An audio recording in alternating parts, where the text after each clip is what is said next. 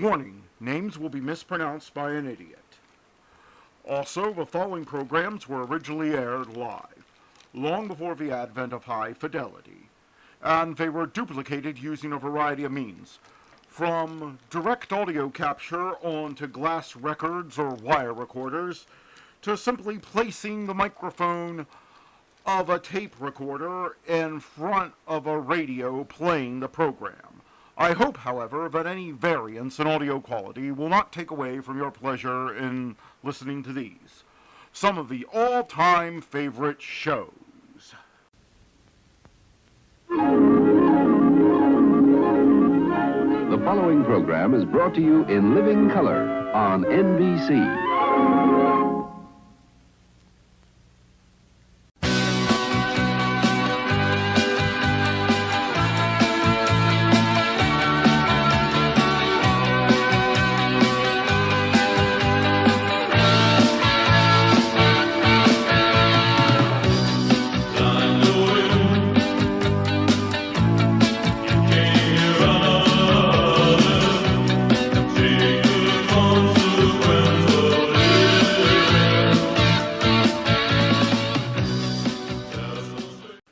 Ready for fun with the world's easiest ventriloquist act with the Edgar, Bergen, and Charlie McCarthy show up next.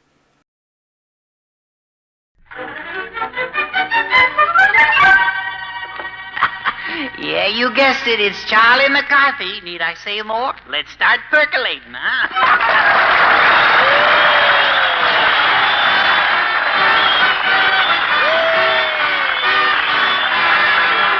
From the Small Craft Training Center at Roosevelt Navy Base, Terminal Island, California, Edgar, Bergen, and Charlie McCarthy, with Mortimer Snerd, Ray Noble and his orchestra, yours truly, Bill Goodwin, the King Sisters, and Charlie's special guest for today, Leo Carrillo.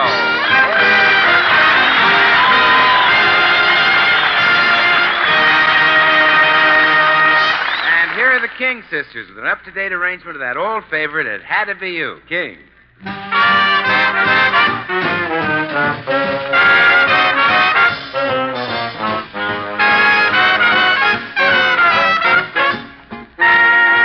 It had to be you. It had to be you. I wandered around, finally found somebody who could make me be so true and also feel so darn blue. And even be glad just to be sad, thinking of you. Do. Some others I've seen would hardly ever be me, and they were never cross or try to be boss, but they wouldn't do. For nobody else gave me a thrill. With all your faults, love you still. It had to be you, wonderful you. It had to be you. Not Joe from Kokomo, not Mac from Hackensack, for nobody else gave me that same old thrill. Beautiful baby, I love you still. Went for Charlie, but he wouldn't do, 'cause we found out that he was bamboo, put together with timber and glue. So it turned out it had to be you.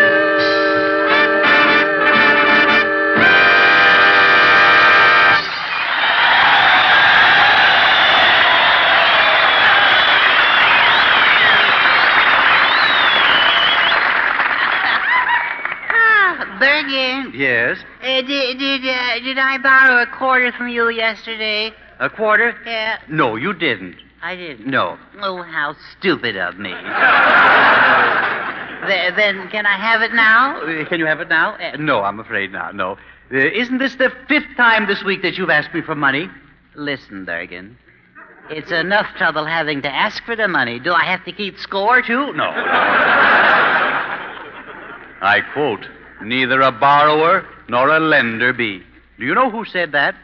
Well, it wasn't me. No, I know that. It was Shakespeare. Oh, well, you just wait till he tries to hit me for a quarter someday. Yeah. I'm sorry, Charlie. No money today. No, no. But, Bergen, I wanted to go and see a picture show. You did? Yes. Yes. Well, I'll do something even better for you. Yeah? Yes. What? I'm afraid. Yes. I'll tell you a story. Well, why this drastic punishment, sir? I only tried to borrow a quarter. I didn't steal it. No.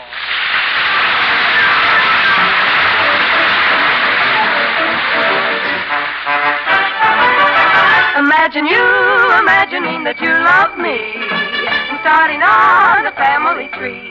Imagine starting on a family tree.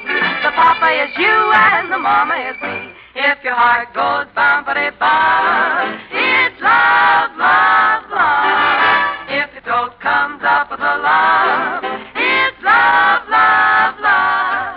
If your knees go knockety-knock, it's love, love, love. If you cuckoo like the cuckoo in the clock, it's love, love, love. Imagine you imagining a cozy flat, complete with running dog and a cat.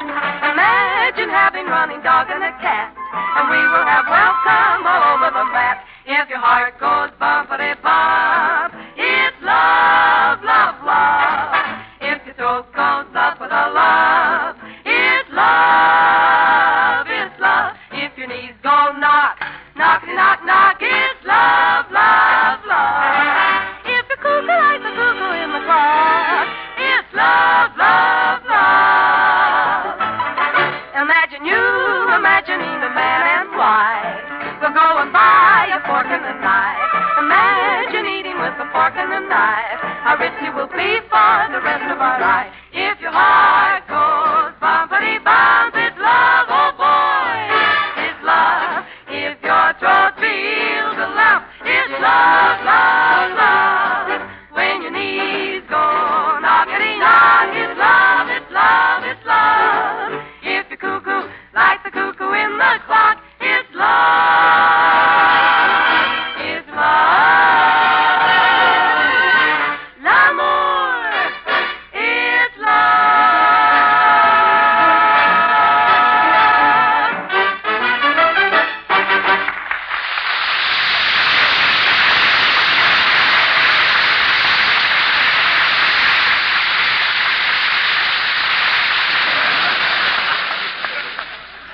And now for my story, the beautiful fairy tale of Hansel and Gretel.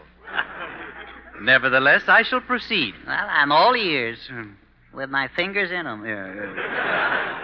I'll begin at the beginning. Begin at the beginning? Yes. Are you mad? No.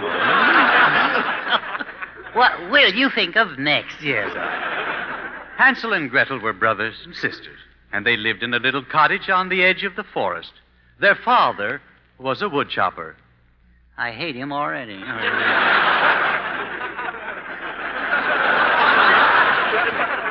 All their food and money was gone, and the stepmother told their father there was only one thing to do.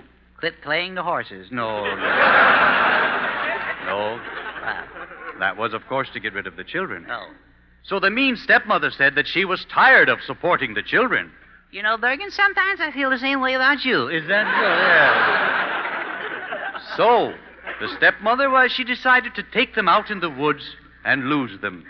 Hansel overheard her plan and went to her and said, Is this trip necessary? No.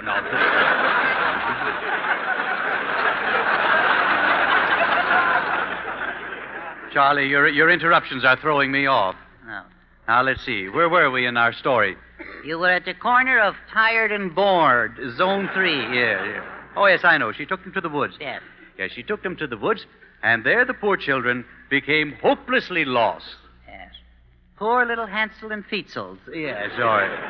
But Hansel wasn't afraid, because Hansel had intestinal fortitude. I know a quicker way to say that. Yeah, it's all right. What I mean by that, Charlie, is that Hansel was a smart boy. He was a very smart boy. He was very cool. and had a good head. Cool with a good head, yes. Sounds like a glass of beer, doesn't it? Yes. So to continue with the story, we find the children in the woods, you know. Yes. And night falls. Let's leave it lay, huh? Yes. And in the midst of this dense forest, it was dark and scary. Very scary. Very scary. I swear I saw something move. No. The owls hooted, boo, boo. And it was deathly quiet. Deathly quiet. Then all of a sudden...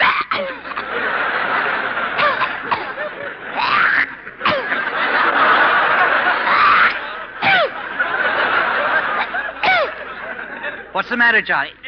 Don't ever do that, Bergen. What's the matter? You made me swallow my gum. Oh, I see. Well, so what? So what? 3 cents worth? Oh, I see. Hansel and Gretel were very tired, and they finally fell asleep. Do you mind if I join them? And so the next day they were wandering aimlessly, and they stumbled upon a house. Well, the clumsy fools. Now, will you... I don't mean that they actually stumbled on a house. They found a house. Oh, they found a house. Yes. Oh, this is a fairy tale. Was it furnished too? I don't know. This house was made of nothing but gingerbread and candy. Now, how would you like to live in a house made of gingerbread and candy? Oh, I don't know. Let me see. Yes, it'd be all right. Yes. I'd have my room done in milk chocolate with a licorice trim. Yes. And I'd furnish it in early American peanut brittle. I see, yes. Well, the children were so hungry, they started eating the house. But just then, the old woman came out of the house. And they ate her, too. No, the old woman was very, very ugly. She had long, straggly white hair. Oh, Gravel Gertie. No.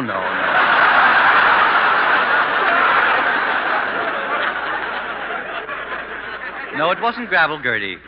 Effie Clinker. No, not Effie Clinker. No, certainly not. No, Charlie, she was a witch, and she had long fangs, and she talked in a low, crackling voice, and she scared the children half to death. Boo.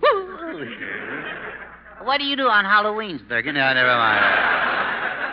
She grabbed the children and immediately locked Hansel in a cage to fatten him up so she could eat him. Hansel a la king. Yes. Things looked pretty tough for Hansel. It's too bad Hansel didn't look pretty tough to the witch, isn't it? Yes, it is. And as the witch waited and waited for Hansel to fatten up, she kept getting hungrier and hungrier. And she licked her chops. And she looked around. Now, Bergen, don't look at me that way. All right. You had your dinner. All right. Hansel didn't fatten up, so the witch decided to cook Gretel instead. Gretel cakes. Yeah, all right. However, Gretel turned the tables and shoved the witch into the hot oven. Coming up, one witch burger. All right. And so Hansel and Gretel were saved. And that is the end. Well, all's well that ends. Yeah. And there you are, Charlie. Now, I'll bet you're glad you didn't go to the picture show. Tell me, did you learn a lesson from this story? Yes, Bergen, yes, I did. And what did you learn? One picture is worth 10,000 words, especially from you.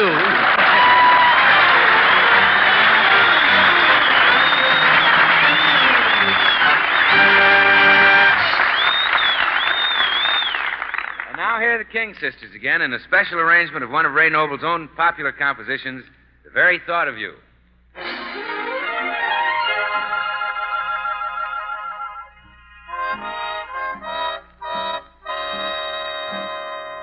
The very thought of you, and I forget to do the little ordinary things that everyone ought to do, I'm living in a kind of day dream. I'm happy as a king. And foolish though it may seem to me, that's everything. The mere idea of you. The longing here for you. You never know how slow the lonely moments go till I am near to you, close to you. I see your face in every flower, your eyes in stars above. It's just the thought of you, the very thought of you, my love.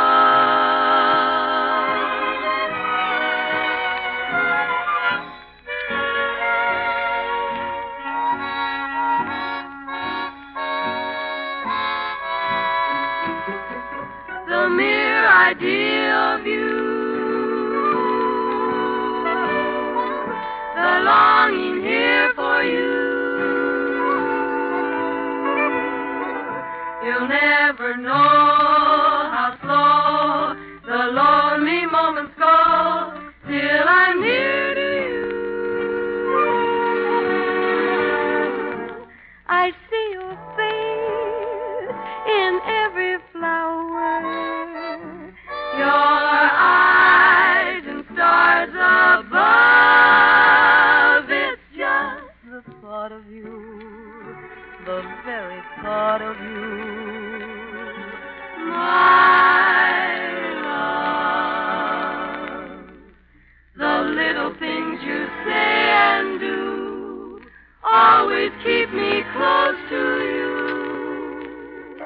The very thought of you.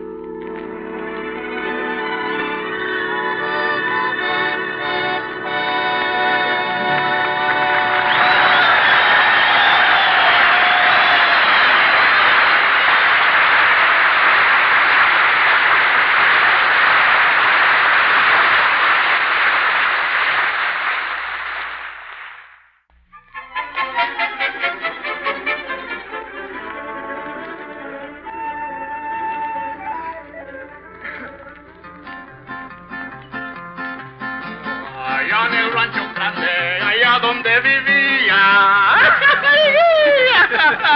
Oh, well, hello. Mr. Bergen, is nobody to the home? Yeah, well, come right in. Charlie, it's Leo Creo.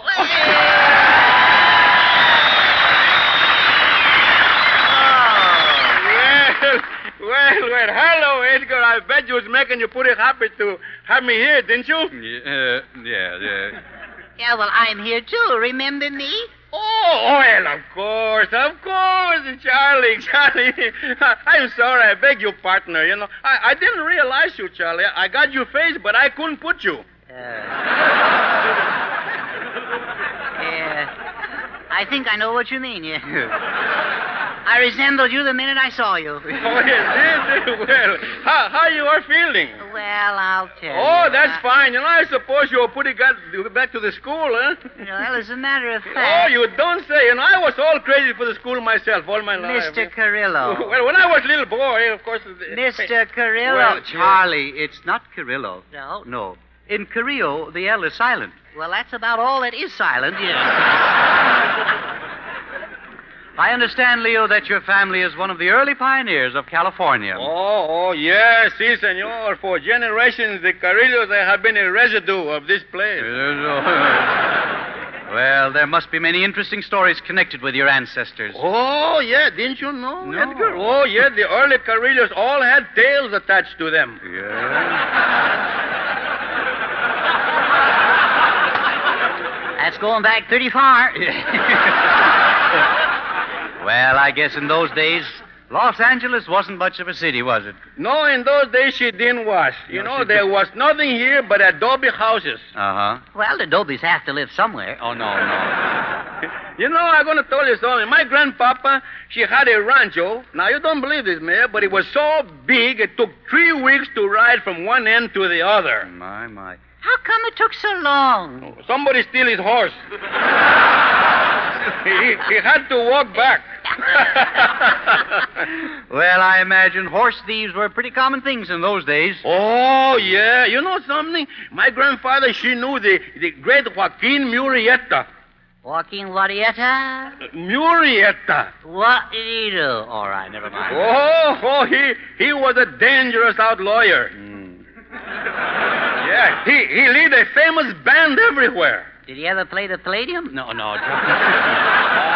of course not, didn't play the play. Hey, he had a left-handed, right-handed man. He called him Three Fingers Jackie. Mm-hmm. You know why they call him Three Fingers? He had 4 toes. No, Charlie. Well, we're talking about your great-grandfather, Leo. Was he here during the gold rush? Oh, Diddy was in the gold rush. Yeah. Oh, well, he had a big gold mine in the little town of Creeping Girdle. Is that so? Must have been quite a stretch from here. Yeah. Ah, yes. Well, they must have been exciting days, Leo. Yeah, I'll say in those days life began at 40 and ended with a 45. That's right. Gee, wish I could have been around in those days. Oh, me too, Charlie, me too. You know, I can see the two of us now working our gold mine. Ooh, digging.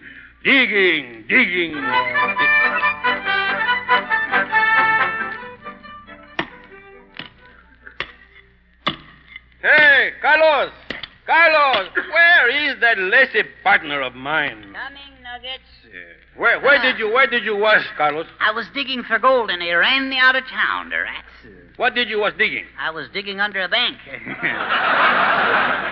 They shouldn't be so fussy. I have an account there. Come on. Now, we got to go to work. Gold is where you find it, and we didn't find it yet. Yeah. I'm getting disgusted. We've been digging here for 6 months and 10 days. Charlie, I don't know. You smart. How you keep track of all the time? Well, you see, I cut notches in my calluses. Well, okay. I think I'm going to wash the gravel now. You mind if I throw in a pair of socks? Oh, Charlie, please, don't talk so many. You help me too less now. Take your pig and dig. Yeah, well, all right. Dig. Oh, digging and a sweating and a digging. That's all I do. Oh, hey, look, Carlos. Mira que tengo aquí. Hijo de la madera, que tengo. Look, I want you to saw what I just find. Well, what is it? It's a nugget. I dug it. Well, let's go to town and spend it. Oh, okay, amigo. Oh, amigo, where you go, amigo?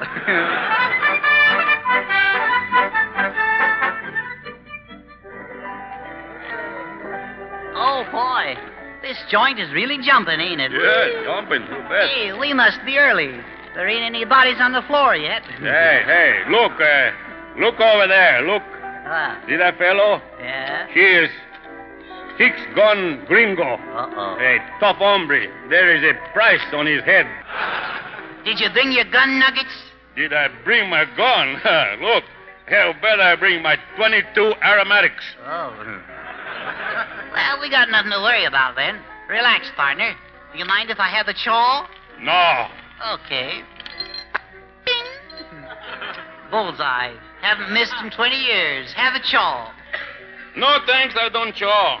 Hey, you sure do like your chaw, didn't you? Yes, sir. I'm just like an old man, you know. They say I'm a spitting image of him. Let's go over and talk to that piano player.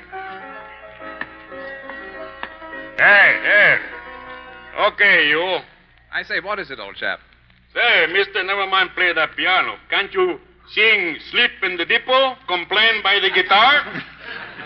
Oh, righto, but of course first you'll have to nourish the feline. He means feed the kitty. Yeah, that's right. Yes, you see, you've got to pay for everything in this place except the roof, and that's on the house. Oh. Never mind. Don't you never mind the house, huh? What is that? On the house. We can pay. We have just discovered $1 million in the gold. Yeah. $1 million? Well, that's round figures, of course. Well, very well then, gentlemen. I'll play my own composition dedicated to the disappointed gold miners. You don't mean is you is or is you ain't my nugget. No, it's, yes, we have no bonanzas. Hey, never mind, hombre. Another crack like those, and we're going to took it to a little necktie party. Yeah. Oh, that would be awfully jolly, you know. I just love those formal affairs. Yes, charming. No, I don't mean that. I'm going to scrub you out. Yeah. Look here, my dear good fellow, if you're going to take that attitude, you will find yourself unequivocally ostracized. When you say that, partner, explain it. Say, I'm sorry, fellas, but you gotta be quiet over there. What? Why do we gotta? Well, I'll tell you, you're disturbing all us card players, that's right. Well, what are you playing, bud? What am I playing? I'm playing solitaire. It's the only game I can play with people I trust. Yeah, but look, you have just cheated yourself. Shh, don't tell anyone. I've been doing it for years. Well, don't you ever catch yourself? Oh, no, I'm much too clever. Hey, senor, tell me something. How long you been living in this shameful state? Oh, I was born here. No. Hey, what's all the shooting for? I think that's the sheriff's pussies. Oh.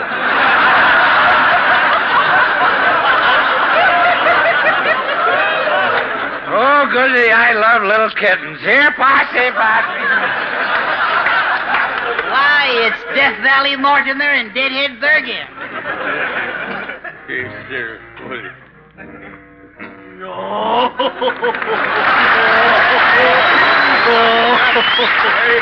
Hello, everybody. Hello, Mortimer. Mortimer, look. Hey, don't tell me you are a gold miner. Yep, that's me. I'm a regular stale bread. A what? Spoiled biscuit? No. You mean sourdough? Yeah. I knew it was something crummy. Yeah. Mortimer says he's discovered gold. He discovered gold? What That's brings right. you here, dickhead? Yeah, well, that's it. Yeah, that's me. He discovered gold. That's what I Hey, Carlos, you hear that? Mm-hmm. You hear that? Where's the gold? Well, it goes at Gopher Gulch. Oh, Carlos, look. What, there is gold in Gopher Gulch. Yep. What are we waiting for? Let's win. Oh, those fools. Mortimer, no, you still here? Yes, I'm still here, yes. Certainly. Now that we're alone, Mortimer, maybe you'd like to tell me just what's on your mind. Hmm? I mean, where your mind is. What do you mean? I said your mind. I am? No, I don't mean that. Mortimer, did you or did you not pan any gold? Well, I tried to, but I got the wrong pan. What I see, yeah. But all those people went out to get it. Get what? Well, the gold. They did? That's right, hundreds of them. Well, so long. Where are you going? Well, I'm going out and get some with them. Well, but I thought you said there wasn't any gold. Yeah, but what's my word against all those people? Oh. Mortimer, how can you be so stupid? Well, I got a head start. Oh, I...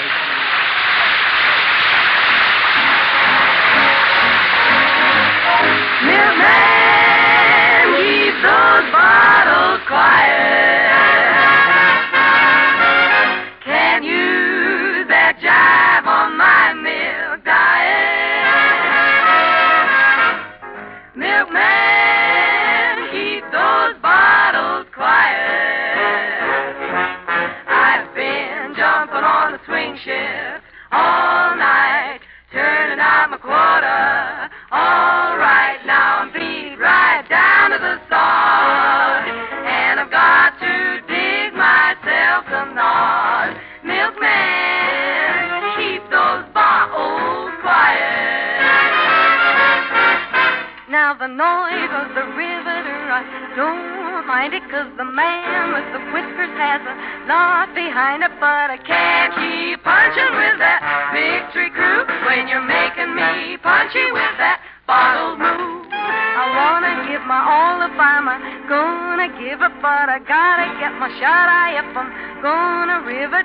So bail out, bud, with that milk barrage, 'cause it is unpatriotic. patriotic, it's a sabotage. Mr. Milkman, won't you keep the bottles quiet? Been knocking out a fat tank all day. Yes, and I'm working on a bomber. Okay. Boy, you blast my wig with those strings.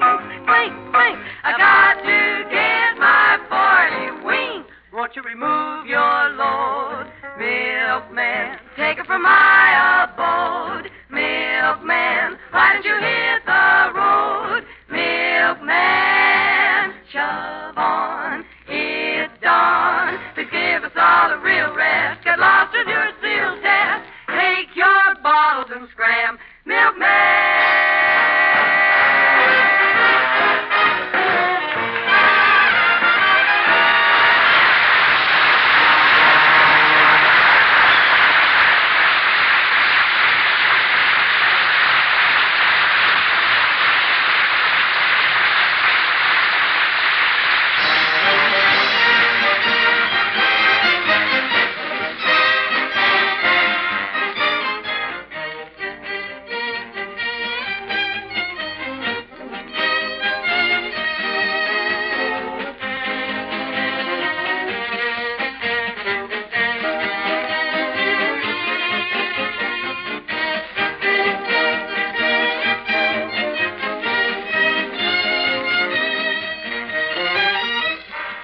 This is the Armed Forces Radio Service.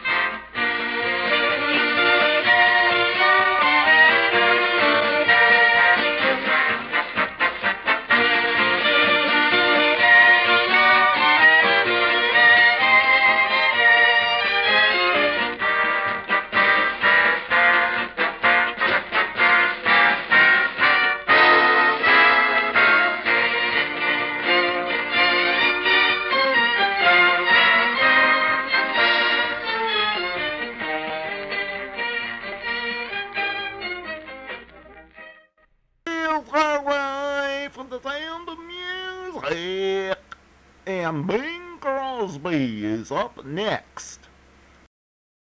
When the blue of the night meets the gold of the day, someone waits for me.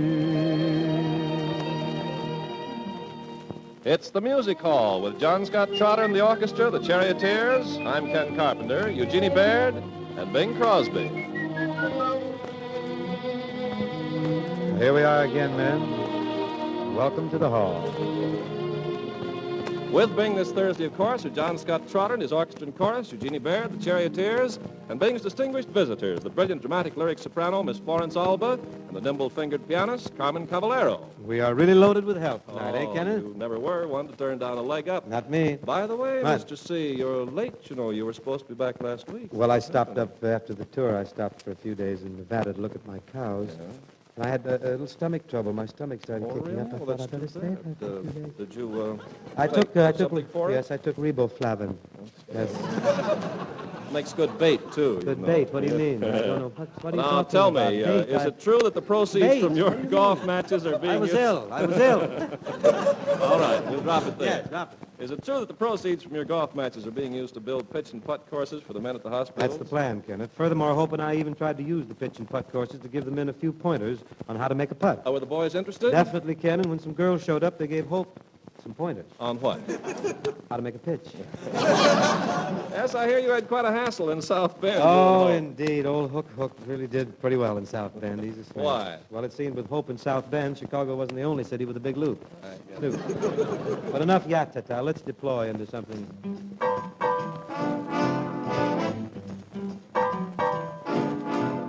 Do you hear that whistle down the line? I figure that it's engine number 49. The only one that's gonna sound that way on the Atchison, Topeka, and the Santa Fe.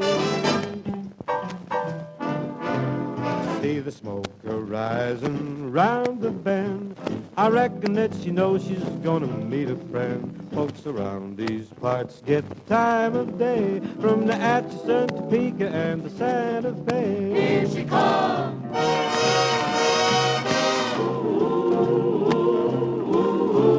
Hey, Jim, you better get out the rig.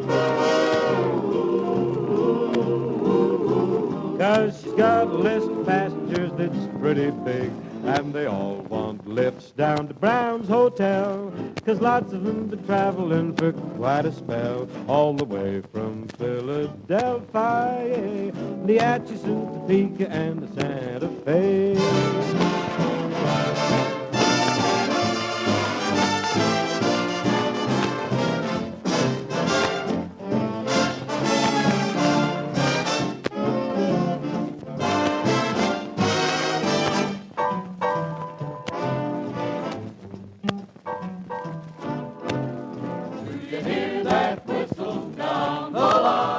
I figure that it's engine number 49. She's the only one gonna sound that way on the Atchison, Topeka, and the Santa Fe. See the smoke rising round the bend. I reckon that she knows she's gonna meet a friend. Folks around these parts get the time of day from the Atchison, Topeka, and the Santa Fe. Here she comes.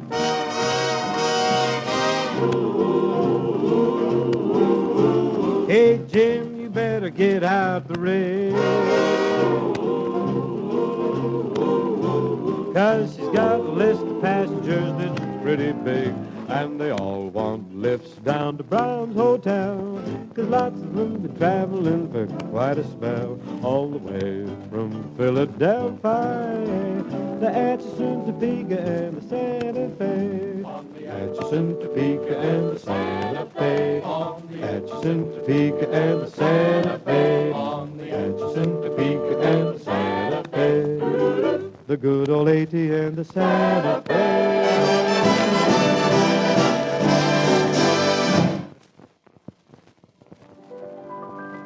Well, one day as I was walking down the lonesome road, my Lord, an angel spoke unto me, and he filled my heart with joy. One day as I was walking down the lonesome road, singing, I thank God I'm in his care. Hallelujah. Since I'm in his care, in my Savior's care. Hallelujah. Since I'm in his care, in his care.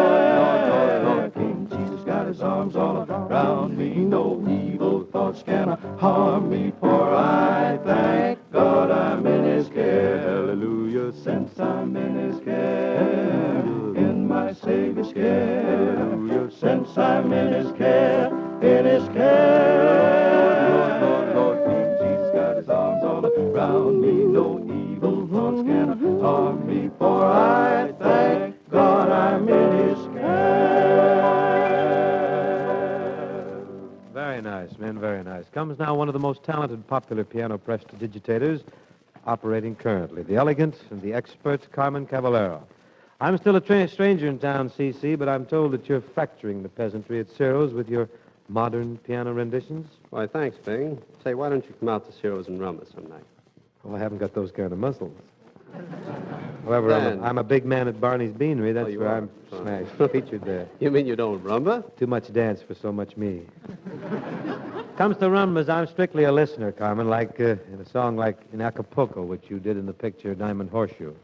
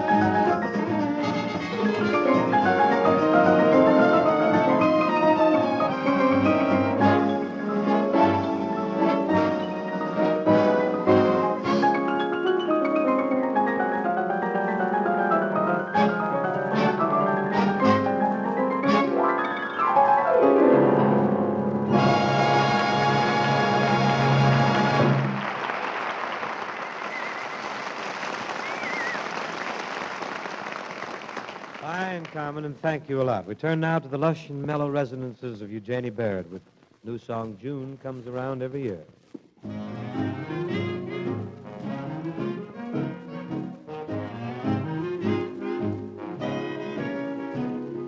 June comes around every year. June comes around every springtime. Just when your poor old heart can't go on, it seems. June brings a basket full of dreams. And before you know it, you see the moon wink its eye. Countryside is blooming. Two hearts are war singing springtime. So wear a great big smile, 'cause after all you'll never fall for last year's style. And June comes around every year. Certainly funny, suddenly everything's sunny. Brother, you're right in the money, 'cause jolly old June is here. Well, Eugenie, judging from the leaden skies that seem to be prevailing around California lately, June will be around sometime toward the end of July. Just say that I'm a friend of yours, and maybe they won't get wild. And if they see us together,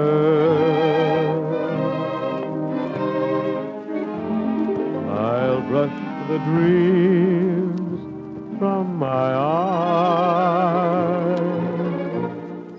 I'll tell my heart it mustn't sing the song of remember when. Just say that I'm a friend of yours, that you happen to meet again.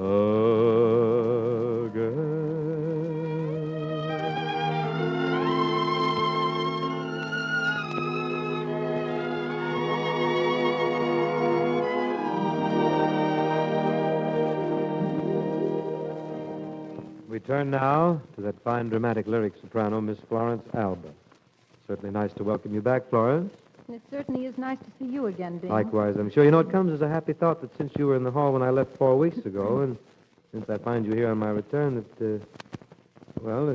you're working here steady? Well, as steady as you are. Yes. That silences me. The happy silence, too. I can use it to good advantage, as Florence Alba sings. She's going to sing here. Voi lo sapete. Well, that's what I was going to say. From Cavalleria Rusticana. I thought it was Jada.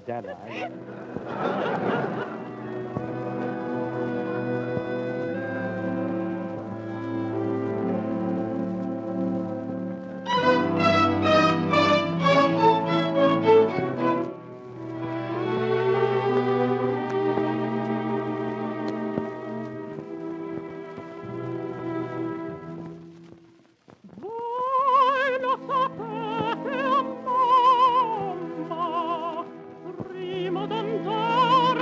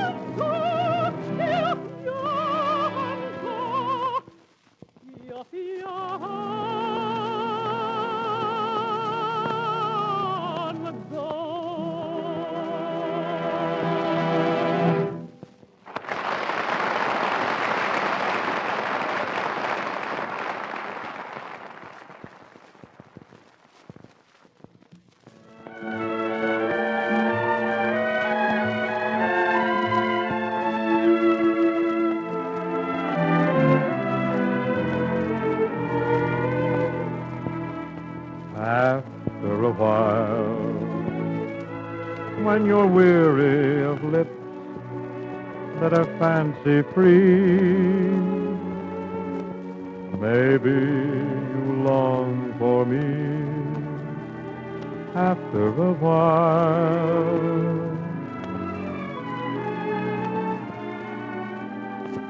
after a while, when you're lonely, nobody else will do. Maybe I'll hear from you after a while. Why go on chasing rainbows? Stop reaching for a star. Sometimes your dreams will find you. Just look behind you, and there you are. I'll try to smile and pretend that we never have been apart. Maybe I'll fool my heart after a while.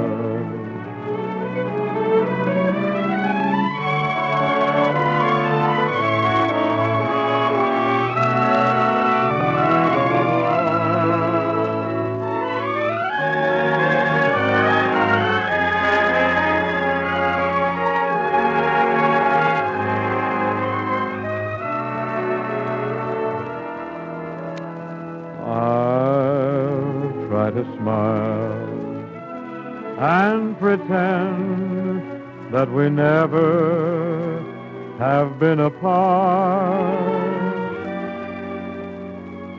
Maybe I'll fool my heart after a while.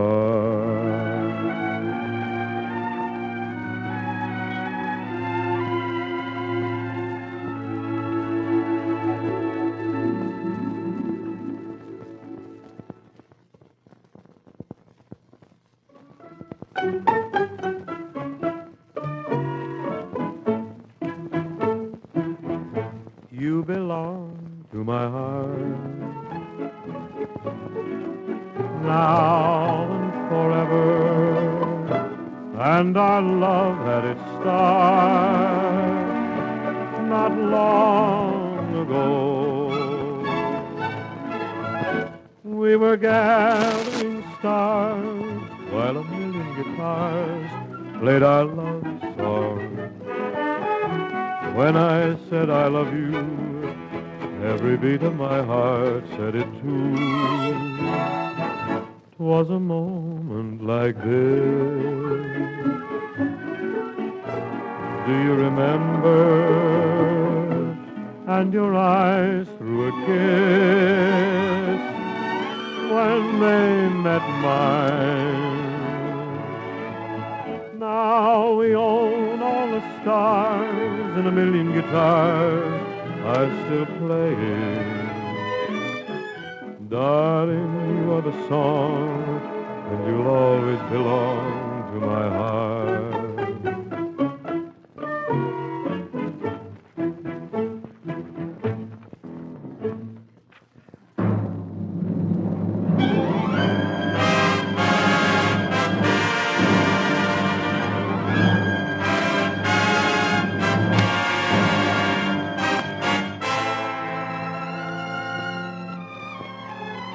Whilst browsing through our memories for a trio of tempting tunes with which to weave a medley, we stumbled happily on the songs that Ralph Ranger and Leo Robin evolved for the Paramount picture, Paris Honeymoon. Oh, yeah, you were in Paris Honeymoon, weren't you, Bing? Stole a little money there, stole some money. I mumbled my way through the role of a character called Lucky. Lucky. This lad had a hobby of collecting rabbit's feet, horseshoes, and other good luck charms. Now, this was before you started making pictures of the Bob Hope. Naturally, how long can you count on luck?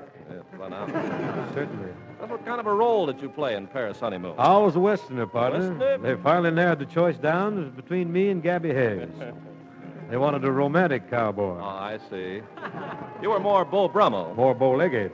I reckon there were some good Western tunes in the picture. Well, now, I reckon that you're about dead right, partner. If and you'll stand away, I'm going to draw a bead on one of them right here now. Stand by. I'm happy on the prairie all the day, singing Lady Ole. And the funny old hills sing back and say, Lady, oh, lady, oh, lady, oh, lady, from far away. I got no gal, I got no pal to keep me company.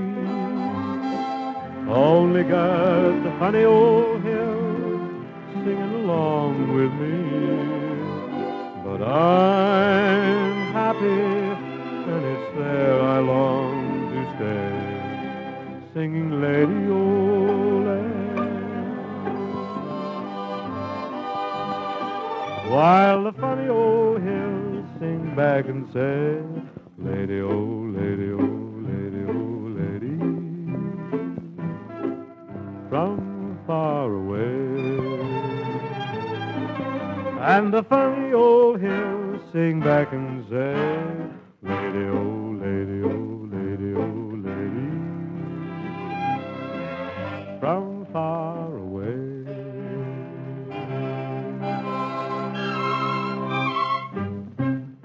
At this interval, the question arises, Bing. Hello? How did the story get from a Western setting to a Paris honeymoon? Oh, Kenneth, you vex me. You're so ignorant, just like a babe about these Paramount pictures and the I love engrossing all those lore stories that over surrounds them. These epic things as they've done.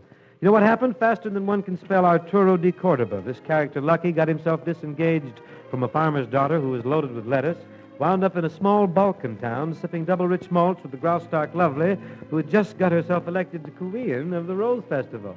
She must have had a very pretty face to be Queen of the Roses. Oh, nice set of stems, too. Things didn't work out so well, though. He kept whispering in her pink and shell like he was fighting her. You're a sweet little headache, but you are lots of fun. I've a good mind to spank you, then thank you for all you've done. You're a sweet little headache, full of quaint little schemes. But when I should forget you, I let you disturb my dreams. I thought that I could hold my own with you. You've got me all perplexed. Here I am alone with you. What are you gonna do next? You're a sweet little headache if you keep on that way. What a sweet little heartache you'll turn out to be someday. This is also engrossing Yes. thing. Tell me more about Paris' honeymoon. Well, Kenneth, if you hadn't been hanging around the pool room so much, you'd have caught this flicker. It was Well, I don't get to very many pictures, Bing. No? Or the stay-at-home type. Yes. I did see one recently, though. Maisie gets her man? No, What did you see? it's a fascinating thing. What's the plot? It has a great plot. Boy meets girl, boy loses girl, boy gets girl. The type that necessitates giving away dishes. Yeah, with that picture, they not only gave away dishes, the manager came over and washed them for you. Big No offer. doubt he had an usher come over and dry him later. Epaulets. Epaulets. Of course, in Paris' honeymoon, the boy got the girl, but he did it a little differently. With mirrors? Avec musique. Yes. I have eyes to see with, but they see only you. For you have eyes that put the very stars to shame.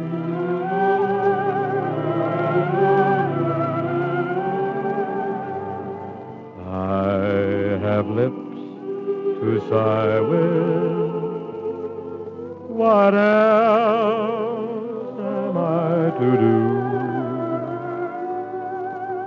when you have lips that fill my very soul with flame?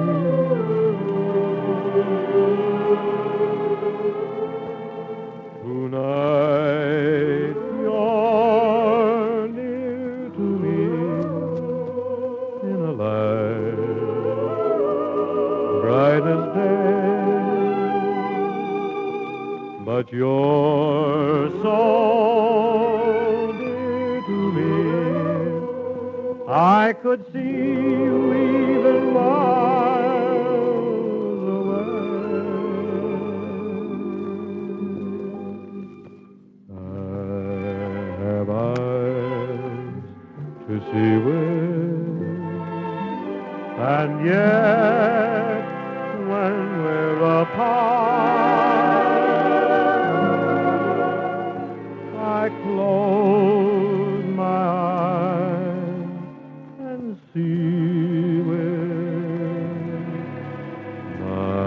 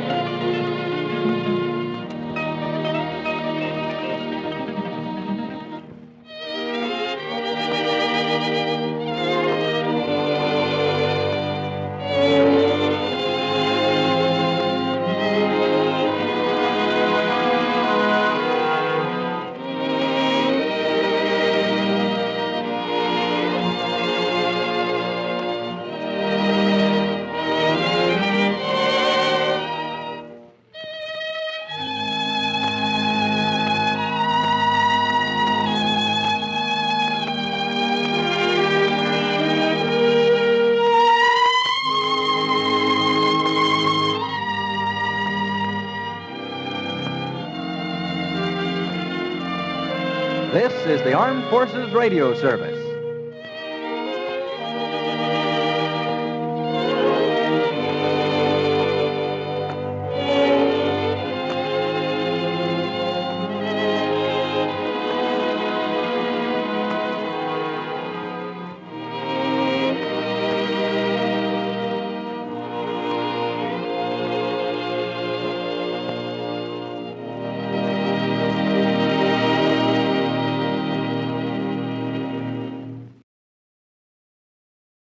So, next we will be taking a look at late night radio from the 1970s with the CBS Radio Theater on classic radio shows tonight. The CBS Radio Mystery Theater presents...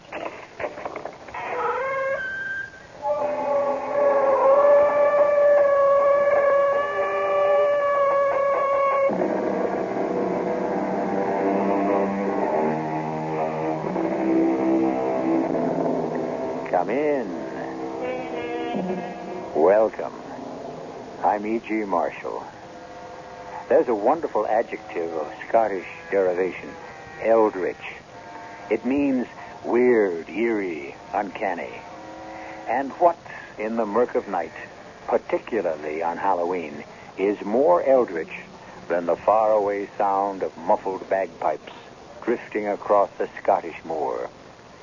The reason for that droning, mournful, half-heard skirl is the subject of this tale. I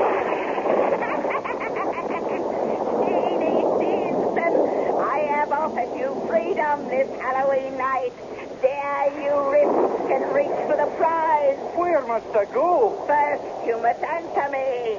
Will you go? When a witch herself asks the question, what choice do I have? Yes, yes. Then hold fast, Stinson. You're on your way to hell.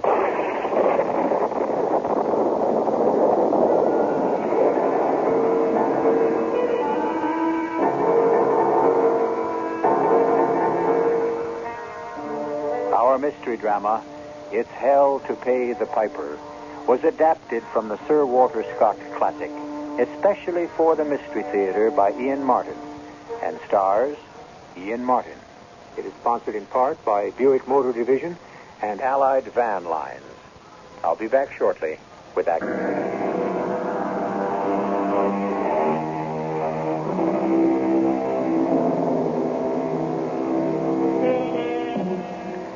This is a legend handed down from father to son from the 18th century. The lord of a district exacted fealty and fees from all who lived on his land.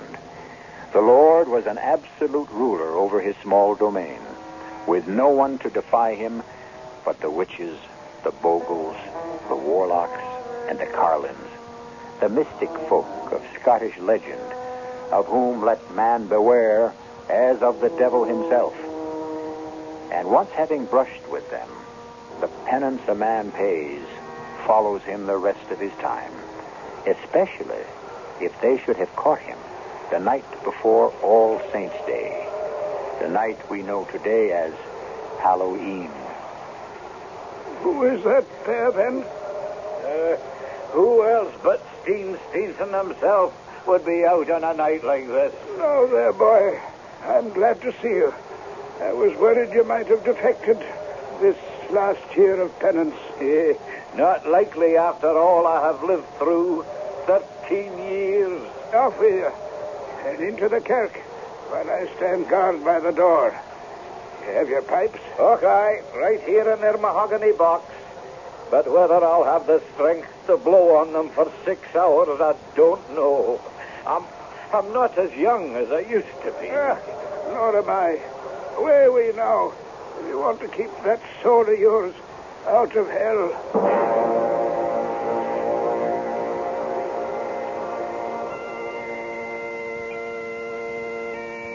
The way I found myself in the predicament that brought me to the pledge and penance came about over 13 years ago.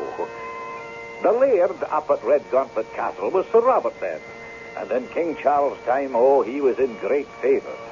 Far and wide, though, was he hated and feared. Men thought he had a compact with the devil, that he was proof against steel, and that bullets hopped off of his butt coat like hailstones on a rock. For all that, he wasn't a bad master to those loyal to him, the likes of me, for example, who was a kind of favorite to him for my playing the pipes. But at the time a story begins, I was in dire trouble with the master. It's not as if I was asking for the moon, Jock. You might as well for all the silver you'll get from me, Steenson. For everyone knows well enough, money burns a hole in your pocket. Hey, but it's not to spend on foolishness. It's for my rent. How much have you got? 400 marks. And how much do you need? 1,000. 1,000, is it? Do you think me daft enough to lend you 600 marks? I couldn't meet the spring reckoning either. It's for 2 terms. Well, what happened when you came to Sir Robert empty-handed? My knees were like to melt with fright. He was bad with the gout then, and it was all old Dougal, his manager, and old Hutchin, his butler, could do to hold him down in the chair when I told him I came empty-handed. You talked him out of it then? Oh, I brashed my way through, but... Then have a try at it again, and maybe he'll wait a while on the autumn payment.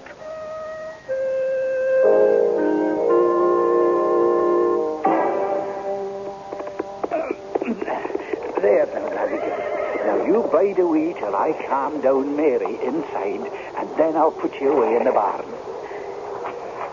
Is that you, Steenson? Oh, the very man, Mary, my sweet. Well, don't give me any of your soft talk. Get yourself inside here and tell me, did you raise the rent? Not all of it. How can you be so calm with that old devil of a laird sitting up there, ready to throw us out of home and fireside? Oh, well, I might have known. Drinking again as usual. Oh, now, Mary, I just stopped by Jock McCraw's place to see if I could borrow the money I need. And, of course, you had to go spending what you'd already borrowed. If you'd only take the pledge with the minister, as I begged you to. Oh, what's that now? Well, open the door, woman, then, and see. Mr. Stevenson, God save you. And you, Steenie. Will you step in, Mr. McCallum? Only for a moment, for I bear no good tidings. Eh? How's that? Oh, himself is in a rage like I never have seen. Sure, the gout has him, and that always unsettles him. But there's something beyond that troubles my lord. It's as though some devil were gnawing away at his vitals. Or that damned little female monkey, heaven knows who sent him as a gift, has cast a spell across him. How do you mean, Mr. McCallum? Why, he dresses the evil little thing as though she were his mistress. And she's always sitting on his shoulder, chattering and whispering as if the nonsense she makes had some meaning. Hey, but how does this affect me, Dougal? What bad tidings do you bring? Well, you're in arrears for 2 terms. Oh, I know. Well, I'm here to collect. I don't have it all. I'll give you what I have. How much? 400. Is that all? Well, he'd never accept the rage he's in. Steenie, I warn you, I'll be back this night by 5 at the castle. You'd better be there, too, the silver in hand, by that time. Dougal, have a heart. Don't ask me to venture out after dark. You know the witches and bogles are all gathering for Halloween at this week's end. You have more to fear from Sir Robert than any bogles or witches. If you have the money, come, no matter even if it's after dark. And so it was back to Jock McGraw's pub to make him the one offer I knew he'd be hard put to it to refuse. 10% interest is against Maggie if you don't pay back within the 12 months. Hey, that's right. Oh, she's the finest mare this side of the Tweed. I'll take your offer. 600 marks. But first, before all, we'll write out the receipt to be witnessed. And so away I trotted to Red Gauntlet Castle with a full purse and a light heart, glad to be out of the laird's danger. Save that it was a wee after 5, and by the time I got there, it was to find that Sir Robert had fretted himself into a fit of the gout because I was late. Have you got the silver? Okay. But that's the best part. Now for the other. He's in a terrible fit of temper, so be ready for anything. And that jackanapes is sitting on his shoulder, ready to bite or scratch or stretch out her greedy little hands for whatever's in reach. Steer clear of her. I swear she's a witch disguised. There he goes, blowing on his silver whistle.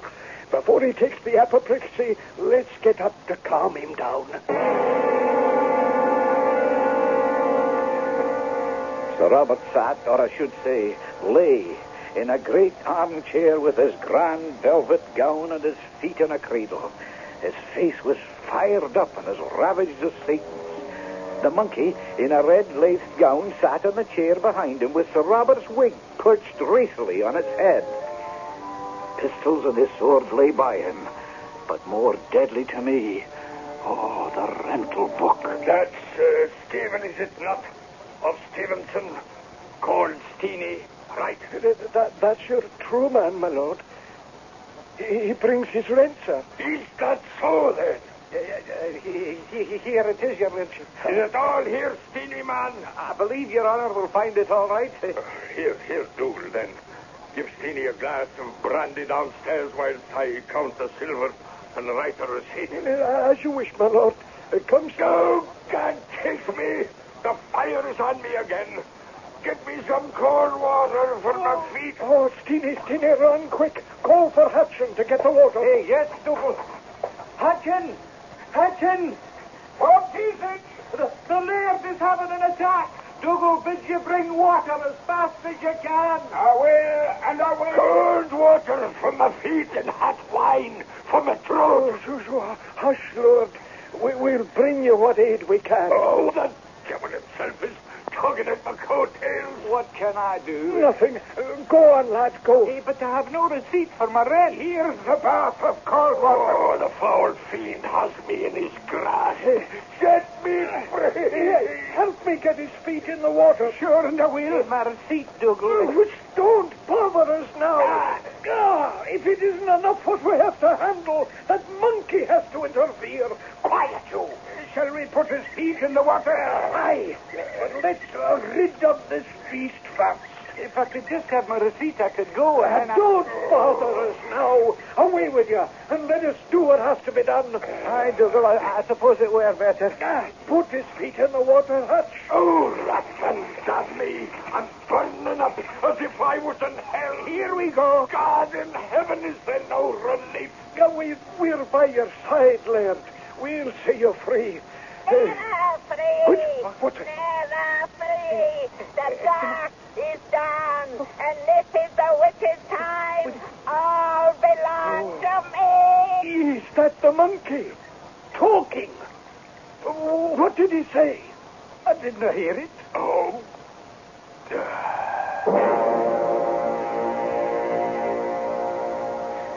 But I heard the monkey talking, and I went running as fast as my heels might carry me out into the darkling night, knowing the laird had gone to his just deserts, and that tonight the devil and all was abroad.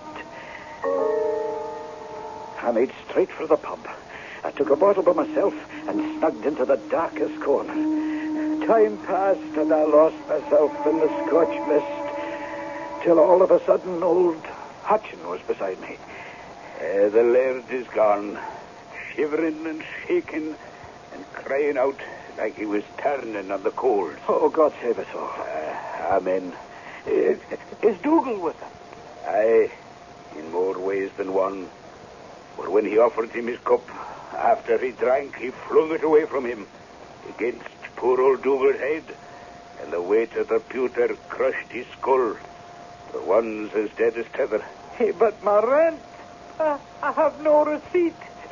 Was it entered in the book? I know nothing at all, except that when I ran from the room, that ungodly monkey was bouncing up and down, gibbering and mocking, as if in sheer delight, like some damn goblin witch, I believe it to be. I've fled here to keep my sanity and to try to feel safe. But I feel in my bones we'll no one of us be safe till the week is out and the midnight bell strikes in All Saints' Day and makes us safe and sure again.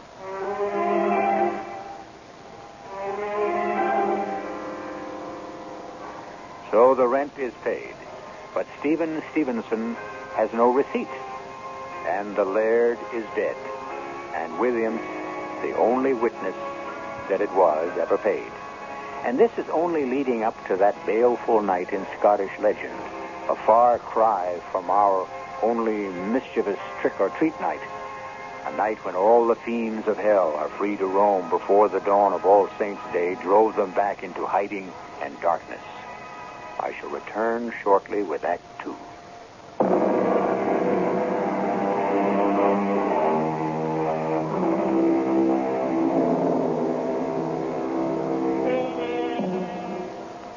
Like all good Scotsmen, a few liberal doses of the bonny barley brew made the night seem brighter.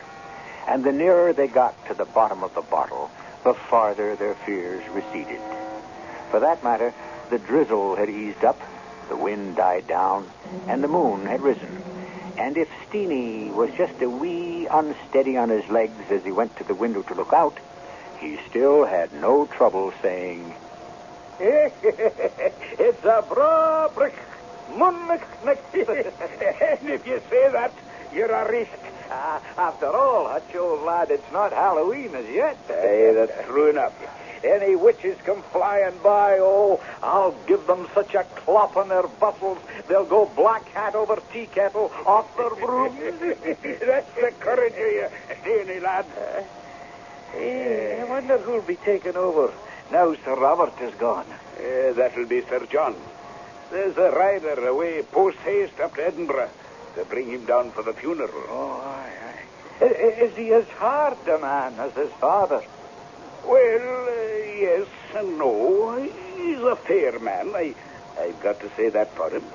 But he's a stickler for detail. And a man for the books. For the books. He'll not let a penny slip through his fingers. So I'd heard. That's why I'm away up to the castle with you. I don't follow you. Why, do you see, Hutchin, I've got no receipt.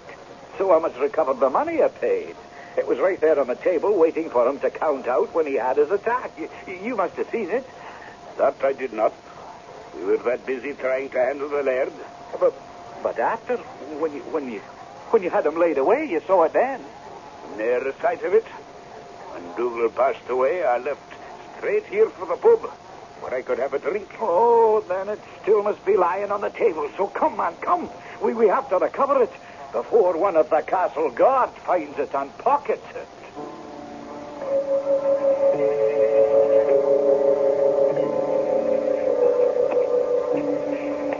It's awful quiet here in the castle. Aye, it's like as if it were empty of everybody but the dead. Here, let's in and get you your money. Now, where could it be? On the table here, by the rent book, alongside the chair.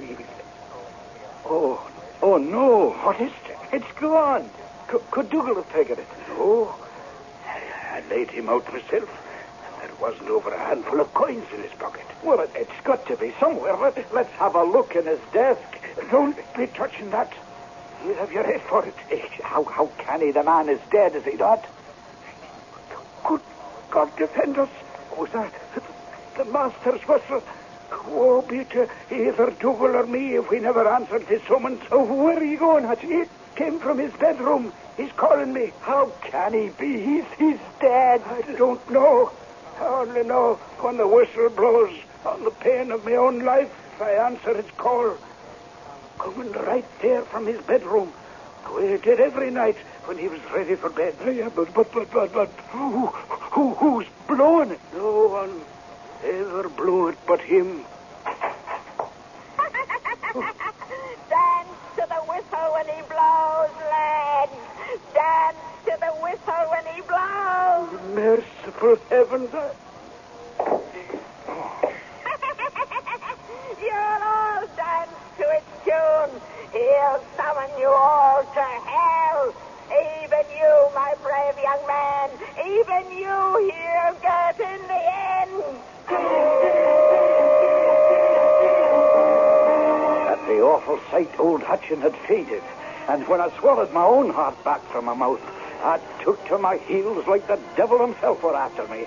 Nor did I stop Maggie at the full canter till I reached my own home. Oh, you're daft, Steen.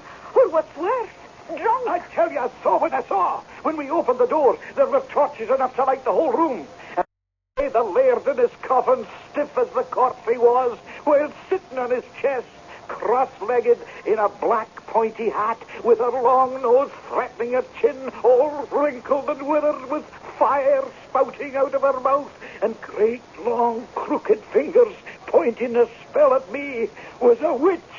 You can ask old Hutchin if you want. I thought you said he fainted. Well, when he comes to, then. He was as drunk as you. Probably what the both of you saw was that ugly monkey at Sir Robert. Ah, no, the monkey's gone, disappeared. So she came back. It's all a fancy you've taken. You weren't there to see, woman. And more than that, if it was fancy, who blew the whistle, eh? Who was blowing on the laird's whistle but himself? If you ask me, I think the whiskey was ringing in your ears. But that's enough of your excuses. What I want to know is, was the rent paid? Aye, it was paid the first time. Then where's the receipt? Well, I have no receipt. The laird died before he could count the money and write me one. No receipt? Oh, merciful God in heaven. What's to become of us when the new laird takes over? You'll surely take my word for it. Won't he? And if he doesn't?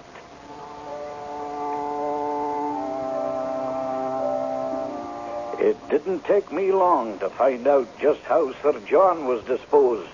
For wasn't it on Halloween night its very self I was summoned to the castle? Oh, a wild night with the wind whistling and the moon buried in scudding clouds and the rain slanting down and soaking through the thickest wool, right down to the skin. At the castle, Hutchin took me to Sir John to introduce me and let me tell my story. He sat straight in his father's chair in deep mourning. Sorry to bring you abroad on such a wild night. Goodman Stevenson, was it? Aye, that's it. It's Steenie Stevenson to all that know me. I hear you're a good man with a bagpipe. Oh, I played for your father, sir, and I hope to play for you. Anytime you command me, I'll always be ready. I'll remember that once we have finished our business. Oh, yes, His was a sudden call. He'll be missed in the country. No time to set his house in order, and he left behind a tangled web to unweave. Let me see in the rent book.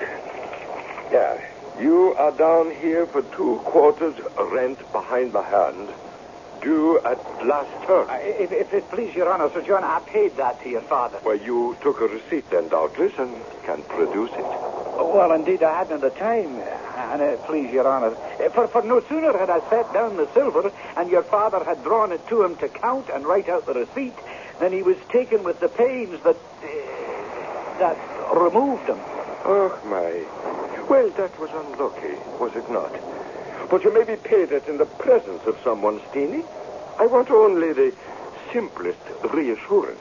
Well, troth, Sir John, there was nobody in the room at the paying but Dougal McCallum, his ground officer. But, as your honor knows, he's already followed his old master. It's very unlucky again. The man you paid the money to is dead. The man who witnessed the payment is dead too, and the money appears to have disappeared. How am I to credit all this? The Hutchin was here, sir. I have already questioned Hutchin. He never saw the money, and when you came back to the house, there was no evidence it had ever existed. But I must beg that you cease this silly masquerade. For, Stephen, I must tell you that you must pay or flick. Leave my house? But where would I go? If you have creditors, maybe to a debtor's prison, and think yourself fortunate that my judgment on you is not harsher. Well, do you suppose I have the money? Far be it from me to say so. Do you charge any of my people with having taken it? Well, I would be loath to charge them that may be innocent, and if there be anyone that is guilty, I have no proof. Then, if there is a word of truth in your story, the money must be somewhere. Now, where do you suppose it to be? Well, if you will have my thoughts on it, Laird, then here they are. In hell, along with your father, his unholy monkey, and his silver whistle.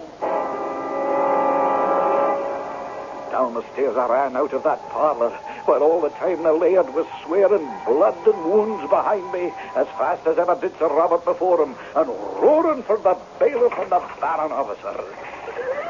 Aye, Maggie, you may well cry out this night, for the devil is to pay. I threw myself on Maggie's back and was off into the night. First off, I didn't know where I was headed, just so it was away from Red Gauntlet and Sir John's wrath. Then, in the cold and the damp, with the wind skirting around like a wild thing, I knew where I was going, and the 2 reasons why. Jock McGraw's pub. What ails you, man? Are you a friend of mine? Well, I thought to be. Then lend me a hand, Jock, or there's no other way. I'm to be cast out for no payment of rent, and for what I just said to the new laird. I no doubt will soon be dancing at the end of a rope if I can't raise the money. Well, what happened to what I gave you the loan of? Well, it was paid to the old laird the night he died. But he never gave me a receipt, and the money just vanished into thin air. Well, you have the gall to ask me for money when you've thrown away what I gave you already? Do you hear me all now? Here sits Steinson, false friend, thief, beggar, and bankrupt. The laird and his officers are after him, so help me hold him till I catch him, for I have claim on his horse before any. Stand back, all of you, or any man that approaches me near, I'll run him through.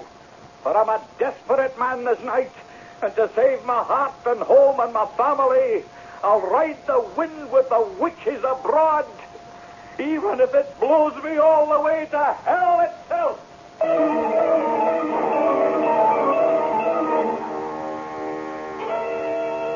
Poor Steenie, back against the wall, condemned by circumstance to the shameful name of thief and beggar, 2 names a Scotsman cannot abide. But an even worse fate awaits him as he rides through the Halloween night, when the graves gape open and the souls of the dead join the wild feast of demons and witches and all who cause mischief in this world and the other. A world which Steenie, in his anguish, mentioned by name, never dreaming his challenge might be taken up, and where his only redress for his wrongs will be found out of this world.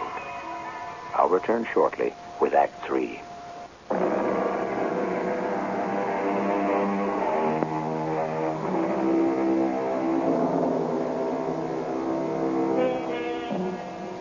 For a long while, Steenie Steenson hurtled pell-mell through the murky, wind-swept night, caring little for his safety or where he was heading. For what he took worst was the realization that his whole world would now regard him as a cheat and thief. And he took the loss of his good name as worse than all else. The night turned darker, and the trees blackened it even more yet as he found himself in Pitmurky's wood. Suddenly, his exhausted horse, Magee, was galvanized into action, springing and leaping in full flight like a 2-year-old, and snorting and whickering in fear. For behind him, dipping and swaying among the tree branches, rode a hag on a broomstick, fast coming up on him, no matter that Magee was running full out in frantic terror. What's your hurry, Steenie? Whom do you please? I'm shutting my eyes. You're not there. You're not there at all. Oh, I'm here, all right, Steenson. If I weren't, you'd have no hope at all. I have none now. When all you need is money. Without it, I've lost everything.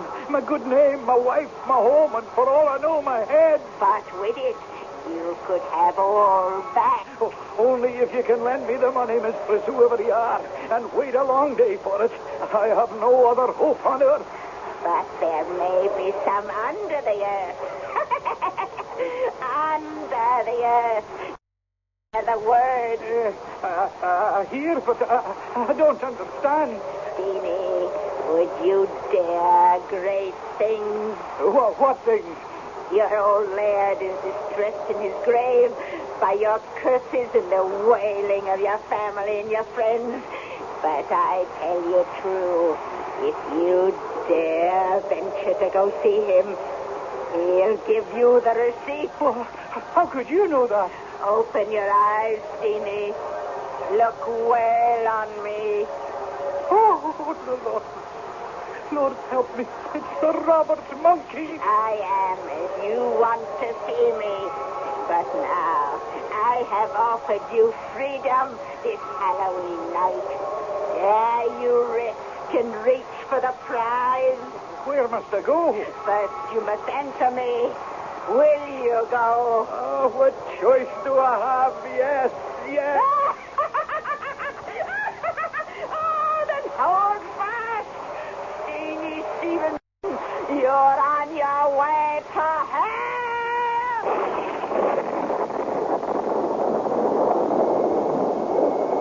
There was a belt of thunder like the crack of doom. And away I went into the blackness, sucked down like the quicksands of the soul. I came to that loathsome creature, now in the form of a witch again, was urging me forward to the door of Red Gauntlet Castle. How we came there, I knew not. But this is not... This couldn't be... This is Red Gauntlet. It is, in truth. Does it seem that way to you? And if it is not from today, but yesterday. Knock on the door and find out. Find out.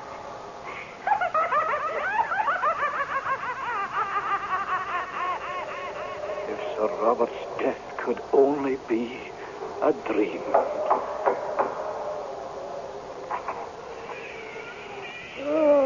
Piper Steenie, are you here? Sir Robert has been crying for you, roaring, fit to burst himself. Dougal McCallum, is that you? I thought you were dead. Dinna concern yourself with me, lad. Don't you trouble your head about any but your own self. See, you take nothing from anybody here, neither meat nor drink nor silver, except just the receipt, which is your own. Come. Up and round the great staircase, Dougal led me to the banqueting hall. And the Lord take us in keeping. What a ghastly set of revelers sat about that table. You might as well know where you are, Steenie. With her head under her arm. Mary, Queen of Scots, till he struck her head from her shoulders. And the fat man with the veins in his nose. Henry VIII, who's as much at home here as old Nick himself. Oh, enough to turn the nails blue. They would, were I to name the rest. Attila the Hun, Macbeth, and yonder in the corner, Jude himself. You've been noticed by Sir Robert. Steenie, the piper's come at last. Come forward, lad, and you'll give us a tune on the pipe. But first, have you settled with my son for the rent? Indeed I have not, Laird. Sir John will not settle with me without a receipt. You shall have that for a tune of the pipe. Remember what I said. Take or do nothing but get a receipt. I beg the Laird to excuse me. I'm tired and I'm afeard and I'm that cold. I don't think I have enough wind to fill the bag. Well, then you must eat and drink, lad, for we do little else here. Oh, I beg you to forgive me, sir, but I came here neither to eat, nor to drink, nor to make minstrelsy, but only to ask what is my own, to know what happened to the money I paid, and to get a discharge for it. Now, Davy, there's no gainsaying you, Steenie, so here is your receipt. And for the money, my dog whelp of a son may go look for it in the cat's cradle. Oh, I give you my thanks, and I beg leave to withdraw. No, not a step yet. Here we do nothing for nothing. So you must return this Halloween at 12 months to pay your master the homage that you owe me for my protection. I refer myself not to your pleasure, but to God's.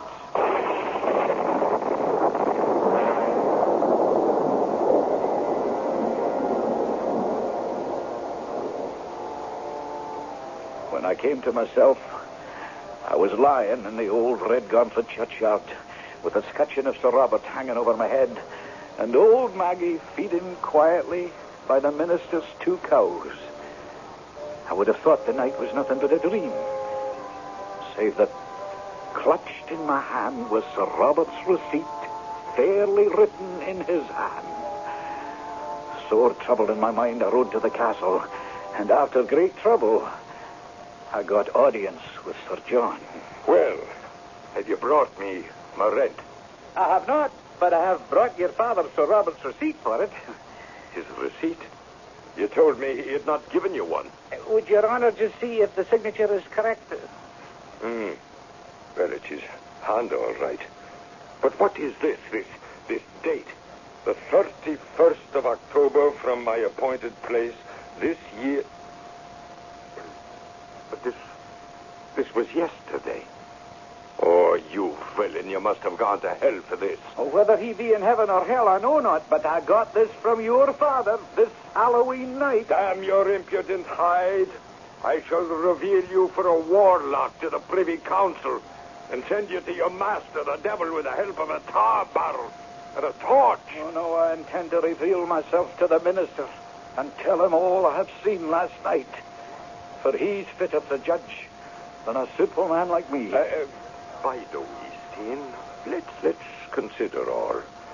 Now, if this story be true, where should we find this cat's cradle you mentioned? Oh, we'd best ask Hutchin, the butler, sir. He knows all the odd corners better than any man. And so it proved. For Hutchin remembered an old ruinous turret, long disused next to the clock house, accessible only by ladder, for the opening was on the outside far above the battlements. And that once it had borne the name of Cat's Cradle. Hand me my pistol belt, Hudson, and help me buckle it on. Oh, it's fair dangerous to think of climbing up there and in the wind. If it is to right or wrong, it is my duty. Slowly and carefully, he climbed the ladder and disappeared into the turret. Then, of a sudden came... Hey, are you all right, my lord? Aye, and all is right. I have found your money. Here is the real culprit. Make sure I've made a thorough job of making it dead. What he had thrown down at my feet and Hutchins was the lifeless body of the monkey or ape or whatever it was. And later in the study, Sir John explained. I want to make amends to you, Steenie. Here is your money, which I found among many things stolen away and missing through the years, which that witch imp had carried away to line its nest. Now keep it, and pay your debts. You shall have a year free to catch up again. Oh, Your Honor. No, wait. I have not finished. I would wish no questions as to the health of my father's soul, so I think we could do better to lay all the damage on the monkey. That is, to forget your dream in Pitmurky Wood. You had a good deal from the bottle, and it would be hard to be sure of much. As for this document, well, it's a queer kind of thing. It would be best to put it in the fire. But queer as it is, Sir John, it's all the voucher I have for my rent. I will bear the contents to your credit in the rental book. It shall be done with witnesses. I would wish to speak with the minister on the subject, for I like not the sort of summons of appointment Your Honour's father... Do not call that phantom my father. Well, then, the thing that looked so like him. You see, he spoke of coming back in a 12-month, and I had the notion that if I was called and had no way to refuse, it might be forever. Very well. If you are so distressed in mind, speak to the minister. The minister had a solution, all right. One was that I had to take the pledge and give up the bonny due for all these 13 years. And the other was that every Halloween, for 13 years, from 6 till the witching hour was past, I would play my serenade on the bagpipes, but safe within the hallowed walls of the church. And tonight is the last night.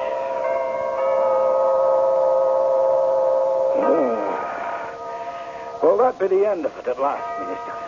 Aye. Off you go home, Steenie. You're safe at last. Home? Home, is it? Oh, no. I've cast out the spell now, and my first stop is going to be back at the pub. Fill it up, Chuck, lad. Fill it up. Oh, what a terrible thing. What is that, Steenie? My mouth is watering so for a taste at last that I'm afraid I'll dilute the bonny whiskey. No fear with a glass that full. Here, bottoms up. Aye, bottoms up. Hey. Oh, Steenie, lad. What's with you at all? Wasting good spirits like that. Are they good spirits? Did I ever serve anything else? Well, then drink this drink and tell me if it's all as it should be. Taste it for yourself. You'll know have to wring my arm. The best. You'll never find any better whiskey. Oh, no. Oh, what they've done to me. This spell is not all over. I've lost my taste for whiskey. I'll be a teetotaler all my life.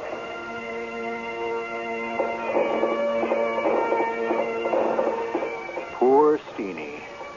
Or perhaps not so poor, for he lived to the ripe old age of 101. And though he never touched a drink again, he never saw a ghost again either. Perhaps there never was a witch, but only an alien creature like a monkey, and a few of the illusions that smoke out of a whiskey bottle and create tales and legends the like of this. I'll be back shortly.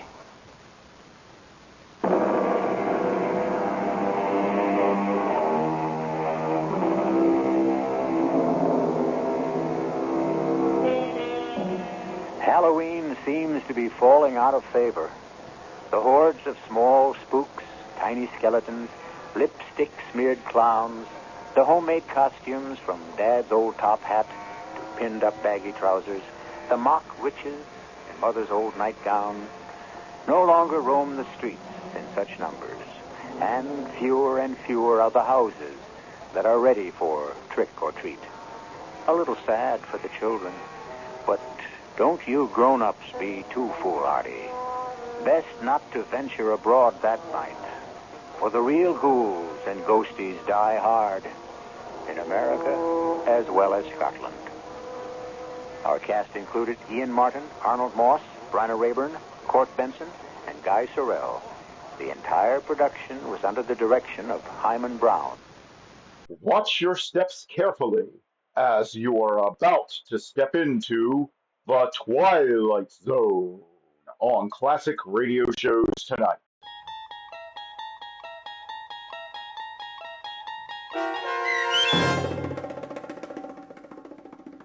Miniature, starring Lou Diamond Phillips with Stacy Keach as your narrator, was adapted for radio by Dennis Etchison and written for The Twilight Zone by Charles Beaumont. Heard in the cast were Ellie Weingart, Alyssa Fraden, Jeff Lupetin, Joby Cerny, Roger Mueller, Elizabeth Lido, Christian Stolte, Doug James, Kurt Nabig, and C.J. Amari.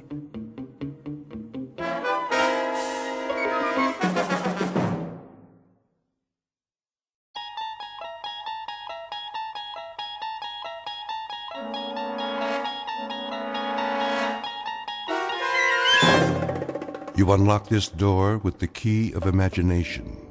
Beyond it is another dimension, a dimension of sound, a dimension of sight, a dimension of mind. You're moving into a land of both shadow and substance, of things and ideas. You've just crossed over into the Twilight Zone.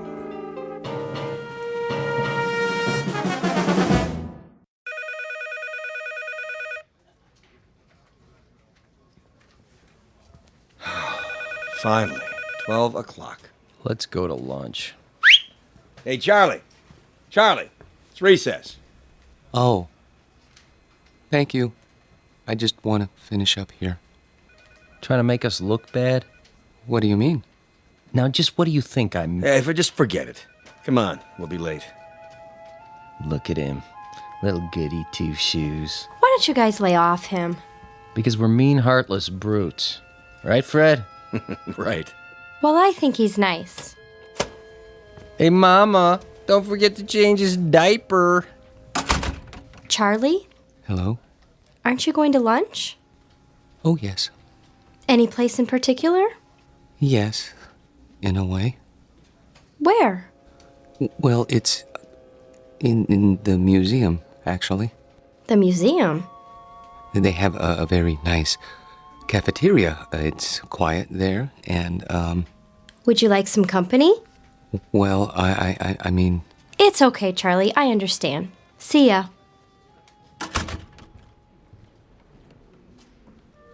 Hey, look at the dinosaurs. Wow, that's the biggest elephant I ever saw. It's a woolly mammoth, you dope. Come along, children. Keep up with the class and don't touch anything. Cafeteria closed. Oh, no. And here we have one of the world's greatest collections of primitive art. Excuse me. Pardon me. There are selections from every period. I direct your attention to the New Guinea exhibit. Some of the pieces, the sepik shields, for example, are hundreds of years old, but some were made as recently as 1950. This is because New Guinea is still a largely unexplored and therefore unspoiled land. Most natives of the interior will live and die without realizing that the world extends beyond the limits of their jungle. Sorry, I'm not part of the group. Let's stay together, please. Now then, the natives speak over 500 different languages. However, you'll notice that their art has a great unity. Of course, they don't think of their carvings as art, not in our sense of the word. This first piece in the glass case was meant to frighten away evil spirits. This one is a protection against disease. Oh, and this one... If I could just get by, please. I'm on my way out. Help you, sir. What? You look lost. Can I help you find anything? Oh, no, that's all right. I just got turned around. Is the cafeteria closed? For the rest of the week. They're remodeling. Well, I'll be leaving then. Main entrance is that way. Thank you. Have you seen the Egyptian wing? Pardon? Egyptology. They have a nice exhibit. Is that right? Just downstairs, next to the Hall of Miniatures. Miniatures? You know, the model houses. They have the palace at Versailles, a log cabin, a New England church, a whole room full of them, all made by hand, with little dolls inside that look just like real people. Pretty amazing. Have you been there yet? No, I only come here for lunch, you see. Well, you might as well take it in now that you're here. Not many people go there, but it's really something. All right. I think I will. Turn left at the bottom of the stairs. You can't miss it. Thank you for the suggestion. I'll have a look.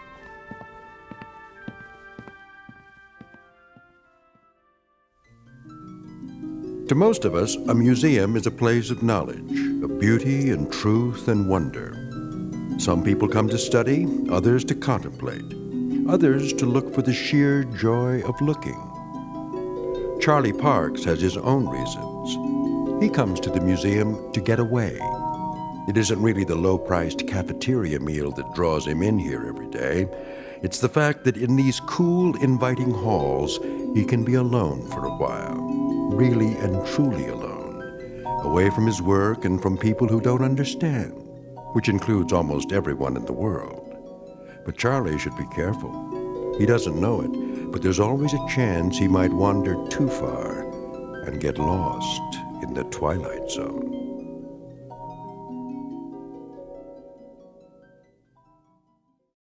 And now, The Twilight Zone and our story, Miniature, starring Lou Diamond Phillips, with Stacy Keach as your narrator. 19th century townhouse. Home of Boston residents, Mr. and Mrs. Copley Summers. The figure represents their daughter, Alice, and was carved in wood taken from the original balcony. Will you look at that? What in the... Found it okay, huh? Excuse me, but... Yes, sir? I guess this will sound silly to you, but how do they manage that? How do they manage what? In there, in the glass case? Oh, well, I couldn't say exactly. I know they use magnifying glasses, little tiny tools, single hair brushes, that kind of thing. Must go blind making them so small. But the girl, she's so realistic. Isn't she, though? Long black hair, lace dress. Look at her fingers. They didn't miss a thing. Little rug, chair's got teeny tiny doilies on it. But how do they get the girl to move? Servo motors? Microchips? How's that? The girl playing the piano, it's stopped now. I don't think I... There, see her sitting at the piano? She was playing just a few seconds ago. It was, I don't know, something like this?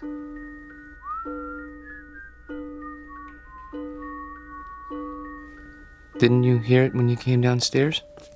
I don't like jokes, mister. Not when I'm on duty, anyway. I'm not joking. Then you're hearing things. There isn't any mechanism inside that piano, and the doll's carved out of wood, a single block of wood. See the sign? Yes, I know. Carved in wood taken from the original balcony. But I could have sworn... Yeah, it was probably some kid with one of those pocket radios. They sneak them in once in a while. But I saw her move. At least I think I did. Well, you know better now, don't you? Yes, I know better now.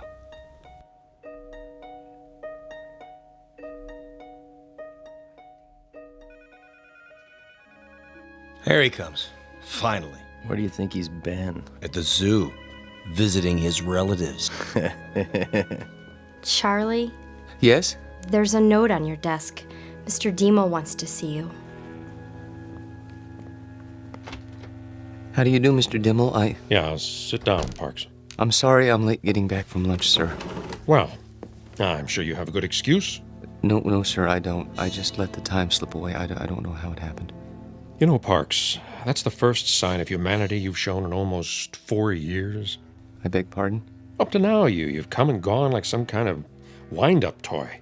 Never early, never late, always keeping to yourself. What, don't you like us, Parks? I've never thought about it, sir. Well, think about it now. Do you like your co-workers? I suppose so. Oh, you suppose so? I mean, that is, I don't dislike them. I'm afraid that isn't good enough, Parks. An office is like a team or a platoon. Either it works together or it doesn't. And here, it doesn't. And the reason is you. I knew you were a square peg when I hired you, but you were bright, and, well, I thought we'd wear those edges off. We haven't. No, not at all. You're still a square peg. You understand me? Yes, sir. I think I do. I'm going to use the excuse of your being late, but I can't. The fact is, I'm letting you go because you just don't fit in. I understand, sir. Parks. Yes, sir? No, this isn't any of my business, but how old are you now? 37, 38? 35. 35. Don't you think it's about time you gave up living with your mother? She needs me. Oh, why? Is she ill? Not actually ill, but my father died some time ago, and my sister is married, and, well, she needs me. I see. Look, you're welcome to stay on a few weeks if... No. That's very nice of you, sir, but I'll manage. Well, you can pick up your check tomorrow.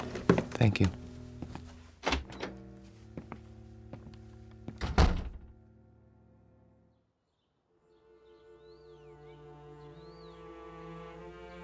He had no right. He had every right, Mother. Hiring and firing people is his job. But why you? He doesn't think I fit in. That's ridiculous. What are you doing? I'm going to phone that man and find out why you're being persecuted. Mother, please, it won't do any good. Oh, Charlie, what's going to become of you? I've worked so hard to bring you up right. Maybe if I'd let your father punish you the way he wanted to. It's all right, Mother. This is just a minor setback. You You say that every time. Why can't you keep a job, son? Why do you always end up making people uncomfortable? I don't know. I suppose they blame me. Well, I'm not keeping you here. I know that, Mother. Nothing in the world would make me happier than to see you settle down with a nice girl, raise a family, live a normal life. Please, don't cry. I can't help it. I hate to see you hurt, son.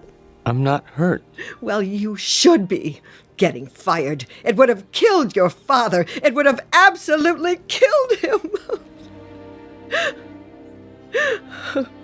I'll go to the Employment Bureau tomorrow. Here, take my handkerchief. Where are you going? To my room? Get me my heart medicine before you do. Yes, Mother. Charlie? Why were you late getting back to the office? I was detained. What's that supposed to mean? Nothing. I was detained. That's all. Open your mouth. Charlie, do you feel all right? Yes, Mother. I'll go to my room now.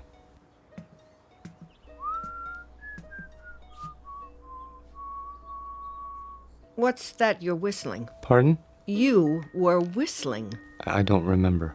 You should lie down, Charlie. Take a little nap. Mother, please, I can take off my shoes. I'm only trying to help.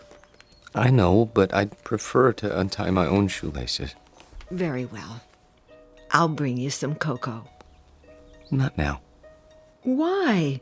You always have your cocoa. I think I'll go out. At this time of day, we'll be having dinner soon. I want to get a head start with the Employment Bureau, see if there are any jobs. But they must be closed by now. There's still time. I think I'll walk over. It isn't far. Are you sure you should? Why not wait till tomorrow? Get a fresh start. Do you want anything at the store? Not that I can think of. But... Sit in your chair in the living room. Put your feet up. Are you sure? Try not to worry, Mother. I'll be back in an hour.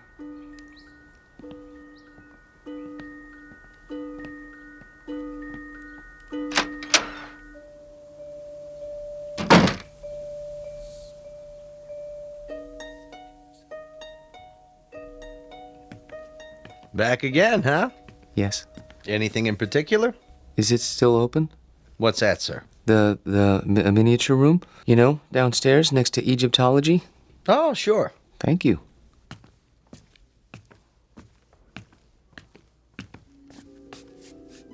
I came back. Wait. Where? Hello? Hello?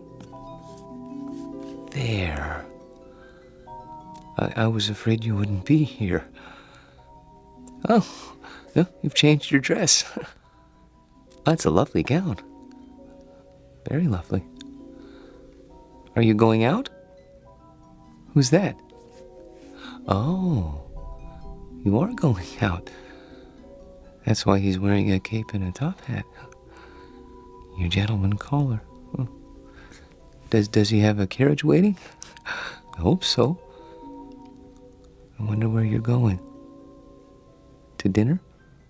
No, something grand. The opera, that must be it. Hi. Oh, hi. Be closing soon. I see.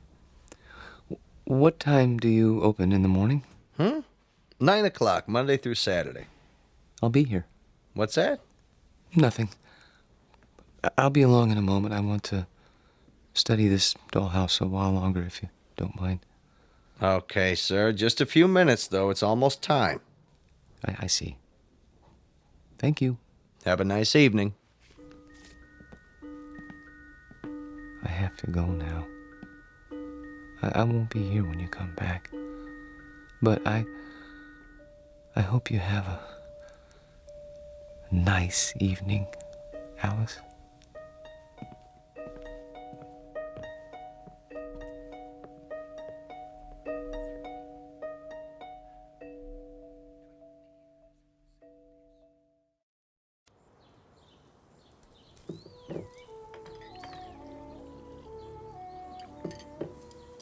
Hey, where's old Charlie this morning? Don't worry about him, buddy. My brother never misses breakfast. Charlie, your breakfast is getting cold. You see, late for his meals, awake every night, tossing and turning. I tell you, I'm half dead with worry. Mother. He's sick. I know he is. Sounds to me like he's got a girl. Don't be silly. What's silly about it? He's not a bad-looking guy. A little peculiar, maybe, but, he's not... If he had a girlfriend, he'd tell me. He hasn't told me, so it isn't possible. Okay. Nothing would make me happier than to see Charlie settle down. He knows that. I'm not one of those mothers who won't let go of their children. Ask Myra. Pass the butter. Charlie! I'm here. Your breakfast is on the table. Sorry. Hey, Charlie boy. Hello, buddy. How are you? Couldn't be better, Charlie boy. Couldn't be better. Good morning, Myra. You're looking nice. I wish I could say the same for you. I haven't been sleeping very well. Because of the job? Yes, I suppose so. It's been terribly hard on him, pounding the pavement every day. Boy, that can get you down. Charlie. Yes? We've got a surprise for you. Tell him, bud. Well, it's like this. I heard they gave you the pink slip, and see, I know the dispatcher pretty well over where I work, and, I told him about you, and, he said... He said he'd give you a job. Yeah. Isn't that wonderful? Oh. Yes, I guess so. Charlie! It's very nice of you, buddy. Really. You have experience in billing, don't you? Yes. Then what? Well, you see, I don't know if I'd want to travel that far. It's out of the city, isn't it? Nobody could pick you up. Sure, till you get yourself a car. Charlie, for heaven's sake, Buddy's offering you a job. I'm sorry. I appreciate it, really. But I'm afraid. You got something better, Charlie?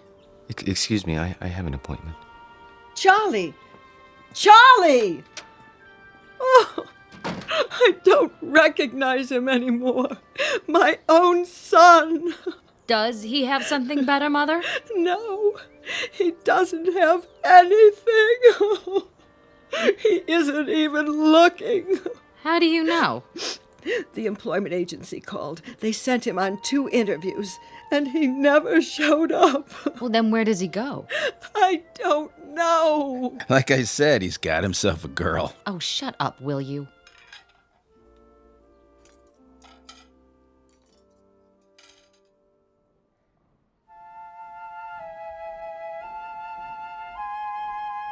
Henry, look at that.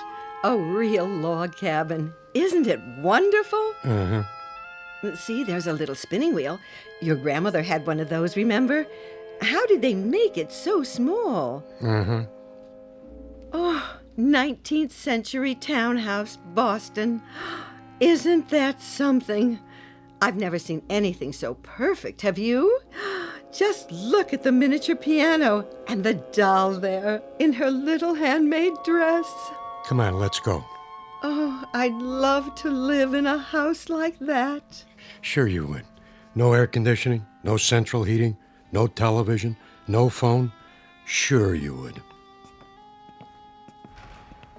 Excuse me? Are you finished here? I mean... Yep, on our way to see the mummies. Come along, May.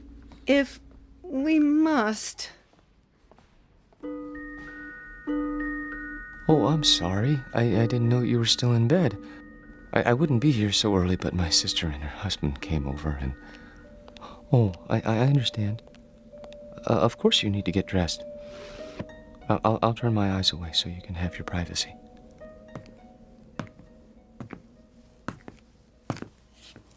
Hi. A little early today, aren't you? Am I? I guess you must get a real kick out of these displays. Yes. This one in particular. What do you see in there, mister? Nothing. Man doesn't stand for 4 and 5 hours at a stretch looking at nothing. I'm not breaking any rules, am I? No. Then leave me alone, please. Suit yourself. Forgive me, it won't happen again. Oh, I see you're having breakfast. It isn't any of my business, but I really do think you should eat more than toast. Mother says breakfast is the most important meal of the day. Have I told you about my mother? She's very nice. Of course, she still treats me like a child, but you can't blame her. I'm all she has. I suppose that isn't very much. I have a sister about your age. Her name is Myra. She's nice too, but she's not as pretty as you are. I think you're about the prettiest girl in the world. I don't mind saying that because I know you can't hear me through the glass. But I think I'd say it even if you could, because I hope it's all right, but I have to go now. Just for a while. I didn't get much to eat this morning myself. I'd better have something. But I'll be back soon. I promise.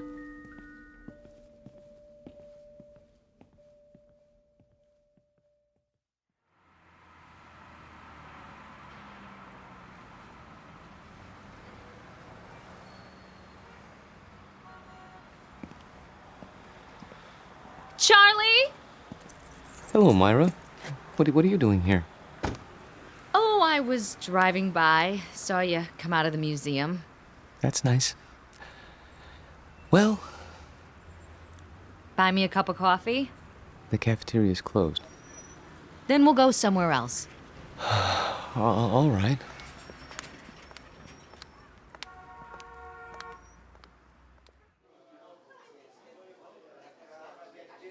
Here you go, folks. Thank you. Charlie, I'm gonna be honest. I didn't just happen to see you today. I followed you. You did? Why? Because Mother asked me to. She's worried, and so am I. You haven't been yourself. No? You go to that place every day? I thought it might be a good idea to improve my mind. That isn't why. I'm your sister, Charlie. I grew up with you, and I know you. You go there because it gives you a chance to be alone.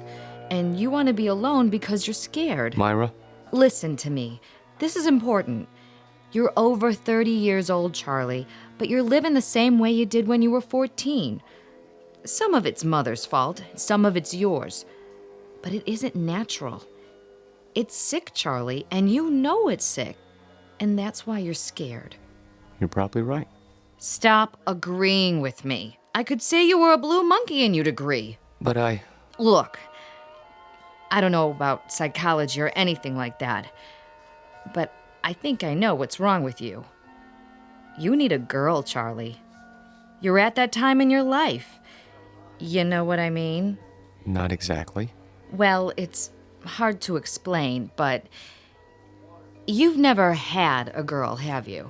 Not as such? That's what I thought. Well, we're gonna change that. How?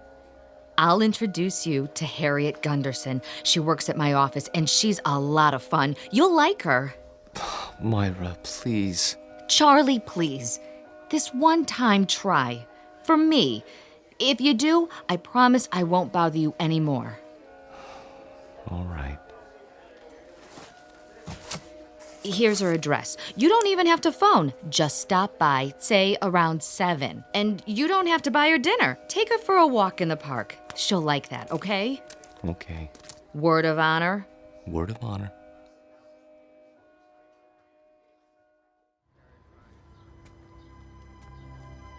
Charlie, Hmm? what you thinking about? Nothing in particular. You sure are quiet. That means you're the dangerous kind. You can't trust the quiet ones. You can trust me. Who said I wanted to? I only meant... Look, why don't you relax? Come on, let's sit on the bench. If you like. Lean back. Take it easy. There. That's better. You like me, Charlie? Very much. Then why don't you show it? How? Well, you could try kissing me. But we only met this evening. Oh, come here.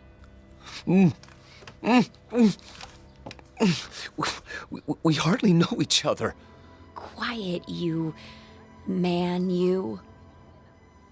Oh! I didn't mean to push you off the bench. It's just that you surprised me. Sorry, I'll help you up. Forget it, Buster. Just forget it. Tell your sister you don't need a girl.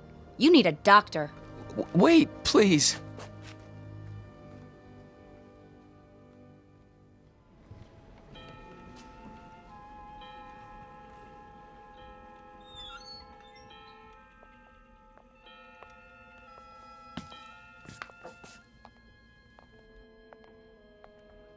Of course, I realized she was doing it as a favor to Myra, but even so, I didn't mean to be rude to her. It must be hard for you to believe, but that's the way things are these days. Who's at the door? Oh, it must be your gentleman caller. Wait! Tell the maid not to let him in. You mustn't. Why, he's drunk! Look at him! Run! Run! Don't touch her! Don't lay a hand on her!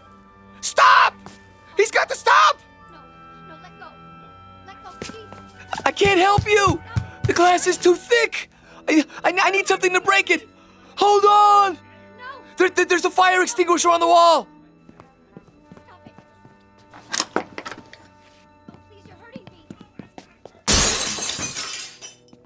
What are you doing? I had to. He was trying to harm her. Hold it right there.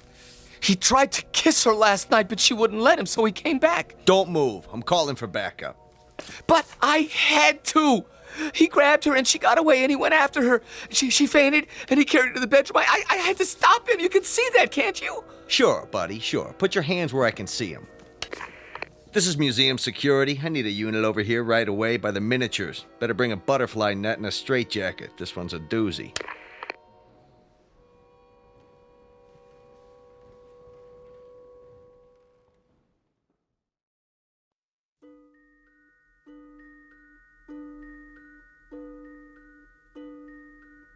Now, Mr. Parks, I want you to understand that no one is saying you didn't see these things. There's no doubt that you did. But you saw them in your mind. They were real, Doctor. To you, they were. That's the way it is with hallucinations. Ordinarily, the eye sees and transmits a picture to the brain, but sometimes that's reversed.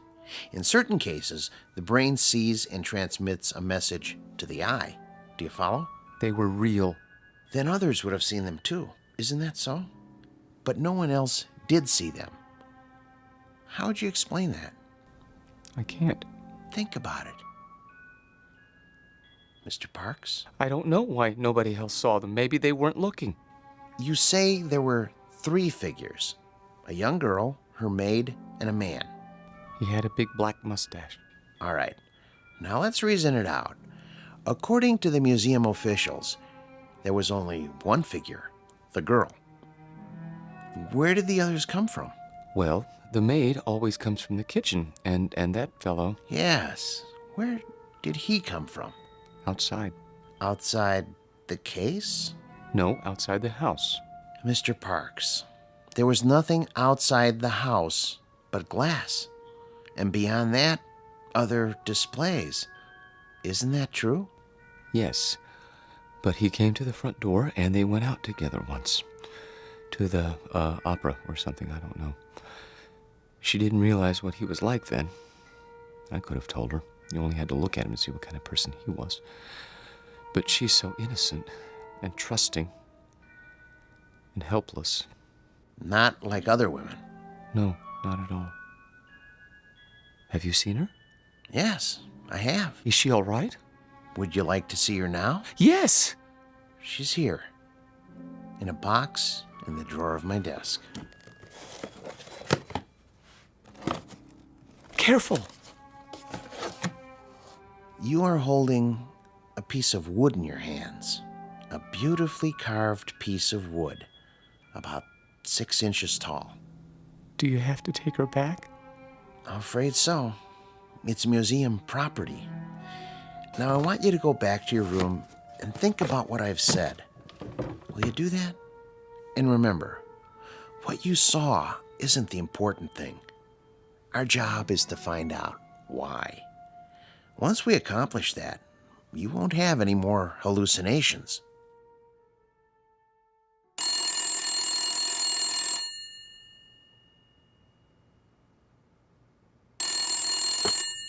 Yes? Oh, yes. Send them in. And ask Dr. Geisner to prepare the patient for checkout. Nice to see you, Mrs. Parks. You remember my daughter, Myra, Hello. Hello, Dr. Wallman. and my son-in-law, Buddy. Hi, Doc. Where's Charlie? He'll be along in a few moments. Is he really normal, Doctor? That's a word we try not to use. Why not? Because it's meaningless. It refers to the behavior patterns of the majority. If 99.9% of the people in this country went to bed with their socks on, then that would be considered normal. And if you didn't? I go to bed with my socks on all the time. Well, what I'm trying to say is don't judge Charlie's emotional health by the degree to which he conforms to other people's standards. Don't expect him to be like everybody else. Then you don't think he's sick? Not now. No. He was when he came here. The constant pressure to be something he wasn't, to act and think and feel the way you wanted him to, instead of the way he wanted to, he was unable to cope with this world. So he created another world. But he knew it was false, so he destroyed it, and with that act, he made his first step toward mental health. Of course, he insisted it was real for a long time, but that's standard with hallucinations. Charlie! Hello, Mother. Myra?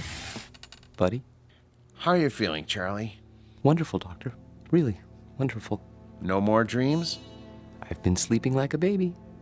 Not worried about the girl in the glass case? There was no girl. Just a doll. I know that. And I know what made me think I saw what I saw. Thanks to you. Thanks to you, Charlie. You figured it out, remember? I didn't tell you anything after that first day a few weeks ago. Oh, Charlie, I was so worried. Now, Mother. I know you were, but I'm fine now. I'll find a job and everything will be the way it was. You'll see.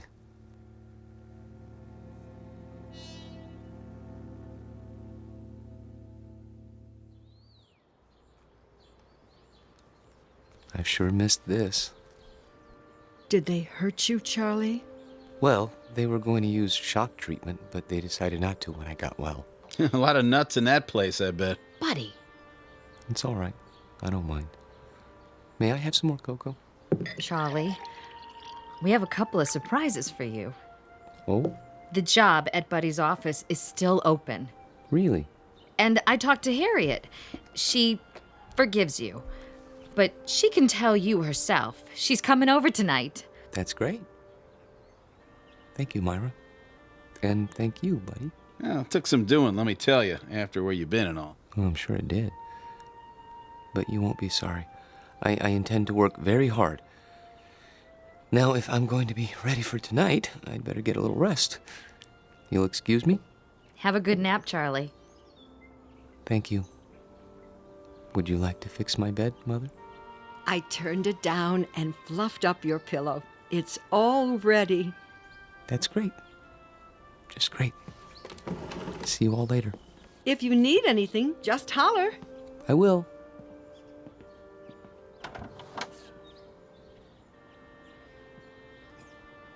All right, I gotta go by the house. Be back in a while. Okay, honey. You want me to pick up some chow? That's not necessary. We're all going out tonight. We are. Okay, then. See ya. Take your time. Drive carefully, Buddy. Sure. No problem.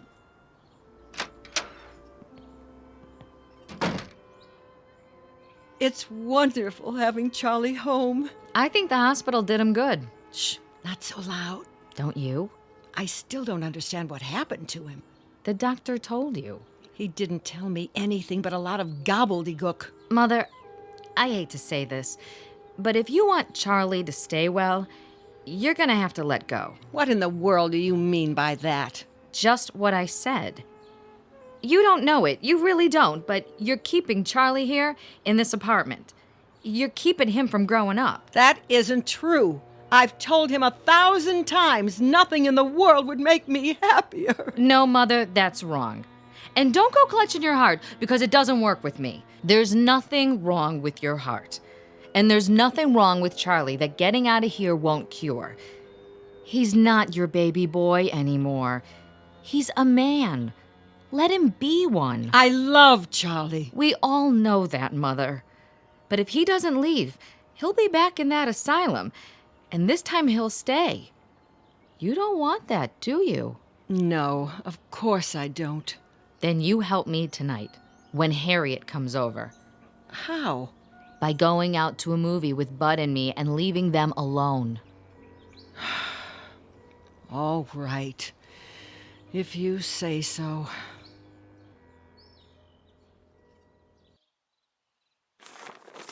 Pass the sports page, would you? Here. You should check the movies. Oh, yeah, sure. There's Harriet. Already? You better tell Charlie to get ready. Charlie? Hi, I made it. Ooh, new dress? Yeah, cost me something too. Hi, Bud. Hey, Harriet. Charlie, your company is here. Charlie? Charlie! What's the matter? Can't wake him up? He must be tired. It's locked. Charlie never locks his door. Hey, Charlie boy. Up and at him, pal. Maybe he doesn't want to be disturbed. Nobody could sleep through that. Break it down, Bud. Gee, I don't know. Break it down. Okay. The window's open! Take it easy, Mother. He must have crawled out. Why would he do a thing like that? I don't know. He's your son. Oh, what did I ever do? Mother, be quiet. Hello, operator? Could you give me the number of the City Museum? The main one downtown. Thank you.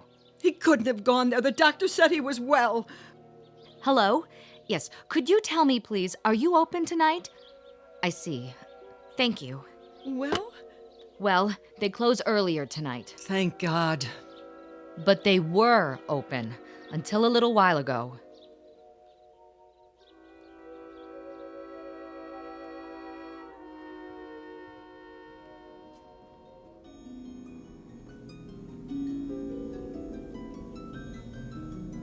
Hello. I see they got your glass case repaired. I'm so glad. They tried to tell me you weren't real. Of course I knew better. But I had to pretend. Otherwise, I never would have seen you again. I love you, Alice. Maybe if I keep telling you, you'll believe me. Your world isn't simple, is it? No world with people in it ever is. There's loneliness and misery and heartache. Oh, look at you, crying because you're alone. I've been alone all my life. People try to understand, but they can't. You could. We could understand each other and help each other and love each other, if only. Wait! Someone's here. I have to hide. But where?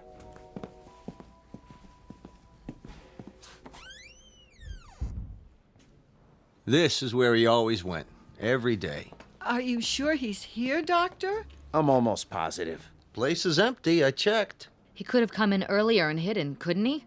Where? This place is deader than a doornail. Shine your flashlight over there. What about those Egyptian mummy cases? Say, that one isn't supposed to be open. Could a man hide in there? I guess. Nobody's allowed to touch him. It's against the rules. Mrs. Parks, would you do something? Anything for poor Charlie. I'm sure he can hear you, wherever he is. Are you going to take him back to the hospital? I think it would be wise, don't you? Before anything else happens, call him. Ask him to come out. Charlie? Louder. Command him. Charlie, this is your mother. Come here. Again. Charlie Parks, you come here this second, young man. You hear me? It's too late. He's not going to listen to you now, Mother. Hey, Charlie boy, let's go. What do you say, huh? Can you turn on the lights? Yeah, at the main switchboard. Do it. We're gonna have to search the whole place. Hey, is this the dollhouse? That's the one. And the doll, is that her? Yep. Say, what? There's two of them now. A man and a woman sitting on the piano bench. I don't remember that. All right, let's start looking. Yeah, I'll get the lights. Charlie! Charlie, please. This isn't funny. Yo, Charlie! Come on, Charlie!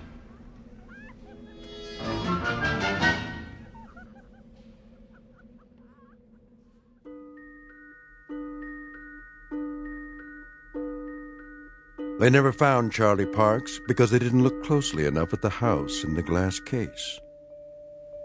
The guard didn't say anything more about what he saw. He knew what they'd think, and he knew they'd be right, because seeing is not always believing. Especially if what you see happens to be on display in an odd corner of the Twilight Zone.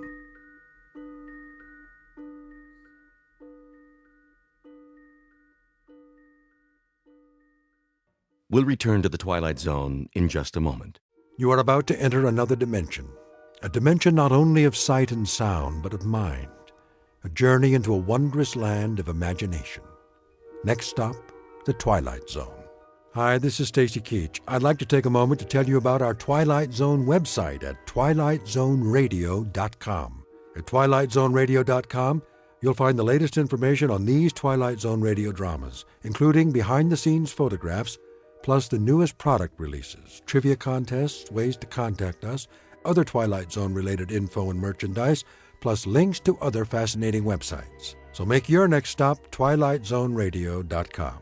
Visit twilightzoneradio.com to purchase these Twilight Zone radio dramas on cassette and CD, or call toll-free 1-866-989-ZONE. That's 1-866-989-9663.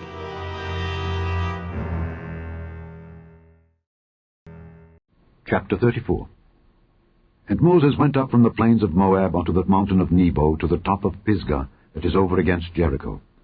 And the Lord showed him all the land of Gilead unto Dan, and all Naphtali, and the land of Ephraim and Manasseh, and all the land of Judah unto the utmost sea, and the south, and the plain of the valley of Jericho, the city of palm trees, unto Zoar.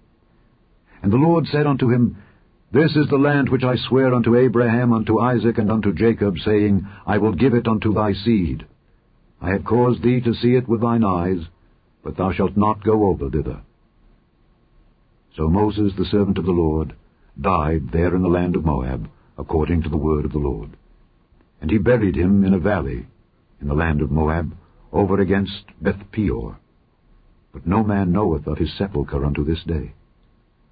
And Moses was 120 years old when he died. His eye was not dim, nor his natural force abated. And the children of Israel wept for Moses in the plains of Moab 30 days. So the days of weeping and mourning for Moses were ended. And Joshua the son of Nun was full of the spirit of wisdom, for Moses had laid his hands upon him. And the children of Israel hearkened unto him, and did as the Lord commanded Moses. And there arose not a prophet since in Israel like unto Moses, whom the Lord knew face to face, in all the signs and the wonders which the Lord sent him to do in the land of Egypt to Pharaoh, and to all his servants, and to all his land, and in all that mighty hand, and in all the great terror which Moses showed in the sight of all Israel. The end of the 5th book of Moses, called Deuteronomy. Roy Rogers, Dale Evans, and Gabby Hayes bring both justice and music to the West in The Roy Rogers Show. Up next. The Roy Rogers Radio Show. Yes, folks, it's the Roy Rogers Radio Show for the whole family. Adventure, suspense, mystery, and music. Starring Roy Rogers, King of the Cowboys, and Dale Evans, Queen of the West. with Pat Brady, the Mellow Men, and an all-star cast. And now, here to greet you with the song and the story are Roy and Dale. Beyond the blue horizon waits a beautiful day. Well, good evening, folks. Greetings again to the whole family. Tonight's story is about an old prospector, the kind of a never-say-die fellow who always hopes he'll strike it rich somewhere beyond the blue horizon. This old-timer's name was Matt Barlow. I first met him a few years ago up in the Mother Lode country and gave him a grub stake. Well, about 3 years went by and I didn't hear from him. Then a month or so ago, I got a letter from old Matt, and he asked for another grub stake. This time so he could make a trip out on the Colorado Plateau to search for uranium. I sent him a check, and he sent me an agreement making me a 50% partner in whatever he found. Then a few weeks later, I got another letter from him saying that he'd struck it rich and asked me to meet him in a boom town called Four Corners. So Dale and Pat and I loaded up bullet and trigger, and 2 days later, we were in snow-covered mountains just a few miles from Four Corners. How much further, Roy? Oh, it shouldn't be over 4 or 5 miles now. Well, boy, I hope so. Driving on this icy trail ain't my idea of fun. There's a sign, Roy. What did it say? Danger. Watch out for fallen rocks. Watch out for fallen rocks? They mean fallen snow, don't they? What's that? Sounded like thunder. Why, it can't be thunder, Roy. Why, it's clear as a bell. Not a cloud in the sky. Roy, look! It's an avalanche. Step on it, Pat. Maybe we can get through.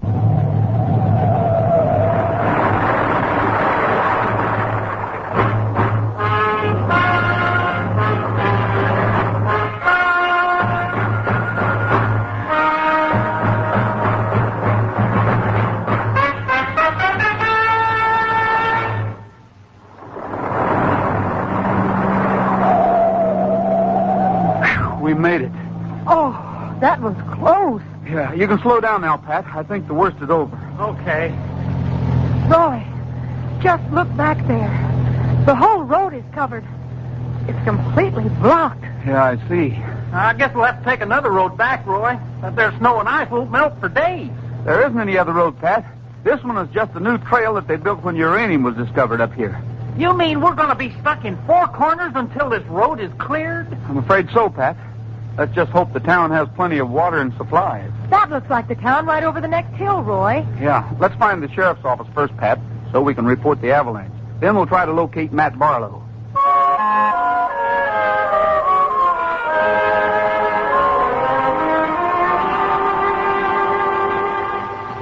Were you able to get the highway patrol on the phone, Sheriff? Yes, Roy.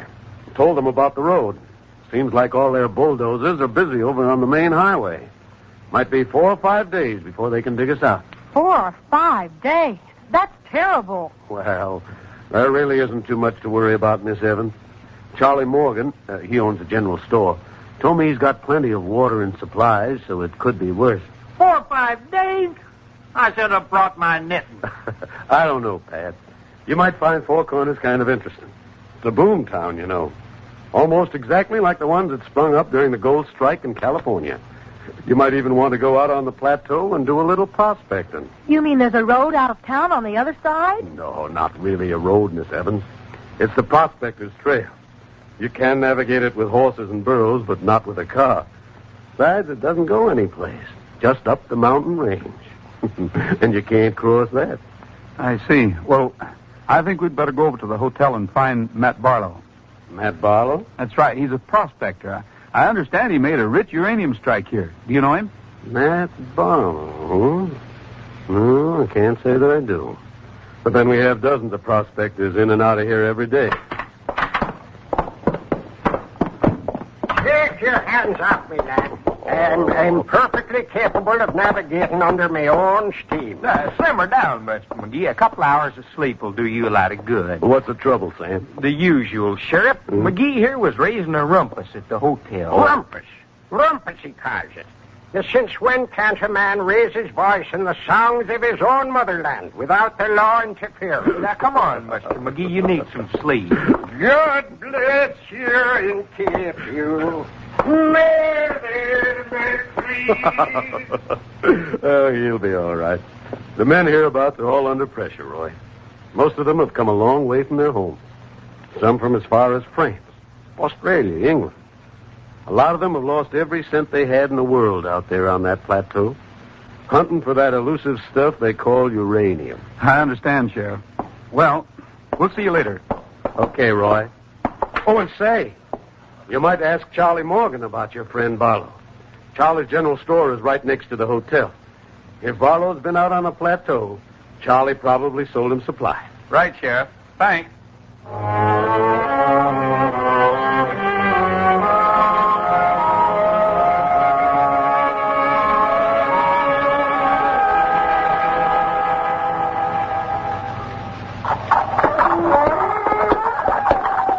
Roy, did you ever see so many burros? Not since I was in Mexico.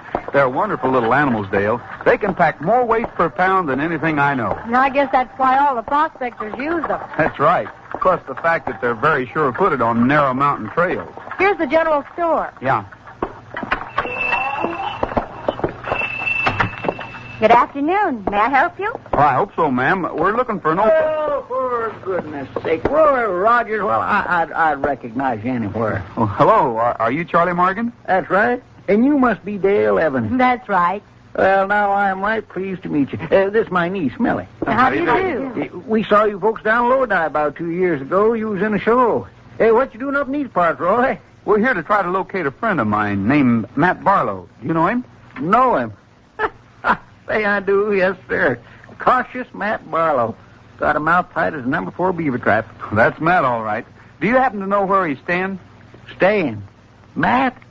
Now, Roy, you know Matt. He ain't one to spend money to sleep in a hotel bed. No, sir. He'll most likely be camped out somewhere near town. How long ago did you see him, Mr. Morgan? Well, now, let's see. I think he was in here yesterday. Millie waited on him. Millie? Yes, Uncle Charles. You waited on old Matt Barlow yesterday. Did he say where he was staying? No, but he did say he was going back out on the plateau today. Are you sure? Why, yes. He said he was going to be gone at least 4 weeks.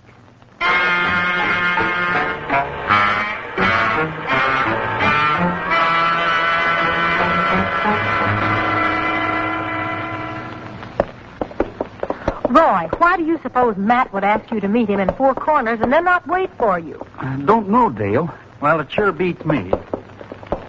And me, too. I think we'd better get a good night's sleep, and tomorrow we'll take a little ride out to the plateau.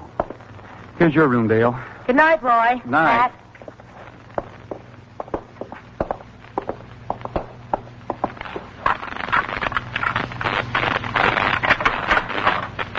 Turn on the light, Pat. Okay. Hey, Roy.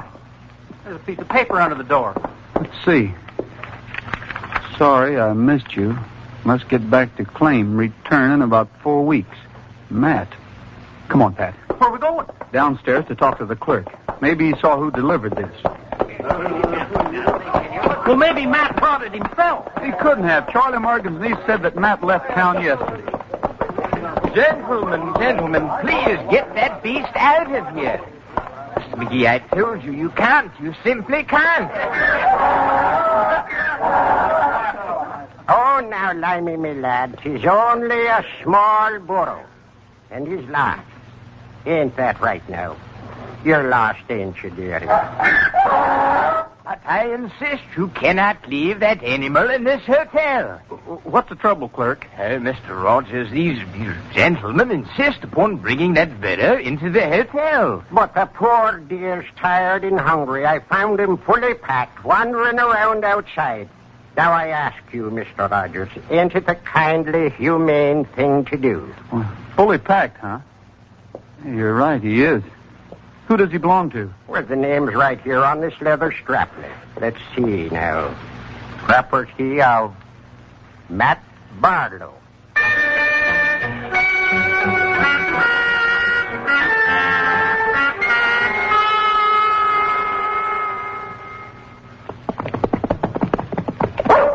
Oh, no, Roy. This is a pretty long shot in the dark. What makes you think that dog of yours can trace Matt's scent? Well, he's done it before, Sheriff. Go on, Bullet. Go on, boy. I still think this is a wild goose chase. Maybe, Sheriff. But you must admit that something very strange is going on. I know, Miss Evans. Hey, Roy, Bullet found something. Let's go.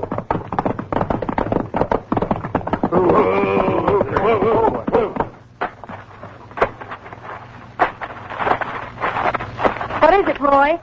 Looks like somebody's camp. Yeah, or what's left of it. Canned goods scattered around. Roy, looks like somebody had a fight around here. It sure does. Okay, Bullet, good boy. Look over there, Sheriff. Tracks coming from that clump of bushes. Straight up to this bedroll and... Roy, those bushes. Isn't that... Oh, Bullet found something else, Roy. Yeah, come on.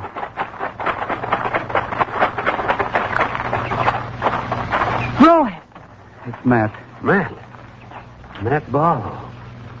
Matt, the sheriff. Can you hear me? Matt. He's still alive, boy. Matt. Partner. Huh? Partner. What? Partner. What do you mean, Matt? You mean your partner shot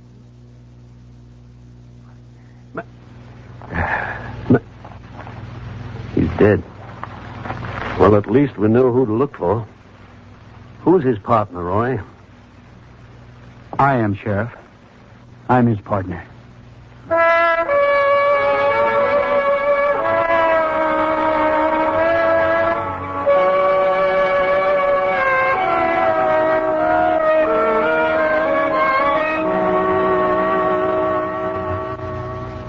I hope you appreciate my position, Roy. A dying man said that you killed him. That's not what Matt said at all, Sheriff. He said that his partner shot him. But he didn't have no other partners except Roy. That's true, isn't it, Roy? Well, yes, as far as I know. Matt was grub-staked by a lot of people through the years, but I was his partner on this strike. There's no doubt about that. Well, then, you see, you can see what a spot I'm in. Sure, Sheriff. So far as I can see, there's only one thing for you to do. What's that? Arrest me for the murder of Matt Barlow. Roy, you didn't kill him. Well, of course not, but the people in this town think I did. If the sheriff doesn't arrest me, he's liable to have a riot on his hands. Roy's right, Miss Evans. Especially since nobody had anything to gain except Roy. Matt filed his claim 4 days ago. There wouldn't be any reason for anybody else to kill him except Roy. Roy, this is awful. What are you going to do? Do? Me? Or nothing. Nothing? Well, great jumping uranium. You mean you're just going to let the sheriff arrest you and not try to find the real killer? Well, that's about all I can do, Pat. But I wouldn't worry too much about it. I think the real killer will turn up in a few days. Turn up in a few days? What kind of talk is that? Oh, stop worrying, Dale. You have my word for it. The person who killed Matt Barlow will be exposed within a few days. And this time, we won't have to go looking for him. He'll be looking for us.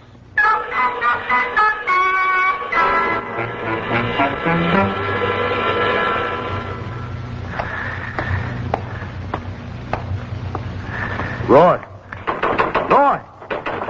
Roy, wake up!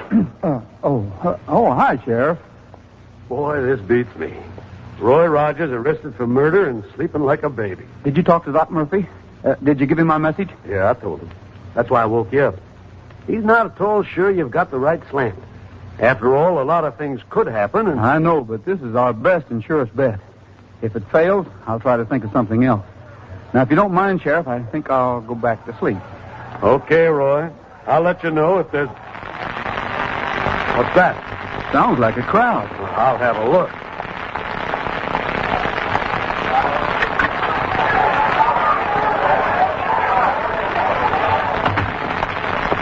Not a crowd, Roy. It's a mob. A what? A mob. The leader is Magee. He's drunk. And he's carrying a rope. Sheriff. Yes, Sam? It's a lynch mob. They're after Rogers. Oh, that's Magee. Okay. Let's get him and lock him up. Not me, Sheriff. McGee's drunk. He's got that mob all inside it. You can't handle him now, Sheriff. You better get Rogers out of here right away. Hey. Where's your horse, Roy? Right outside. Okay. Right up to the highway patrol station on the plateau. Stay there till you hear from me. All right, Sheriff, if you say so. But personally, I'd just as soon stay here and face him. You do as I say, Roy Rogers. I'm the sheriff here, and I'm not taking any chances. All right. Be sure to call me if Doc Murphy... I will. Now get out of here fast.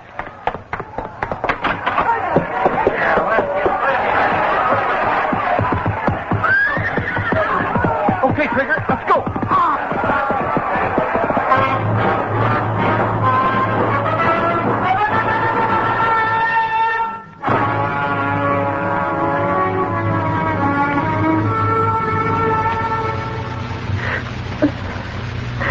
Oh, now, Dale, it ain't no use carrying on like this. Roy's okay. The sheriff said so. I know, but to be mobbed like that, to run away like a guilty criminal, Pat, it just isn't like Roy. It's not like him at all. What's that? Sounds like somebody at the window. It's Roy. Hi.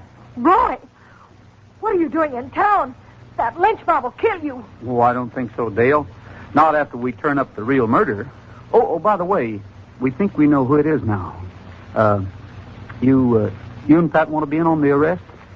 Roy Rogers. I could just quit.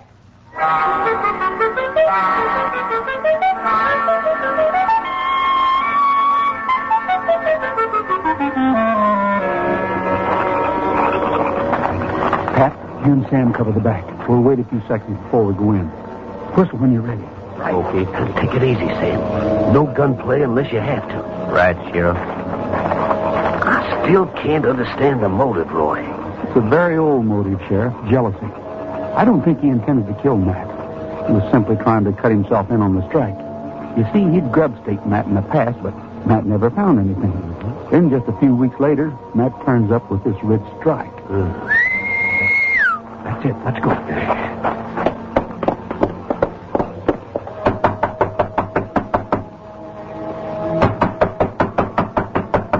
Who is it? Roy Rogers, open up. Uncle Charlie. We'd better break it down, Roy.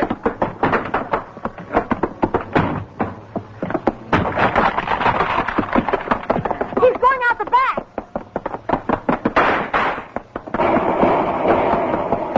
I got him, Roy. I got him. Don't touch him, Pat. Don't touch him. What do you mean, don't touch him? I got a bear hug on this hombre that ain't never gonna quit. Oh, dear. Poor Pat. Yeah.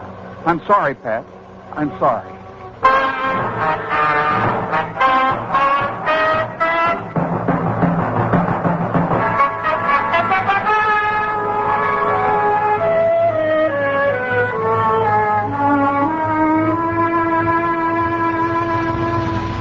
Now, just a doggone little minute. How come all this poor Pat stuff after I risked my life to catch Charlie Morgan? Just lie there quietly, Pat. Doc Murphy is on his way over. Doc Murphy? I don't need no doctor. I feel fine. We know, Pat. Just don't exert yourself.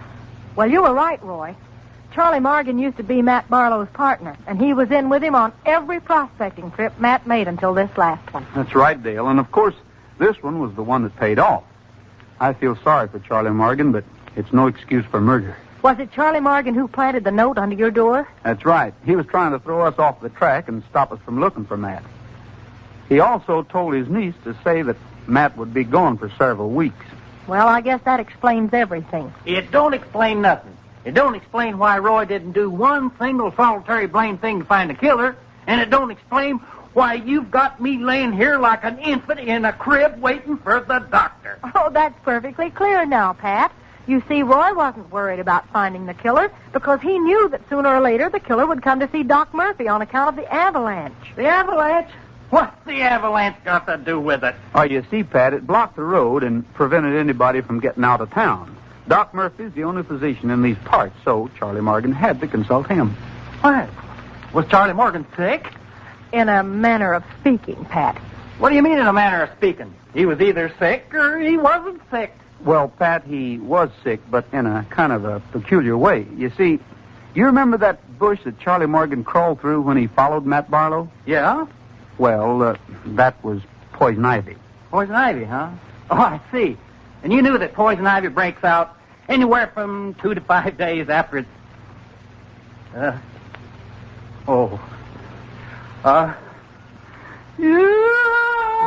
I'm sorry, Pat. I tried to warn you not to touch Charlie Morgan. Poison ivy! Oh, no! And, folks, that's the story of an old prospector and his dream of finding wealth and riches way out on the Colorado Plateau, beyond the blue horizon. Beyond the blue horizon, waits a beautiful day. Goodbye to things that bore me. Joy is waiting for me. I see a new horizon. My life has only begun.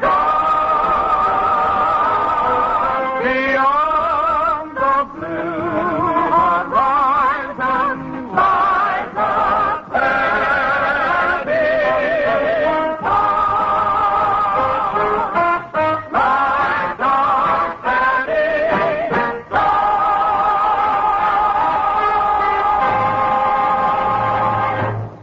Classic British comedy is up next with The Navy Lark.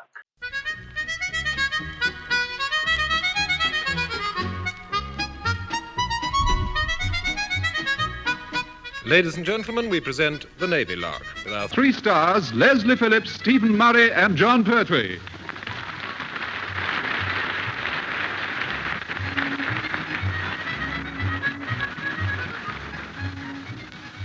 Now, there are several things that can occur with boats. You can mess about in them, you can be messed about by them, or if you're anything like the mob on Trout Bridge, you can just be a right old mess. For the past 5... It's true. Okay. For the past 5 days, they've been at sea in Trout Bridge, an event which has pleased none of them with the exception of the newlywed captain, Lieutenant Commander Staunton.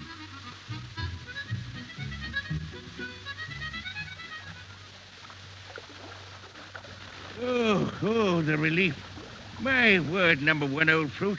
It's at times like these that a chap appreciates being in the service, you know. So you've been saying ever since you came aboard, sir? Yes. May we ask, relief from what? Oh, marriage, old fruit, marriage. Yes. They shouldn't allow it, you know. It ought to be stamped on. Yes. Oh, dear, I'm sorry to hear this, sir. I got the impression that you and your wife were admirably suited to one another. I mean, you both like fishing? Oh, yes, yes. Well, there you have it in a, well, whatever it is people have it in, or what? Nutshells, sir. What? What was that you said, old Boots? He said nutshells, sir. Oh, did he?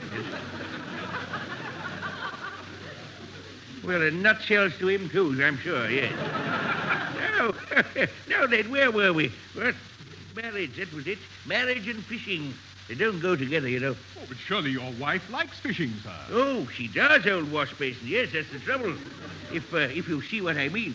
She came with me on the honeymoon, you see. Disaster it was. Oh, terrible. Well, I believe on honeymoons, wives often do come along, you know, sir. Yes. Well, that's one stopping at once, old boy, yes. It was this trout, you see. It was this trout. Great big fellow he was. He caused all the trouble. You caught it, sir? Yes, no. That was the snag, old Marrow. She caught it. Yeah. I tell you, number one, when I saw her hauling in old Chummy out of the water, well, it was at that moment I realized that the honeymoon was over. Oh, shame. Mr. Phillips, Just a minute, Pertwee. I'm talking to the captain. yes, sir, I know. Yeah, Pertwee, please, look, don't interrupt. No, well, suit yourself, sir. It's just a small matter of navigational, sir. Navigational. Well, what about them? Well, nothing much, sir, but your last order was left hand down a bit. That's right, yes. Yeah, well, that was half an hour ago, sir. We've been right round in a circle twice already. If you don't straighten her up soon, I reckon we'll unscrew this bit of sea and fall right through the ruddy hole. What? Oh, lummy, put a bung in it. Put a bung in it? No. Turn Turn the tap off. Turn the tap. Well, no, what do you mean? Screw. Screw It back. Screw it back. Right, screw it back, sir. Try straighten her up, Mr. Phillips. Oh, don't be ridiculous. How could you possibly... Oh, yes, of course. Yeah. Straighten her up, Chief. At last. Straighten up a bit, it is, sir. Excuse me for asking, sir. I was wondering if you'd heard what we're exactly doing out here, sir. You know what I mean? We've been floating about in the North Sea for days now, you know, and nobody seems to know where we're going, sir. With Mr. Phillips' navigation, that's hardly a novelty, is it? No, sir, no, but as a rule, we know where we're supposed to be going. I mean, even if we don't know where it is from where we are, when we don't know where we are from where it is, where we're supposed to be going, or which way it was when he went in where, round about when we come around in, I mean, do we? I said, do we, sir? Mr. Phillips, sir. Take him on a starting, sir. Well, somebody. Why don't nobody ever answer, Pertwee? We can't, Chief. We're all too busy trying to work out the question. Here, I say, careful, you chaps. I think old Povey's coming up here. Good, Blommy. First, nobody tells us where we're going. Then we find he's coming with us. A right trip, this is, I'll tell you. So this is where you all are, is it? That's right, old yardarm. Yes, glad you found your way, all right. I don't pop up to the bridge much myself, you know. Silly of me, really, because it's a pretty little place, isn't it? What? Pretty little place? Oh, yes, yes. You get a grand view from here, you know. Oh, on a fine day, you can see the windows. No, that's all right. No, that's not right. Think again, Head. No, don't bother. It's hopeless. Really? Now then, I imagine you all want to know why we're up here off the coast of Scotland and who the two passengers aboard are. Yes. I believe the Chief has expressed a certain curiosity from time to time, sir. Yes, I can imagine. Well, allow me to put you all out of your misery. The two passengers are Professor Duncan Casket and his assistant, Miss Crombie, and we're bound for Loch Ness. You see, the professor is most interested in the monster and firmly believes it exists. He's sure that it must be at least 60 million years old. And if that is so, there must be some property in the loch water which keeps it alive. Really? No wonder it's supposed to have all those humps. What do you mean, sir? Well, if you'd been stuck in a lot of dirty water for 60 million years, you'd have the hump, too. You were saying, sir? I was saying that it is the professor's hope that he may discover what this property is and use it for the benefit of the human race. Yeah, then I hope he don't find it. You're to set course for Inverness immediately. From there, we shall all proceed to Loch Ness in the launch. Oh, splendid, old brass hat. Anyone mind if I take me rods along?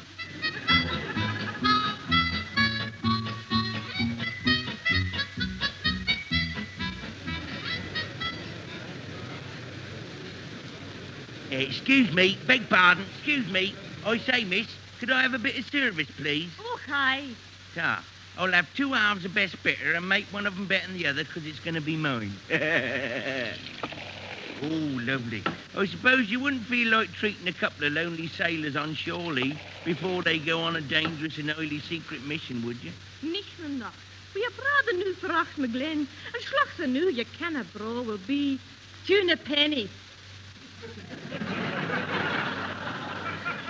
I didn't quite get that last bit. Oh, here you are, Tart. I bet if the Chief had tried that on, it would have worked. Excuse me, please. Beg your pardon. Mind your backs. Here, careful. If you don't move, I'll slop it over you. You better not, Johnson. Oh, sorry, pardon, sir. I didn't know it was you. It's your turn to buy the drinks, I see. No, sir, but I'm with Able Seaman Goldstein, sir. Oh, yes, enough said. Yeah. Have you seen number 1 in here tonight? Yes, sir. He's over there with the Chief and Captain Povey. Ah, yes. Yeah, thanks very much. I'll go and join them. Excuse me. I beg your pardon. I'm so sorry. Hello, chaps. Oh, good evening, Mr. Phillips. It's your round. A small gin, please. No, I'll have a large scotch, thank you. Yeah, plus half a rum for Cheapy O'Jonesy, sir. If I may say how very pleased we are to see you. So it seems. Yes. I hope I haven't kept you all waiting. No, we've kept going on crisps and wallop up to now. Have you? Then you should have got the taste for it by now. 3 halves of wallop, and that's Leslie's best offer. We accept. Yes, I was afraid you would. Can anyone lend me £5 bob? Hey, see what I mean? There, isn't it marvellous, isn't it? The old ship's skint now. Well, it's hardly new, is it? We always are. Well, speaking for myself, I must say, although I like another drink, it's sufficient to have a chance to be out with the boys for once. My dear wife, Ramona, doesn't approve of the hostelries, you know. Oh, if she could see me now, she'd do her nut. Yeah, well, that's understandable, isn't it, sir? I mean, it's a dead cert we'll get involved in a monumental slosh up tonight. With about threepence between the four of us. Well, I wouldn't bank on it, Chief, but I think Mafting is about to stand a chance of being relieved. Look, Lummy, it's what's his name, and Miss Thingamajig. Who? I mean, Doodah and Miss Whatsit. Professor Casket and Miss Crombie. Well, exactly. That's just what I said. Good evening, Captain Fibber. Yes, and, Everyone? Exactly. We were, Wondering if... yes. If you would care to, Join us in? Quite. In, partaking of, Small gin. Large Scotch. Half a rum.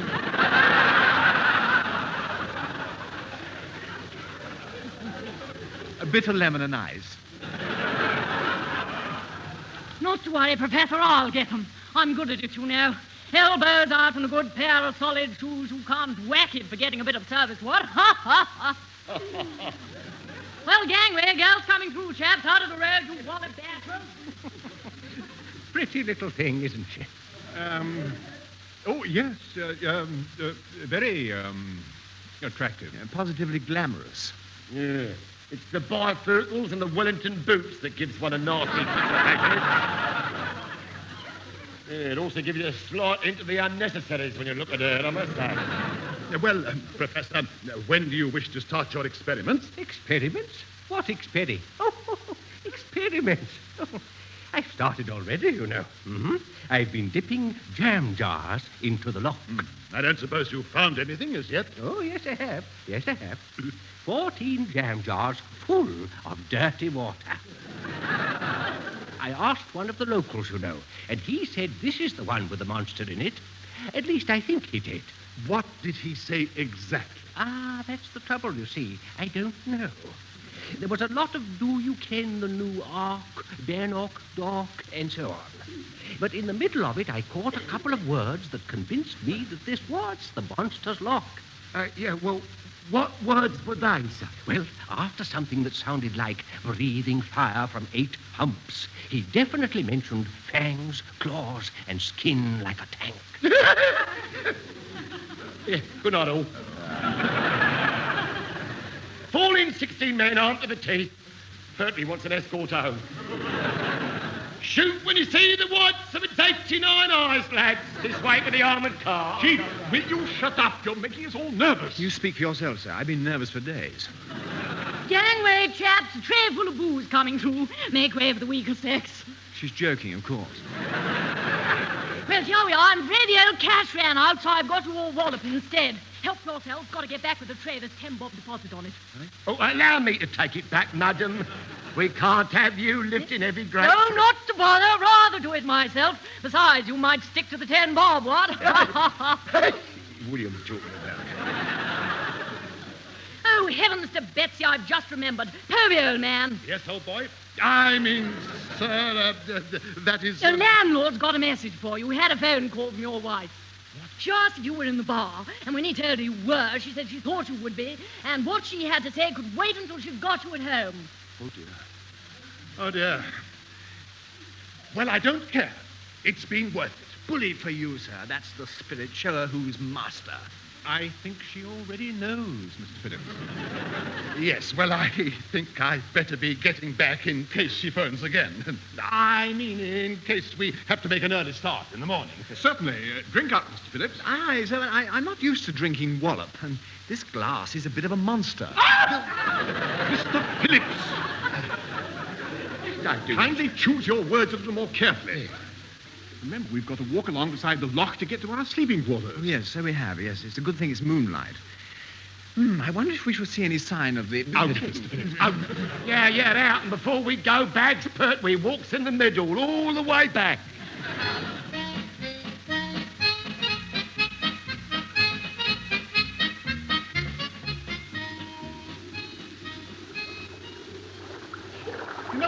When we walked to the pub, I'm sure it wasn't as far as this. Oh, yes, it was, sir. It's just because it's dark now that it seems longer. Well, walking along by the edge of the lock like this, even Mr. Phillips could hardly lose us, could he, sir? I wouldn't care to bet on it. No, neither would I. Mr. Phillips, Mr. Phillips, had you noticed, sir, we've run out of lock to walk beside? Besides what? No. Oh, I see. Yeah, that's ridiculous. We can't have done. The pub was on the south side of the loch. Now a little bit of hame from hame was on the south side.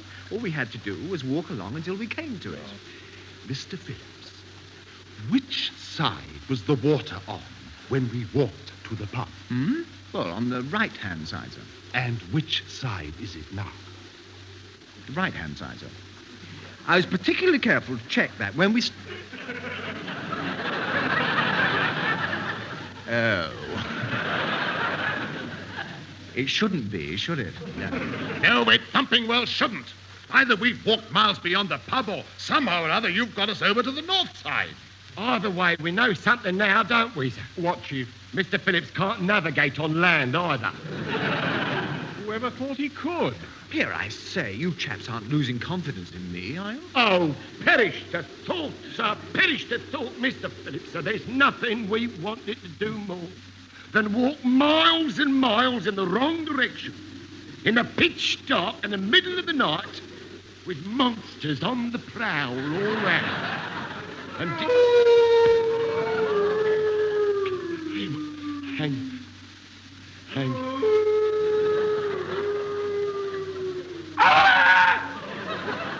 Help! It's the monster! It's the one with the fangs and the claws and the skin like a tank. Don't eat Pertwee, monster! I'm an acquired taste. Oh, how true. No, be quiet. It's only a dog. No, it isn't, sir. Look, I can see it ahead of us, sir. Where? Look there, look there. What there? There, look. What there? Yes, there, sir. It's a great big thing. All a-looming in the glooming. What? Oh, Lummy. It's real. I believe it. Gracious, so do I. Look out. It's starting to move. Go, get back. Go on, get back. Go on, back. Go on, run for it. It's got to pounce. Ooh. Is that you, Chief? Lummy, it's a talking monster. Yeah, it's a talking monster, all right. Wait till I get my fangs and claws on his skin like a tank.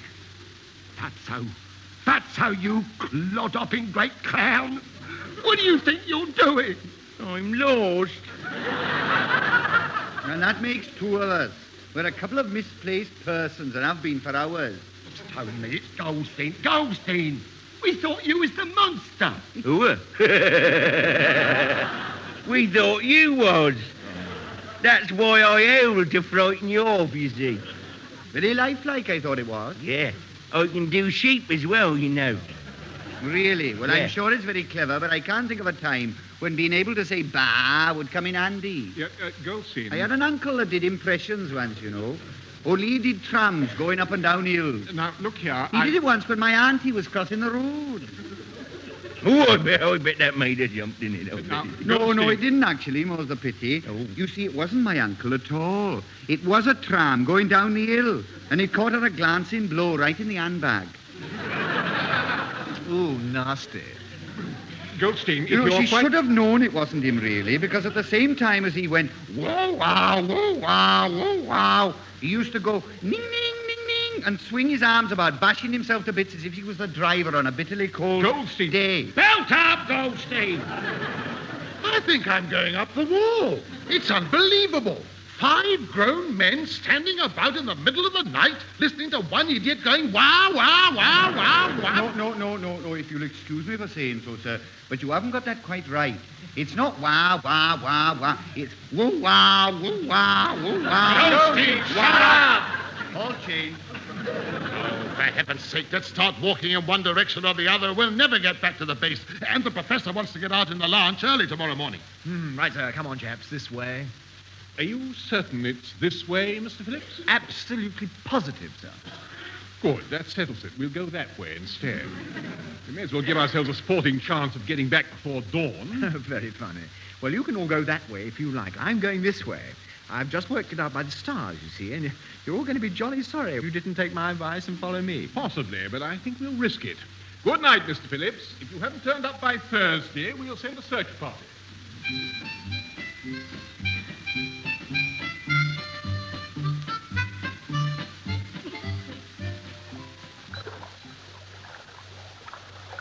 Morning, Chief.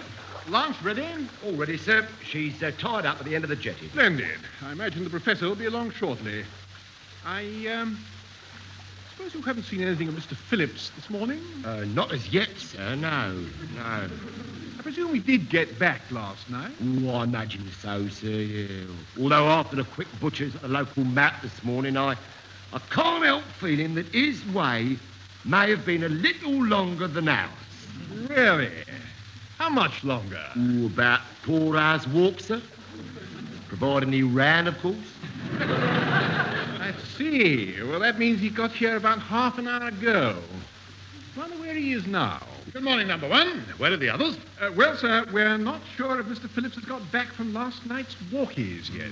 If there's any justice, the monster will have got him. What about Lieutenant Commander Staunton? Oh, well, now, it's funny you should mention him, sir. You know, I really can't remember seeing him since we got here. Gone fishing, I suppose. Well, that'll be the last we'll see of him for a month. Now, let's... What on earth's that? Sounds like a telephone ringing. Yeah, it seems to be coming from that little light at the end of the jetty, sir. Well, I shouldn't think it's for us, would you? We shall never know if we don't answer it, shall we? Come on, quick, get the door open. Hello, Jetty Hut speaking. Hello, your early morning call, Mr. Phillips. What? It's 7:30. Thank you. No, wait. Now, just a minute. Now, what is all this? Where's Mr. Phillips supposed to be? Well, when he booked the call, he said he'd been asleep in a launch at the end of the jetty, and would we keep on ringing until he woke up? I see. He did he? Thank you. I'll see he gets his call, all right. Goodbye. Chief, you might walk down to the end of the jetty and see if Mr. Phillips is in the lounge and whether he'd like his early morning tea and biscuits yet. Oh, blimey, that's where he ended. I mean, I answer. Yes. Odd, isn't it? He always seems to get back eventually. Wonder if he ordered a morning paper as well. You know, really, this is absolutely... Hello? 1 moment, please. I have a long-distance call for you. What? But it's completely ludicrous. Here we are in the middle of nowhere, and we keep getting telephone calls. Hello, could I speak to Captain Povey, please? Speaking? Who's that? Ben Cornwall, sir. I'm speaking from your office at Portsmouth. How did you know where I was? It was a guest, sir. I understand there was a call from Mr. Phillips from that number about an hour ago, asking if somebody would cancel his morning paper. Oh, no. I'm surprised the idiot didn't reverse the charges. He did. Trust him to spend about 5 shillings to save the cost of a morning paper. I'll have something to say to him about this when I see him. Oh, that reminds me, sir. I have an urgent message from your wife. Oh, dear. There's nothing wrong, is there? She said I was to give you her compliments, and she hoped you'd got the hangover you richly deserve. What? And that it was not a bit of good hiding up there with your booze-bashing friends. The longer you stayed, the worse it would be for you when you got back and she could sort you out. Oh, no. Well, tell her I'll get this job cleared up here this morning, and I'll be back by the first train. Very good, sir. She said she thought you would be, and I was to tell you she'd be there to meet it. Thank you. Thank you very much indeed. Goodbye. Number 1, where's the professor? Gone to get his jam jars, I believe, sir. Oh, has he? Well, he'd better get all the dirty water he wants on this trip this morning because it's the It's the last one. We've been recalled. Yes, I rather thought we might have been. It's urgent Admiralty business. You understand. Oh, fine. Yes, Yeah. good. Well, now, for heaven's sake, let's get down to the launch and get going before that blasted phone rings again.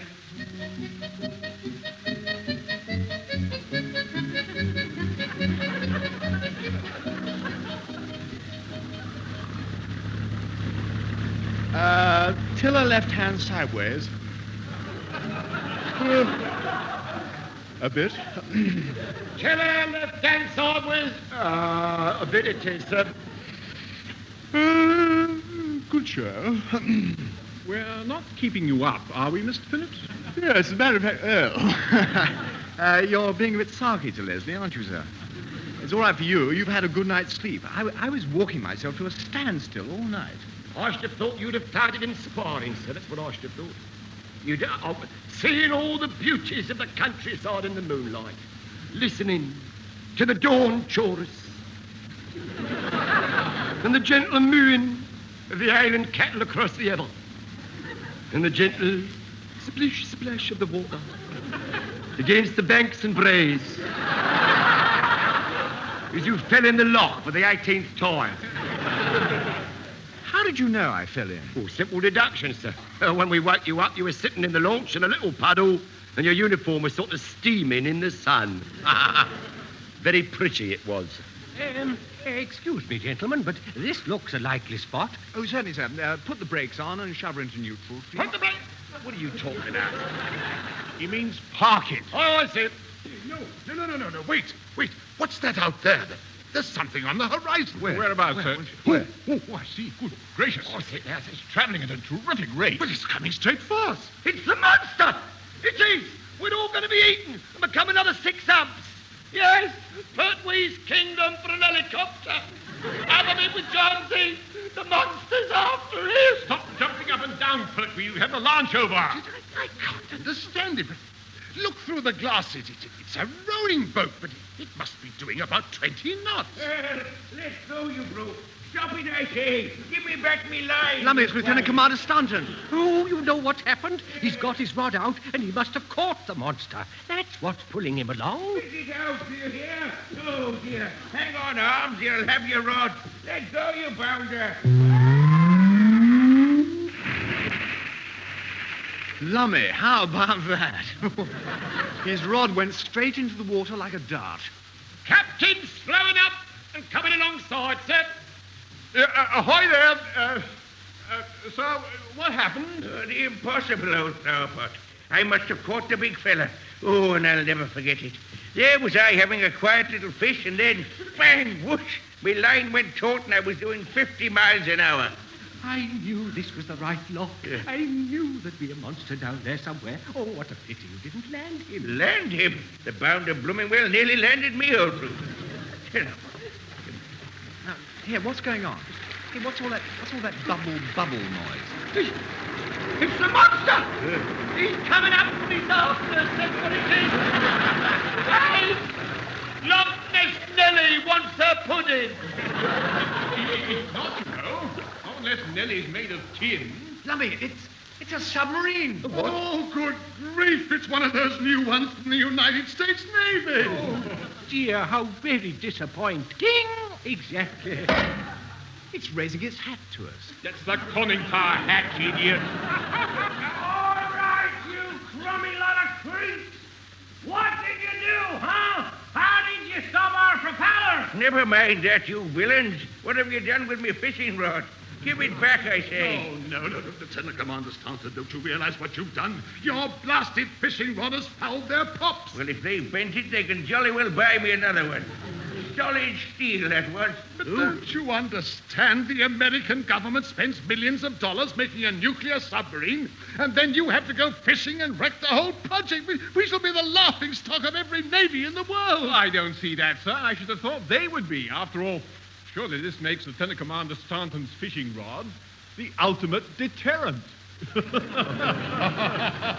Oh, I say, I suppose it does. What's that ringing noise? Right, I think it's the phone in the little hut on the jetty, sir.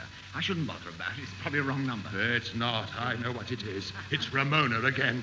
Head for the shore at once. We must get there before it stops ringing, or she'll swear I was in the pub again. Aye, sir. Brakes off. Brakes off, sir. Bunger in first. Bunger in first, sir. And easy with the clutch. If you insist, sir, and off we go, laughing.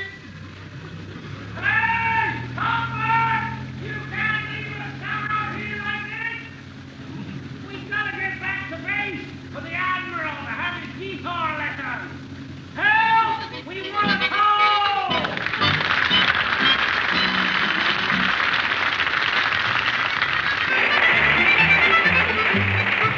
And that was Stephen Murray, John Pertwee, and Leslie Phillips working their passage in The Navy Lark, written by Laurie Wyman. Stephen Murray was the number one, John Pertwee was the chief petty officer, Leslie Phillips was the sub-lieutenant. Captain Povey was played by Richard Caldecott, Mrs. Povey was Heather Chasen, Able Seaman Johnson was Ronnie Barker. The recorded production was by Alistair Scott Johnston.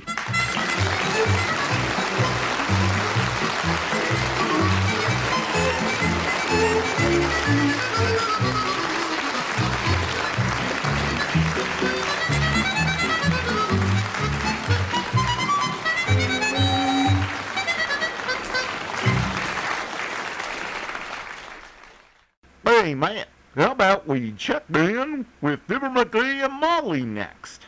That sounds good to me. The Johnson Wax Program. Presenting Marion and Jim Jordan as Fibber McGee and Molly.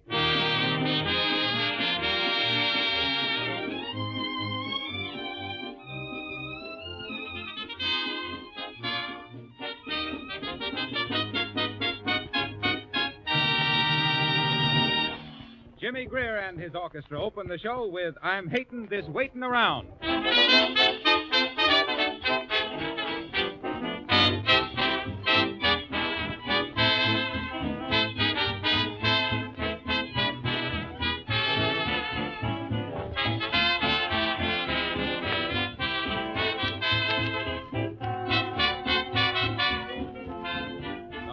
Of Johnson's Auto Wax and Cleaner are giving away 12 magnificent deluxe covered wagon trailers and 348 cash prizes in a nationwide contest now in progress. Each week, one luxurious trailer, completely equipped, $1,000 value delivered to your door, is given free in this great contest. All you have to do is complete this sentence. I like Johnson's Auto Wax and Cleaner because. Now just finish this sentence in 50 words or less, telling your own experience. First, try Johnson's Auto Wax and Cleaner. See how quickly your car takes on a beautiful, gleaming polish. It will be easy then for you to tell why you like these superior products. Printed contest rules will be found in each combination package of Johnson's Auto Wax and Cleaner for sale at your regular Johnson's Wax dealer, auto supply store, garage, or filling station. Read the rules carefully, then mail your entry to S.C. Johnson & Son, Racine, Wisconsin.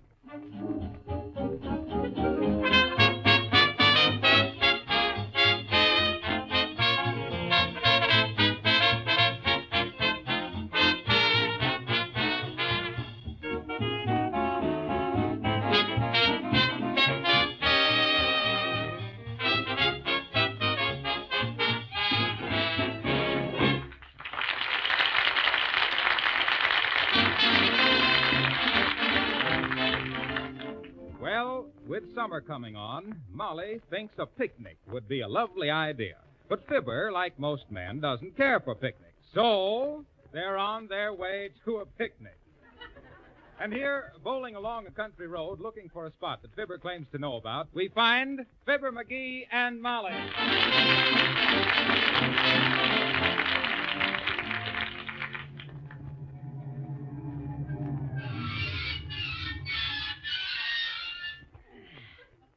Get them brakes fixed.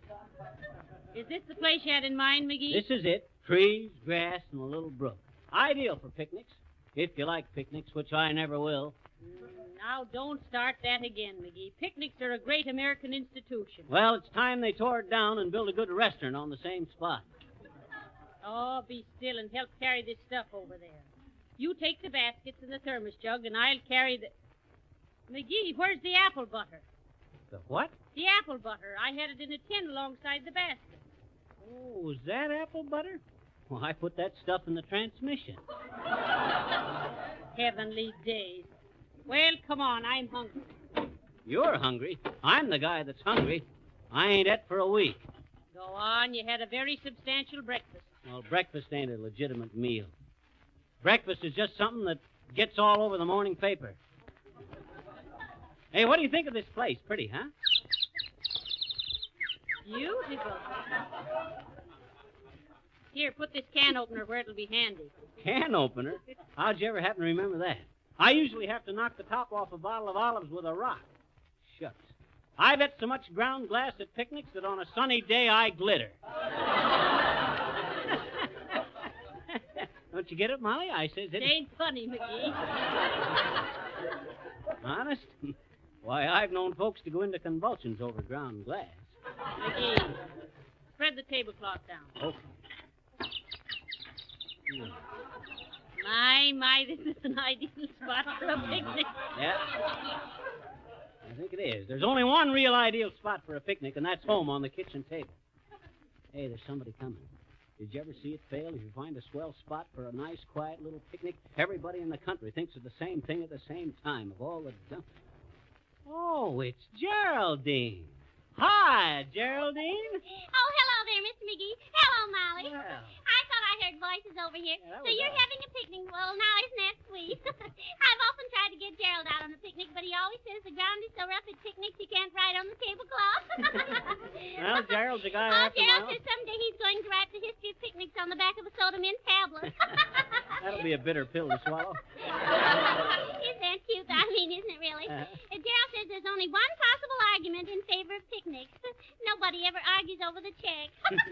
I don't know about that, Geraldine. Sometimes you get a couple of guys on a Oh, picnic. and another thing Gerald said. Oh, you'll die at this. I'm half dead already. He says he can invite nice people to dinner at home, but at picnics you only meet hard-boiled eggs. Oh, you should hear him talk sometime. Me too. I've said worse things with He mine. says no matter which relatives you take on a picnic, the ants always get there first. Oh, Gerald is a scream. He really is. Yeah. Well, I simply must be off. I'll say so. Diddle, diddle, diddle. See, Mom, there's other people that don't like picnics besides me. Be quiet.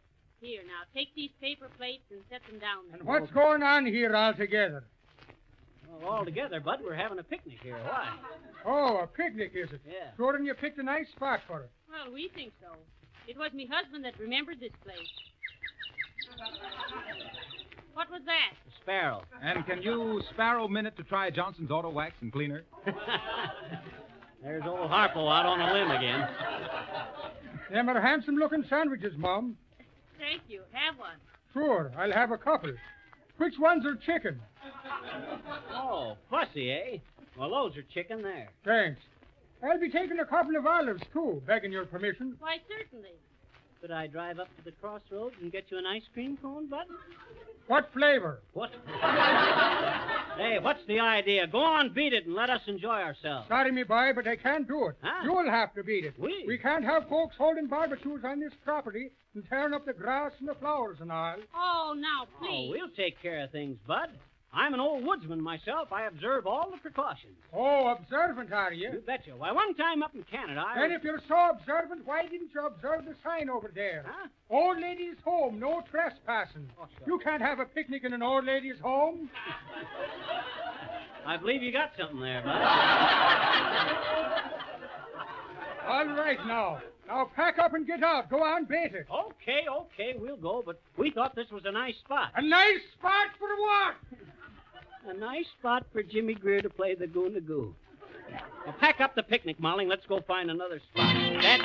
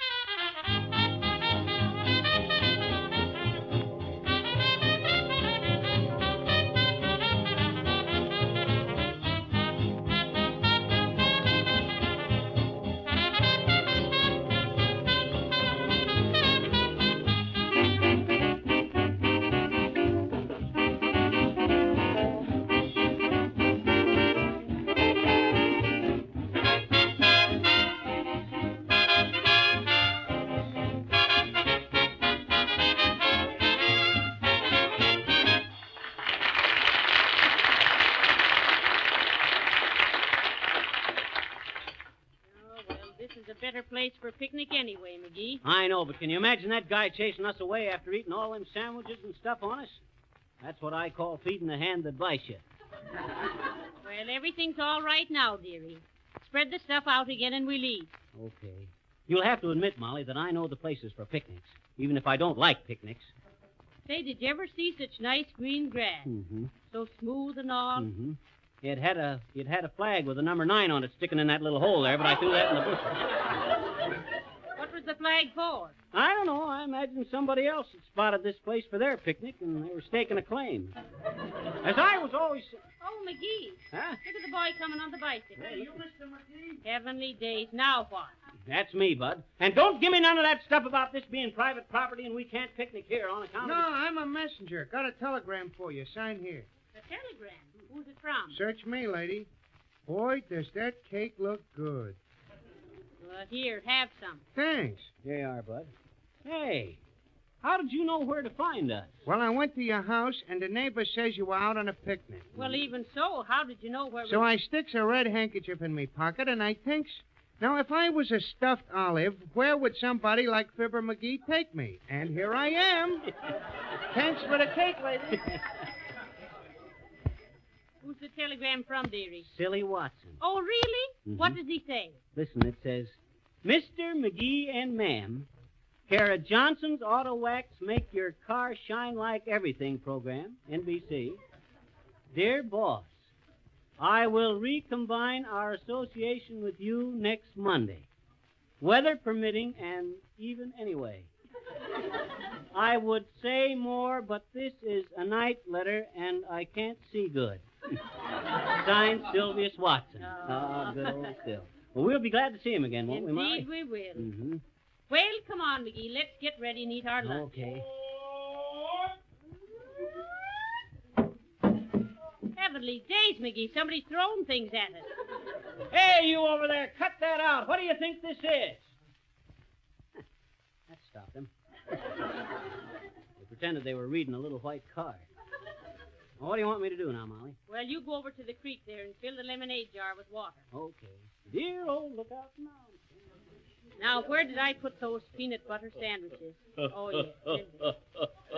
Hello there, Mrs. McGee. Oh, more toops. You startled me. What you doing, having a picnic? Well, we were up to now. Never cared much for 'em myself. Knew a feller once who was so crazy about picnics, he always kept the sugar bowl at home full of sand. Wasn't that a pip? That bowled me over. Always like to get out into the woods here and think up stuff. Some of my best jokes have been thought up out here. Yeah, I've heard some of your open-air jokes, Lord. Open-air jokes.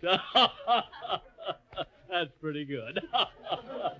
Hey, I heard a socko down at the sawmill.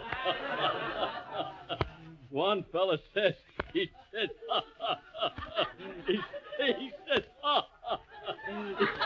get a load of this now. He says, what's the matter with your arm? And the other fella says, a red ant. And the first brother said, a red ant bit ya? And the other fella said, no. A red ant and the adverse and my arm's paralyzed.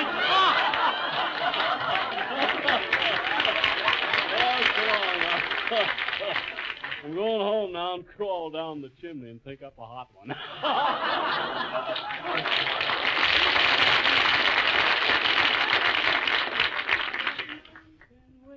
McGee, Huh? more Toops was just here while you were gone. You just missed him. Good. What do you want? 3 sandwiches, 2 pieces of cake, and an audience.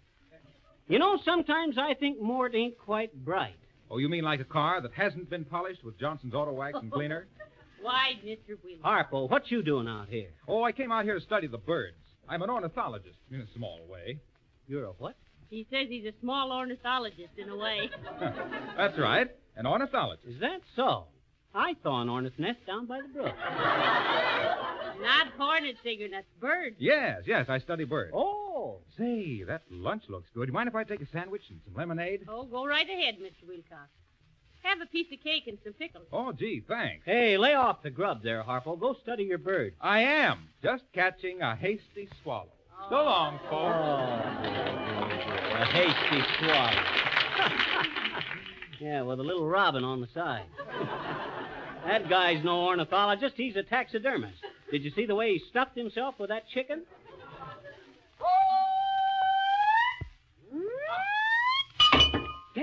Who knocked that glass out of my hand? One side there, Skippy. Get off the green. What do you mean, get off the green? Beat it, Grandma. We're trying to hold a picnic here. Well, Shorty, you chose a fine place for it. One side there and leave me pot. Where's my ball? Oh, here it is. Listen, Grandma, play somewhere else till we finish our lunch, will you? Not a chance, Skippy. Hey, who are you anyway? Why, I'm Brassy Bertha, the Goonagoo, the girl golfer. Watch me sing this one. Well, Heavenly day. hey, quit walking over the lunch. And say, what's the idea of wearing snowshoes to play golf in? Why, we play winter rules on this course, Shorty. Well, here goes my drive, ready or not. Whee! Was that a dive? Well, so long, Skippy. Well, I'm glad she's gone. Hand me a sandwich there. Hey, you, get out of there. What do you think this is? Scram. Who are you, Bud, and what's the idea? This is the Bobolink Golf Course, and I'm the chairman of the Greens Committee. Here, have some spinach. Listen here, Bud. Go on, beat it. Scram. Oh, dear. Well, come on, dearie. Dad, Brett, some picnic. Well, I know another place. Why can't... Okay.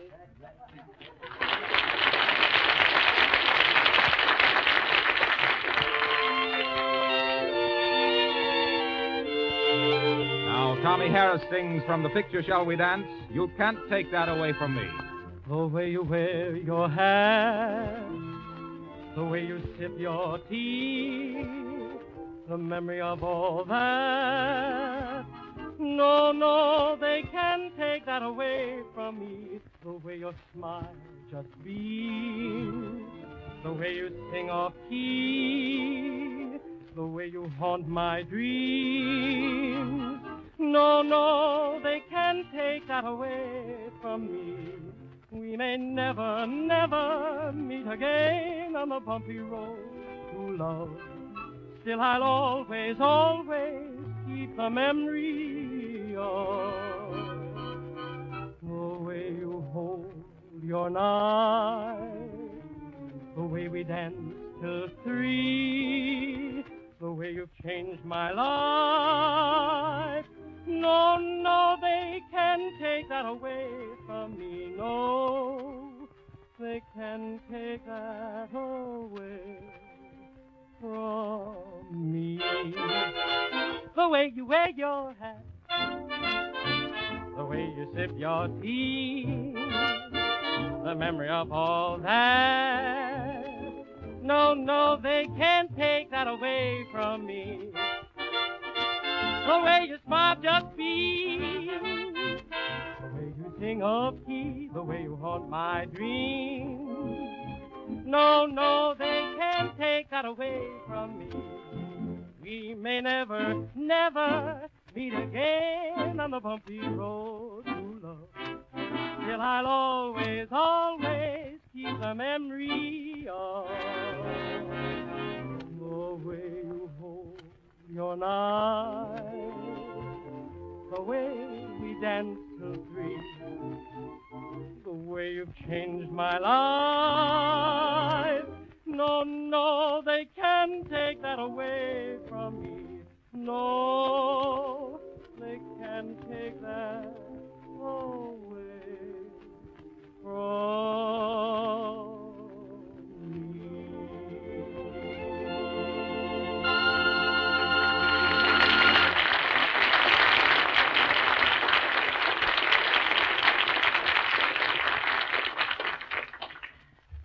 Dear. We'll unpack the lunch again, dear. Okay. I hope nobody bothers us here. You and your wonderful places to eat. Well, anyhow, I know this ain't private property and it ain't a golf course. And look at them rolling fields and the trees. This is really the spot I had in mind all the time. Oh, dear. Here comes somebody again. Now, why can't we have a picnic Well, in... who is it? I can't see on account of the bushes. Listen, whoever you are, get out of here and leave us alone, you hear? We've had enough... Oh, hi there, little girl. Hi. What you doing? We're having a picnic. Now, go on, run along. Hmm? I says we're having a picnic. Doing what? What do you mean, doing what? Well, gee, you said you were having a picnic, I betcha. Sure, we're having a picnic, and that's all. Just having a picnic. Why? What? Well, because we like it out here, that's why. Out here among the trees and birds and stuff. You see, sis, I'm an outdoor man at heart. Hmm? I says I know all about the woods and stuff. Anna? You betcha. Way back in Tacoma, Washington, I used to be known as Timber McGee. Oh, my. Timber McGee, the tip-top tornado of the trail, tearing out tons of toppled tamaracks and tripping tirelessly through tangled trees from Tallahassee to Tacoma.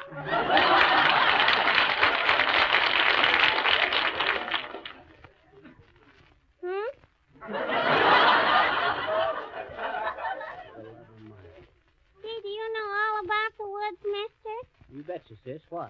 Well, gee, why do all the little brooks run so crooked?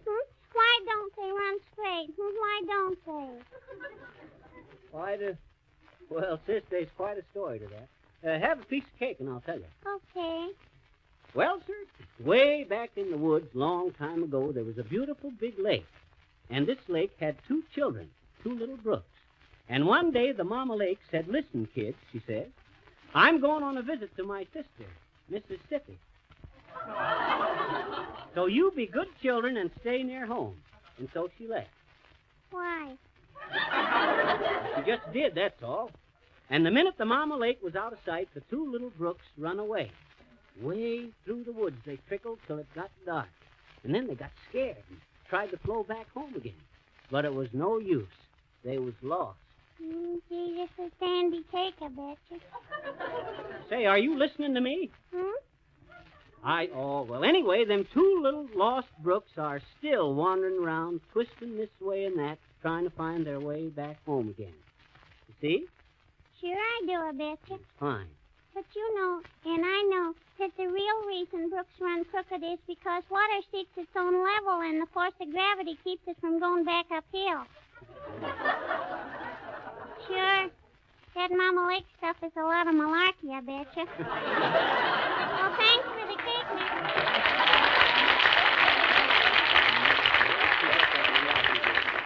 You will try to teach a little more lesson. Oh, will you? well. Now come on and let's eat at last. I'm so... Hey, don't do that, Molly. Do what? Knocking my hat off. You play too rough. McGee, I never touched your hat. It's been that bee that flew by then. Shucks, Gosh, Molly, I never saw so many bees. They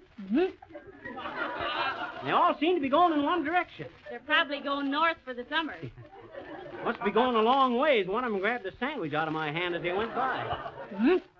Heavenly days, did you look at that? Why, these bees around here sure fly fast. They went right through the olive bottle. Hey, I never saw a bee yet that could fly that hard. There must be something else around here. Oh, listen, McGee. You hear that? Somebody's shooting. Well, they got a lot of nerve busting up a quiet picnic. Hey, you, what's the idea of doing all that shooting? Somebody's liable to get hurt. I'll say they are. You better pack up that stuff and scram, brother. Ah. This is the National Guard rifle range.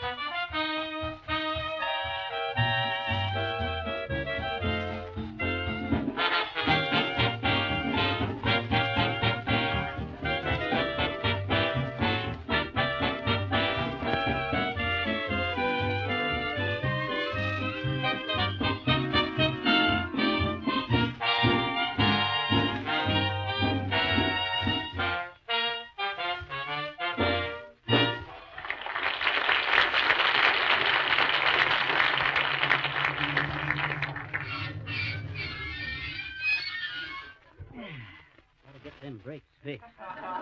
Well, we've been chased off a private property, off a golf course, and off a rifle range. Well? And to think we had to come back to our own backyard to hold a picnic. Well, shucks, Molly. I was doing my best to find Be the... quiet, Eagerness. Okay.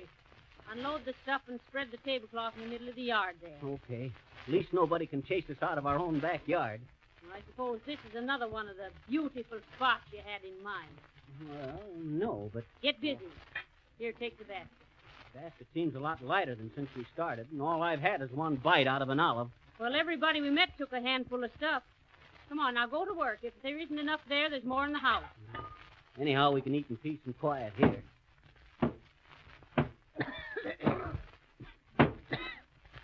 Where's that dust coming from?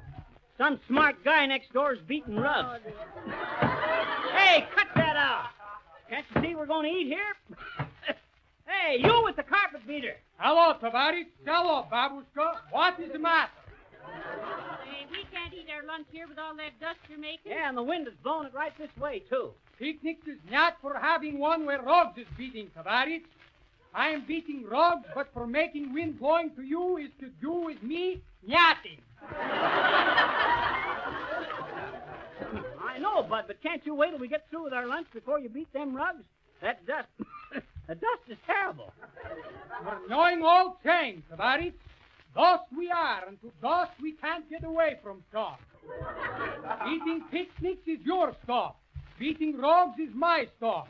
If my stuff is stronger as your stuff, then the fast man wins.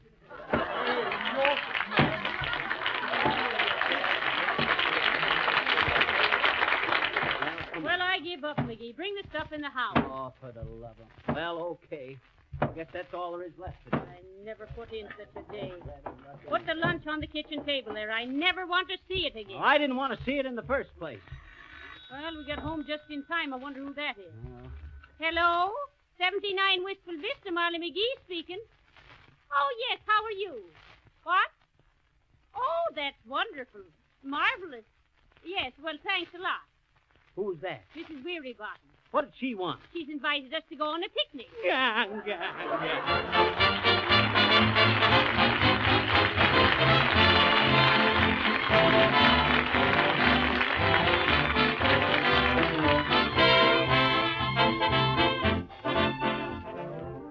We take pleasure now in announcing the winner in the first week's trailer contest. Mr. Fred L. Stoneley, 67 South Street, Salesville, Rhode Island. Congratulations, Mr. Stoneley. We know how much you're going to enjoy that beautiful covered wagon trailer, and we hope you'll keep it shining like new with Johnson's Auto Wax and Cleaner. Now, we wonder who will be the winner in this week's contest. You know, you have as good a chance as anyone to win. To compete in this week's contest for a covered wagon trailer and many cash prizes, you have only to finish the following sentence in 50 words or less. I like Johnson's Auto Wax and Cleaner because. Now send your entry with the box top from one combination package of Johnson's Auto Wax and Cleaner to S.C. Johnson & Son, Racine, Wisconsin. This week's contest closes at midnight Saturday, May 29th. Each Saturday night thereafter, another week's contest closes. Now you'll find complete contest rules in the combination package of Johnson's Auto Wax and Cleaner for sale at your regular Johnson Wax dealer, auto supply store, garage, or filling station.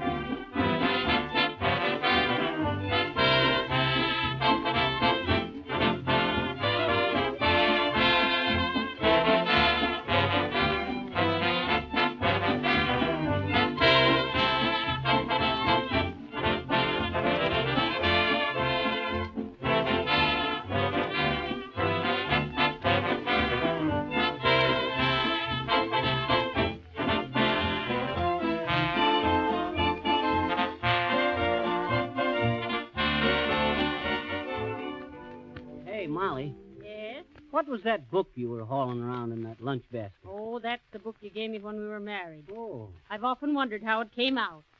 You know, somehow I can never read a book at a picnic. Never seem to get past the table of contents. No. You're too interested in the contents of the table. Oh. Well, there's food for thought in that, too. Oh, my. Good night. Good night, Hog.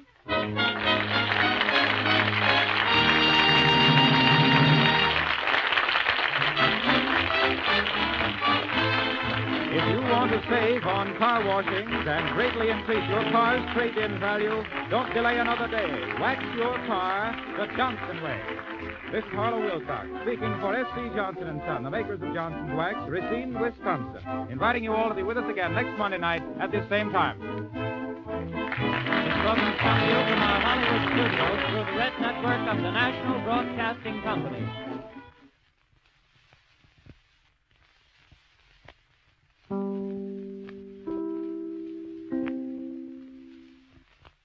It's elementary that Sherlock Holmes is up next on nightly old-time radio shows. Another Sherlock Holmes adventure, introduced by Dr. Watson. This one's called The Noble Bachelors. It was a few weeks before my marriage, during the days when I was still sharing rooms with Sherlock Holmes in Baker Street. I had remained indoors all day, for the weather had taken a sudden turn to rain with high autumnal winds. The Giselle bullet, which I had brought back in one of my limbs as a relic of my Afghan campaign, throbbed with dull persistency. With my body in one easy chair and my legs upon another, I had surrounded myself with a cloud of newspapers. When at last I had saturated myself with the news of the day, I tossed them all aside and lay listless, speculating lazily upon the huge crest and monogram on the envelope upon the table which awaited my friend's return. Well, Holmes, here's a very fashionable epistle. Your morning letters, if I remember right, were from a fishmonger and tide waiter. Yes, Watson. My correspondence has certainly the charm of variety, and the humbler ones are usually the more interesting. This looks like one of those social summonses which call upon a man either to be bold or to lie. Oh, come. It may prove to be something of interest after all. Not social, then? Distinctly professional. And from a noble client? One of the highest in England. Oh, my dear fellow, I congratulate you. I assure you, Watson, without affectation, that the status of my client is a matter of less moment to me than the interest of his case. It is just possible, however, that also may not be wanting in this new investigation. You have been reading the papers diligently of late, have you not? It looks like it. I've had nothing else to do. It is fortunate. You will perhaps be able to post me up. I read nothing except criminal news in the agony column. The latter is always instructive. But if you have followed recent events so closely, you must have read about Lord St. Simon and his wedding. Oh, yes, with the deepest interest. The letter which I hold in my hand is from Lord St. Simon. I will read it to you. And in return, you must turn over these papers and let me have whatever bears upon the matter. This is what he says. My dear Mr. Sherlock Holmes, Lord Backwater tells me that I may place implicit reliance upon your judgment and discretion. I have determined, therefore, to call upon you and to consult you in reference to a very painful event which has occurred in connection with my wedding. Mr. Lestrade of Scotland Yard is acting already in the matter, but he assures me that he sees no objection to your cooperation, that he even thinks it might be of some assistance. I will call at 4 o'clock in the afternoon, and should you have any other engagement for that time, I hope you will postpone it, as this is a matter of paramount importance. Yours faithfully, etc. It is dated from Grosvenor Mansions and written with a quill pen. The noble lord has had the misfortune to get a smear of ink upon the outer side of his right little finger. He says 4 o'clock. It's past 3 now. And I have just time, with your assistance, to get clear upon the subject. Turn over those papers and arrange the extracts in their order of time, while I take a glance as to who our client is. All right. Here he is. Robert Walsingham de Vere St. Simon, second son of the Duke of Balmoral. Arms azure, 3 caltrop in chief over a fess sable, born 1846. Well, that makes him 41 years of age. It's mature for marriage. Was Undersecretary for the Colonies in the late administration. The Duke, his father, was at one time Secretary for Foreign Affairs. They inherit Plantagenet blood by direct descent and Tudor on the distaff side. Well, there's nothing very instructive in all this. I must turn to you, Watson, for something more solid. I have very little difficulty in finding what you want. The facts are quite recent. The matter struck me as remarkable, but, well, I fear to refer it to you, as I knew you had an inquiry on hand and that you disliked the intrusion of other matters. Oh, you mean the little problem of the Grosvenor Square furniture van? That is quite clear up now. It was obvious from the first. Pray give me the results of your newspaper selections. Yes. There was a paragraph in one of the society papers. Yes, here it is.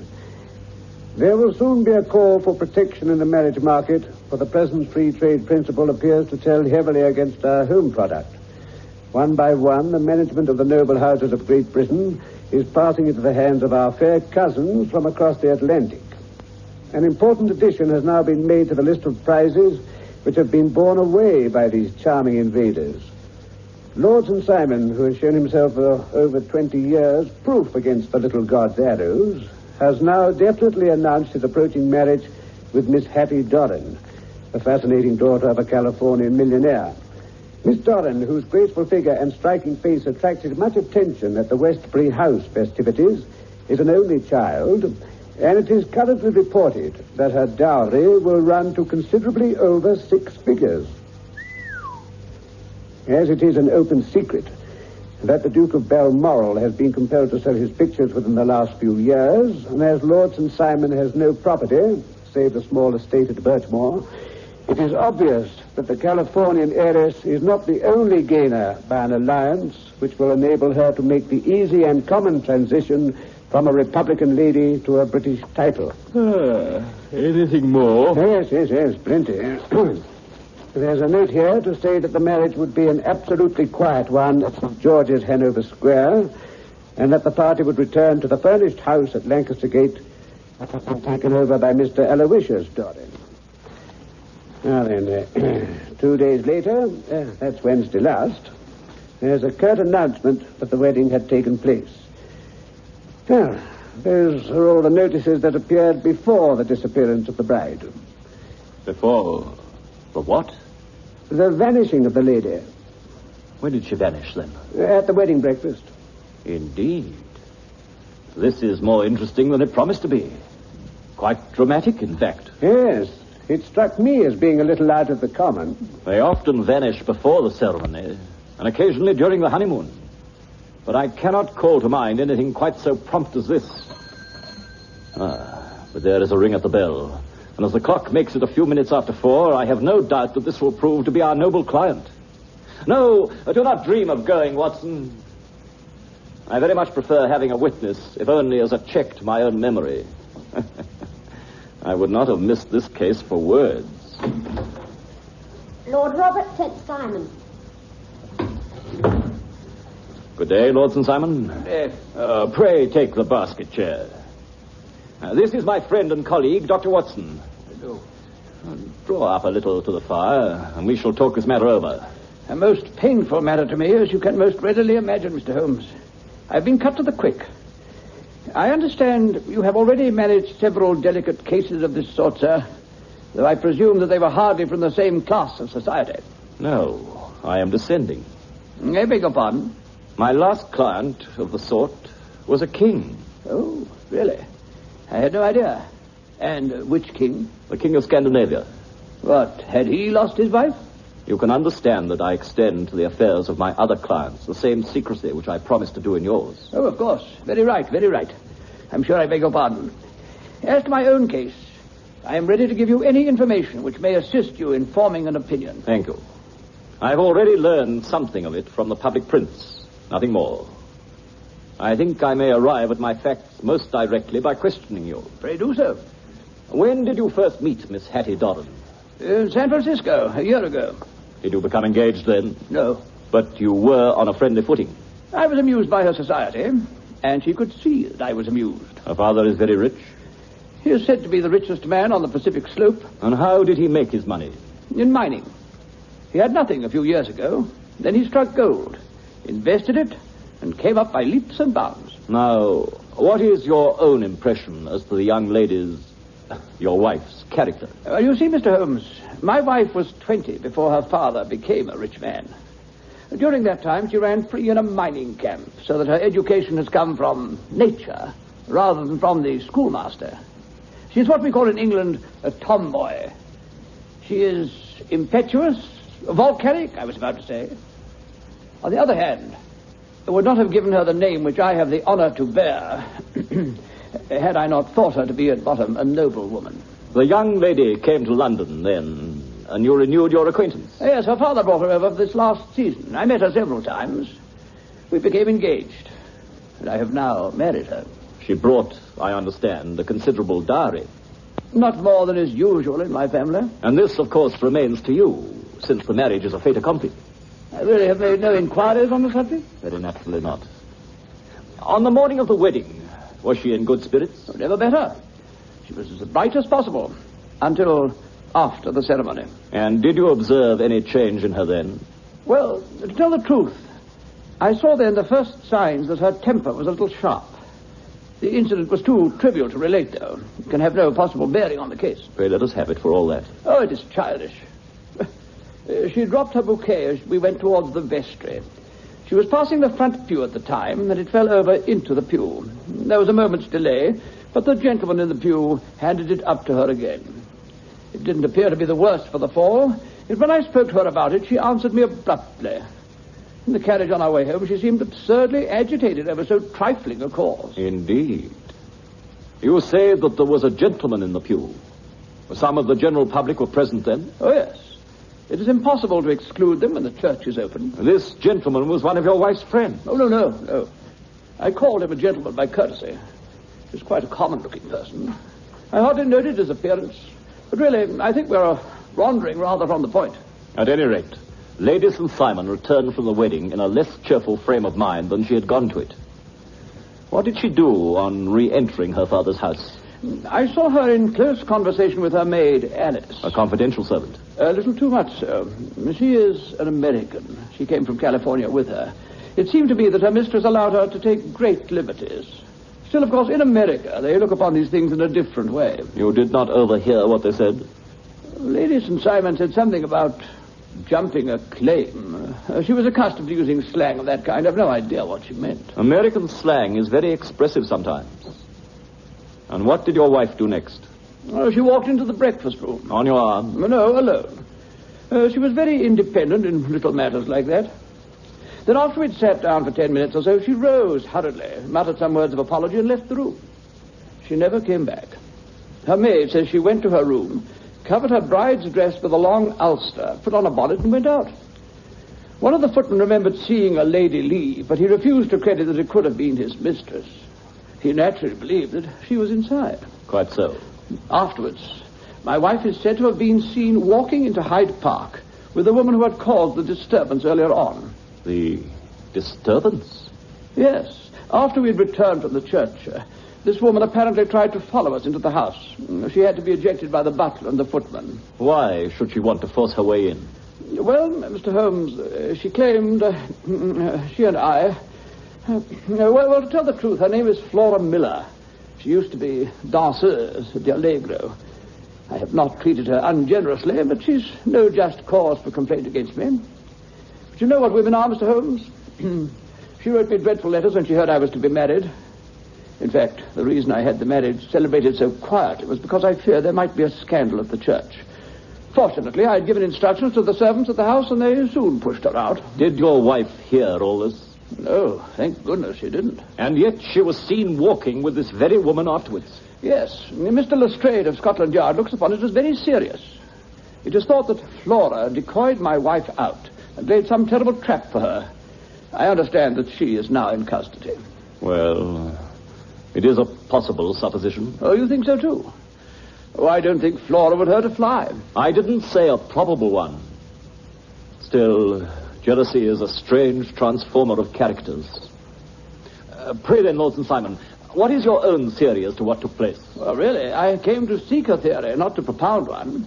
Since you ask me, however, it has occurred to me that the excitement, the consciousness that she had made so immense a social stride may have caused some little nervous disturbance in my wife. In short, that she had become suddenly deranged. Well, when I consider that she has turned her back, I will not say upon me, But upon so much that many have aspired to without reason, I can hardly explain it in any other fashion. Well, that is certainly a conceivable hypothesis.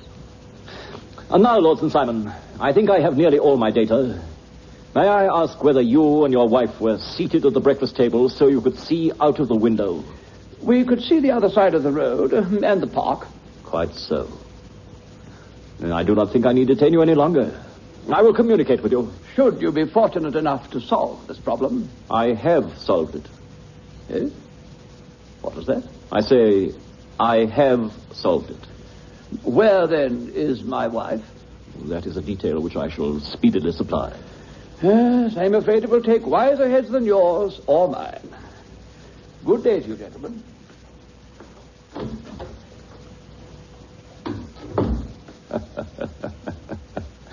It's very good of Lord St. Simon to honor my head by putting it on a level with his own. Well, I think I shall have a whiskey and soda and a cigar after all that cross-questioning.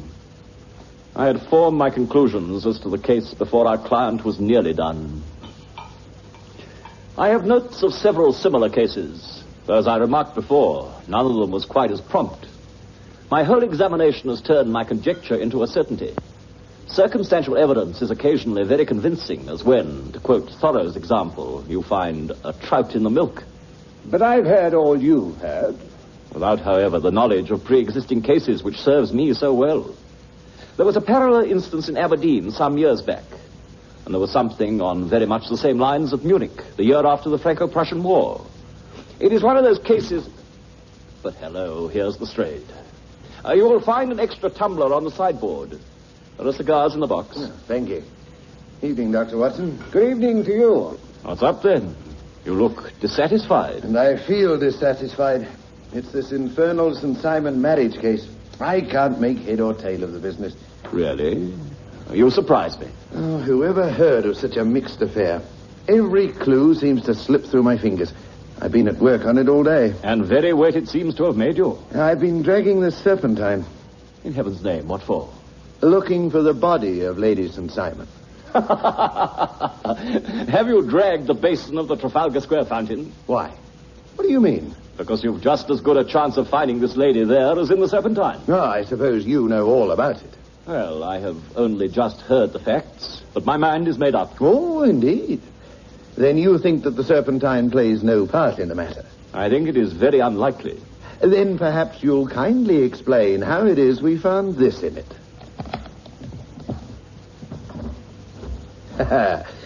There's a little nut for you to crack, Master Holmes. Indeed. See, Watson.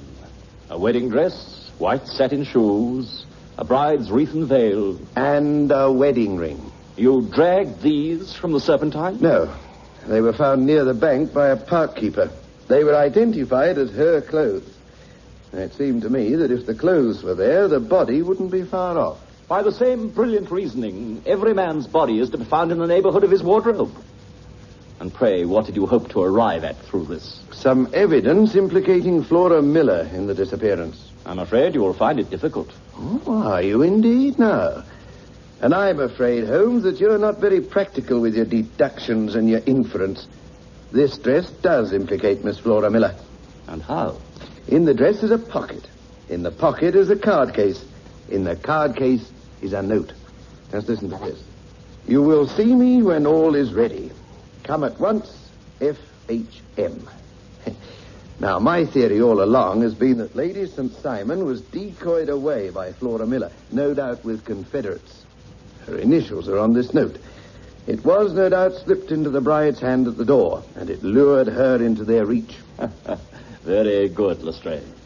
You really are very fine indeed. Let me see it.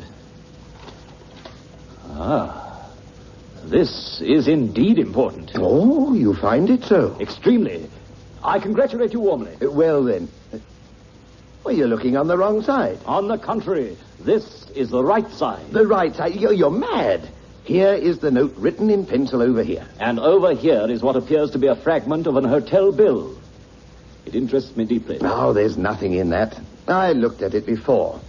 October the 4th, rooms 8 shillings. Breakfast 2 and 6, cocktail 1 shilling, lunch 2 and 6, glass of sherry 8 pence. can see nothing in that. Very likely not. It's most important all the same.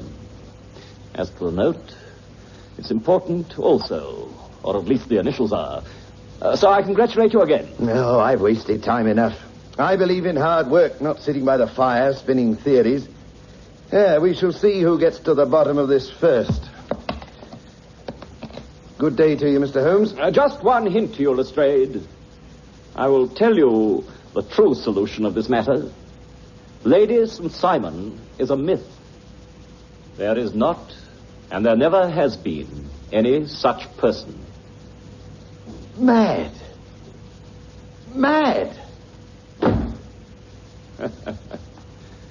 But there is something in what the fellow says about outdoor work. I think, Watson, I must leave you to your papers for a little. Well, Watson. They have laid the supper in my absence, I see. Yes, I didn't know what it was all about. A confectioner's man came and set it all out. Cold woodcock, pheasant, pâté de foie gras pie, and some bottles. Said it had been paid for and ordered to this address. Capital. Yes, he's laid for 5. You seem to expect company. Yes. I fancy we may have some company dropping in. I'm surprised Lord St. Simon has not already arrived. I fancy I hear his step on the stairs now. My message reached you then. Yes. But I must confess the contents startle me beyond measure. Have you good authority for what you say? The best possible. Oh, what will the Duke say? What's he to think when he hears that one of the family has been subjected to such humiliation? It is the purest accident. You look on these things from another standpoint. I can hardly see how the lady could have acted otherwise. Her abrupt method of doing it was undoubtedly to be regretted. But having no mother, she had no one to advise her at such a crisis. It was a slight, sir. A public slight.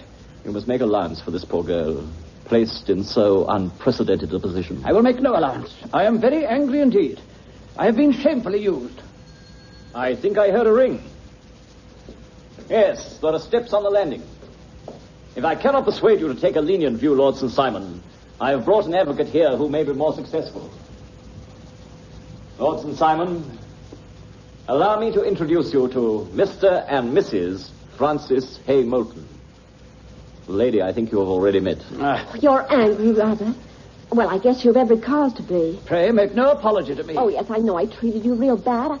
I should have spoken to you before I went, but I was kind of rattled.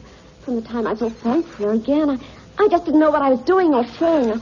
I only wonder I didn't fall down and go a face right there before the altar. Mrs. Moulton, perhaps you would like my friend and me to leave the room while you explain this matter. If I may give an opinion, we've had just a little too much secrecy over this matter already. For my part, I'd like all Europe and America to hear the rights of it. Then I'll tell our story right away. Frank and I met in 81 in McGuire's camp near the Rockies, where Pa was working on a claim. We were engaged, Frank and I. But then one day, Pa struck a rich parkhead and made a pile. Well, poor Frank here had a claim that came to nothing. The richer Pa grew, the poorer Frank got. So at last, Pa wouldn't hear of our engagement lasting any longer, and he took me away to Frisco. Frank wouldn't throw up his hand, though. You bet. So Frank followed me and saw me without Pa knowing. He said he would go back and make his pile, too, and he wouldn't come to claim me till he had as much as Pa. So I promised to wait for him till the end of time and not to marry anyone else as long as he lived. So I said, why shouldn't we be married straight away then? Then I'll feel sure of you. But I won't claim to be your husband till I come back. Well, we talked it over, see, and we just went to a clergyman and did it right there. Well, the next I heard of Frank was he was in Montana, then in New Mexico. Then there was a newspaper story about how a miners' camp had been attacked by the Apache Indians, and there was Frank's name among the killed. I was sick for months. There was never another word of Frank after that. Well, then Lord St. Simon, Robert, came to Frisco. We came to London, and a marriage was fixed. You see, I was... Hold on, dear. I felt all the time that no man on this earth could ever take Frank's place in my heart. But I meant to make Robert just as good a wife as it was in me to be. But you imagine what I felt first as I came to the altar rails. There was Frank, standing looking at me out of the first pew. Well, I thought it was his ghost at first. But I looked again, and there he was, still, with a kind of question in his eyes. I didn't ought to stop the service and make a scene in the church. What the clergyman was saying was just like a bee buzzing in my ears. I scribbled her a note Yes. and it... On the way out again, I saw the piece of paper in his hand, and I knew it was for me. So as I passed the pew, I dropped my bouquet over, and he slipped the note into my hand when he gave it back. You never doubted for a moment that your first duty was to him. Of course. Well, I told my maid to say nothing and got a few things packed. I know I ought to have said something to Robert, but it was dreadful hard in front of his mother and all those great people. I just made up my mind to run away and explain afterwards. I hadn't been at the table 10 minutes when I saw Frank out in the road. I slipped out and followed him into the park. Some woman came up talking something about Lord St. Simon, but I managed to get away from her. I caught up with Frank, and we took a cab to his place in Gordon Square. And that was my true wedding, after all these years. You see, I'd been a prisoner with those Apaches all the time. When I got back to Frisco, I saw in the paper about this other wedding. I just got to England in time. Frank was all for being open and telling what had happened. But I was so ashamed thinking of all those lords and ladies waiting at that table for me to come back. So Frank took my wedding things and dropped them anywhere in the park he thought they wouldn't be found. We were off to Paris tomorrow. Only this gentleman, Mr. Holmes, came round. Well, Robert, you've heard it all, and I'm very sorry if I've given you pain. I hope you don't think very meanly of me. Excuse me, but it is not my custom to discuss my most intimate personal affairs in this public manner. Then you won't forgive me? You won't shake hands before I go? Oh, certainly. If it would give you any pleasure. I had hoped that you would have joined us at a friendly supper. I think that there you ask a little too much. I may be forced to acquiesce in these recent developments, but I can hardly be expected to make merry over them. I think that with your permission, I will now wish you all a very good night. Then I trust that you, at least, will honor us with your company. It is always a joy to me to meet an American, Mr. Moulton. I'm one of those who believe that the folly of a monarch and the blundering of a minister in foregone years will not prevent our children from being someday citizens of the same worldwide country under a flag which will be a quartering of the Union Jack with the stars and stripes. Well, good night, Mr. Moulton. Good night. Good night. Good night. Well, Holmes. Yes, the case has been an interesting one. It shows how simple the explanation may be of an affair which seems almost inexplicable at first sight. You had no doubt, then? From the first, two facts were obvious to me. One was that the lady was quite willing to undergo the marriage ceremony. The other was that she had repented of it within a few minutes of returning home. But she could not have spoken to anyone when she was out, for she'd been in the company of the bridegroom. Had she seen someone then? If she had, it must have been someone from America. She'd spent too little time in this country for anyone to acquire so deep an influence over her that the mere sight of him would induce her to change her plans. I see. By a process of exclusion, we have arrived at the idea that she might have seen an American. Then who could he be? He might be a lover. He might be a husband. When St. Simon told us of a man in the pew, and the change in her manner, and that transparent device of dropping her bouquet, it all became absolutely clear. Especially in view of that allusion of hers to claim jumping, which in miners' talk means taking possession of that which another person has prior right to. It was clear to me that she had gone off with a man, and the chances were in favor of his being a husband. And how in the world did you find them? Friend Lestrade held information in his hands and didn't know the value of it. The initials on the note were of the highest importance, of course. But it was more valuable still to know that within a week he had settled his bill at one of the most select hotels in London. How did you deduce the select? By the select prices. 8 shillings for a bed and 8p for a glass of sherry pointed to one of the most expensive hotels. There are not so many in London which charge at that rate. In the second one I visited in Northumberland Avenue, I learned by an inspection of the book that Francis H. Moulton, an American gentleman, had left only the day before. On looking over the entries against him, I came upon the very items I had seen in the duplicate bill. His letters were to be forwarded to 226 Gordon Square. So thither I traveled. The loving couple were fortunately at home, and I ventured to give them some paternal advice. I invited them to meet Lord St. Simon here and make their position a little clearer. But with no very good results. His conduct was certainly not very gracious.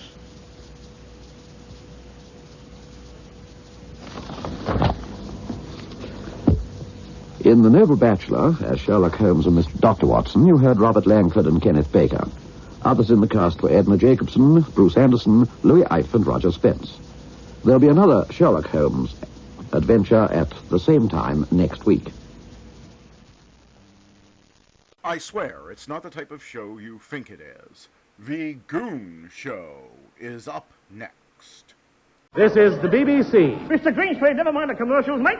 Oh, enough of the spin, span, spun, and the hern. Give us a magic lantern lecture on this week's show. As you will, sir. Ladies and gentlemen, on inserting the first color slide, we perceive the title to be The Great Nadger Plague.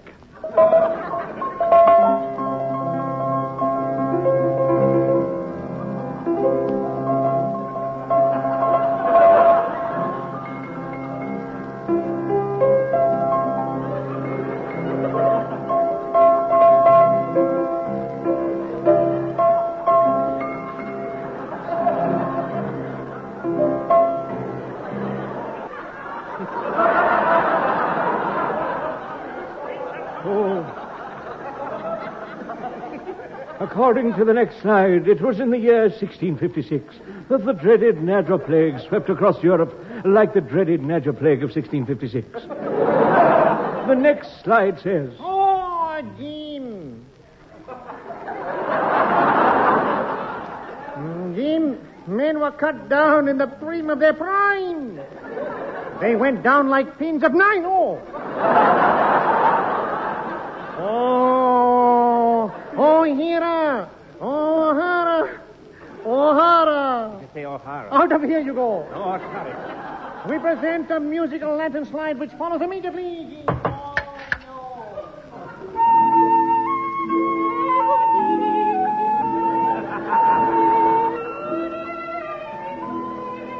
As you see, ladies and gentlemen, this beautiful slide shows the scene on the eve of the disaster. The Stidley Hume of Lord Seagoon's Huntry of Coos at Ninfield in the County of Sussex. The year 1656, or for our regular customers, at the reduced rate of 1537. Pray pardon your plin, me Lord Seagoon. Me Lord Footman, how tarries? Oh, a quill of quarrels and qualms. But I splurn. I deviate. 2 ragged aristocrats await you. Usher them on in, or enough. Strike out that which doesn't apply. There's no need, my lord. We took the liberty of striking it out ourselves. Would you just step over here by this reeking unmade bed? Yes, who is it? This bed is, and I quote from this prison discharge paper, the Comte de Jim Reeking Moriarty, Knight of 100 Stars, Cheval de Notre Calleur, and Fish Porter Extraordinary. Lord Seagoon, you're humble. You're revolting. What? And now, I thought, allow me to introduce myself. Moriarty, announce my name. Certain mate. Oh, ladies and gentlemen, announcing in the brown corner, out of 200 pounds, 4 shillings and 8 pence. My Lord Hercules Greitfeibstein. Oh. Thank you, Moriarty. Neddy, we come from France seeking the hospitality for which the English are so ill-famed. My Lord! You couldn't have come to a better place. We could have, but we didn't have the money. You jest, Faye. You're just a Charlie. What? Nettie, yes, yes. A chamber foil. Othello, smoke out the bedding in room number 6. It's the tick, you know. Of course. We have them every year about this time. What is the time? 4:20. Gad, they're late this year. Ah! Dear listeners, at that moment, the 2 men turned to go to their room, and I observed the seats of their trousers were burned out. I knew that sign only too well. It meant that these men were stricken with the dreaded Nadger plague. Ah! Run for it! The Nadgers! The plague!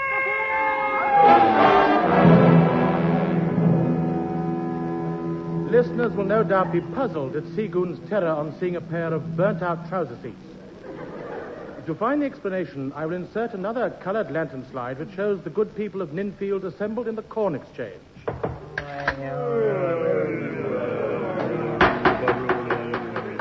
Gentlemen, Lord Seagoon is right in calling this meeting. Well said, Chief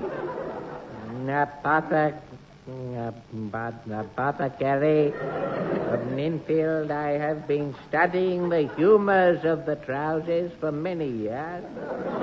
And I can tell you that the two gentlemen staying at Lord Seagoon's house are clear cases of the dreaded Nadja plague.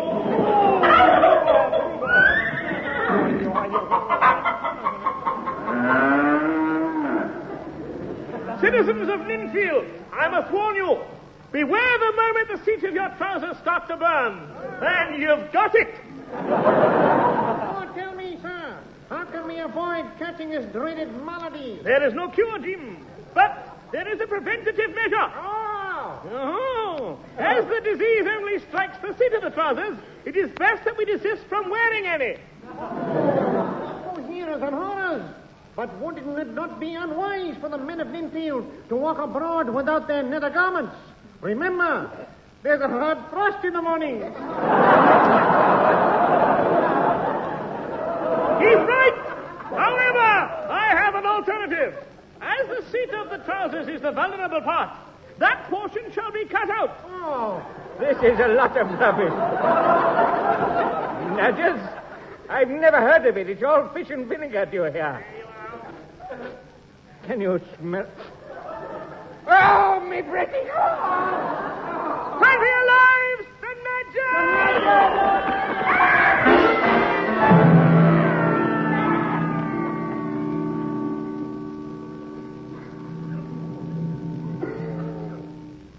The Dear viewers, as you'll observe on this lantern slide, Lord Bloodnock had indeed been stricken by the Nadgers. Now, here on the next slide, you see the men of the village filing past Dr. Crun to have the seats of their trousers removed. Oh, mind how you go, Dr. Crun.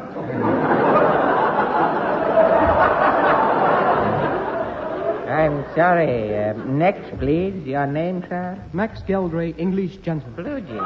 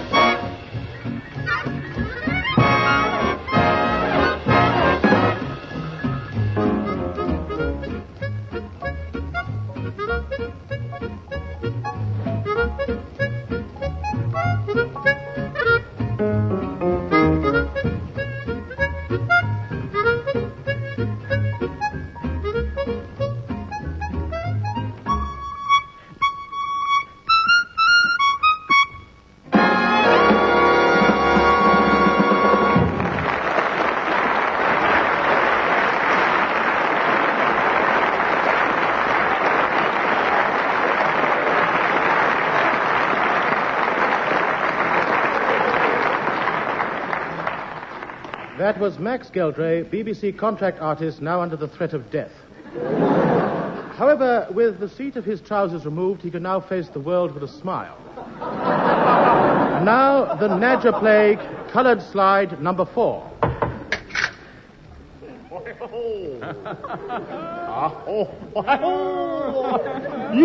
Oh, you naughty Great Five Fine. Oh, the way they all ran away from the manor. Eh? Yes, that was a brilliant idea of mine that you thought of. What?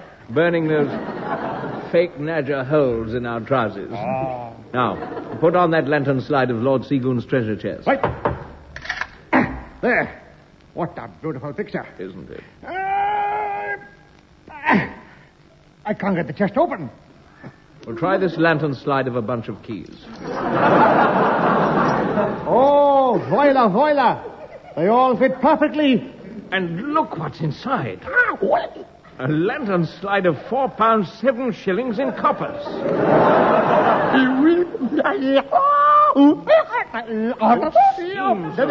Then it's true. He is a millionaire. Oh.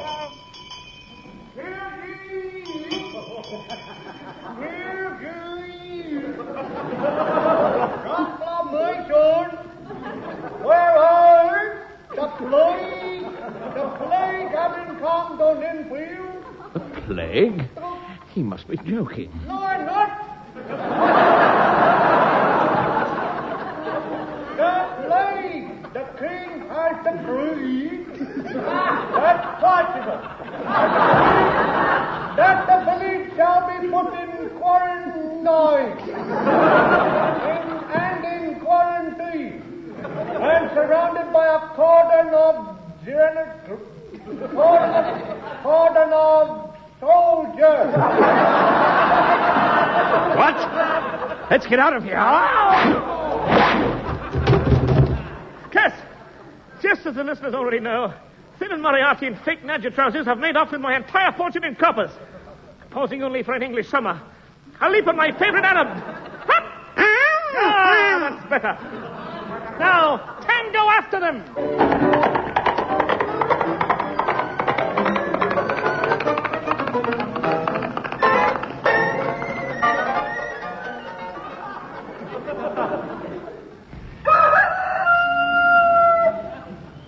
We included that recording of a cockerel for people who like that sort of thing.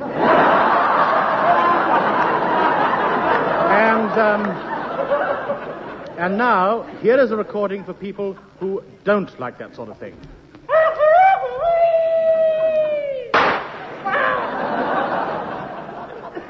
If listeners will stand on their beds and face north, they will be able to see a portion of the ensuing lantern slide, which shows a sentry on duty at the Nadger-ridden village of Ninfield.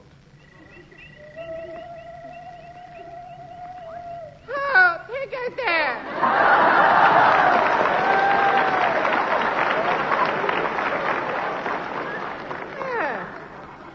It is a little owl. Hello, little owl. Thinks I will make up a poetry act. Hello, little owl. I can hear you owl, little owl. Dear little lovely owl. Look, Great Pipe. Look over there. That... it's a... What is it? It's, hand me that book on British wildlife. Ah, yes. The Lesser Spotted Sentry Boys. Send it, Great Pipe Thin. I shall talk to him because I'm wearing the hat. Right, and I'll accompany you on this waistcoat. Is that all right for you? Me. Yes, right. I say, little ragged lad. Oh, you're not an owl. Of course not. Of course I'm not an owl. I'm on holiday. But I heard one. I heard it one. You heard it? It went hut-hut-hutty.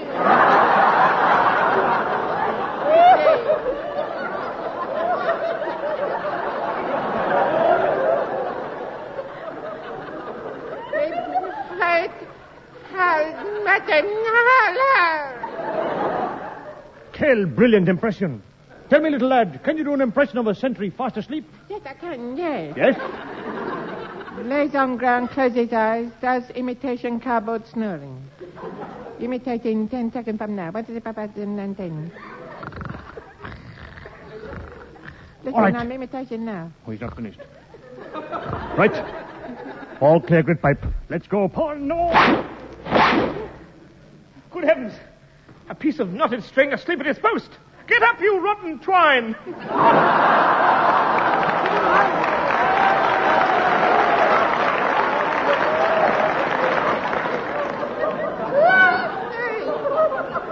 Don't shake my type catchphrases.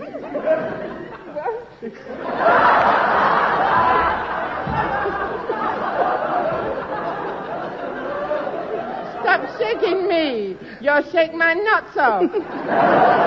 I'm not doing real sleeping. I was doing an impression of sleeping. Well, do an impression of waking up. Hello, Mum. What's for breakfast?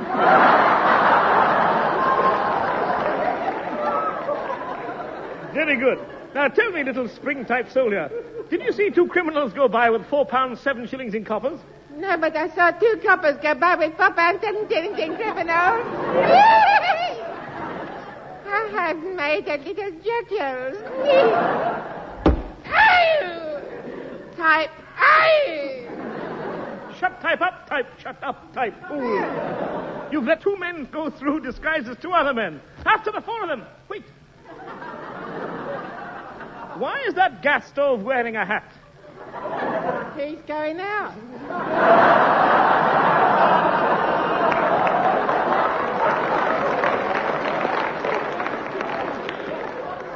That gas stove is Eccles. Sprin, spran, splon. Poor little cardboard grenadier. He thinks that the noble Eccles is a noble gas stove. Just to prove that he is mad and I am sane, I will question the gas stove in its own tongue. Hello, gas stove. Hello, Bergen.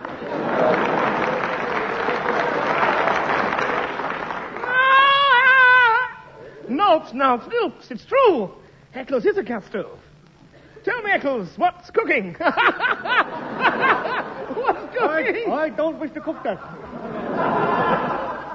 Get out of my oven. Hey, I mean, how did this fate befall you? Well, Neddy, you're about another ploy. While he was mumbling, I read an amazing story. Seemingly, as Eccles had no trousers, he could not avoid the plague by having the seat cut out, and had therefore swallowed a witch's magic potion, which had changed him into a gas stove, thus making him immune to the plague. This has given me an idea. I will hie me to the witch. Eccles, lead the way. But first, an impression of Ray Ellington. That's easy.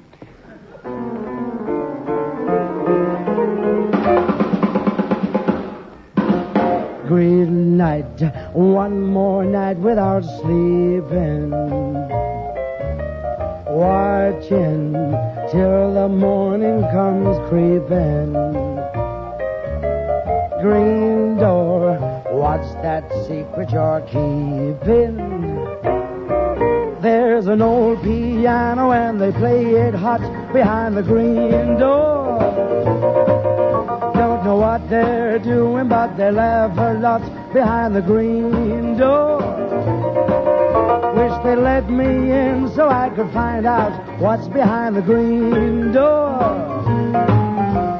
Knocked once, tried to tell them I'd been there. Door slammed, hospitality's thin there. Wonder just what's going on in there. Saw an eyeball peeping through a smoky cloud behind the green door. When I said Joe, sent me, someone laughed out loud behind the green door. All I want to do is join their happy crowd behind the green door.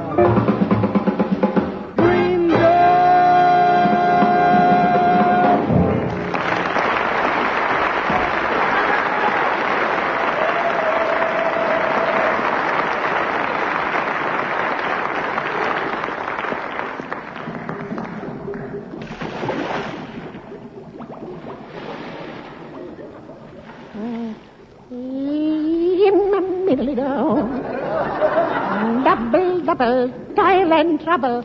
Fire burn and cauldron bubble. I have a newt and a tower frog. Where the button, head of a dog,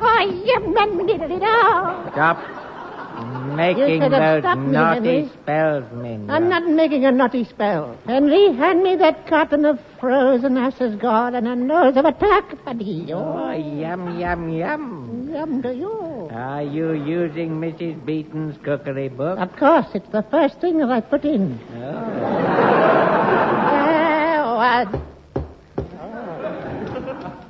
The door was opened by an elderly cupboard with the drawers open. Yes, I'm just putting some clean newspaper in. Yes, I understand. Some of my best friends are cupboards. Oh, did you want me, young Welsh buddy? Mistress Bannister, are you the witch? Don't you talk to me like that. Go on, cousin. I'll know him.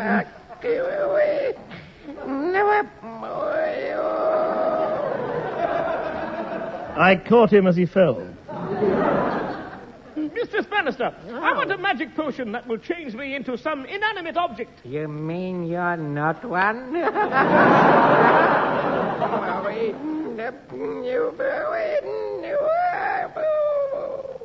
I caught him as he fell. Here, young man, take this bottle of green liquids. Drink it when your powder's running low, and then you'll be transformed into any object you want, buddy. Oh. Thank you, ma'am. Here's my personal unsigned plasticine A-I-O-U. Thank you. And here's a tip, buddy. Great Piping and Moriarty are on their way to the Green Sailors Inn. Oh.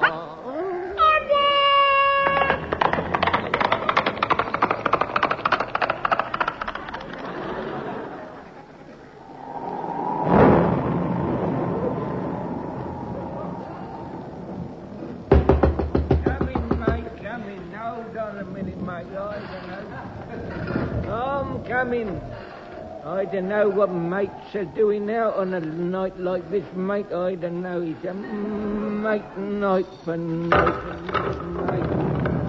It's not a night. Is this the Green Sailor Inn? Yes, mate. Then part 7, in which 2 travelers arrive at the inn. Oh. Well, I'd better go and get the bills ready, mate. Oh, yes, mate. Yes, mate, and a bowl of steaming venison and a side of mead for our horses' friends. Who's your horse's friends? We are. Oh, and landlord, we want a room with the walls facing inwards, a table laid with your best silver and Napier. Yes, and a window overlooking our horse, and a set of knotted sheets hanging therefrom. Yeah. Wait a minute, mate. What, mate? Sheets hanging out the window? Yes, mate. I know what you're going to do, matey. The moment my back's turned, that horse will be up them sheets for a free night's No. Curse it, good pipe. He's guessed our plans. All right, landlord, you've rumbled us. Put the horse on the bill. Yes, and hurry. All right, mates, in here. Room number 99. Named it after me old dad, I did. Oh, what a lovely room your father must have been. Yes. Wait. Let's wait to the last. Oh, yes, look. And a gas stove in the corner, mate. Yes, a bloke left it here earlier on. And that clock on the mantelpiece. Left his horse behind and all. Really? I'll go and get your dinner. Thank you, lad. Thank you. Now then, good pipe. Let's count Seagoon's fortune and see how much it comes to this time. Yes, 29.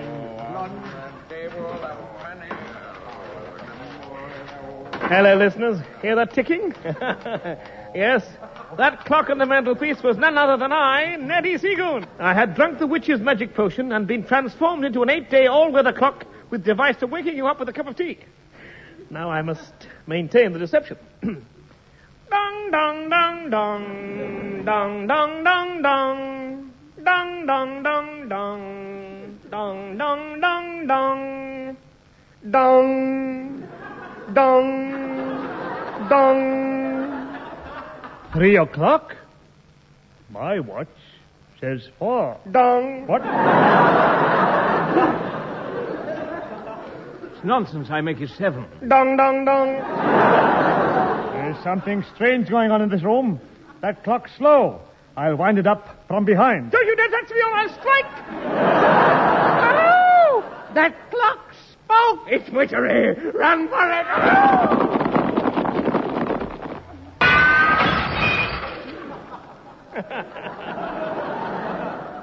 Listeners, they've fled, leaving the Seagoon fortune behind.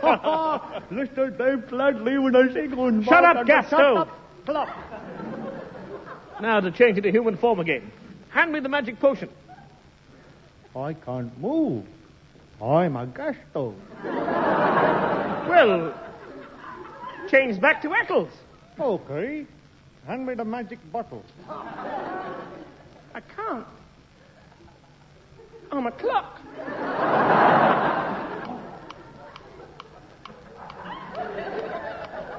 And that, dear listeners, was 300 years ago. To this day, there is a room in the Green Sailors Inn available for travelers, complete with gas stove, clock, and £4 7 shillings in coppers. Good night, Charlies, everywhere.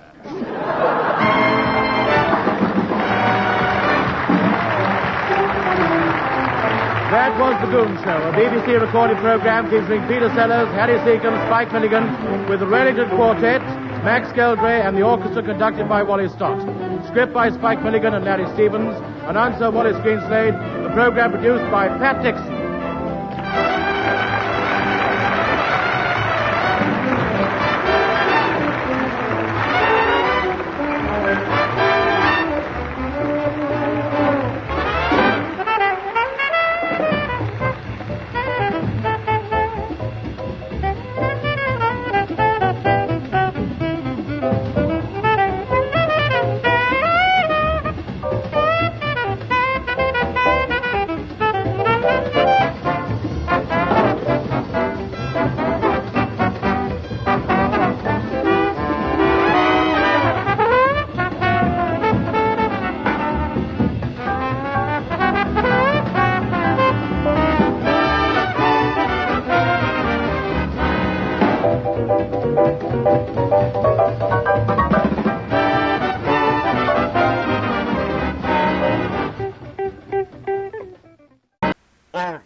Guest will give you the laughs, just don't ask him to lend you money. It's Jack Benny coming up next. The Jack Benny Program, transcribed and presented by Lucky Strike, the cigarette that's toasted to taste better. If you want better taste from your cigarette, Lucky Strike is the brand to get. It's toasted to give you the best taste yet. It's the toasted cigarette. They take fine tobacco, it's light tobacco, it's mild tobacco too. And it's toasted, yes, it's toasted, because the toasting brings the flavor right through. So to get better taste from your cigarette, Lucky Strike is the brand to get. It's toasted to give you the best taste yet. It's the toasted cigarette. This is Don Wilson, friends. That version of the Lucky Strike song Dorothy Collins just sang may be different in tempo, but the story is still the same. A Lucky tastes better because it's toasted to taste better. You see, better taste starts with fine, mild, good-tasting tobacco. LSMFT, Lucky Strike means fine tobacco. And then that tobacco is toasted. It's toasted is the famous Lucky Strike process that brings Lucky's fine tobacco to its peak of flavor. Tones up this naturally good-tasting tobacco to make it taste even better, cleaner, fresher, smoother. So, friends, remember that next time you buy cigarettes. And be happy. Go Lucky.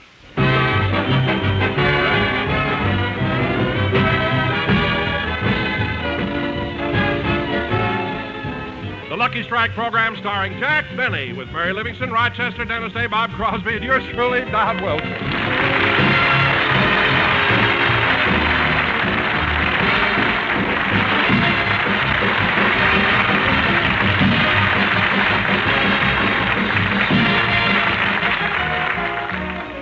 Ladies and gentlemen, tonight Jack Benny does another television show.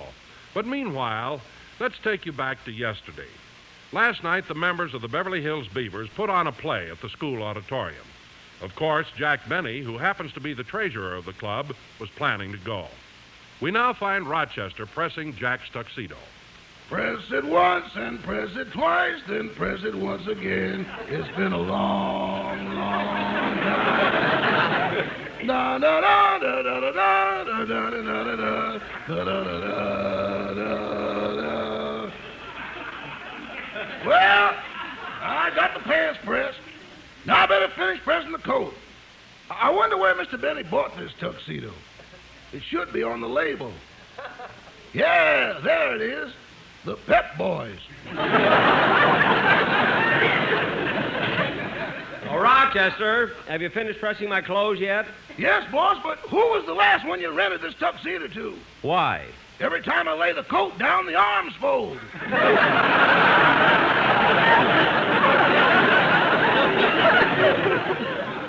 Oh, stop. Anyway, you're only going to a school play. Why dress formal? Well, Rochester, the Beavers aren't putting on just a play. They're going to do their version of my radio program. You see, each one of the kids will portray a member of my cast. Oh. And since I'm the inspiration for their show, they may ask me to come up on the stage and make a speech. Gosh, I'll never forget 10 years ago when I made that speech at the Academy Awards. Boss, I didn't know you were on the speaker's list. I wasn't, but I just had to get up and tell them what I thought of them. I'm glad I did, too. I'll get it, Rochester. Oh, hello, Mary. Hello, Jack. Am I early? Well, we don't have to be at the school auditorium for a half hour yet. Sit down, Mary. Thanks. Here's your tuxedo, boss. Oh, help me on with the coat, Rochester. I want to see if it still fits. Thanks. Jack, if you wear that old tuxedo again, I'm not going out with you. It's so old-fashioned now. Old-fashioned? Yes, look how long the coat is. What are you laughing at? You look like the villain in The Drunkard. Only when I wear the cape. Now, Mary... Jack, I mean it. I wouldn't be seen dead in that tuxedo. Our last customer didn't mind. Now, cut that out. I'm going to wear this tuxedo, and that settles it. Now, Rochester, I won't be home, and... There's the phone. I'll get it. Hello? Hi, Jack. This is Bob. I hate to bother you today, but, well, I wanted to let you know I'm on jury duty. Jury duty? You're kidding. No, the first case comes up Wednesday, and it may last for weeks. But this is ridiculous. You'll miss my show. Didn't you tell him you worked for me? Yes, I did, Jack. Well, why didn't you tell him it would be a hardship if you had to lose the income from my show? Well, I told him, Jack, but that didn't work either. Why not? Well, they pay more than you do.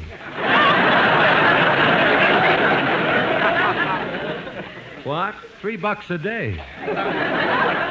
Well, that temporary work is always high. But, Bob, I just can't let you miss my show. Well, there's really nothing you can do about it, Jack. Oh, no? What about my contract with you? Well, that's a case that we're trying Wednesday.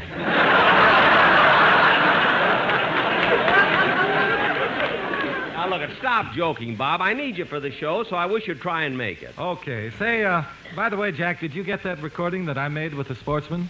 Oh, yes, Bob. It's right here. Well, will you play it? I think you might enjoy it. All right, I'll play it right now. So long, Bob. Goodbye. Oh, Mary, Bob sent me a record that he made with the Sportsman Quartet. Let's play it. Okay, where is it? Right there by the phonograph. And play it loud, Mary, so I can hear it in the other room while I'm getting dressed. Okay.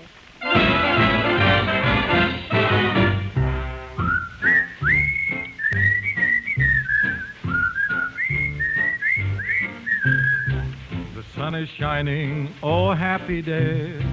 No more trouble and no skies are gray. Ever since you said those words to me. You said you love me, I know it's true. My life's complete, dear, for now I have you. Oh, happy days, oh, lucky me. The moon is shining, oh, happy night. Come to me, darling, hold me so tight. I need your lovin', really, yes, I do.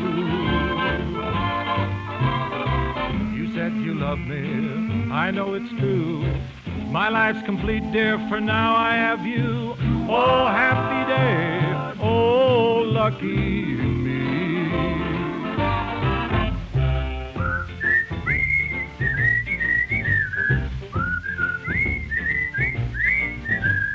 Light up a lucky, oh happy day. Take one puff and we know you will say, Lucky Strike is the smoke I like. So round and firm and fully packed, it's better tasting, that is the fact. Oh happy day, happy-go-lucky day. A Lucky's cleaner, fresher too. A Lucky Strike is a smoother smoke, it's true. Oh, happy day, happy-go-lucky day. Oh, happy day, happy-go-lucky day.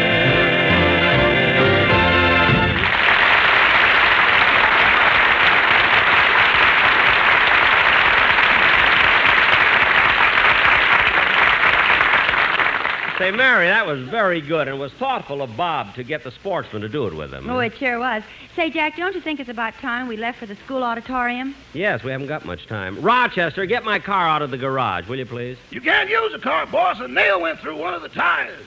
Oh. I told you not to buy such cheap tires. Well, Rochester, the most expensive tire in the world can be punctured by a nail. A fingernail? Well, what did you touch it for? Always testing. Now what are we going to do? Well, I've got my car outside. Okay, we'll go in yours. Come on. Bye, Rochester. Goodbye. Goodbye. Goodbye.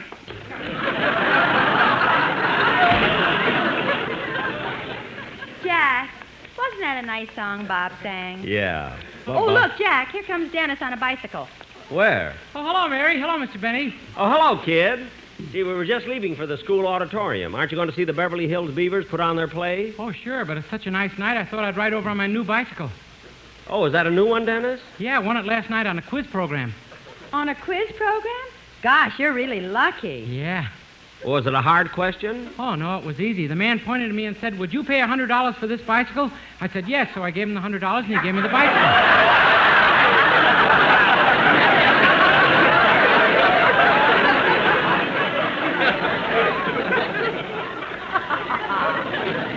Dennis. I almost won a refrigerator, but I didn't have enough money. Look, kid, did the master of ceremonies of this quiz program have a little hammer in his hand? Uh-huh. Dennis, you were at an auction. Certainly. And all those people crowding around were bidding. I know what I'd have done if I'd have had the hammer. Now, come on, we better get to the...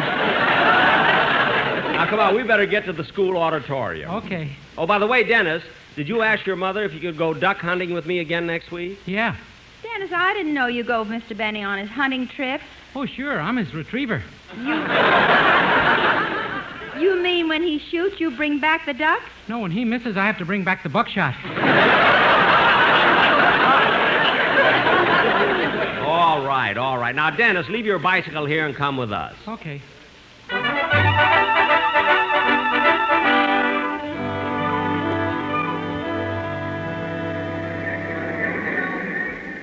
Say, this school auditorium really is packed. But we got pretty good seats, didn't we, Mary? Oh, these are fine. Right in the center, too. Can you see all right, Dennis? No. Why don't you ask that man in front of you to take off his hat? It isn't his. What? It's mine. I put it there. Well, take it off and be quiet. Hey, Mr. Benny. Mr. Benny. Oh, hello, Joey. Is everything ready backstage for your show? Uh-huh. Are the kids nervous? Yeah, a little bit. Well, good luck. Thanks, Mr. Benny. And by the way, you'll be happy to know that we're almost sold out of popcorn. Well, good, good. Now, push the lemonade. Go ahead. Okay. You know, Miss Livingston, tonight we're going to do a takeoff on Mr. Benny's radio show. I know. Say, Joey, did you finally get a fat kid to play Don Wilson? Uh-huh. Good, good. Now, you better hurry or you'll be late, huh? Well, Mary, it won't be long now before the show starts. Gee, I hope the Beavers really do it. Hey, Mary. Mary. Huh? Don't look now, but there's a lady across the aisle who keeps staring at me. I guess she recognizes me. Where? Here she comes. Pardon me, but would you be good enough to give me your autograph? Why, certainly. There you are. Thank you. You were wonderful in the drunkard.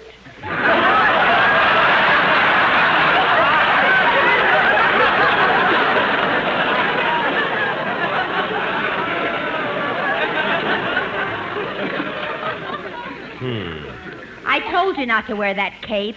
I'll take it off.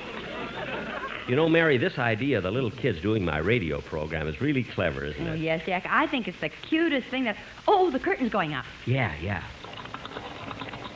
And look, they've even got a kid orchestra. Quiet. Here they go.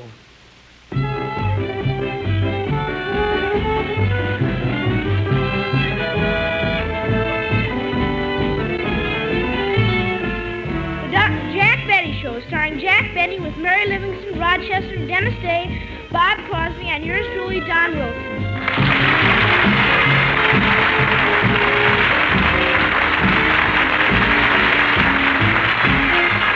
And now, ladies and gentlemen, I'd like to bring you the star of our show. A man who still has the first dollar he's ever earned. Not because he's cheap, because you can't spend Confederate money. Now, here he is, Jack Benny.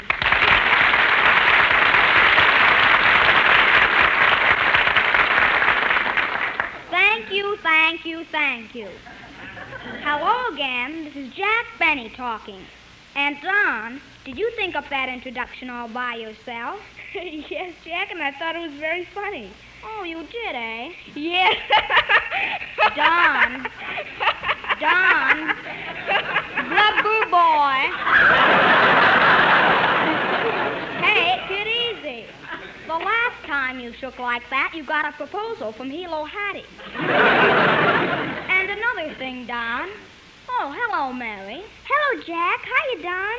Say, Mary, I called you last night, but your mate said you were out. That's right. I went to the baseball game with Van Johnson. That was nice. Who won? When you're with Van Johnson, who watches the game? Mary, what's this you dropped on the floor? That? Oh, that's the letter I got from Mama. From your mother, eh? What does the third dimension of Plainfield have to say?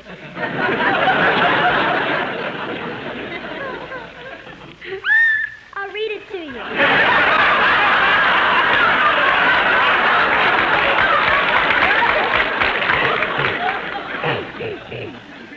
My darling daughter, Mary, just a few lines to let you know that we are all well. The weather's nice here now, but as you probably read in the paper, last month we had an awful blizzard. And when your father came in from the barn, his milking hand was frozen. Gee. I hope it thaws out soon, as we'd like to get the cow out of the house. I don't blame them. Say, Mary, that little girl is a natural-born actress. Yes, she went right on reading the letter, even though her bloomers were slipping down. Yeah. No other news, so we'll close now. With love, your loving mother, Mama. You know, Mary, your mother's letters get better all the time. But let's get on with the show. Oh, Bob Crosby, I'm talking to you. Oh, I'm sorry, Jack. I didn't hear you. Didn't hear me? No, I've been rehearsing the band and my ears are still folded.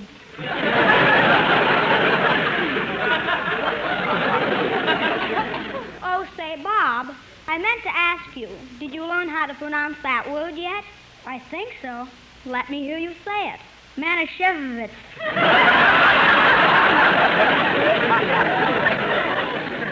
Well, keep trying, Bob. You don't want to disgrace your wife and children. Say, Jack, what is it, Don? I think this fellow has a telegram for you. Well, what's he waiting for? Oh, boy.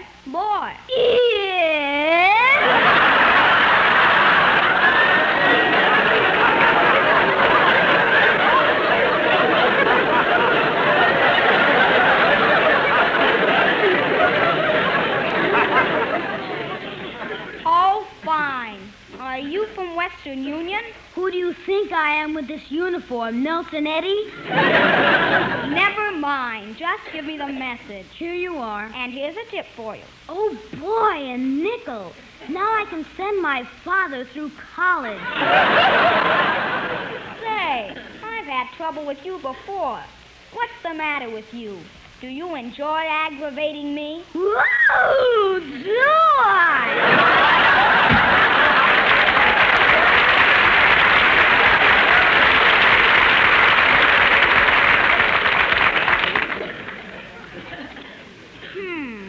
Now, let's see. I wonder who this Jack, you only gave a nickel tip. That's the cheapest thing I ever heard of. Mary, be quiet, or you'll be known as Nylon Nellie at the May Company. And now, ladies and gentlemen, for our feature attraction tonight, we are going to do... Hello, Mr. Benny. Hello, Mary. Hello, Dennis. Hey, kid, I'm glad you got here because it's time for your... Wait a minute. Dennis, look at me. Huh? Dennis, this is the first time I ever saw you wearing glasses. Are your eyes bad? No. Then why are you wearing those glasses? My uncle died and left them to me. Your uncle? Oh, that's a shame. Yeah, I can't see a darn thing with them.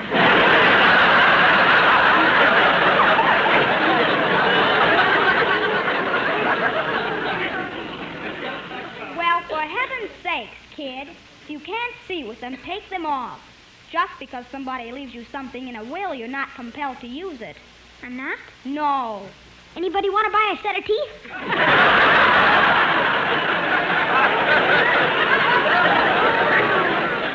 cut that out. And take off those glasses. It's time for your song. Okay. While you're singing, I'm going out in the hall and get a candy bar out of the machine.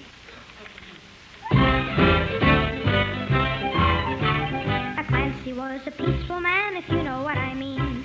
The cops picked up the pieces after Clancy left the scene. He never looked for trouble, that's a fact you can assume. But nevertheless, when trouble would press, Clancy lowered the boom. Oh, the Clancy, oh, the Clancy. Whenever they got his eye shut, Clancy lowered the boom. Boom, boom, boom. The neighbors all turned out for Kid O'Grady's wedding night. Big Booger said, let's have some fun. I think I'll start a fight. He wrecked the hall and kissed the bride and pulverized the groom. Then quick as a wink, before he could think, Clancy lowered the boom. Oh, the Clancy, oh, the Clancy. Whenever they got his Irish up, Clancy lowered the boom. Oh, the Clancy, oh, the Clancy. Whenever they got his Irish up, Clancy lowered the boom. Sure, it was the most beautiful sight you ever did see when Clancy lowered the boom.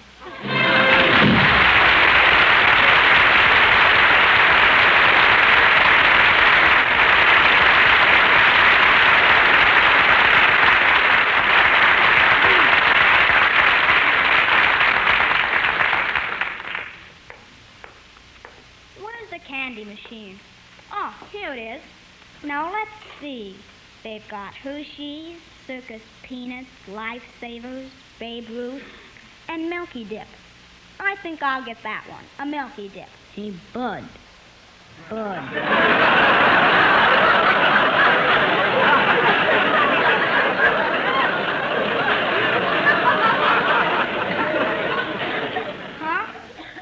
Come here a minute.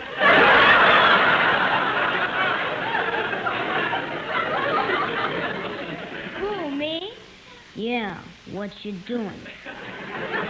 I'm getting some candy. What kind? A Milky Dip.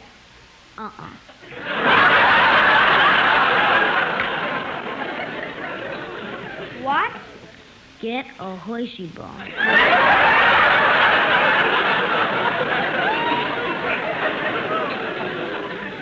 Why a Hershey bar?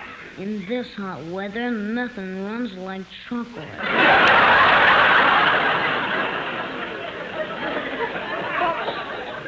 But I want a Milky Dip.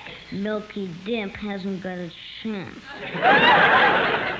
What are you talking about? Milky Dip not only has chocolate on the outside, but it has cream in the center.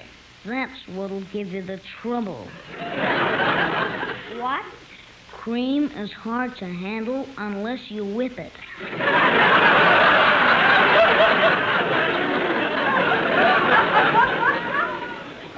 Gee, I never thought of that.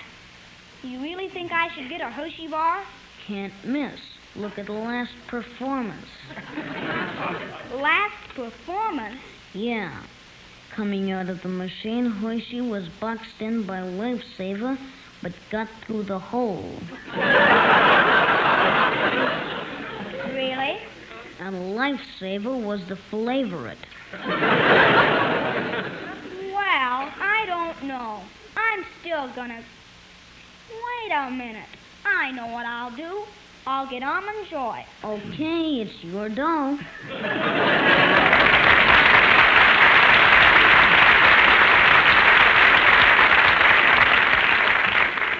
Wasn't he cute, Jack? Just like the tout on our show. Yeah. Hurry up, Jack. Dennis has finished his song. Okay, Mary. What took you so long, Jack? Oh, I ran into that racetrack tout. Now, where were we? We're supposed to start our sketch. Oh, yes. Well, hold it a second. Kids, before we start, I want to call Rochester. Oh, Mabel. What is it, Gertrude? Mr. Benny's line is flashing. Hello? Hello?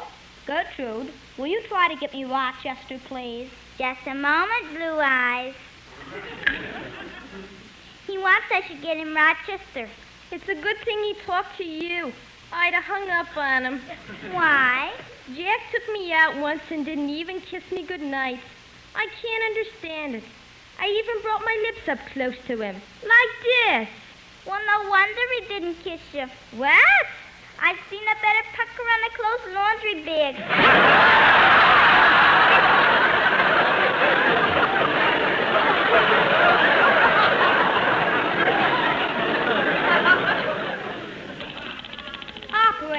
Operator, get me Rochester. Yes, Mr. Benny, I'm ringing for you. Mr. Benny's residence, start stage, screen, radio, television, and get your income tax filled out by the man who knows. Never mind that, Rochester. Oh, it's you, boss. Yeah. Did the man from the used car lot come around to buy my car? Yes, sir. Well, did you tell him the price was $1,000? But he told me that the used car market has dropped some in the last few days. Oh, what did he offer you? $750. Well, that isn't so bad. You ought to see where the decimal point is.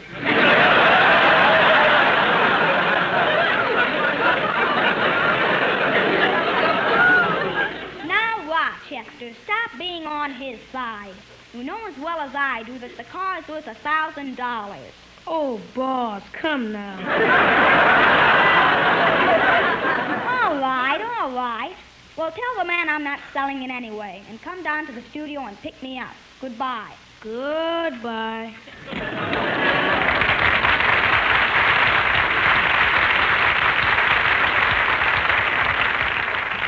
Jack, you were on the phone so long we haven't got time to do the play. I don't know. You try to put on a program and something always happens. Play, Bob. Lemonade. Get your lemonade in the lobby. Jack! Oh, I'm sorry.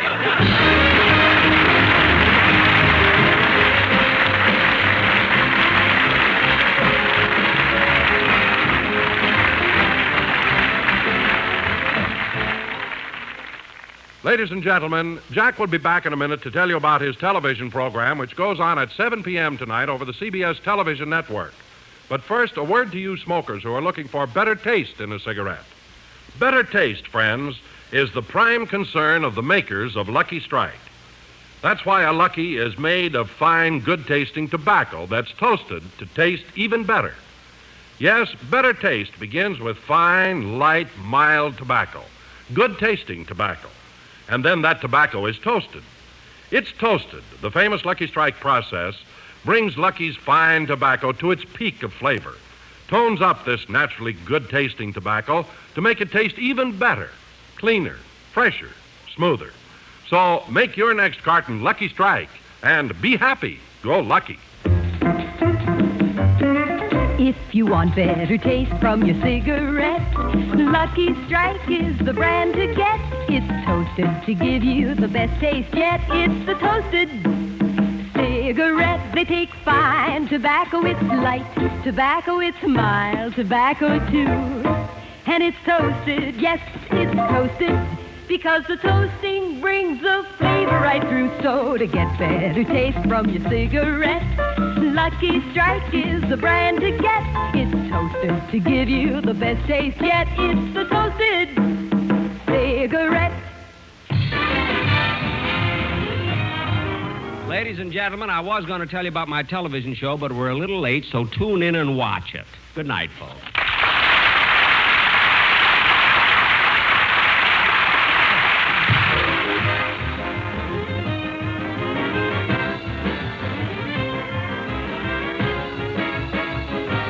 The Jack Benny Show tonight was written by Milt Josephsberg, John Tackerberry, Hal Goldman, Al Gordon, and produced and transcribed by Hilliard Marks.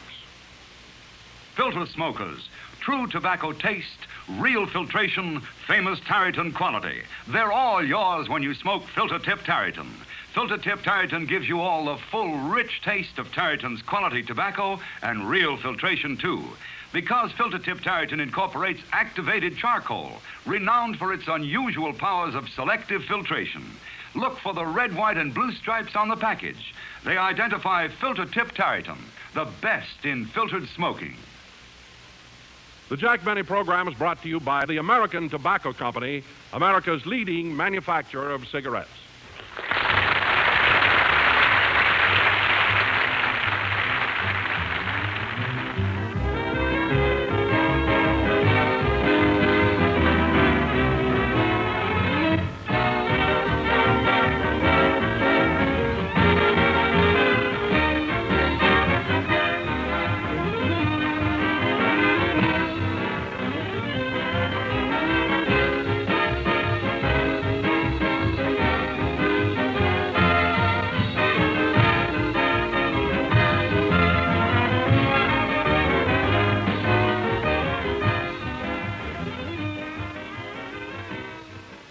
This is Your FBI is up next on Classic Radio Shows Tonight. The Equitable Life Assurance Society presents This is Your FBI.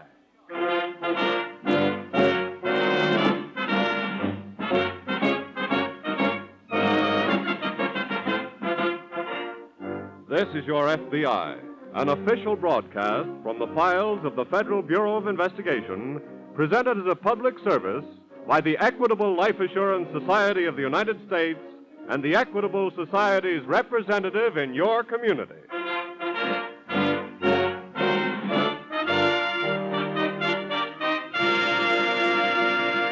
Tonight's important and exciting case will open in just a moment. First, a brief word on what's ahead for our returning soldiers, sailors, and Marines.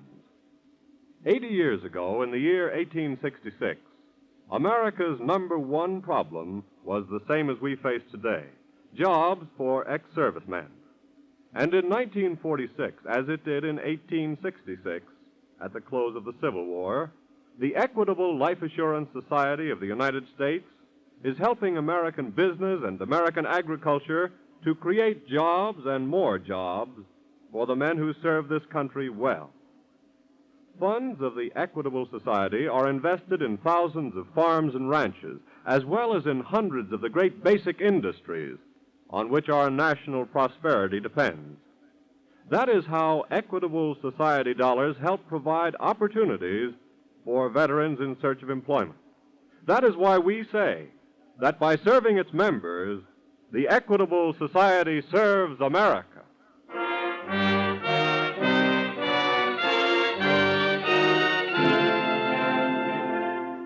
Tonight's file, The Cold-Blooded Kidnapper.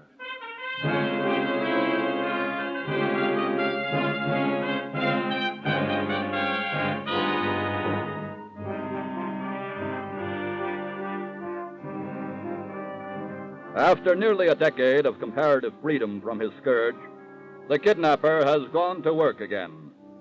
The combination that defeated him before has gone to work again, too. The combination of your FBI working in cooperation with local law enforcement agencies.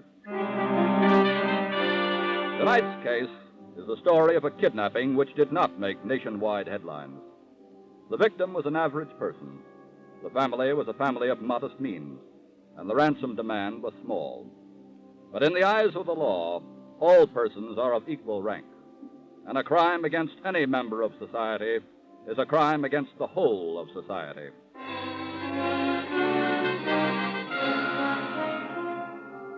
Back in the hills on the outskirts of a New England town, there's a squalid shack belonging to one Jed Monroe and his wife Clara. On a porch of this hovel, Jed is stretched out in the warm sunshine, sleeping. Jed? You, Jed! Jed, wake up. Huh? Wake up, I said. What is it, Clara? Time to eat? Huh? Nope. Oh, then leave me be. Just a minute. I want to talk to you. Now what? I'm getting sick to death about what's going on around here. 365 days a year. You eat, you sleep, then you get up and eat again. Well, don't go starting that again. I tell you, I'm sick to death of it. Oh, Clara, quit conniving. When are you going to get to work? I already told you. I don't like work. Well, we need to eat and we need clothes. Working is the only way to get them things. And what makes you think that? You've got some other way. Maybe I have. Like what, for instance? Clara, a man don't make no real money working with his hands. He gets it out of up here, his head, thinking. That lets you out then. Now leave me talk. All the time that you've been yapping and nagging at me around here, I've been thinking real hard. And I got a way to make me some big money. More than you ever seen in your whole life. Now you just listen to me. Now here's what I'm aiming to do.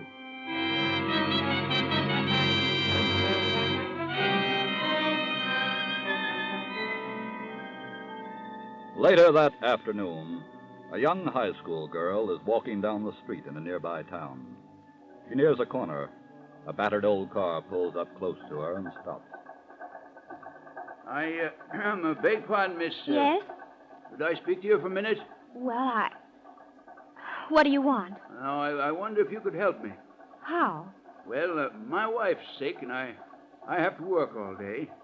She's got to have someone to look after the children. Yes? We need somebody to come in the afternoon till I get home. Oh, I see. Would you be interested in the job?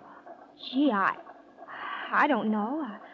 I'd like to make the money, but I'd have to ask my mother first. Oh, sure, of course you would. What's your name? Where do you live? My name's Dottie Barnes. I live over on Miller Street.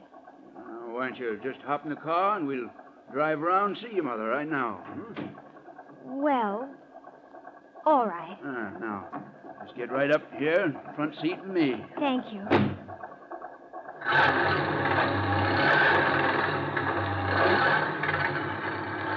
Even if your mother won't let you work, this'll save you walking home. Huh? Sure.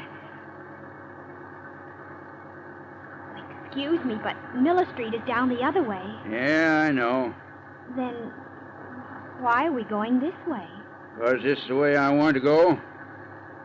Hey, wait a minute. Where are you taking me? Keep quiet. Look, you stop this car. Shut up. No, let me out of here. Let me out of here. Shut up, I said. Ow!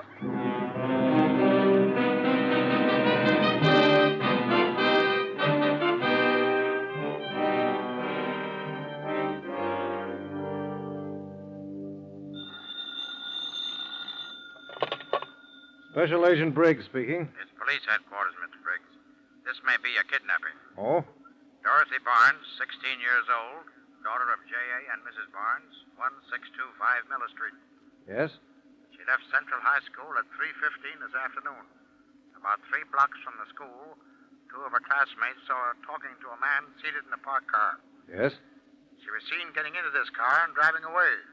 Hadn't been heard from since. You got anything on the car? Only that it was a sedan, no license number. How about the man? No description of him at all. Sounds like an abduction, all right. The girl's father is a rug salesman at Gilby's. Not much money. Well, some kidnappers aren't as ambitious as others. What do you want us to do? Well, if this is a kidnapping, officer, we must be careful to do nothing that would endanger the life of the victim. Our first consideration is the victim's safe return. Yes, sir. Alert your force. Furnish them with the girl's description. We'll be in touch with you later. Right. Wade. Yeah, George? I just got a report from police headquarters of possible kidnapping. What's the story? A girl named Barnes, 1625 Miller Street. She's been missing since 3:15 this afternoon. I see. I think we should set up an observation post and arrange to be near the family at all times. Now, let's get to work at once.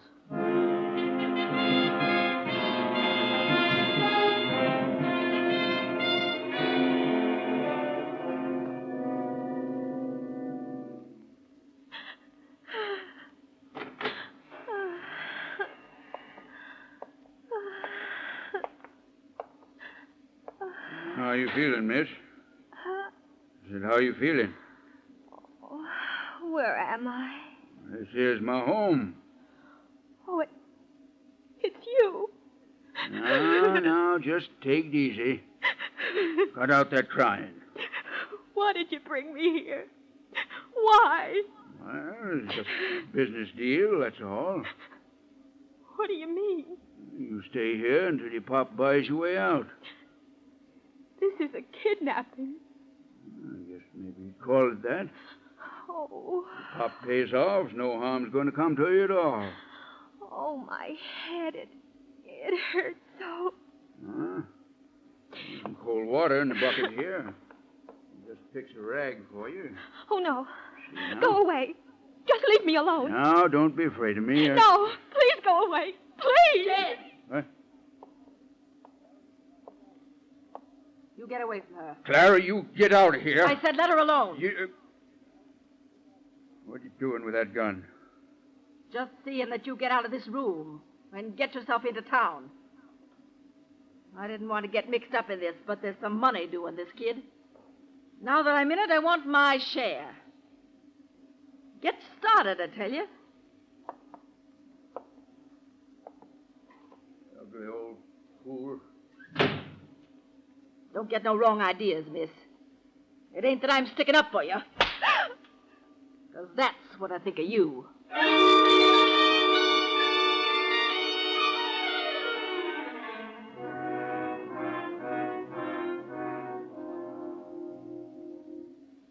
Can I get you some coffee, gentlemen? No, thank you, Mr. Barnes. How is Mrs. Barnes? I think I've persuaded her to try and get some sleep. Wouldn't be a bad idea if you tried to get some rest yourself. Oh, I'm afraid that would be impossible.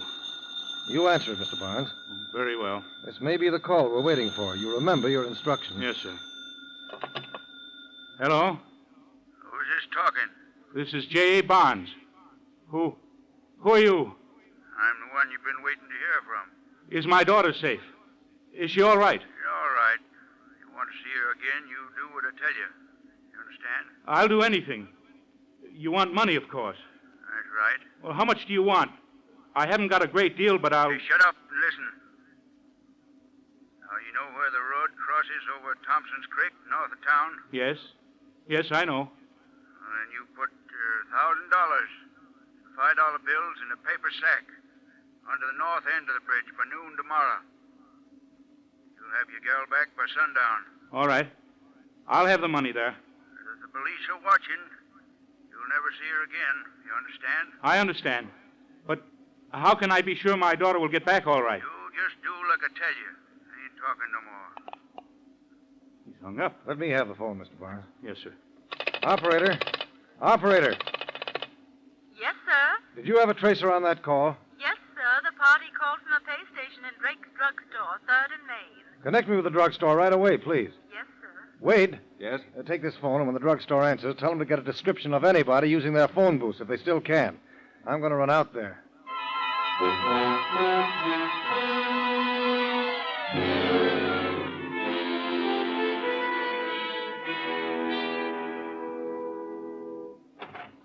Hello, Wade. Oh, hello, George. Any luck? I've got a pretty fair description of the man. Oh, good. He's about 6 feet tall, middle-aged, rough clothes, and unshaven. Looked like somebody out of the hill country around here. Anything else? The man out in front of the store remembered seeing him drive off in an old black Ford sedan, but didn't notice any more details.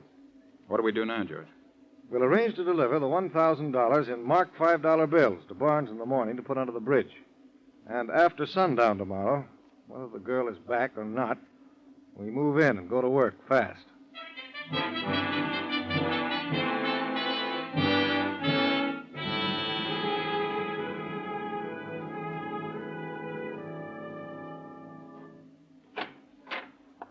Jed? Yeah, Well, how'd you make out? I made out all right. How are you feeling, girl? Never mind how she's feeling. How much did you get? I got $1,000 right here in this paper sack. Let me see the money. Never mind. I got it. Then you'll let me go now, won't you? What'd you tell him you'd do about her? You will let me go now, won't you? Won't you? Well, what'd you tell him, Jed? I told him she'd back by sundown. Well, then we better blindfold her and get started. And let her out somewhere. What do you mean, we'd better? 'Cause I'm going with you. That's why. You ain't going nowhere, Clara. What do you mean? I'm changing my mind about taking her back.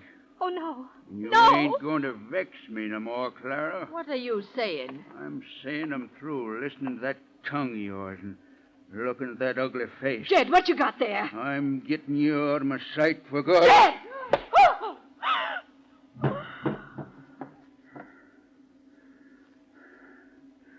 Now, young lady, if you don't do like I say from now on, same thing will happen to you.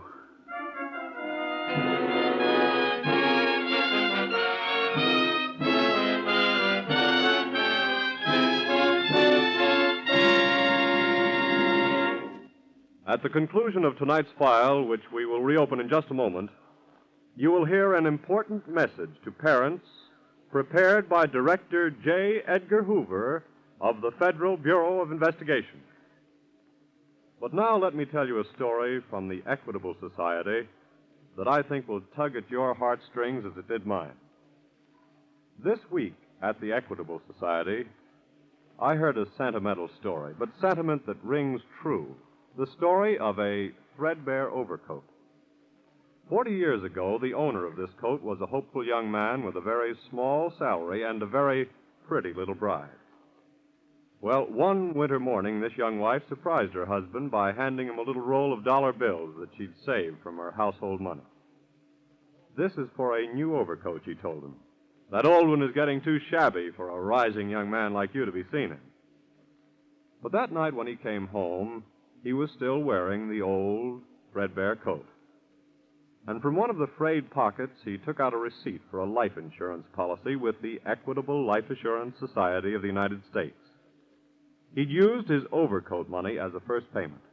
And he told his wife that it meant more to his self-respect to know that she would have the security of life insurance than buying the finest overcoat in the world. And today, after 40 years, his wife still keeps the shabby old coat and sometimes runs her hands lovingly over the threadbare cloth. To her, it's a symbol of a husband's self-sacrifice.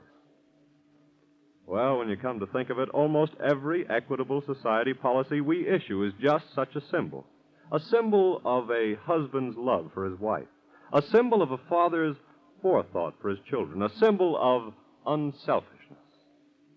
And that's one of many reasons why we of the Equitable Life Assurance Society of the United States are happy in our work. Happy. And proud to say that this week and every week for 86 years, the Equitable Society has been building security for you, your home, and your country. And now, back to the file on the cold-blooded kidnapper.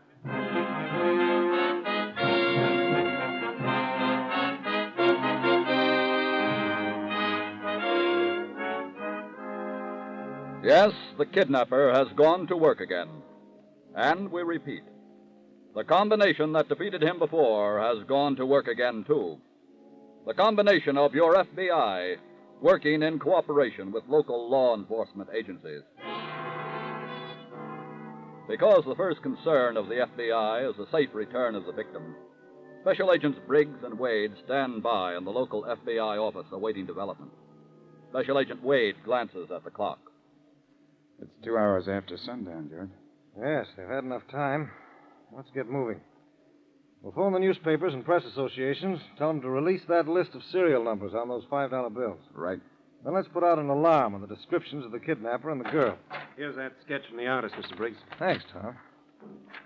Hey, what's that, George? I had an artist make a sketch of the kidnapper from the description we got from the druggist.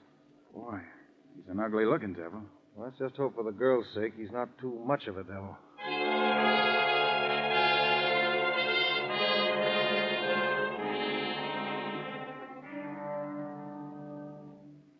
Say you're from the FBI? Yes, sir. We thought since you run the general store up here, you might be pretty well acquainted with most everybody in the hills. Well, if they live in the hills, I know 'em. Now, this is just a rough sketch, but do you know anybody it looks like? Let me see now. He's about 6 feet tall, middle-aged. Drives an old black Ford sedan. It can't be nobody else. But this is a heap better looking than him. Who? Old Jed Monroe. Jed Monroe? Yep. As mean a cuss as ever was born to. Whereabouts does he live? Oh, he's got a little shack, him and his woman Clara, about 3 miles from here. Can you tell us how to get there? Sure. You just keep right on up this road a piece, take a second left-hand turn, then after a spell, you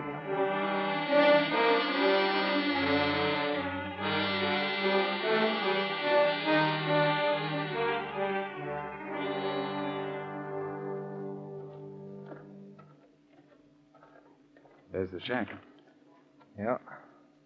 No sign of a lamp. Don't flash your light. Let's make it up at the door. Come on.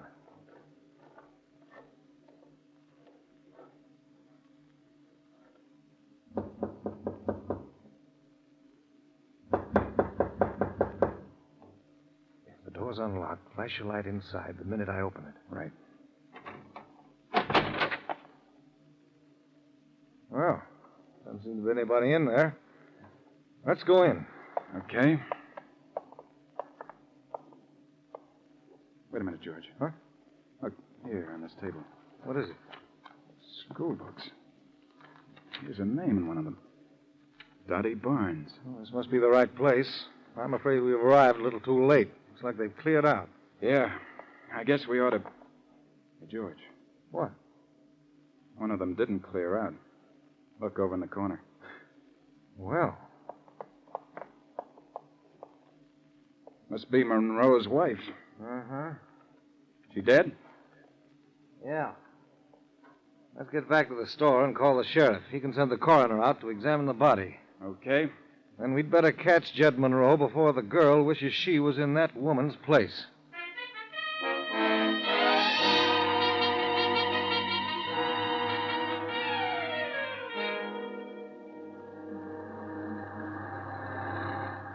You must be worn out. Riding all night this way, girl? Well, we're going to stop pretty soon, then you can rest up. Well, why don't you say something? I want to go home. Oh, now look here. I ain't meaning you no harm. You'll get home. When? As soon as me and your pop do a little more business. But he's already paid you. Well, that was just the down payment. I'm sure he's given you all he could afford. It ain't enough. See, the way I figure it, you're kind of like my meal ticket. Just like money in the bank. Anytime I need some, I just send word to your pop. Then I'll never get home. Oh, now you'll get home. Now cut out that moping and listen to me. Now, we're going to stop at that filling station up the road. Gas up. If you do decide to start talking, don't say the wrong thing while we're there.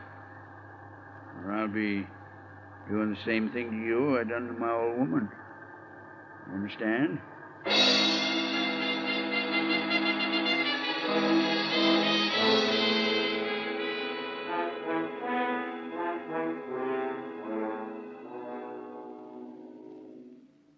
Oh, it's going on 8 o'clock, George. Not a trace of him yet. Yeah. That beats me. We throw a ring of police and deputies around this country 200 miles wide, and yet somehow Monroe seems to have gotten through. I don't think he did get through, Wade. Why not? I think he's been moving around inside that circle. How do you figure that? Well, this is the only country Monroe's familiar with. Well? He's kind of apt to stick to familiar country, especially if they're on the run. I'll show you what I mean. Here, take a look at this map. Yeah? Here's Monroe's shack. Uh-huh. Now, follow the circle to the lunchroom that he stopped at 4 hours ago when he cashed one of the $5 bills. Yeah? The circle continues around to the farmhouse where he was reported to have stopped to get water for his car. Yeah, he's moving around inside that circle, all right. All back roads, too. Yes. Special Agent Briggs speaking. Police headquarters over in New City, Mr. Briggs. What's up? Monroe and the girl stopped at a filling station outside of town about a half hour ago. What? How do you know? We checked the $5 bill he gave the station man, and it's on the list. Which way did they go when they left the filling station? I don't know, but they didn't come through New City or we'd have caught them. That's all right. I think we'll catch him anyway now. Thanks a lot. What was that? Monroe and the girl stopped at a gas station in New City half an hour ago. Let's see how that figures on the map. He's following the same pattern, Wade, still continuing the same circle. Half an hour ago, traveling in an old car should take him to... Come on, Wade. I've got a pretty good idea of where we might find him.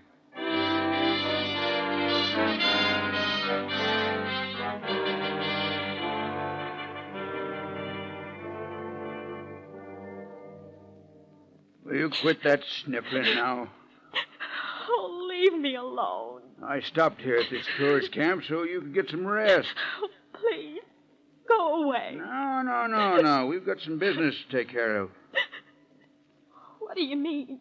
Well, it's time your pop was hearing from us again. This time, it's going to be direct from you. How? I want you should write him a letter. Oh, no. Now, look, you want to get home, don't you? You won't let me go home. You just want to get more money from my father. You're writing that letter. I said no. Now, you listen here. I don't want to do nothing mean to you, you understand? But you'd better be remembering what happened to my wife, Clara. Now, write me that letter. Keep away from I'm me. giving you one last chance. Keep away, please. Stay where you are, Monroe. Huh? Who are you? The special agents of the FBI. What? Oh, thank heaven. And my hands are just itching for you to resist arrest.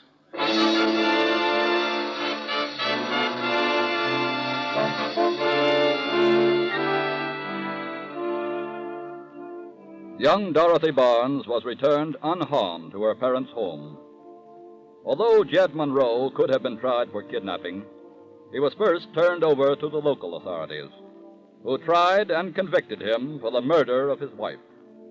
He paid for this crime by death in the electric chair. With indications that kidnapping has once again threatened the security of the American home, J. Edgar Hoover, director of the Federal Bureau of Investigation, has prepared this following important message. In case of kidnapping, regardless of the hour, contact the nearest office of the FBI, whose number can be found on page 1 of the telephone book, or contact the Washington headquarters of the FBI by calling the celebrated kidnapping number, National 7117. Keep the details of the abduction together with details on demands for ransom strictly within the family circle. Talk only to law enforcement officers. Information regarding kidnappings is not public news so long as the victim's life is at stake. Turn all letters or communications relative to the kidnapping over to trained investigators. Do not permit them to be handled by others. Do not disturb evidence at the scene of the crime. Remain calm. Do not act disturbed. Carry on normal routine so far as possible.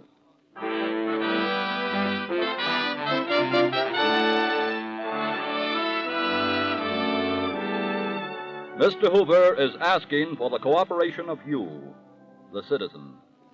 You were a vital part of that army which, over a decade ago, smashed the hordes of kidnappers who preyed on you and members of your families. With your help, they shall be smashed again.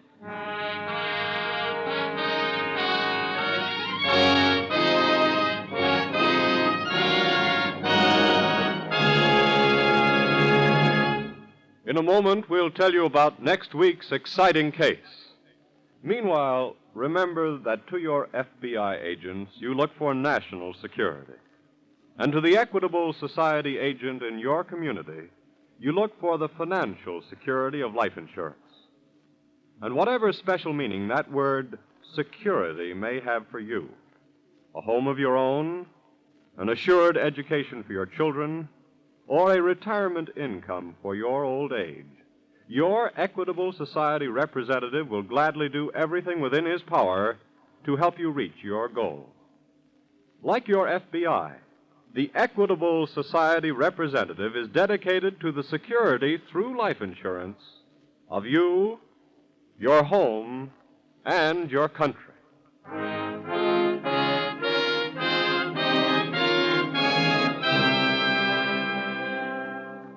Next week, we will bring you another colorful story from the files of the Federal Bureau of Investigation.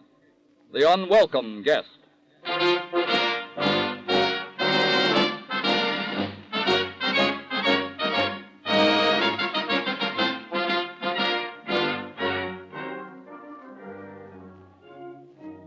The incidents used in tonight's Equitable Life Assurance Society's broadcast are taken from the files of the Federal Bureau of Investigation.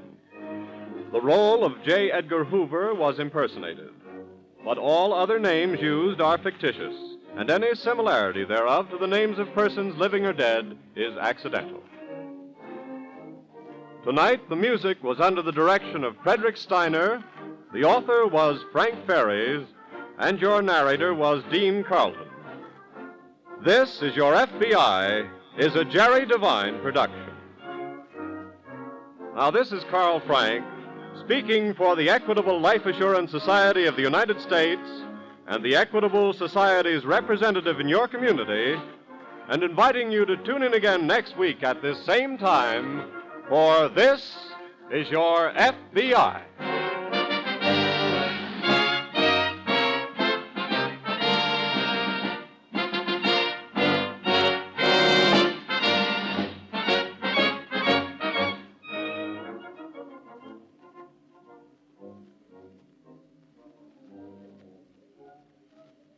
This is ABC, the American Broadcasting Company. Jack Benny's former band leader Phil Harris and his wife Alice Faye are up next in their own show, The Phil Harris and Alice Faye Show. Please enjoy. Good health to all from Rexall. It's the Phil Harris Alice Faye Show, presented by the makers of Rexall drug products and 10,000 independent Rexall family druggists. This is your Rexall family druggist, wishing you, for 10,000 independent Rexall druggists, a new year full of happiness and prosperity. This year we hope to serve you better than ever. And though 1950 may see some changes on the American scene, two things will be the same. The orange and blue Rexall sign on our windows and the 2,000 or more drug products made by the Rexall Drug Company that we carry. Plenamons, Rexall's multivitamin capsules, is a good example. 2 Plenamon capsules a day give you more than your minimum daily requirement of every vitamin for which such requirements have been established, plus valuable liver concentrate and iron. And that's the kind of quality we family druggists are talking about when we tell you you can depend on any drug product that bears the name Rexall. Happy New Year to all from Rexall. And now your Rexall family druggist brings you the Phil Harris Alice Faye Show, written by Ray Singer and Dick Chevrolet, with Elliot Lewis, Walter Tetley, Robert North, Janine Roos, Ann Whitfield, Walter Sharp in his music, yours truly, Bill Foreman, and starring Alice Faye and Phil Harris.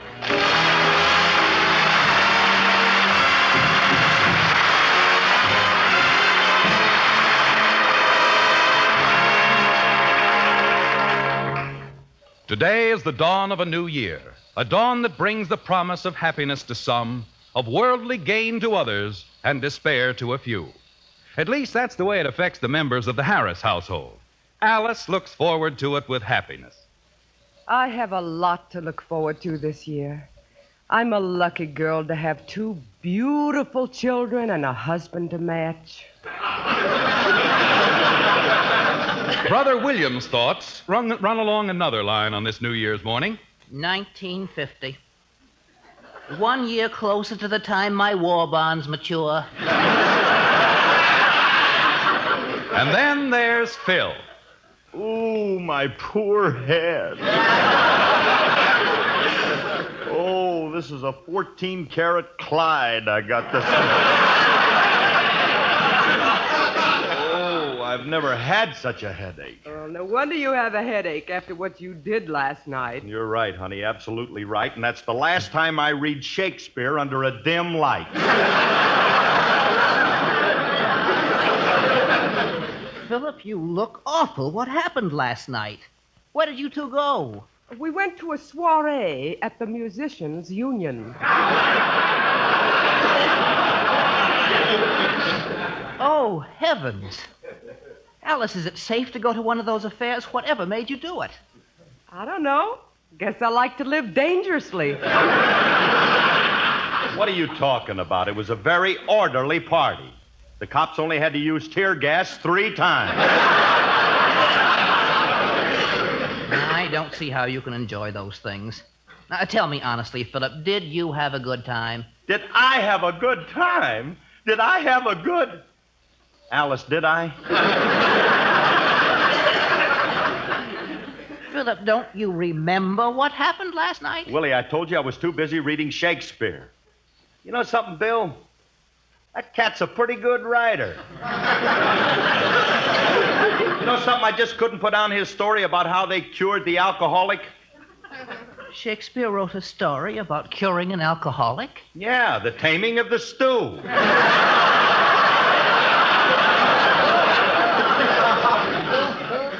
Oh, no. Alice, there's a bus leaving for Reno in 15 minutes. Get on it, please. What does she want to go to Reno for? This kid don't gamble. Philip, it's about time you changed. And Willie, stop picking on Phil. I like him the way he is. Only because you're too young to know your own mind. I am not too young. You're so right. Go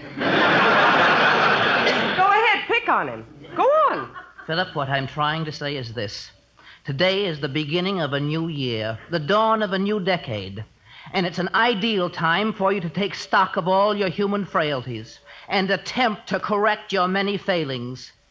In short, get with it, Wanga.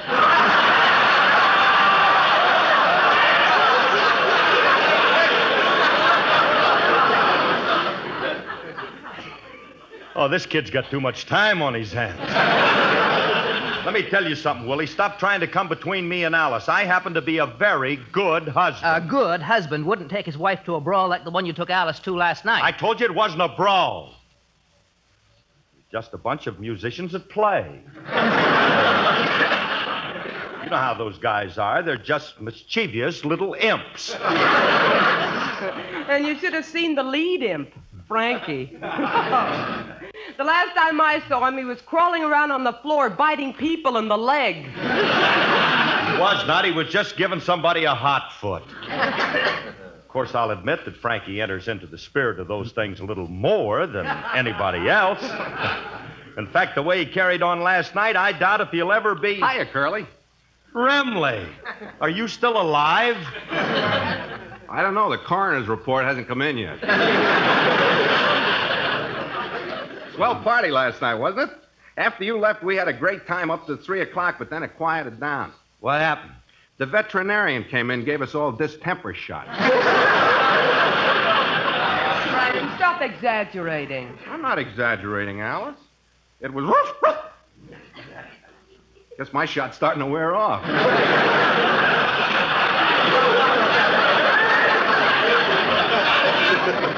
Why, that must have been the wildest affair you musicians ever had. Oh, I wouldn't say that. Last year's was a beaut. That's when we held our survival of the fittest party.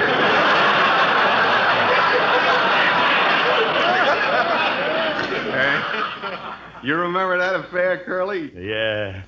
I lost a whole brass section at that one.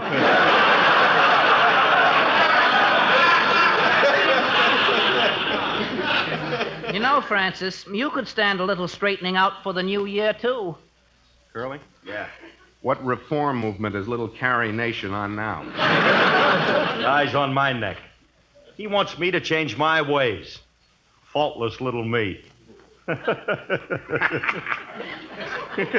He thinks I need improvement.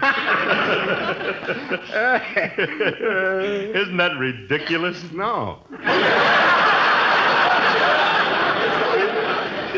You're not perfect, you know. Well, my fans think I am. I have universal appeal, and I'm loved by all three sexes, men, women, and children. Well, I get thousands of letters every week Oh, from by the way, Curly, I just came from NBC, and I brought your fan mail for this week. Here it is. One postcard. One lousy postcard? Go ahead and read it to us, Philip. I'm anxious to find out how your multitude of fan feels about you. All right, smart guy. I'll read it, and I'll guarantee it's full of raves. Listen to this. Dear Mr. Harris, I have followed your career in radio for many years, and I think that you're the most scintillating personality to hit the airwaves since Lucy Monroe.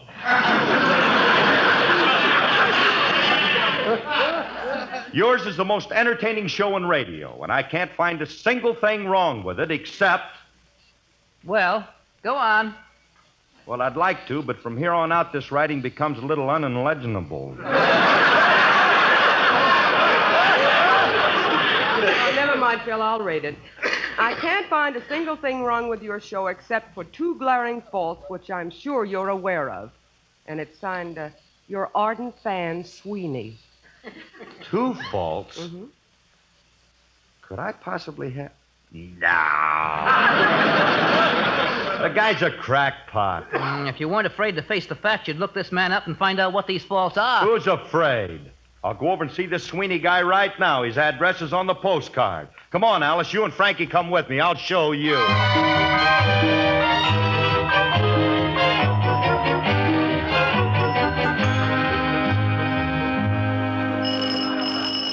Wonder what this guy Sweeney looks like. Well, if he's home, we'll soon find out. Well, his card sounded like he's a very intelligent person.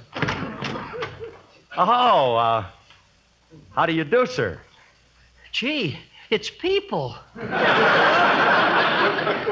What was he expecting, a herd of llamas? Will you keep quiet, Remley, please, a minute. Mr. Sweeney, I received a fan letter from you, and I came to talk to you about it. You see, my name is Phil Harris. Phil Harris? You mean the Phil Harris? My favorite radio star? The greatest personality in the history of show business? The one and only... Oh, Mr. Sweeney, don't Let this boy talk.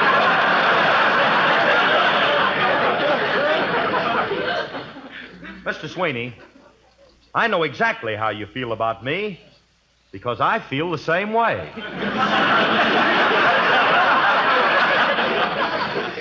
Gee, to think that Phil Harris would come to my little house. No, it can't be. You're not Phil Harris. Look, I tell you, I'm me. Now, what do I have to do to prove that I'm Phil Harris? Why don't you stagger for him a little?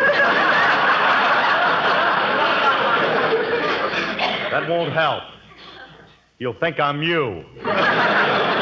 Look, Mr. Sweeney, I'm Phil Harris, and I can prove it to you. You see, I brought my wife with me. You recognize Alice Faye, don't you? Gee, it is Alice Faye. Golly, I haven't been so thrilled since the time I got caught in a revolving door with Sonny Tufts. Gee, Miss Faye, I used to love you in pictures. I went to see every picture you ever made. Oh, well, thank you very much. Say, you have a very nice voice. Why didn't you ever make a talkie?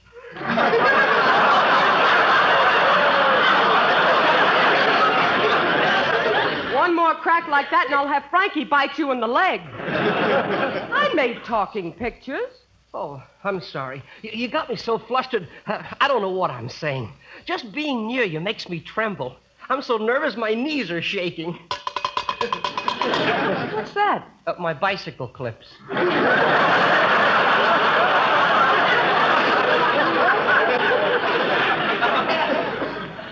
Bicycle clips? Hey, do you wear them clips around the house? Yes, I do it to prevent catching cold. I like that. That science is wonderful, ain't it, Remley? Yeah. Gee whiz, first antihistamine and now bicycle clips. What will they think of next? I must be dense. Hey, Sweeney, how do bicycle clips prevent you from catching cold? Well, the house is very drafty, and they stop the cold air from blowing up my trouser legs. Yeah. But let's not stand in the doorway. Oh, won't you please come in? Oh, thank you. Sit down. Can I get you something to drink? I have some delicious dandelion wine. Made it myself. Curly, I'm getting out Wait of here. a minute, wait. Or if you'd rather have some grape wine, I think I have a little left. I used to make that myself, too, but I had to give it up. Why? Do you see these purple slippers on my feet? What about them? They're not slippers. Rummy, I'm ready to go with you. So long, Sweeney. See you around. Now, wait, Phil, wait. Mr. Sweeney, in your card to Mr. Harris, you said there were 2 things you didn't like about his program. Do you mind telling us what they are? Well, I hesitate to mention it, but as long as you ask me, there are 2 things I don't like about this show. What are they? Your singing and Frank Remley. Now, just a minute, please. Mr. Harris, it's very incongruous that a man of your intelligence and breeding would associate with such a low character as Remley. True. He is beneath me. But what is your objection to my voice, Sweeney? Oh, I have no objection to your voice. I love it. I just object to the way it's being wasted. Wasted? Yes. Your voice is far too good to be thrown away on the type of song you sing. You're great when you sing things like Old Master Painter. You have all the natural attributes of a concert singer. Ah, Sweeney, don't be ridiculous. I ain't never gonna be... Concert singer, huh?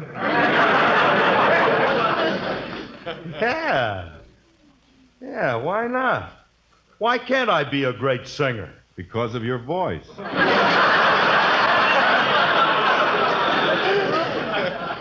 Does that answer your question? I don't know. I've been told before that my voice has great qualities. Mr. Sweeney, may I tell you that I am deeply indebted to you. That's all right. It's been a pleasure having you people in my little house. Miss Faye, it's been so wonderful meeting you. I want to give you one of these as a little memento to sort of remember me by.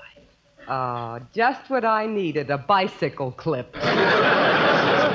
Oh, thanks, Mr. Sweeney, but I couldn't accept it. Why? Is it too personal? No, but I wouldn't want you walking around with a cold in one leg. Hey, Sweetie, I want to thank you again for your very constructive criticism. And look, I want you to drop over to our house and see us sometime. Drop in any time at all, huh? Thanks. Come on, Alice, Frankie, let's go. Come on. Let's not waste any time. Let's get in the car. Alice, which way is the Philharmonic Auditorium? Sakes, Bill, surely you're not going to take this seriously. Why not? Sweeney's my public, and if my public wants me to be a concert singer, I owe it to them. Just because Sweeney tells you. Well, why not? Anybody can see he's a very intelligent man. Oh, yeah, the bicycle clips prove that. Guy's a genius with purple feet. Bill, honey, before you go ahead with this and make a fool of yourself, do me one favor. Get the opinion of a professional voice coach. If he thinks you have a good voice, I won't stop you. All right. If it'll make you happy, I'll call a voice coach, and I'll have him come over to the house and listen to me. Oh, I can see the expression on his face as I raise my voice thusly. Stand back, Alice. Your bull is about to bellow.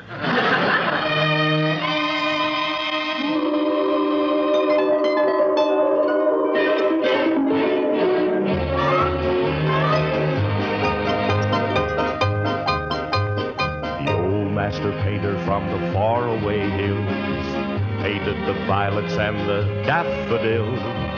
He put the purple in the twilight haze, then did a rainbow for the rainy days. Dreamed up the murals on the blue summer skies, painted the devil in my darling's eyes, captured a dreamer with 1,000 thrills, the old master painter from the faraway hills. Then came his masterpiece, and when he was through, he smiled down from heaven and he gave me you. What a beautiful job. on that wonderful day. The old master painter from the hills far away. He paints some laurels on blue summer skies. He paints a love light in my darling's eyes.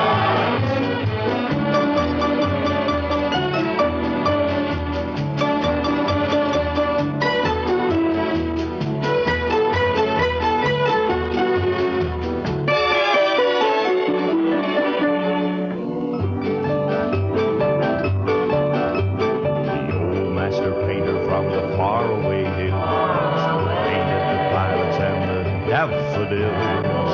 He put the purple in the twilight hills, then did a rainbow for rainy days. Dreamed up the murals on the blue summer skies, painted that devil in my darling's eyes, captured a dreamer with 1,000 thrills, the old master painter from the faraway hills. Then came his masterpiece, and when he was through, he smiled down from heaven and he gave me you. What a beautiful job on that wonderful day. The old master painter from the hills far away, far away, far away.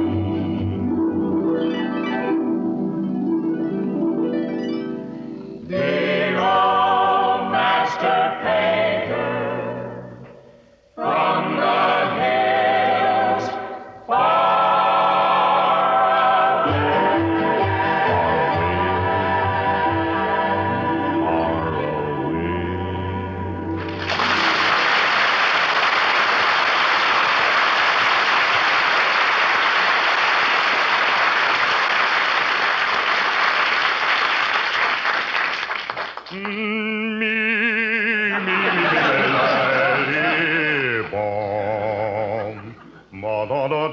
da-da-dum, ba-ba-ba-bee-ba-bee-bum-ba-bum-bum.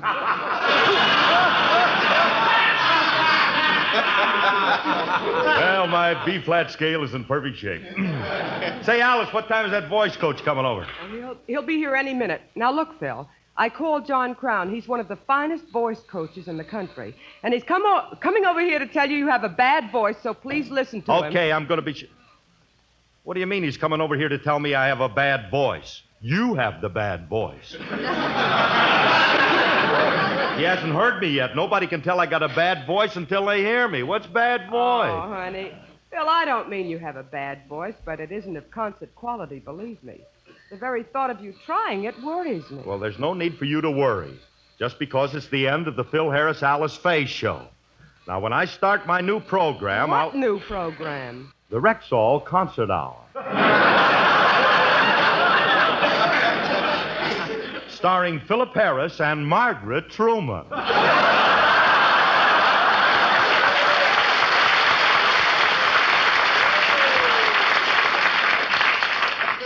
Oh, Miss Truman is going to take my place, huh? But don't you fret, Alicia. Don't you fret, because I'll manage to find a place for you as third soprano in the choir. Or if you prefer to take up the bassoon, I think I have a bassoon that'll fit you. And now, if you'll excuse me, my dear, I must get my voice in shape, please. Hey, Remley, will you hurry up with that throat spray, huh? I'll have it ready in a few minutes. Okay. All right. Oh, I can hear me and Miss Truman doing a duet now. When I'm calling you,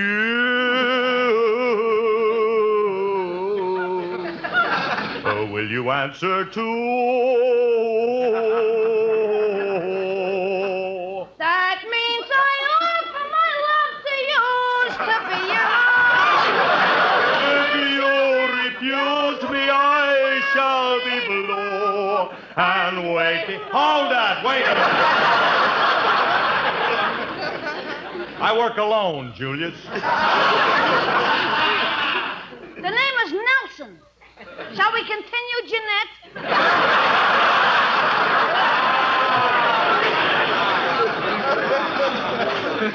At this time, let's make it a waltz so we can dance the last chorus. All right, be quiet, kid. Don't interrupt, Julius. Mr. Harris is rehearsing for the concert stage. Oh, no! Oh, yes. I'm thinking of making my debut next week.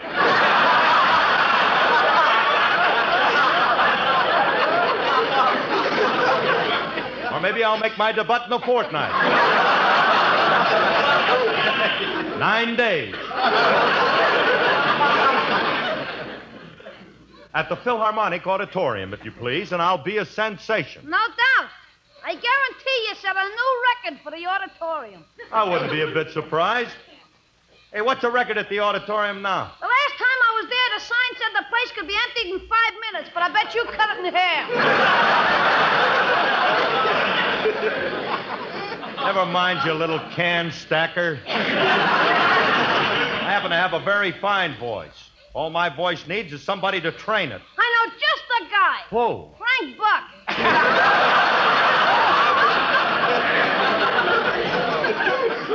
I better yet give me a chair and a whip and I'll train it myself. Let me tell you something, wise guy. Now, if you insist on hanging around here, you better make yourself useful. Now, go in the kitchen and see what's taking Remley so long with my throat spray. I got to get my voice warmed up. Come in the kitchen. We'll hold it over the gas. Oh, I got to prevent this.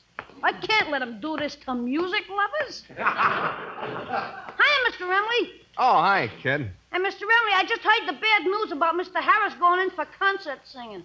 Yeah, ain't it awful? But don't worry, Julius. I'm going to save my pal from making a fool of himself. When that voice coach gets here, Curly won't be able to open his mouth. How do you know? I'm mixing the throat spray. Oh, allow me to help. Where's the air poison? I don't want to kill him. I just want to slow him down a little. I got the spray almost prepared. All I got to add are these 3 soothing ingredients. What are they?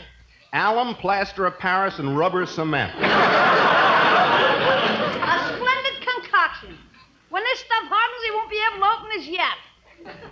Precisely, Doctor. Well, it's all ready. Now all we have to do is spray Curly's throat every time he opens his mouth, and then Hey, Remley, what's taking you so long to get the throat spray ready? It's all prepared, it's all prepared. Open your mouth. Oh, you got it, huh? Okay. Hey, that stuff tastes good. Glad you like it. Here, have one for the road. All right, I've had enough. Now, if you're still able to open your mouth, give him a booster shot, Mr. Remley. Oh, Bill! Yeah, honey. Oh, Mr. Crown has just arrived. Here he is. Ah, at last, my voice coach is here. Cut it out, Remley. I've had enough, I told you. Mr. Crown, this is my husband, Mr. Harris. How do you do, Mr. Harris? Your wife has told me all about you, and I'm very anxious to hear your voice. And I don't blame you, Mr. Crown. You have a great treat in store for you. When I sing on the road to Mandalay, you'll hear what is probably the most gorgeous baritone in this part of country, which has never been too much when I sing on the road to Mandalay. I beg your pardon? I said when I sing on the road to Mandalay.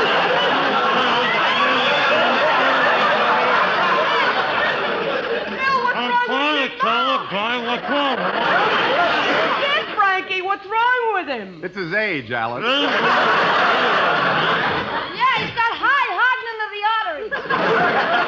Please, I can't waste my time, Mr. Harris. I came to hear your voice, so please let me hear it. Well, darn it, that's what I'm trying to do. Stop horsing around, Curly. Stop it now. Sing On the Road to Mandalay for the man. All right, let me somebody stop to it.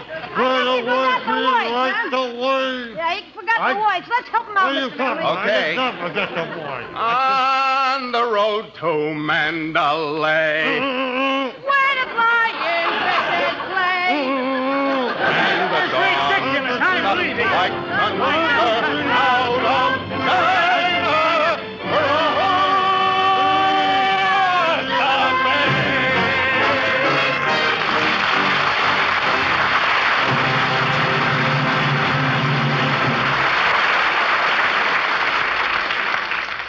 Alice and Phil will be back in just a moment. But first, here's your Rexall family druggist.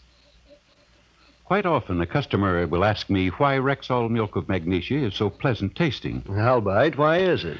Well, my friend, to begin with, Rexall's men of science use the purest and finest USP chemicals available for the basic ingredients in Rexall milk of magnesia. And then it's carefully compounded in specially designed equipment which completely mixes and blends these ingredients. Then it goes through an extra process. What do you mean, extra process? Well, it passes through a special piece of equipment that very slowly smooths and churns until the liquid is creamy and fluffy. And to cap it all, before Rexall milk of magnesia is finally bottled, it's filtered twice through 120 mesh silk. No wonder it's pleasant tasting. No wonder it's one of America's most popular antacid laxatives. Yes, the consistent quality of Rexall milk of magnesia is one more reason why 10,000 family druggists tell you you can depend on any drug product that bears the name Rexall. Good health to all from Rexall. And a Happy New Year to everyone and to the biggest little town in the South, Galveston, Texas, where they're having their Oleander Bowl tomorrow, New Year's Day, with two great teams, McMurray College and Missouri Valley College. Good luck down there and Happy New Year, everybody. Happy New Year, Thanks everybody. for listening to us. Thank you. If you're tormented by a cough these winter days, try Cherisote, Rexall's famous cough remedy. Ruby red, pleasant-tasting Cherisote goes after coughs in two ways. First, it soothes the raw and irritated membranes of your throat and bronchial tubes. Second, it helps loosen your cough. Remember, it's a good idea to see your doctor about a cough that hangs on. Add Rexall Cherisote to your family medicine chest. Ask for it at the store with the orange and blue Rexall sign on the window. And remember, you can depend on any drug product that bears the name Rexall.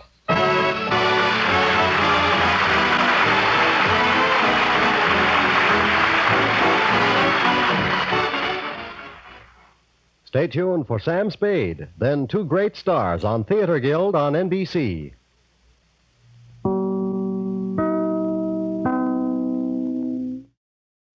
And now, Red Skelton in the not-so-silent spot, since the silent spot would be kind of pointless on radio. Please enjoy the Red Skelton Show up next. Does your cigarette taste different lately? Not if you smoke Raleigh's. They're blended with fully aged pre-war tobaccos. The Raleigh Cigarette Program from Hollywood, starring Red Skelton, with Ozzie Nelson, his orchestra, Harriet Hilliard, B. Benaderet, Dick Ryan, Ferdinand Munier, and yours truly, Frank Nelson.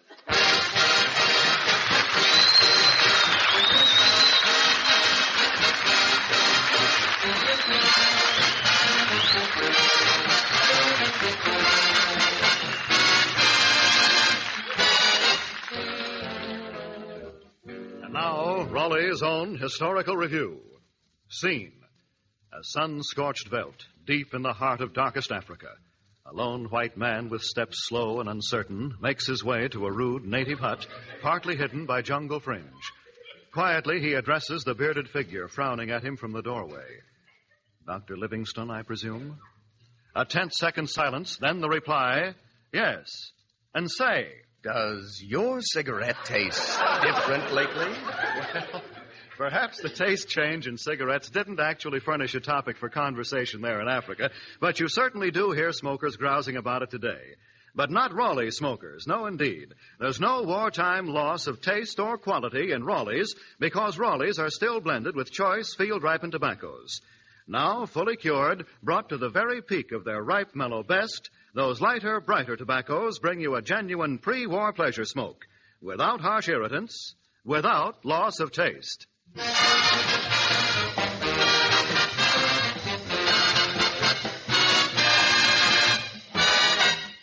And now we bring you MGM's popular comedian and the star of our Raleigh Cigarette Show, Red Skelton.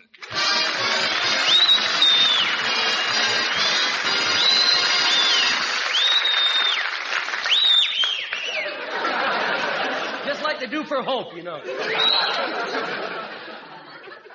Thank you and good evening, ladies and gentlemen. How are you, Frank? Hello, Red. I'm fine. Say, I see where tire inspecting ends April 20th. That's right. April the 21st, they start inspecting rims then. Say, what are you looking so happy about? Well, a funny thing happened to me. I got my laundry back this week. That's pretty quick. I only sent it out last July, you know. Well, anyhow, instead of sending me the pajamas, they just sent me 2 pajama coats. you ever try getting your legs through the sleeve of a pajama coat? Well, not lately, Red. I still can't see why you're so happy about it. You must look pretty silly with pajama coats on both ends. Yeah, but I keep thinking about the guy that got the other pants.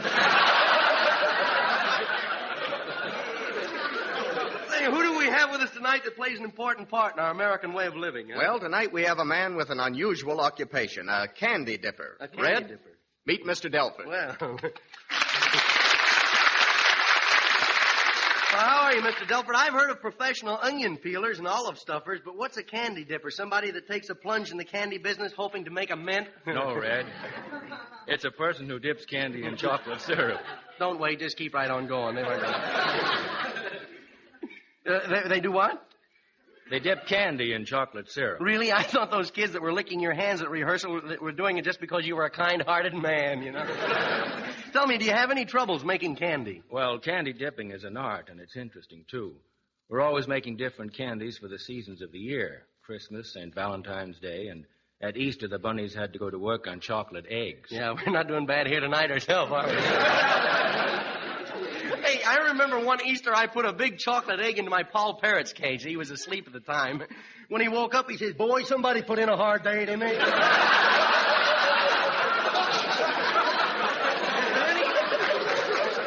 Is there anything unusual? That was the writer applauding for that. Are there anything unusual about your candies? Well, our kitchen has done something to help people find hard centers. Yeah. On each chocolate is a design. We use a H for hard centers and an S for soft centers. Say, that's wonderful. There's nothing so aggravating as a box half full of eaten chocolates, you know. You ever see people say, "Oh, candy." They don't want that one. Say, you just point it out to me. I'll read it here.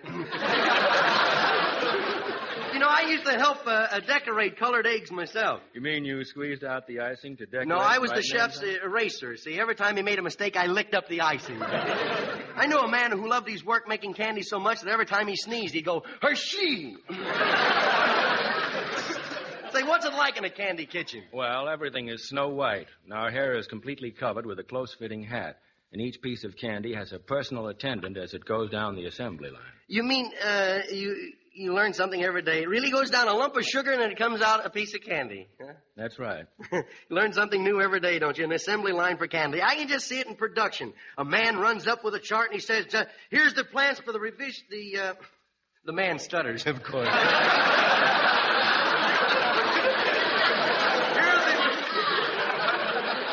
Guy comes in, he says, "Here are the revised plans for the new combination 4-motored bonbon." Then you quickly start the furnaces and you whip up a batch of chocolate syrup. Then a man on the scale measured off a roll of almonds. And then the Tutti Frutti girl stands by with a magnifying glass to see that you don't get more tutti than fruity. Then it starts down the assembly line. The almond is placed inside the Tutti Frutti. A couple of cherries are riveted on. And then the inspector fires the girl. What for? The nut was loose. Then it's handed to you, and you personally dunk it into the chocolate syrup. Then it goes into the freezing room where a woman carefully packs it into a small wax cup. All this work just so somebody can squeeze it to see if it's got a hard center. Say, are you ever tempted to eat candy now and then? When you first start doing the work, yes. Really? You know, I used to be a candy salesman. How interesting. Yeah, I used to walk in and say, "Now, ladies and gentlemen, it's always customary for a show of this kind to have a confection or a chewing candy. Now, there's a price in each and every pair." Now I remember. I first saw you in the center aisle of the Burbank Theater. No. No, I was in the balcony. Rags Raglan was in the center aisle. Well, thanks for dropping in, and if you ever have an extra box of chocolates, look me up, will you?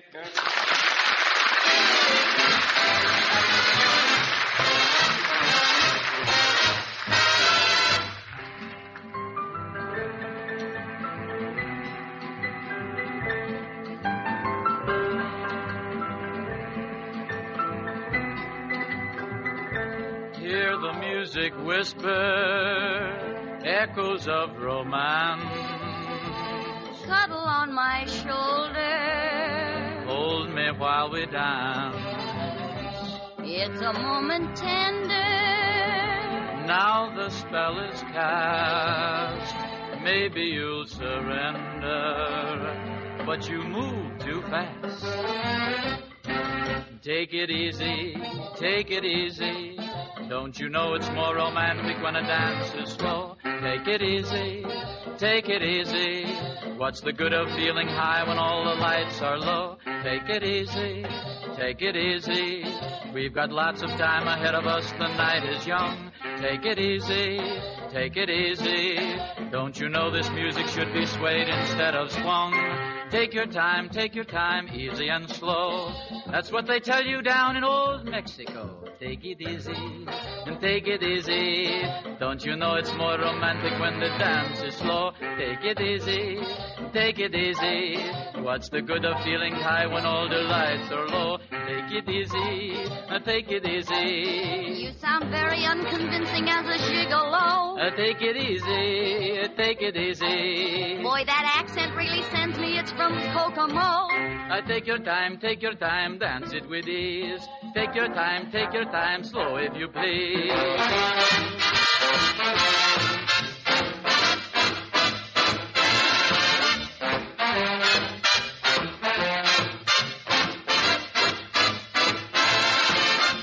And now let us look in at the El Puncarino Ballroom, where they're really slicing up the rugs. Here they go. Take it easy, bud, take it easy.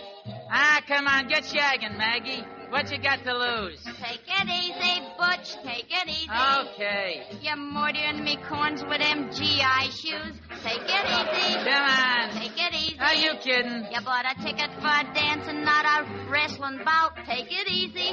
Chum, take it easy. Okay, Toots. I am firmly convinced I should have sat this one out.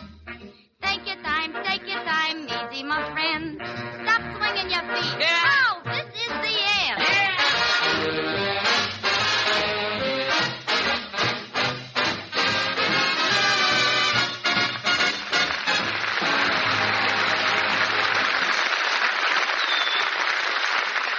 Does your cigarette taste different lately? Not if you smoke Raleigh's. They're blended with fully aged pre-war tobaccos. So remember, if your cigarette tastes different these days, smoke Raleigh's for perfect taste.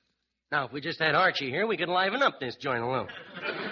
Now we come to our satire on our American way of living, and it's about candy. A guy with a girl and no money is really in trouble, so let's look in on Clem, the fella from the country.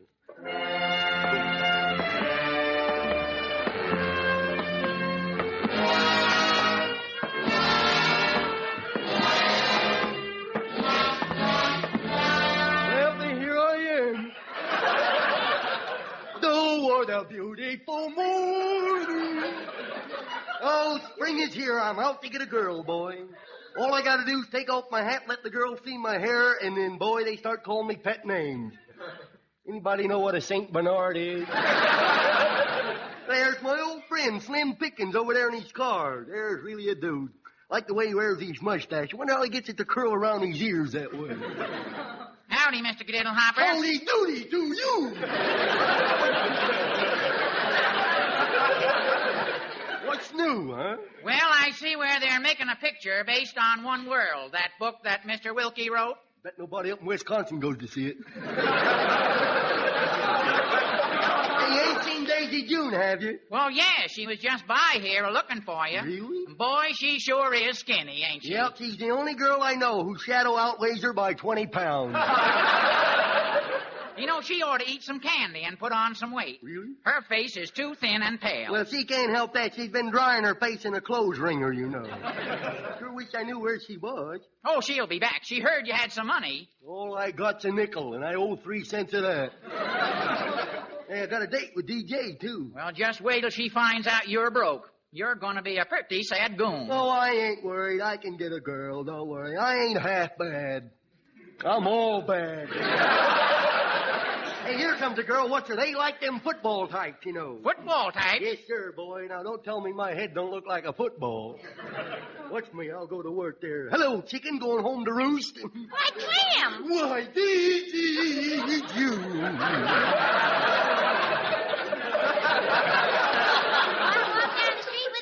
What, past that line of dress shops? No, sir, not me. I won't buy anything. I just want a window shop. You mean look in windows? Don't be silly. People don't go to bed this time of the day. I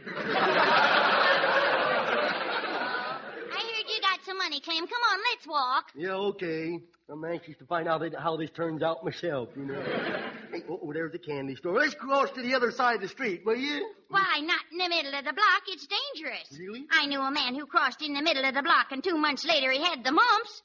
Okay. Let's walk to the corner. Well, truthfully, I don't see the connection myself. Come on, Clem, let's walk. No, I don't like to walk too much. Waste my shoe leather, you know. You ain't wearing shoes. I ain't? Well, no wonder it hurt so bad this morning when I had them half-soled. Come on, let's go back to the corner and cut across. What's eating you, Clem? You'd think something was going to get you. Okay, let's walk fast, though. I'm in a hurry. I got to get home and put my arm to bed. Why? It's going to sleep. It's too fast for her. She didn't get it. Clem, look. Stop pulling me. Well, now, I hope you're satisfied tearing my ear like that. Well, I only want to look in this window. Oh, look, candies. Hey, don't that smell good? Yes, it does. You want to stand over here? You can smell it better. Hey, would you like some? Yes, I I'm would. afraid of that. Good morning. And to you, howdy doody. Well, don't stand there, Clem. This ain't a waiting room. Give me a box of bonbons. Here you are. Well, now, just a minute. I was here first. I was in here before he was. It only took me a second to wait on That you. ain't the idea. Well, I've never been so insulted in all my life. I'll take my business elsewhere. Oh, Clem, don't be so silly. No, I'm sorry. I'm going to the dime store. I'm sorry, but I was in a hurry. Hurry, the candy won't melt, you know. Do I look like the type of guy who'll buy all of it? Well, truthfully, no. If the lady gets any candy, I imagine she'll have to buy it. Well, now that does it. That does it. I'll teach you to be rude, All brother. right, Clem, now that's enough. I'll take care of this guy. I'll hammer him to my size and then beat him to a pulp. Clem, you ought to be ashamed of yourself, picking on a midget. Well, he's a king-size midget, though. I'm sorry, Shorty. Come on, I'll show you. Where are you going, Clem? Oh, I'm sorry. I thought you went out, too. All right, what are you going to buy? How much that little box of candy in the window? $5. No, the little window. $5. $5. Got anything left over from St. Patrick's Day? Something that ain't too spoiled to eat yet, just spoiled enough to throw away. You know? Oh, Clem, don't be a tightwad. Say, there's something that looks nice. Sorry, we're all out of them. You mean them boxes I'm looking at ain't there? They're empty boxes. Well, give me one of them. How much are they? Say, that box in the window sure does look good, and I could use the box to keep my sewing in. Look, folks, I'm rather busy. Well, make up your mind, Clem. You like mixed candy? Yes, I do. Give me 2 penny gumdrops. Let her mix her up herself, huh?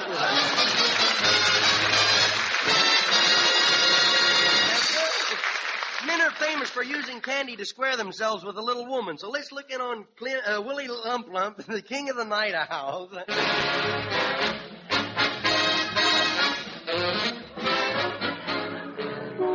Hey, move over, you bum! Move over! You road hog, you! Hey, what's going on here? Don't yell at me, officer. I'll come down to the police station and take my picture off the bulletin board. Oh, it's you, Willie. Now, what are you making all this noise Oh, that for? dope in a big truck blocking the street there. I can't get past him. Now, look, Willie, this isn't a street. It's a dead-end alley. And that's not a truck, it's a building. If you hadn't have got here, we might have had a pretty serious collision. Come on, get out of that car. Am I in a car? Sure, what do you think? I don't know. I thought them pedestrians were coming pretty fast at me. You better get yourself home, Willie. Just leave your car right here. I'll walk to the door with you. I'll bet you will. Look, why don't you go see a psychiatrist? Why? My vertebrae ain't out of place. Don't the staying out late bother you? No, it bothers the neighbors more than it does me. You know. I still don't see why you don't spend more time at home. Have you ever seen my wife? She looks like something that went to a funeral and forgot to bury. You know? Why, she's a sweet, kind woman who thinks the world of you. I'm talking about my wife. Who are you talking about? I got her a present. Would you like to see it? Good heavens, man. Put that away. You shouldn't flash stuff like that around. Yeah, you're liable to get hit on the head. Yeah, well, you're a nice guy. Here, you can have it. Go ahead. But that ain't money or diamonds. That's an O. Henry bar. It's a cellophane wrapper, too. No kidding. Where'd you get it? A soldier. I gave him my wristwatch for it. You know. You know, he says in their PX they got all kinds of candy. Of course, I think he's been in that desert heat a little too long. I don't know. I hear they have plenty of butter and meat. Yeah, I saw 2 mess sergeants paying their way into the Palladium with a pork chop, you know. Yeah? Well, Willie, here you are. Well, I gotta go now. I brace myself to meet my ever-loving wife, see her beaming face, her beaming smile. She's a little off the beam tonight. Come in, Willie. You ain't gonna throw me out again, are you? What's the matter, scared? I thought you said you didn't know the meaning of the word fear. Well, I looked it up. Now, take it easy, will you? Willie, I can't stand it any longer. You'll have to find a place for my mother to live so I can go home to her. Well, why can't she go home to her mother? Because her mother's gone home to her mother. I'll stop if you will. You don't appreciate me. Yes, I scrub for you and slave over a hot stove for you, and what do I Oh, get? probably a million letters tomorrow from people asking you to be their maid, you know. You don't appreciate me. I'm dirt under your feet. Oh, I wouldn't. I'm just your slave. I'm just a boy and a girl that can't. Oh, shut up! That's right, yell at me. And after all I've done for you, after all I've gone through for you, after I've given you the best years of my life. Well, say something. Were those your best years?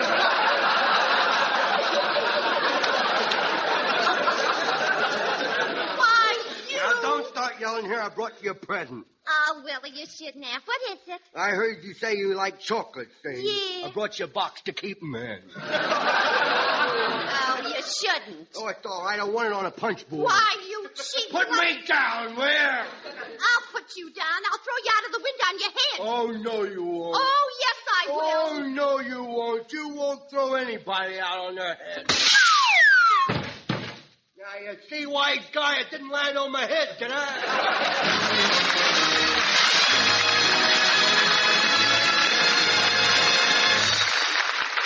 Smokers, does your cigarette have taste jitters up in the harsh hot zone 1 pack, down in the flat, flavorless field the next? Not if you smoke Rawleys, and here's why. There's no wartime loss in the taste or quality of Rawleys for the good reason that Rawleys are still blended with choice, fully aged tobaccos. Now, at their mellow, flavorful best, those lighter, brighter tobaccos assure you a genuine pre-war pleasure smoke with every puff. Smooth as always, mild as always. Better Rawleys stay factory fresh longer, too. They're doubly protected by the best moisture-retaining agent known, and flavor sealed in Rawleys exclusive inner wrapper. A pack of Rawleys means a pleasure-perfect smoke. A carton means extra economy and convenience. For the best in smoking, get Better Rawleys, the cigarette of fully aged, fully mellowed tobaccos.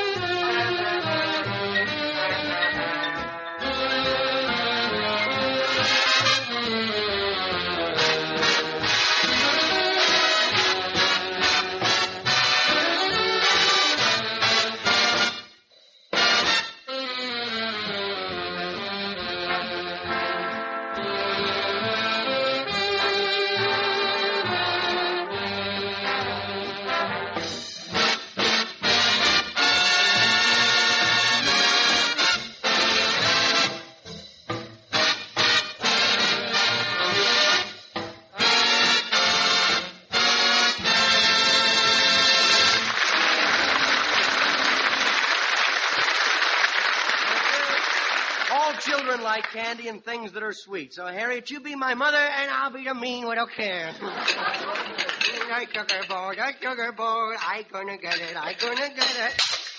Oh, brother, now I really gonna get it. Junior, what happened? You know that big meat platter? Yes? I just made a hamburger out of it. Junior, what are you doing in that cupboard? Are you in my sugar bowl No, again? not all of me. Just me face. Just me face. Junior, how many times have I told you? You can't eat plain sugar. Well, could I have a widow if I put ketchup on it? Now, you listen to me. If I catch you swiping sugar... I didn't swipe any. So help me. Cross me fingers there and swipe any, you know. I just smooth out the top of it, you know. Some stick on me hand, I lick it off. Listen, if you want something sweet, ask for some candy. Okay, can I have some candy? No. Yeah. I don't see your point, truthfully. Hey, Mummy, you always promised to give me a dime for candy, but I never see it, you know. When did I promise you a dime? Last night when you were talking in your sleep. Well, I must have been delirious. Well, tonight I'm going to take a checkbook to bed with me, but... Junior, have you been a good boy today? Yes, I have. Of course, the day's still young, you know. What's cooking in your widow head, kiddo? Well, your father's home. Oh, so that's what you was dragging upstairs last night. Junior, you didn't hear anything. Yes, I did. Of course, I didn't know it was me pop. It sounded like he was dragging a bobsled with rubber boots tied on it. Well, let's not discuss your father anymore. It is kind of disgusting, ain't it? When he wakes up, I'll have him give you a nickel for some jelly beans. Jelly beans? You mean them little red and green candies? Licorice and gumdrop? Yes. With a hard and soft innard? Yes. Don't like them. Young man, you're getting just a little too fresh. Well, you gotta admit, I'm a pretty clever kid, though. Only this morning I made a few new improvements on my secret weapon I'm building with my chemistry set, you know. What did you do? Well, next time Pop turns on the radio, the whole front room's gonna move out on it. Oh, Junior, you're kidding. You just keep laughing, that's all. Before I forget it, who nailed your father's shoes to the floor? Oh, well, now, that didn't hurt nobody but Pop, you know. Even you laugh at that, you know. Does he have an awful time trying to stand up? Yeah, he looked like a totem pole in the wind, didn't he? Come on, jump down off that cupboard. I'll catch you. Okay. Oh! Wait till I turn around. No. Well, don't lay there. Get up so I can see if you scratch the floor. I can't get up. I got a Charlie pony. You mean you got a Charlie horse? No, this is just a widow cramp, you know. Hey, can I ride me tricycle outside if I promise to get it back in time for Pop to ride to work? Well, all right, but don't ride down that steep hill. You might crash into a wall, and tricycles are hard to get nowadays. Yes, or somebody at the door, Junior, peek through the window first. It may be a bill collector. Oh, it's that last of the big parade from next door there. Junior, will you stop referring to Mr. Mounier as being fat? All right, then. He's not fat. He's just badly swollen, you know. When he gets here, I'm going to ride my tricycle around him just once, you know. That'll take about an hour, you know. Junior, well, open the door. No, he only wants me to run an errand for him, you know. Junior, he's been very good to you. No. Gives you a nickel every other day for candy. Yeah, and then he looks in the bag and says, let's see what you bought, kiddo. And then them big lunch hooks wraps around it. Oh, tell him not to eat it. No, and then I wouldn't even give me a nickel for the candy, you know. You know, someday I'm going to get $10 and get a jawbreaker. Jawbreakers are a penny. Not the kind I mean. These are brass and you wear them on your knuckles. Junior, will you open the door for him? Okay. Well, Junior, hello. You big fat Where you been? Down at the service station getting your tummy pumped up, huh? Oh, no, just getting a little sun and air. Yeah, brother, yes, you need it, do you? Big old... Hey, put your hat on, will you? That sun shining on your bald head and the lights glaring in me eyes. Junior, you shouldn't say things like that about Baldy. Well, perhaps I am a trifle bald. A trifle, he says. You better get a toupee, you know. That's mighty slippery landing field for them poor little flies. Junior, would you like to hop on your tricycle and ride down and get me the evening papers? How much are you getting it for me? To pay you to do something would be like teaching you bribery. You wouldn't accept bribes, would you, Junior? He talks like a new man around here. Okay, I'll give you a nice new nickel. I'd rather have a nice old quarter if you got it. You won't go for nothing. No. I think it would be worth earning a nickel. Here's the money for the paper and a nickel for some candy. You chiseler, you're going to eat it. Okay, I will go. Hey, did you wash that door on the window on that door there, or is it open, huh? She washed it. Now, I'm not going to make this trip for nothing. I'm going to fix him I'm going to put this money down for the paper, and then I'm going to go back home and fix that guy was good. I'm going to chop up a little bar of soap in little squares and let him eat that for a change, boy. That'll stop him. Fix that guy was good. Now, there's the soap upon the sink. I'm going to teach him to let me earn money and then eat all me candy. Now, there's a knife there. Oh, boy, it looks just like fudge, don't it? I forever blowing bubbles. Now, put it in this old candy sack I've been licking the sides of. There, now, it's all fixed.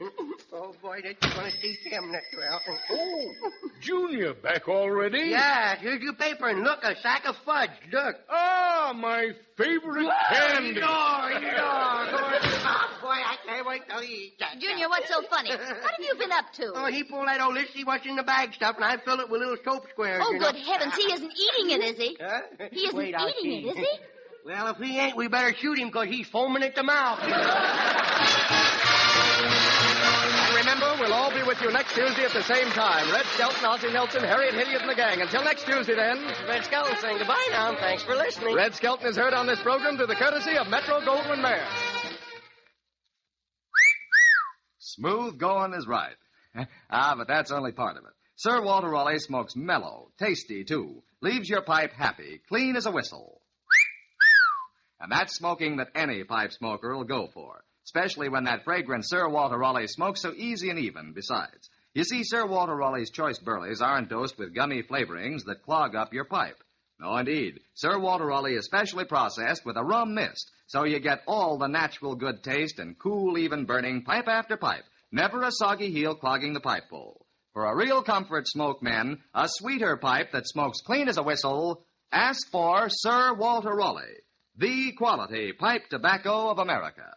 And remember, listen to Hildegard tomorrow night and to People Are Funny Friday night over most of these stations. Good night. This is the National Broadcasting Company.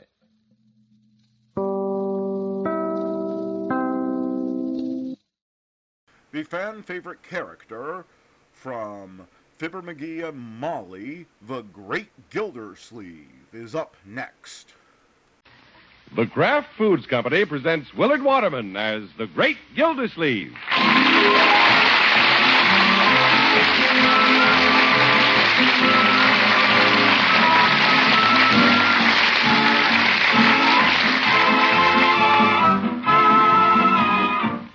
The Great Gildersleeve is brought to you, partially transcribed, by the Kraft Foods Company. Kraft, makers of the one and only Miracle Whip salad dressing. We say one and only because there just isn't any other salad dressing like Miracle Whip. Miracle Whip is different, and it tastes different. Miracle Whip tastes so good, it's become the most popular salad dressing ever created. More Miracle Whip is sold than the next 20 leading brands of salad dressing combined. Try it. Make your salads better tasting with the one and only Miracle Whip.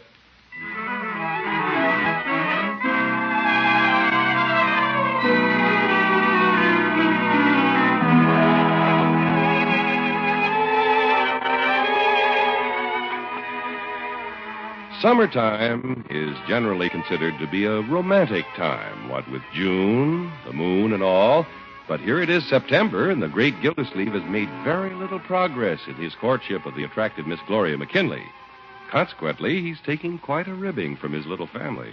Now, Marjorie, I'm not upset because you had a date last night with that oily assistant manager of Hogan Brothers. I know that, Unky. You're just upset because you had dates with him 5 nights in a row. Well, she has to be diplomatic. After all, Mr. Krause is her boss. Hey, Unc, Yes, Leroy? why don't you give her a job in the water department? Make her be diplomatic to you. Leroy, I don't have to go to such lengths to get ahead of Hogan Brothers' assistant manager. I don't understand what she sees in that Krause anyway. Him and his slick hairdo. He isn't nearly as handsome as I am. Well, is he? Do I have to answer that? Just when I want to raise my allowance? Well, I think Miss McKinley is very easily impressed, Unky. After all, she considers an assistant manager a very important person. Well, let's not forget that I'm city water commissioner. That makes me a pretty important person, too. Oh, let's face it, Unc, you're just a politician. And this year they're a dime a dozen. Leroy. Even with inflation. Leroy. Okay. Gloria only goes with that fellow because he knows a few prominent people. Well, you know prominent people, Unky. There's Mr. Bullard right across the street. Well, yes. Bullard's the biggest man in town. Been my neighbor for years. Why, George, I'll be glad when good old Bullard gets back from his vacation. Why? He won't even talk to you. Well, I'll admit we haven't always seen eye to eye. He's never liked you since the time you waited until the wind was right and then burned that old tire.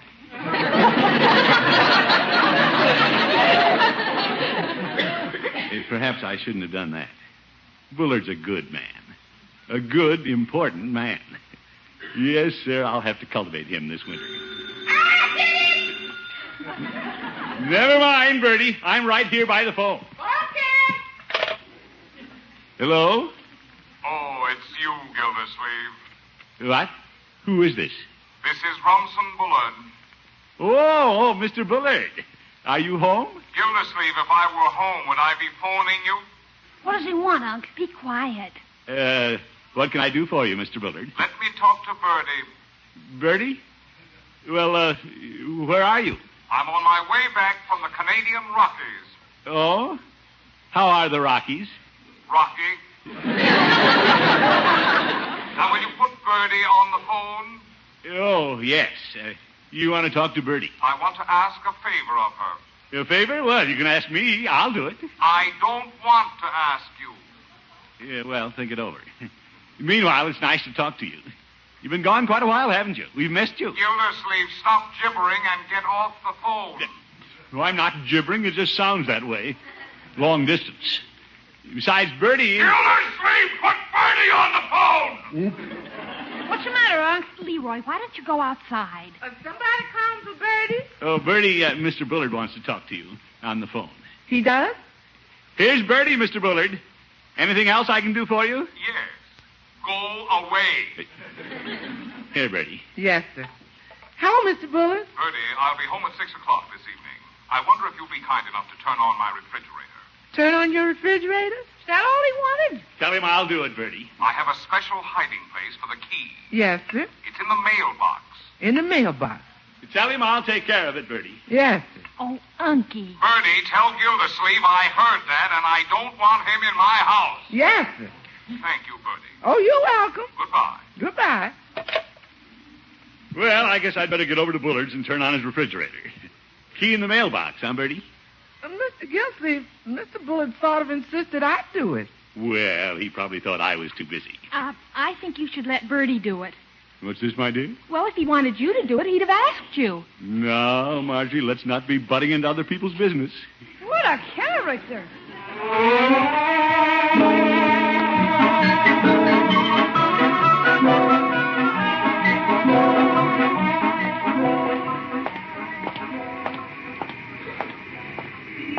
There's no hurry about turning on Bullard's refrigerator. I think I'll drop into Hogan Brothers first and see Gloria. And it wouldn't hurt to take her out to Bullard's and let her watch me open the house. Right, George, I'll show her who knows important people. Mr. Bentley's hat. I don't see anybody at the complaint department. Good chance to talk to Gloria. Good morning, Gloria. Well, Throckmorton, what are you doing so far away from the water department? Oh, just attending some important business for an important friend of mine. Oh, who? Ever hear of Rumson Bullard? Mr. Bullard, I should say so. He's one of our big accounts. Well, that's the kind of people I know. The big account people. Is he really a friend of yours? Called me from Canada this morning. Long distance. He did? At least on his way home from Canada. Look, I even have the key to his house. Oh, I've seen Mr. Bullard's home. It's enormous. Well, it doesn't look so big to me. Of course, I've been over there so often. I drove past it the other night with Mr. Krause. Oh, him. Well, when you're with me, you don't have to drive past it. How'd you like to go inside? Oh, I'd love to. Well, if you'd care to drive out someplace for lunch with me, we can stop there on the way. I promised Mr. Bullard I'd check. See if everything's all right in the house. Turn on the refrigerator. It's a date. Great. I haven't had lunch with a handsome man for some time. What about that assistant manager? Oh, Throckmorton, Mr. Krause doesn't mean anything to me. No, Gloria, you go out with him nearly every night. But this is daytime. Mr. Bullard's house. You'll meet me there? Why don't you go with me? Well, I'm not sure just when I can get off for lunch. Oh, well, see you out there then. Wait a minute. You don't have a car. I'll borrow Mr. Krause's. What? Oh, well, I'll be waiting on the porch. Ta-ta. Bye. Well, what's so wrong with that? She's meeting me on Hogan Brothers' time and Krause's gasoline.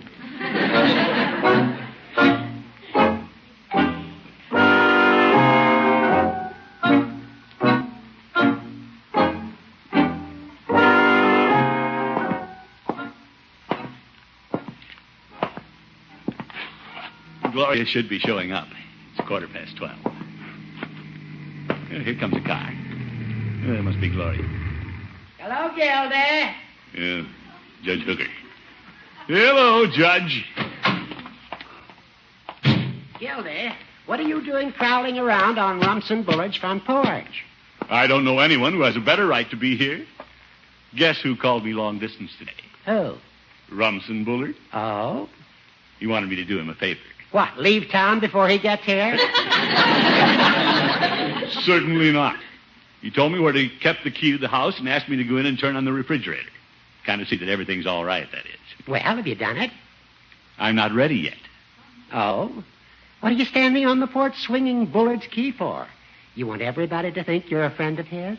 Judge, you know me better than that. I'm not the kind who goes around trying to impress people. Hello, Throckmorton. Am I late? Well, it's your little friend, Miss McKinley. Come in, Gloria. Judge, how about shoving off? Oh, I wouldn't leave now for the world. I like to be around fellows who don't try to impress people.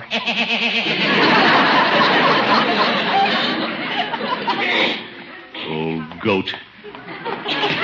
Oh, it's Judge Hooker. How do you do, Miss McKinley? Judge, are you a friend of Mr. Bullard, too? Well, I happen to be his attorney.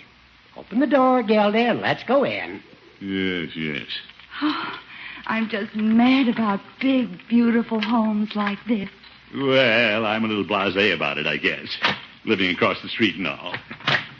After you, Gloria. Oh, thank you. Mothballs. Well, Rumson doesn't take chances with his fine tapestries and Persian rugs. Gloria, the tapestries are those rugs on the wall. No, we have them at the store. Nothing like these, of course. You wait until you see Bullard's antiques. They're very old. If I were you, Gilda, I'd turn on the refrigerator and get out. You know how fussy Rumson is about his house. Judge, I'm just showing Gloria around. Now, this is the den. Oop, closed closet. You need somebody to show you around. Judge, why don't you open that door? The one that leads outside. Yeah, I think I will. If you're going to be poking around in here, I want no part of it. Good day, Miss McKinley. Goodbye, Judge. Come on, Gloria. I want to show you the den. All right. Now, let's see. There's a big desk in there. Oh, well, that's Bullard's study. My, what a lot of books. Yeah. Let's go in and study. Throckmorton. What a gorgeous desk. Yeah, solid mahogany. I can just see you behind a desk like this. Well, why don't I sit behind it?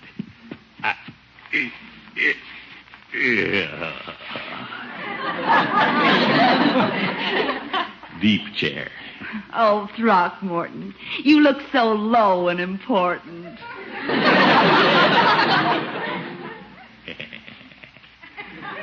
Mr. Kinley, pull up a chair and take a letter. How can I refuse? You're the boss. Oh, brother, am I making progress? I'll even use Mr. Bullard's gold pen. Atta girl. Assistant manager, turn in your carnation. I'm ready, sir. So am I. Dear Miss McKinley. Yeah, scratch that out. Just make it darling. Throckmorton. Have you got that? No ink in the pen. Oh? Well, here's a whole bottle full. Royal purple. Yeah, wait till I get the top off. Stuck a little. Oh, careful, Throckmorton. No, slipped. Zeke, all over Bullard's rug. Oh, brother. Purple ink. Do you think Mr. Bullard will care? Care? His Persian rug? I mean, where's my handkerchief? Get a blotter. Oh, it's no use, Throckmorton. Oh, what a shame. This priceless rug. It's a good thing you know Mr. Bullard so well. You are an old friend of his, aren't you? Yes, old friend.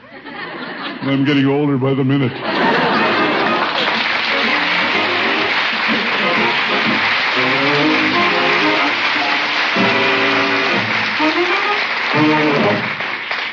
The Great Gildersleeve will be back in just a minute. A hostess named Hilda had dinner for 8. She planned and she worked so her meal would be great. It would have been 2, but her salad lacked zip.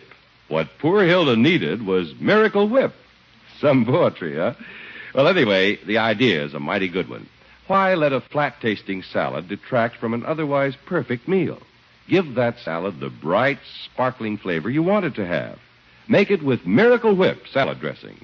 Miracle Whip has a wonderful flavor, a lively, teasing flavor, a peppy flavor that's just sharp enough.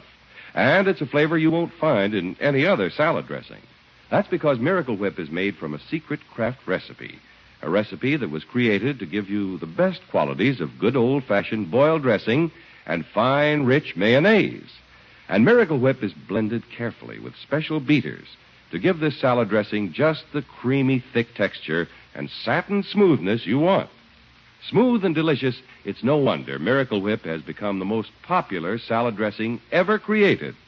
Actually, Miracle Whip outsells the next 20 leading brands of salad dressing combined. Try it yourself. See how much better tasting your salads can be when you make them with Miracle Whip. Fruit or vegetable, meat or seafood, plain or fancy, they'll be delicious. Tomorrow, get a jar of America's favorite salad dressing, Miracle Whip.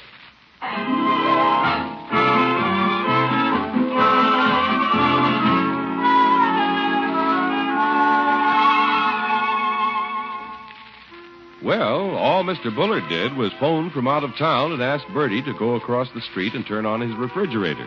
The Great Gildersleeve took over from there. Uncle Mort, you mean you spilled a whole bottle of ink on Mr. Bullard's Persian rug? No, Margie, it's nothing serious. Bertie will know how to get it out. If you'd let Bertie go over and turn on the refrigerator in the first place, it wouldn't have happened. Well, I wanted to do Mr. Bullard a favor. I want us to be good friends. Well, you're making a fine start. No, my dear, I'm afraid I haven't time to discuss it anymore. The ink's drying. Bertie! In the kitchen! I don't have to tell Bertie where the ink spot is. I'll just find out how to remove it. Bertie? Yes, sir? How do you go about removing an ink spot? An ink spot? Well, you might say a good-sized ink stain. The size a whole bottle would make. Oh, if it's that bad, I'd go down to Mr. Peavy's and get some ink remover. Well, I haven't much time, Bertie. You must have some home remedies for taking out ink spots. Well, they say one way to remove ink spots is to soak them in milk. Milk? Of course, I haven't tried it, but I hear it works. But, Bertie, even if the ink comes out, won't the milk leave a stain? Yes, sir. But if you want to get the milk stains out, you use coffee. Coffee? Of course, I haven't tried it, but I hear it works. Well, I know darn well coffee leaves a stain. I spill it in my tie all the time. Well, there's ways of getting out coffee. Oh? If you want to remove coffee stains, you brush them with glycerine. Oh, my goodness. Of course, I haven't tried it, but I hear it works. Bertie, wouldn't glycerin leave a greasy spot? Well, if you want to chase a grease spot, you just sprinkle on some talcum powder.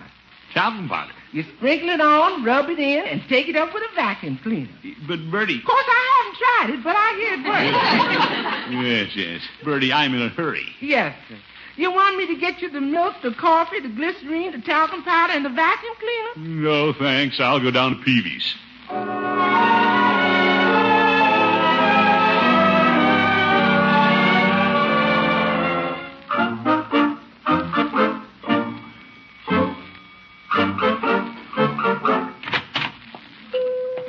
Hello, Peavy. Hello, Mr. Gildersleeve.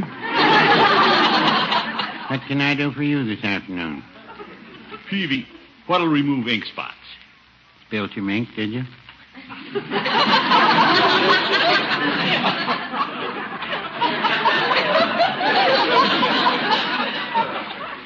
What do you think? I think you spilled your ink.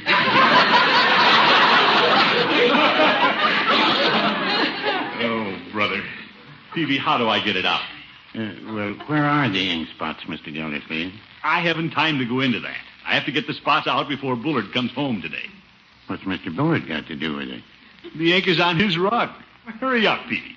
Well, what's your ink doing on his rug? It's not my ink, it's his ink. I went over to Bullard's to turn on his refrigerator, and I spilled it on his Persian rug. My. Does Mr. Bullard have a Persian rug under his refrigerator? No, Peavy, this happened in his library. He keeps the refrigerator in the library? No. I was in his library with Miss McKinley. Oh, you two were raiding the refrigerator. We were not. Now, how about selling me some ink remover? Well, I'd like to, Mr. Gildersleeve, but it just happens that I've sold the last bottle. Why didn't you tell me that when I came in?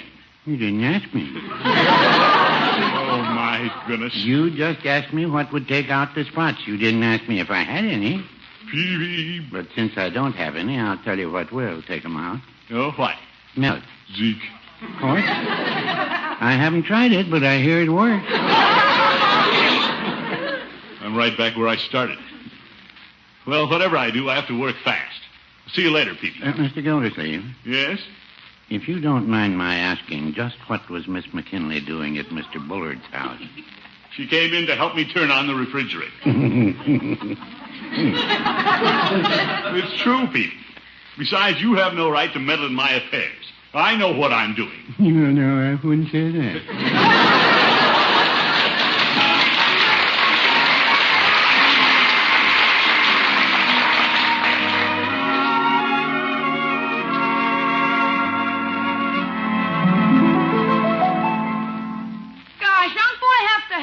Sorry, Leroy, but I'm working against the deadline. Bullard's train comes in at 6 o'clock. He'll be walking in that front door at 5 after. How much could he sue you for if you don't take out this spot? Leroy, let's not speculate. Get busy. Okay. You pour the bottle of milk on the spot, and I'll scrub with this brush. We just hope the milk doesn't leave a stain, that's all. It's a brown rug, Unc. Maybe we should use chocolate milk. Leroy. Sure. I'll run down to Mr. Peavy's and get 3. One for you, one for me, and one for the rug. Young man, pour the milk. Okay. You know, Unc, I got a feeling this ain't gonna work. Well, I'll scrub a little and see. More milk, Leroy. Okay, it's your funeral. Now, give it a good scrub. Uh-oh. The brush doesn't absorb enough. Hand me one of Mr. Bullard's towels. Sure. Yeah, they'll do the trick. Yeah, look, Leroy. It's coming out of the rug. The towel's turning purple. I'll say. Hand me some more towels. Here you are. By George, it's working like a charm. Yeah. But how are you going to get the ink out of Mr. Bullard's towels?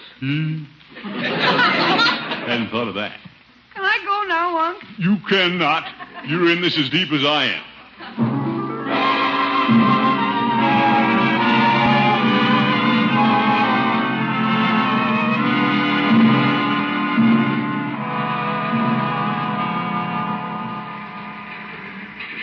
Leroy, keep your eye on Mr. Bullard's washing machine while I tidy up things. Oh, gosh, I didn't mind helping you clean the rug, but doing Mr. Bullard's laundry, this is beneath me. Leroy, I have to get the ink out of the towels. Yeah, get the ink out of the towels or get the heck out of town. Uh-oh. Wonder who's at the front door. Gosh, maybe it's Mr. Bullard home early. Leroy, that's a morbid thought.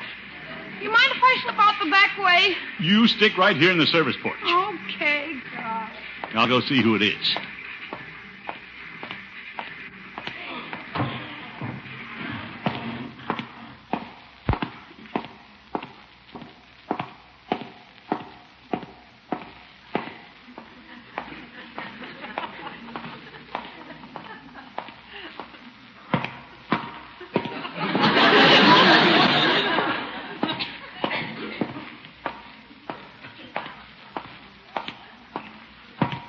I may not get to the door before dark.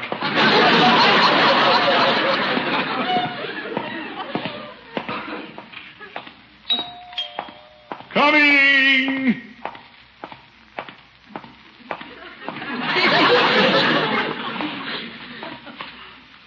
Who is it? It's your friendly neighborhood druggist. Ilford. Peavy, what are you doing here? Yeah, let me come in and I'll tell you. Yeah, all right. Come on back to the service porch. You know, after you left the pharmacy, Mr. Gildersleeve, I happened to run across a stray bottle of ink remover. Well, thanks, Peavy, but everything's been taken care of. I'm using the washing machine. You got the rug in the washing machine? No, towels, Peavy. Well, how did towels get into this? It's a long story, Peavy. Let's forget it. Okay, well. My, this is a big house. We're nearly there, Peavy. Hi, Miss Peavy. Yeah, hello, Leroy. How you doing, Leroy? How do I know? Well, looking through the glass in the washing machine, I'd say I need a little more soap. Think I'll open the door and dump some in. Are you supposed to open the door with the machine running? Why not?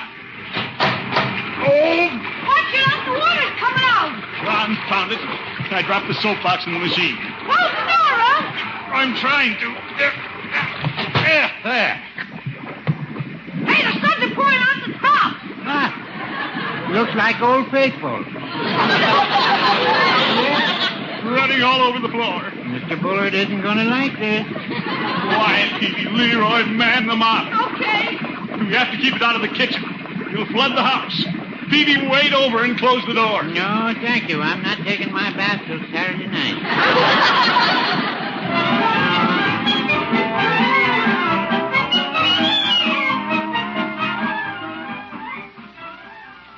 That Mr. Gildersleeve, he must have had a merry time over there this afternoon. It serves him right, Bertie. He should have let you go over and turn on Mr. Buller's refrigerator. I wonder why he don't want Mr. Gildersleeve in his house. Oh, he's just allergic to Unky. Boy, am I bushed. Well, personally, I feel better now that I'm in some dry clothes. Did you get the ink out of Mr. Bullard's rug? Well, that was nothing. We had to wash his towels, mop the soap suds off the floor, and scrub them off the ceiling. Off the ceiling? Well, I guess I did use a dash too much soap. But by George, I got everything slicked up and neat as a pin. Bullard will never know anything happened. You got through just in time. Mr. Bullard's over there now. Say, come to think of it, he doesn't even know I did a little favor for him. I better go over and tell him. Why don't you play it smart, Unc, and stay on your own side of the street? Leroy, if Mr. Bullard and I are going to be friends, he should know when I do him a favor. You won't have to go over, Unky. Here he comes across the street. Well, great. I'll open the door for him. Hello, Mr. Bullard. Welcome home. Hello, Gildersleeve. I was just about to come over and tell you that I personally took care of things at your house today. Oh? I didn't think it was Birdie. Oh? Something wrong, Mr. Bullard? Yes. Well, I was sure I got all the ink out of your rug. Ink on my Persian rug? Naturally, we got a little on your towels, but we washed them all out. You washed my towels? And when the washing machine overflowed, we didn't let it go beyond the butler's pantry. Well, this is news. You mean you didn't know? No, I didn't. Then, Mr. Bullard, what are you angry about? Gildersleeve, you forgot to turn on my refrigerator!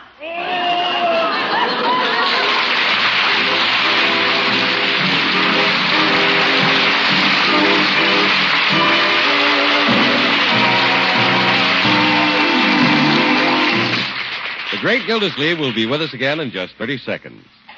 A tempting fancy salad main dish deserves something special in the way of a bread or cracker accompaniment. So try hot cheese-filled rolls, corn sticks, or oven-toasted crackers. That good-looking salad deserves something special in the way of dressing, too. So use Miracle Whip salad dressing. Miracle Whip is so delicious it makes any salad, elegant or plain, taste better than ever. Try it.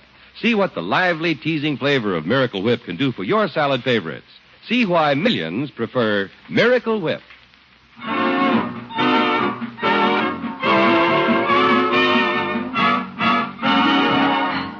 What's the idea of sitting out here on the front steps? Oh, just waiting to hear from Mr. Bullard. Waiting to hear from him? He said he was going back home and take a shower. That's right. But he was sore. He said if you ever set foot on his property again, he'd call the cops. Yes, I know. Well, what are you waiting for? I don't get it. You will, my boy. How do you know you're going to hear from him? You wait. When you do hear from him, what are you going to hear? hear? You'll see. Oh, when you hear what you're going to hear, what are you going to do? You watch. Gildersleeve! Hey, there he is at the window. You were right, Unc. You bet. Hello, Mr. Bullard. Gildersleeve, I'm soaking wet. Get me a dry towel. What's the matter, Mr. Bullard? No dry towel? You know there are. You washed them all, you big lummox. Well, too bad I can't come on your property, Mr. Bullard. Gildersleeve, I'm freezing. Bring me a towel. All right, I will. First thing tomorrow morning. Gildersleeve! By George, it's good to have old Bullard back. Good night, folks. Great Gildersleeve is played by Willard Waterman. The show is written by John Elliott and Andy White and is partially transcribed. Included in the cast are Walter Tetley, Mary Lee Robb, Lillian Randolph, Marvin Miller, Gloria Blondell, Earl Ross, and Dick LeGrand. Musical compositions by Jack Meakin. This is John Heaston saying goodnight for the Kraft Foods Company, makers of the famous line of Kraft quality food products. Be sure to listen in next Wednesday and every Wednesday for the further adventures of the Great Gildersleeve.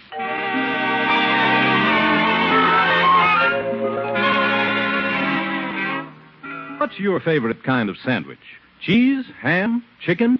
Whichever it is, it'll taste better than ever with Miracle Sandwich Spread. Try it. See what wonderful tang, what a delicious lift Miracle Sandwich Spread gives your sandwich. Miracle Sandwich Spread is made by Kraft from America's favorite salad dressing, Miracle Whip, and spicy relishes. For a really thrifty sandwich, use Miracle Sandwich Spread alone between slices of bread. Get a jar tomorrow. Miracle Sandwich Spread.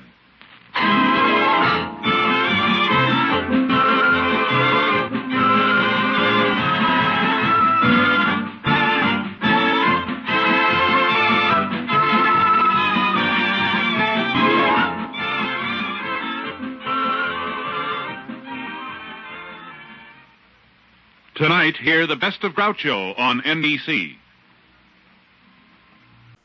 Well, Silver, wait those thrilling days of yesteryear with the Lone Ranger up next.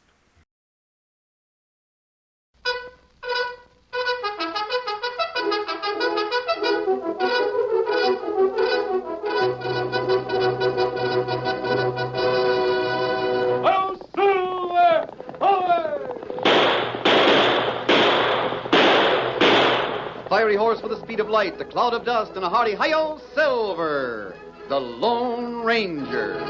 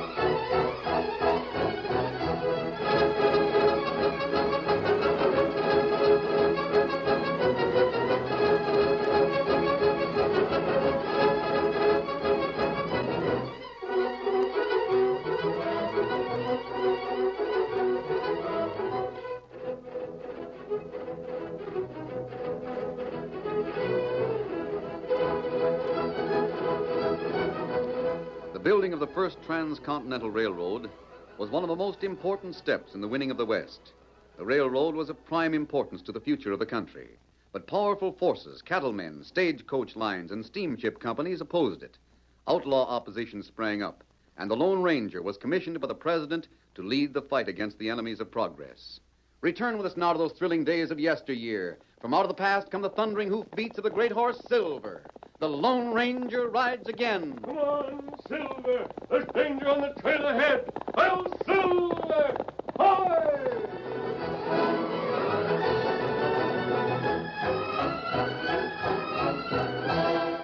cafe in the roaring town called End of Track, two men were facing each other at a table.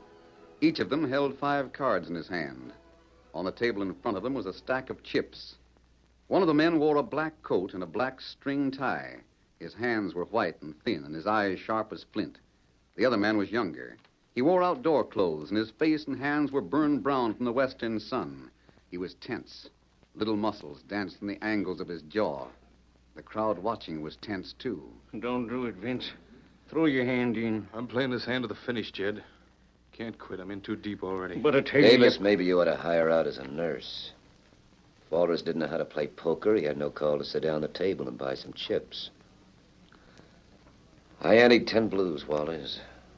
Are you seeing, or have you had enough? I'll meet it. Oh, Vince. Leave me be, Judd. Keno, leave the young fellow alone, mister. He's got confidence in his hand, and he's playing it. All right, Walters. How many cards? I'll play these. Well, standing pat, huh? Wish I could say the same. Dealer takes 2. You opened, Walters. I'll bet this. I raise you. I'll raise back. I raise again. Oh, Vince, don't be loco. Barton's a professional gambler, You man. can't buffalo me, Barton. Here's your raising up the same. Oh. You're mighty proud of those 5 cards, aren't you, Walters? I'm backing them up with cash. Yeah. Looks like you got a month's salary from the railroad on the table. That's my affair. You throwing your cards Rain in up, Walters. I'm still playing. I still raise. I need more chips. I'll buy them. Well, I'm out of cash. But this is a cash game, Walters. Well, I got a set of surveying instruments. How much will you give? Vince, you can't use them. It means your job. I've got a good hand. I'm playing it to the hilt. Barton, here's my set of instruments on the floor.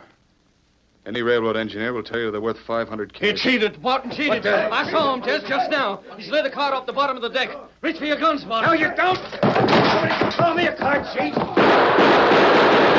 Blazes, somebody shot out the lamps. Quick, out the back way. Let go my arm. Who are you? Don't be a fool. Barton's got a dozen men. They'll start shooting blind. The place will be buzzing with bullets. Davis. I'm right here. Follow along. Sure thing, mister. This way. Get here someplace. Tell me to start shooting your guns. Yippee! Shoot up the place. Here goes that mirror. Aye, this way. Come on, Walters, quick. Now, hold on. Who in tarnation? Don't be a mule deer jackass, Vince. Keep traveling. Here's your horse. Ride. My horse. It was around in front of the cafe at the hitching rail. I brought the horses around. Steady, boy. Come on, Vince, in the saddle. Doggone, I don't savvy this. First I'm holding a pat hand, then you yell at Barton, bottom deck the card, and then this hombre shoots out the lights. Walters, your pat hand wasn't any good. Barton's a card sharp and a cheat and a killer. He was building up to get an excuse to finish you. Why should he? Because you work for the railroad, that's why. Because you're a valuable surveying man. Putting you 6 feet under would hold up the building of the Great Central. Now will you... Keep them hurry. Pretty soon they come out There's here. no time for talk. If you insist on being stubborn, I'll have to put you on your horse myself. Hey! You're in the saddle, now get going. Here, Silver. We're heading north, but we'll see both of you later. Adios. Get him up, Scout. Adios. We head west. Come on, Vince. Head for home. Reckon I might as well. Get up, boy. Get up there, boy. Come on, get up.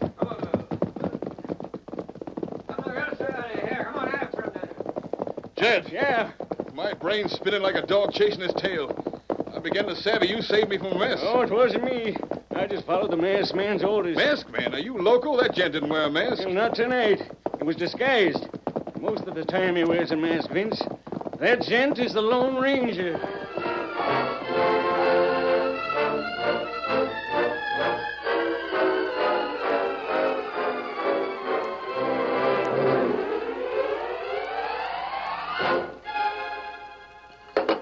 Molly, you sure are a hand at making coffee.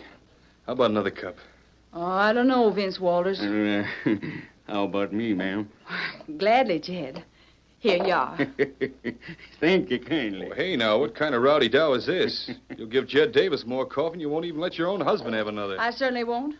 Well, you ought to be ashamed, not having more sense than to get into a card game with a card sharp like this Barton. Oh, now, Molly. Don't now Molly me, Vince Walters. Supposing you'd have put up your surveying instruments, you'd be out of a job by now. But I didn't. Got my instruments right here. Small thanks to you. It was Jed Davis saved him, not you. Oh, not me, Molly. It was the Lone Ranger. Anyway, it wasn't Vince. What got into him? Oh, I'm awful sorry, Molly. I guess it was card fever. Most always you got sense, even when you play cards. Well, I had 4 jacks. I didn't see how I could be beat. I bet Barton picked up the 4th ace. If it could be proved that hombre cheated, It can't be proved. Turned the table over too fast. Well, anyway, I had my lesson. From now on, I stick to my surveying job. Only time I play poker is in a friendly game. Now, that's more like Vince. Here's your coffee. Well, thanks. When'd you go out surveying again, Vince? Oh, reckon not for a while, Molly. We just come in a couple of days ago, ma'am. Riding herd on a row of stake lines where way out in wild country is no easy chore. Yes, I know. It's lonely country. Lonely ain't the word for it, ma'am. It's way out past end of track. Out past the grading crews and even past the railroad buffalo hunters. When you get that far out, you're all alone with nothing. Nothing except rattlesnakes and gophers and wolves and antelope. Not to mention Injuns. Injuns? Oh, now, Molly. Most always they pay no mind to us. Yeah, most always. But it only takes one unfriendly redskin to lift your scalp. Oh, Jed. Hush that mouth of yours, you blundering idiot. Burn my tongue. I was just making talk, ma'am. Shucks, Vince has been out surveying plenty of times. He always comes back. Yep, and always will, Molly. Reckon the only place I can get scalped is sitting at a poker table. Yeah, what's that? Somebody traveling this way. He's traveling mighty fast. Wallers! Vince Wallers! He's shouting my name. Let's see what's up. Ho there! Oh, boy. Howdy. Which one of you gents is Vince Wallers? Well, that's me, mister. Howdy. What's wrong? Nothing, ma'am. My name's Spencer. Work for the Great Central. Got a message for Wallers. From who? Colonel Parkman. He's head of construction. What's he saying? I don't know. It's a note. Here you are. Oh, thanks. Keno, mister. Adios. Adios. Adios. Adios. Well, open it, Vince. Oh, yeah. It's from the colonel, all right. There's a signature right at the bottom. Well, I'll be, Something wrong? Doggone, just when I was figuring on resting up for a couple of days. Resting up for... Vince, you don't have to go out again. Gotta go at once. Oh, no. It says so right here. I'm to go out to Section 24 out past the Sagano, and it's got to be resurveyed. Well, I'll be doggone. That's where we just come from. I reckon something's wrong. According to this letter, the line I surveyed don't match up with the original one. Reckon there's no help for it, Jed. Saddle up the horses. We got to set out right now.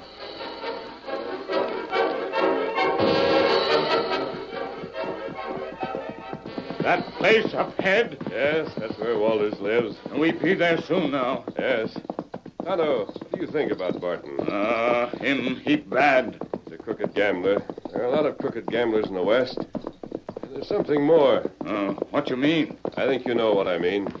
Maybe so. You know the outlaws are trying to smash the building of the railroad. Them Iron Spur. Everybody know about Iron Spur. They have money and they have no scruples. It's an evil combination, Tonto. Railroad beat 'em. The railroad's got to beat them. Nothing must stop the building of the railroad. All the way west to San Francisco. Tonto, I think Barton is in the pay of the Iron Spur. Tonto think that, too. I think what happened last night was a deliberate attempt to kill Walters. Because he's a valuable railroad man. Plenty good you there, huh? As soon as that trouble started, I shut out the lights. Davis and I got Walters out in time. Tonto here, 5 men wounded in fight afterwards. It's going to be our job to get Barton where he can't trick his way out of it. He's got to end up behind bars. You think Walters maybe help do that? We'll ask him. Steady, Silver. Whoa. Howdy, you looking for something? Your mask. Oh, we friends. An outlaw and an Injun. It's all right. Your husband knows us. We were with him last night. Last night, why, you must be the Lone Ranger. Him Lone Ranger. Me Tonto. Oh, mister, I'm plumb sorry. Jed Davis and Vince told me all about you. I reckon you want to talk to Vince. Yes, please. Well, you're too late, mister. Him and Jed Davis rode out this morning. What's that? Yes, heading for the line west of the Segundo. To do more surveying? Mm-hmm. But I thought your husband and Davis just came back. Why should they go out again so soon? A note from Colonel Parkman. Here, read it yourself. Vincent Wallers. Order for resurvey, Section 24. Mrs. Wallers, do you mind if I take this note back to the end of track? What? Tonto will stay here with you. I'll be back very soon. Tonto stay, Kimosabe. Adios till later. Come on, Silver. Why, that horse is traveling like a prairie fire. What's it all about, Tonto? Tonto not savvy. We wait. Mask friend him come back plenty quick.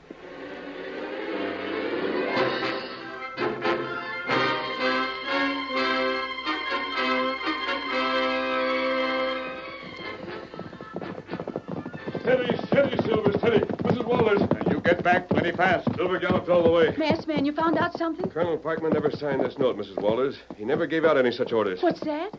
Oh, you spoke to the colonel himself? No, but I have ways of getting accurate information. But I just don't understand. What reason would anyone have to play a joke? Mr. Barton. Slick Barton. I'm not sure, ma'am. Who else could it be? Slick Barton tried to cheat my husband at cards last night. He sent that fixed-up note to draw my husband and Jed Davis out into the wild country.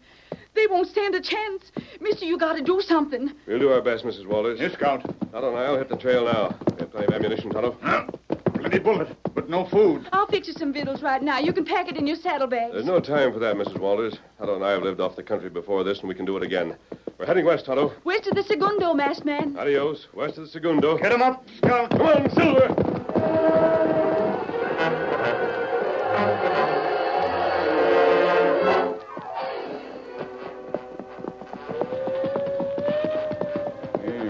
Sounds like a coyote, Vince. Yeah. Funny how the country changes as soon as you get west of the Segundo.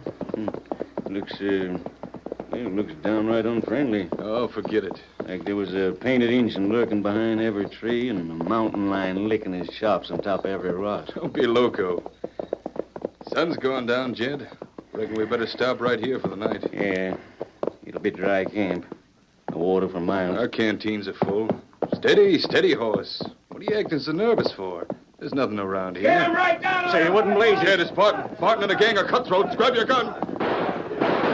Don't give him a chance! Get him before they lift the guns from their holsters! They'll never get away! Not now!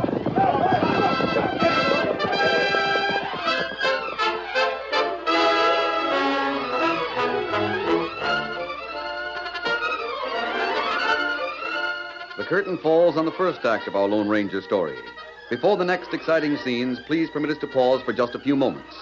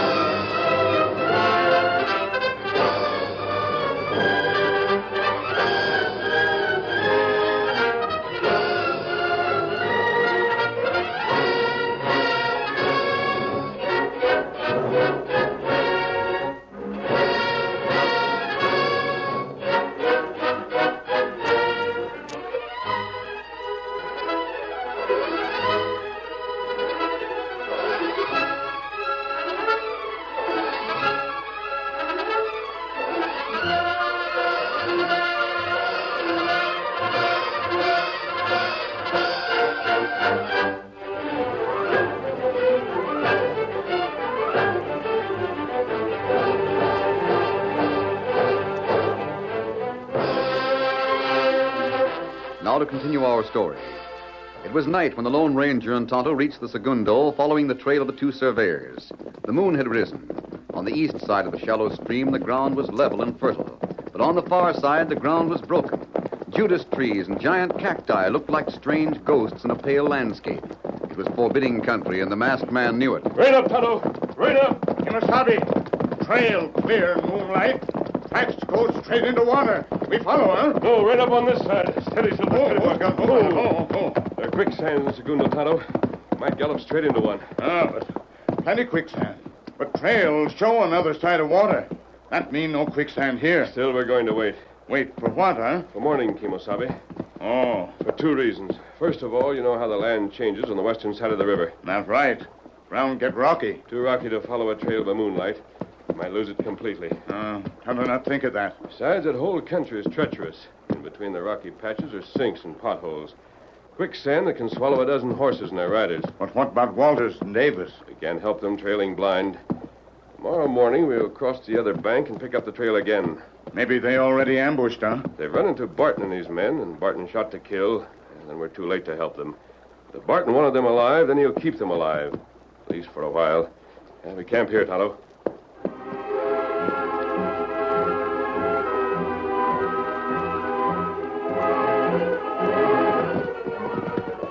Kinsel.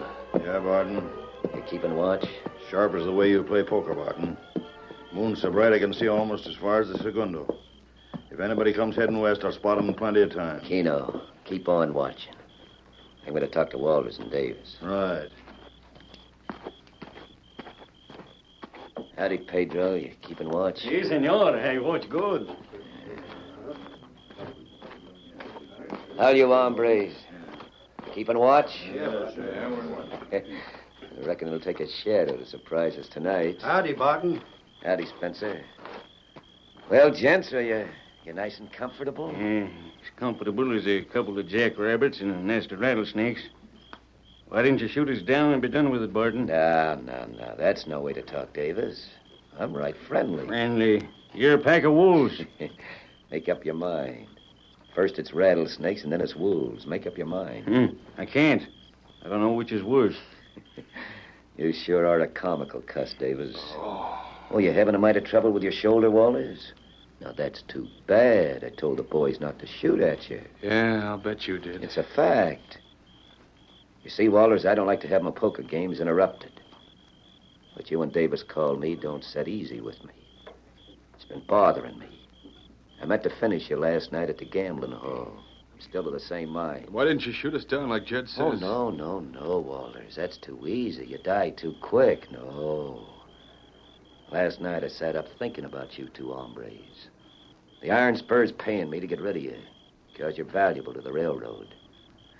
But now I got extra reasons, my own reasons.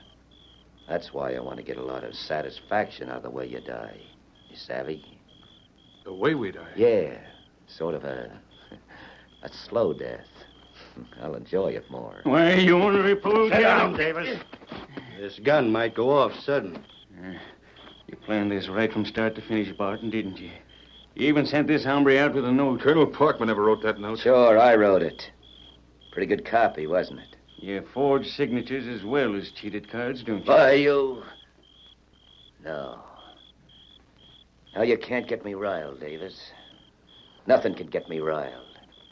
Not when I got my revenge all figured out. My arm could do with a little fixing. Oh, why, Fred? This time tomorrow night, your arm won't bother you. Nothing will bother you. What do you mean? You'll be under the ground. Both of you. More than 6 feet under. But we won't have to bury you.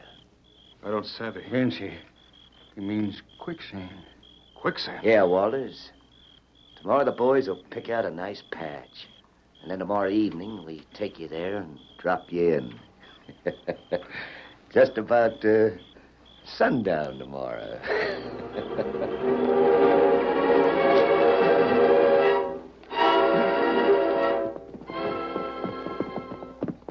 Tonto, right up. Who's got hold of it? Oh, who's Silver?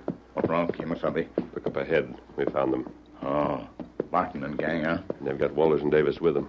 What they do? And the sun's going down, Tonto. They won't notice us behind this rock. We'll watch and see. Take your lariat and shake it loose. Huh? Go ahead. We may need our ropes. Now watch. If the time comes, we may have to move in fast, odds or no odds.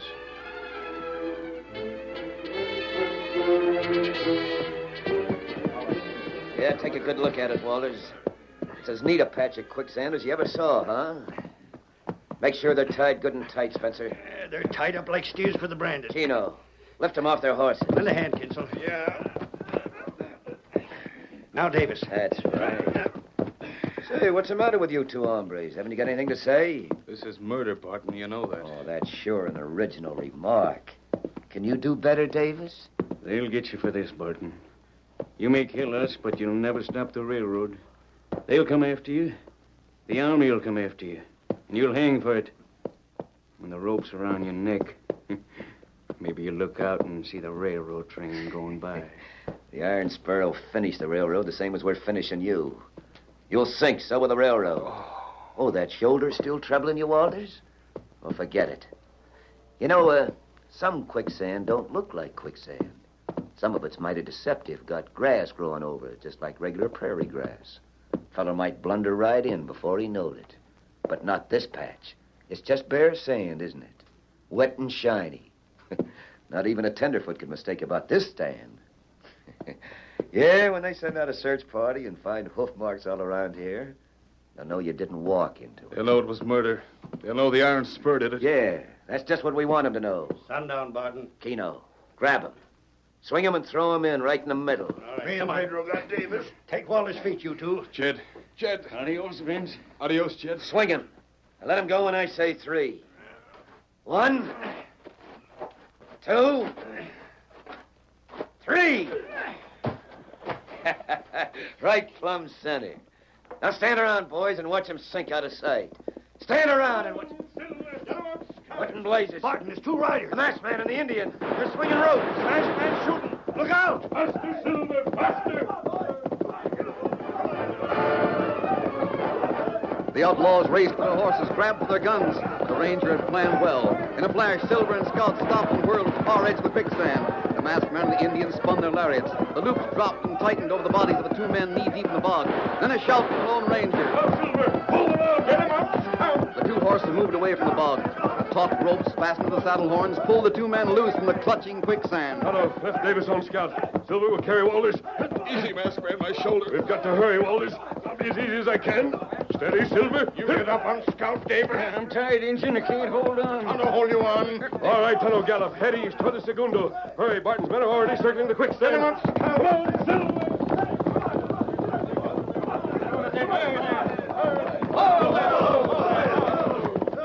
They caught us by surprise. Did you see that, Barton? They had their lariats all ready. They threw ropes around Walters and Davis and bulldogged them right onto solid ground. If we hadn't had to circle around the quicksand, we'd have caught him easy. Shut up, you hombres. Shut up and listen to me. There's a dozen of us. We can outgun them any time. Yeah, that's just it, Spencer. That's just what we're going to do. We're going to ride after them and catch them. Are you loco, Barton? Those horses are fast. Sure, they're fast, but they're carrying double. Look, they're not so far ahead. That's so. You're doggone right, Kinsel. It's one thing for us to try and catch the masked man and the Indian when they're riding single. But this time we got him. Now ride! We'll catch them long before they even get to the Segunda run. Ride!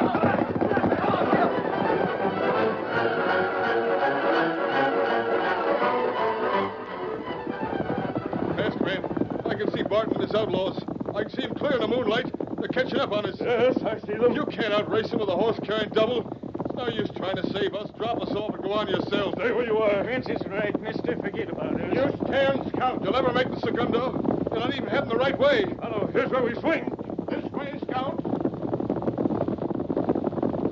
Now, what tarnation did you do that for? They gained a good 50 feet just because our horses circled that patch of grass. Now you're slowing up. Masked man, what's the idea? We know what we're doing. We know all about that patch of grass. Well, they're coming lickety-split, a dozen of them. You can't fight them all. Let them come, Walters. Let them come.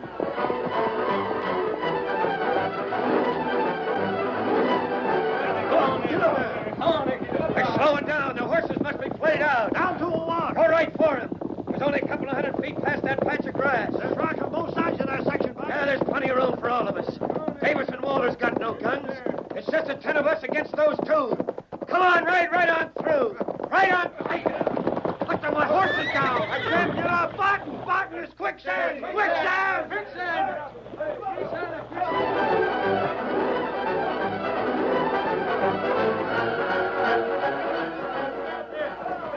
When the Lone Ranger and Tonto rode back toward them, the fight was completely gone from the men of the Iron Spur. Horses and riders alike struggled for their lives in the grip of the quicksand. Men dropped their guns, clawing over each other, trying to get to solid ground. Help! Help! Get me out! I'm sinking! Help! Get me out of here! Quiet! Quiet, all of you. Listen. Left man, save me! Save me! Keep quiet, Barton. Listen to me. What I knew about this patch of quicksand deliberately led you into it. We knew you'd be too anxious to catch us to even notice it. You can't leave us here. It's murder. That's what you tried to do to us. In the name of mercy, help! I'm up to my waist! There's no more fight left in you. No, just get me out. Just get me out. That's all I ask. You can't let us die. Put us in jail. Do anything but... All right, we'll get you out. I see most of you have lost your guns. Throw the rest down at once. All right, here's mine. Hello, here's my rope. Davis and Walters will help you. Yeah, we're untied now. Get the horses out first. They'll have more lariats. You shouldn't have any trouble getting everyone safely out of the quicksand. We'll tie them up tighter than a funnel of a twister. All right, Silver. You must have you go now? Yes, Tonto. I'll ride to the end of track and bring out an army detail to take these men in charge. I'll see you later. Adios. Hey, you can't leave now. You said you'd save us. You got it. Shut your mouth, Barton. Maybe you're used to dealing off the bottom of the deck and cheating on your word. But the Lone Ranger always does what he says. Nobody's leaving you. We're pulling you out. Ah, we pull you out and put you in jail. Here come rope.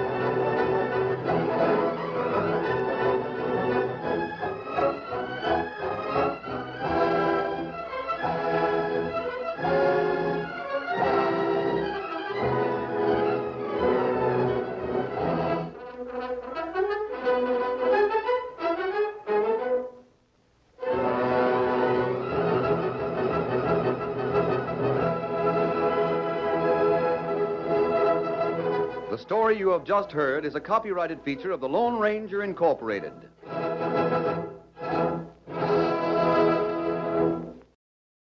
Get ready for old-time radio's most judgmental storyteller with The Whistler, coming up next on classic radio shows tonight. And now for the radio program that has rated tops in popularity for a longer period of time than any other West Coast program. The mystery program that's unique among all mystery programs. And I'll tell you why. It's because you know who's guilty. You see his every move. You know his complete plans, even his innermost thoughts. Yet the final curtain always brings a startling surprise. In the Signal Oil program, The Whistler.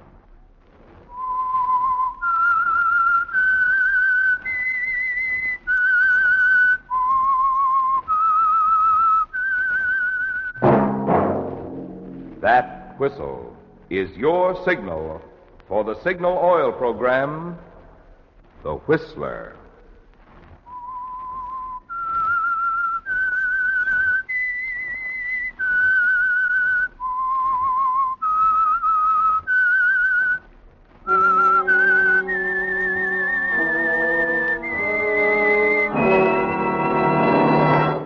I am the Whistler, and I know many things, for I walk by night. I know many strange tales hidden in the hearts of men and women who have stepped into the shadows. Yes, I know the nameless terrors of which they dare not speak. Yes, friends, it's The Whistler for the tops in entertainment. And for the tops in gasoline quality, it's Signal. It takes extra quality, you know, to give you extra mileage. And Signal is the famous Go Farther gasoline. So look for the Signal circle sign in yellow and black that identifies friendly independent signal stations from Canada to Mexico. And now the Whistler's strange story, Lady from the Sea.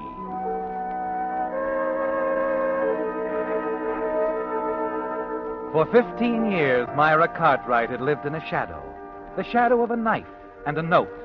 A note that could destroy everything she'd built up in 15 years of hard work. Yes, a shadow that even the glittering lights of Hollywood could not dispel.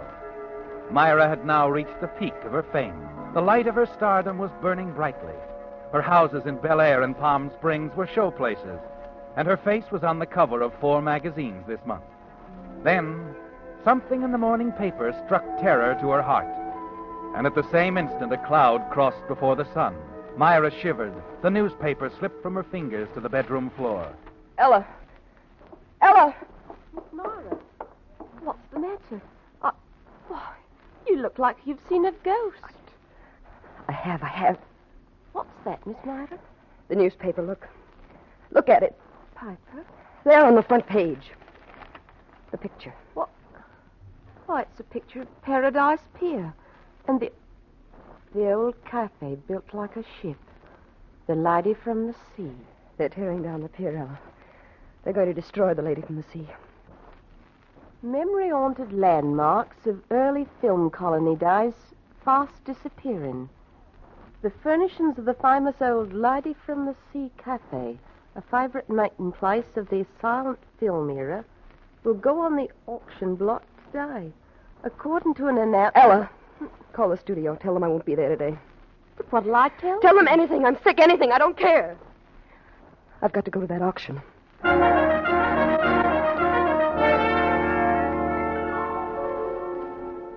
Yes, the dismantling of an old cafe built like a ship had a strange significance in the life of Myra Cartwright. To her, the Lady from the Sea cafe meant more than memories of plushy Hollywood parties and Prohibition gin.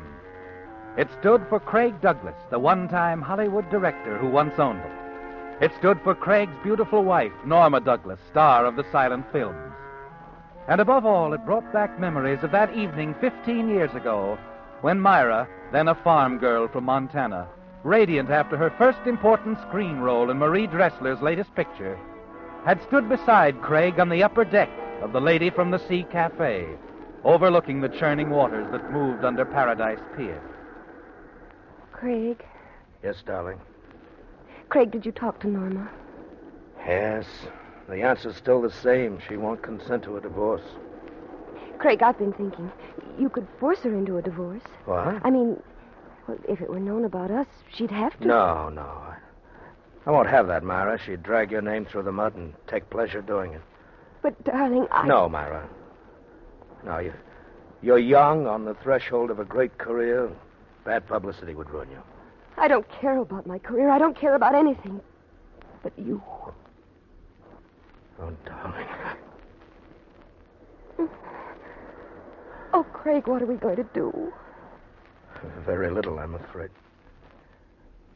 Myra. Yes? You remember the Ibsen play we read together? The one you named the cafe for, The Lady from the Sea? Uh-huh. He took from his pocket a key ring. And drew a ring that he always wore from his finger. And he took a small ring that I had. These two he put on the key ring, and he said, we should wed ourselves to the sea. Wed? Yes, so he said. And with that, he threw the key ring and our rings with all his might, as far as he could, into the deep. Myra, give me your ring. Here. And now mine. Yours and mine. On the key ring. There! Craig, darling. Do you remember the rest of the lines? For she is mine, and mine she will remain. And she shall follow me if I should come back and fetch her as a drowned man from the dark sea. Oh, Craig. Craig.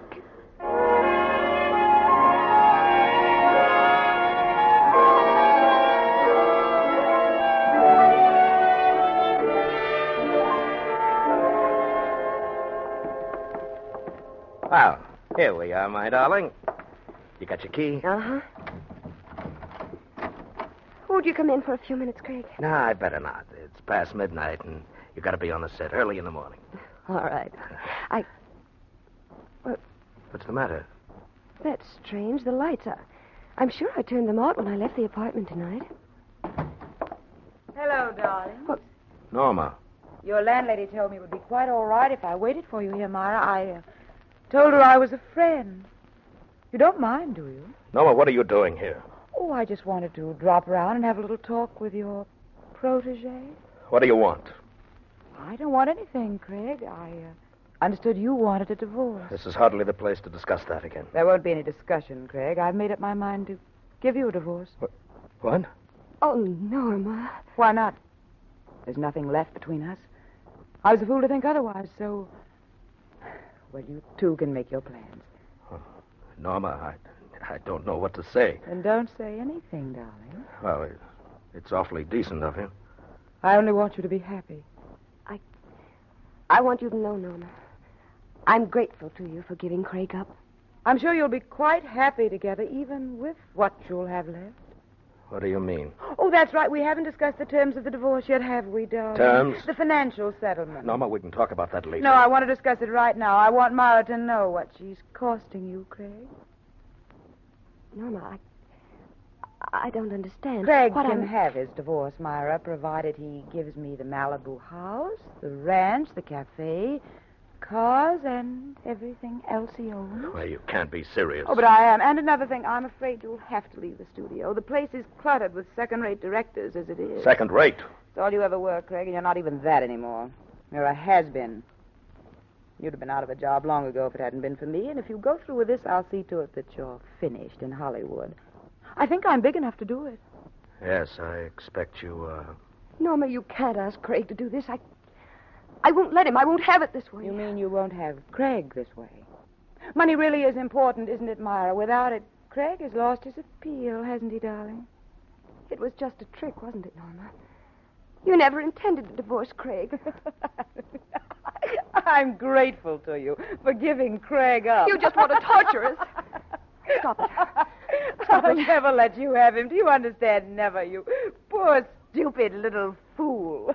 Stop it! Myra, put down that knife. No, Myra, don't!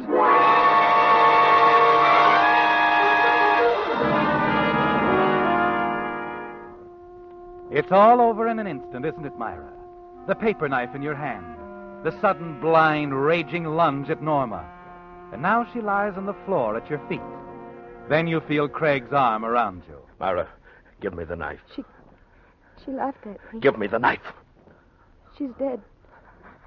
I've killed her because she laughed. Oh, Craig. Darling, get hold of yourself. Do you hear? I didn't mean to. I know. Now listen to me. I've got to get her out of here. I want you to go downstairs, drive my car around to the back of the building, and leave it there. Oh, no, Craig. I can't. You've got to. I'll take Norma down the back stairs. No one will see me. Give me about 5 minutes. Then I want you to come back here and stay here. And I'll phone you later. And don't worry. Leave everything to me.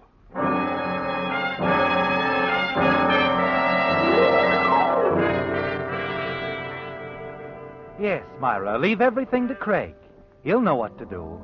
Quickly you go downstairs, drive the car around to the rear of the building, and a few minutes later you're back in your apartment. Craig is gone with Myra, and he's taken the murder weapon with him. A paper knife with your name engraved on the blade, part of a desk set, a gift of the studio workers. Yes, Craig will have to get rid of the knife too, won't he, Myra? The hours drag by slowly, and you pace the floor of your apartment, waiting. But Craig doesn't call.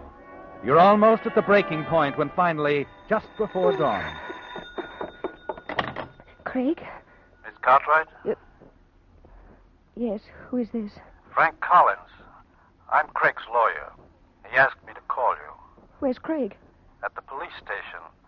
They're holding him for the murder of his... Murder? For the murder of his wife, Norma.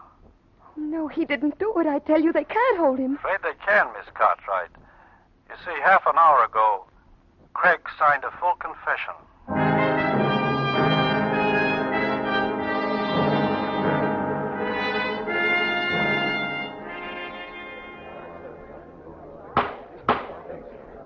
You may proceed, Mr. Kendall. Thank you, Your Honor. Now, Mr. Douglas, you have told the court that during a quarrel with your wife at the Lady from the Sea Cafe, that in a blind rage you struck her several times with a knife. Yes. What became of the murder weapon? What did you do with the knife? I told you I didn't know what I was doing. I don't remember. You don't remember.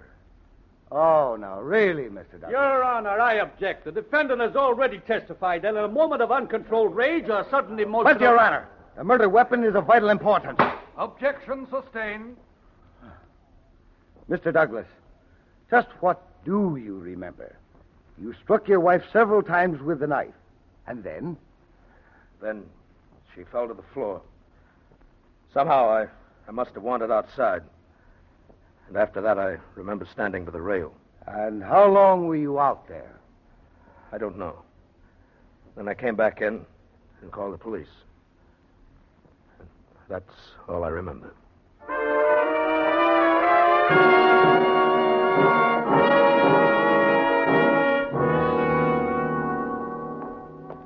Here we are, miss. 5 minutes and keep your hands off the screen. Yes, of course. Hello, Myra. Craig. Oh, Craig. Oh, no, Myra, it's all right. The trial's over, and that's the worst part. Darling, 15 years. 15 years. If my lawyer hadn't managed to have the charge reduced to manslaughter, it might have been much worse. Craig, why? Why did you do it? Why did you confess? Because I love you, Myra. Because you have a career before you. Not like Norma's, based on a pretty face and a few cheap tricks. But something really great. And what if you're wrong? If I'm a failure? You'll have given up your freedom for nothing. No, I would have done it anyway. Craig? Yes?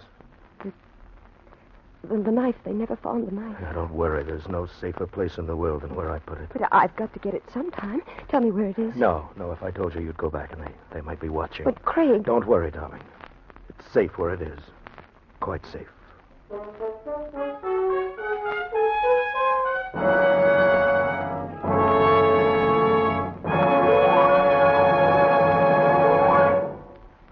With the prologue of Lady from the Sea, the Signal Oil Company brings you another strange story by The Whistler. You know, friends, in addition to being summer, this is also the time of year when more and more drivers switch to Signal, the famous Go Farther gasoline. Of course, you can't blame vacation-minded folks for being interested in Signal's good mileage. But mileage is only half of Signal's story.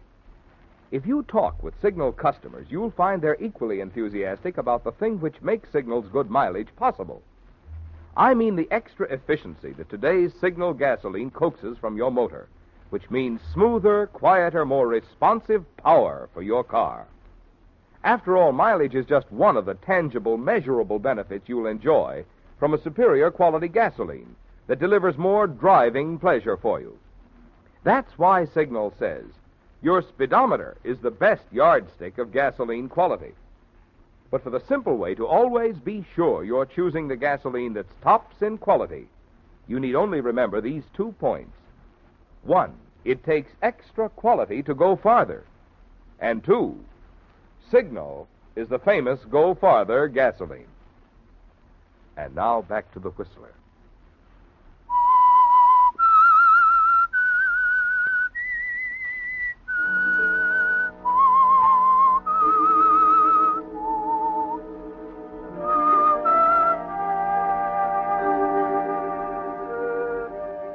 And so, Myra, a shadow entered your life. The shadow of a knife. A shadow that has been with you now for 10 years. 10 years since Craig Douglas went to prison. 10 years since his Lady of the Sea cafe passed into other hands. The murder of Norma Douglas, his wife, is almost forgotten. But you've never forgotten it, have you? Even when success followed success, as your fame and power grew in the motion picture world, you have remembered. For you loved Craig Douglas. Yes, and he knows where the knife is hidden. Even now, as you stand on the set between takes, the whole horrible nightmare comes back to you, and you struggle to keep it out of your mind. As you turn to light a cigarette, you see your maid walking towards you. What is it, Ella? Miss Mara. What's the matter? Easier. In your bungalow. Who is? Mr. Douglas. Craig.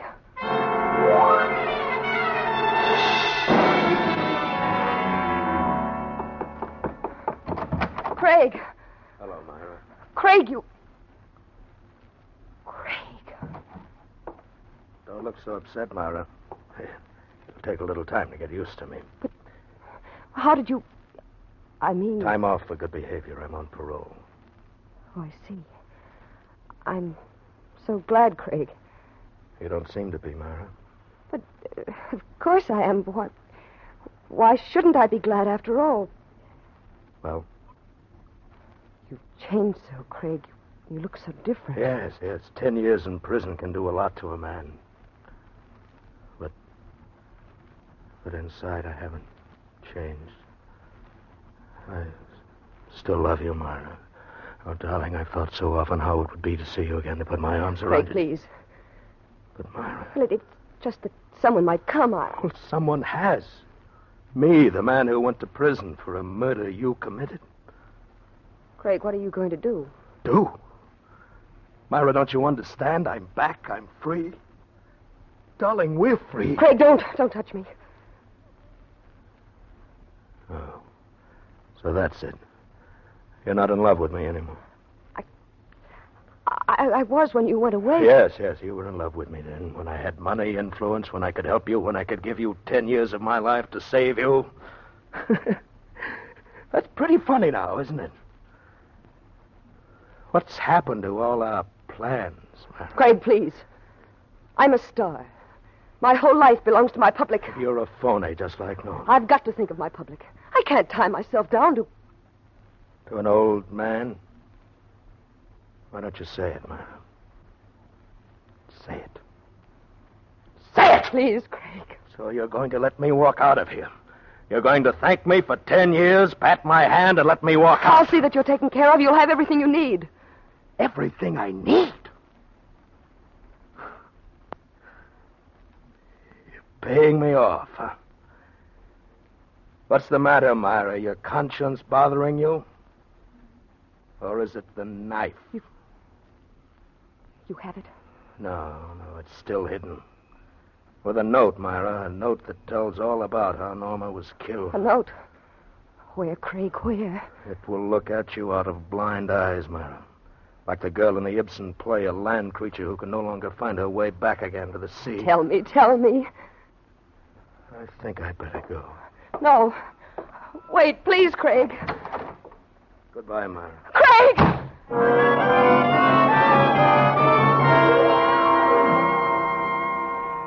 There's no point in going after him, is there, Myra? Craig will never tell you where he's hidden the knife.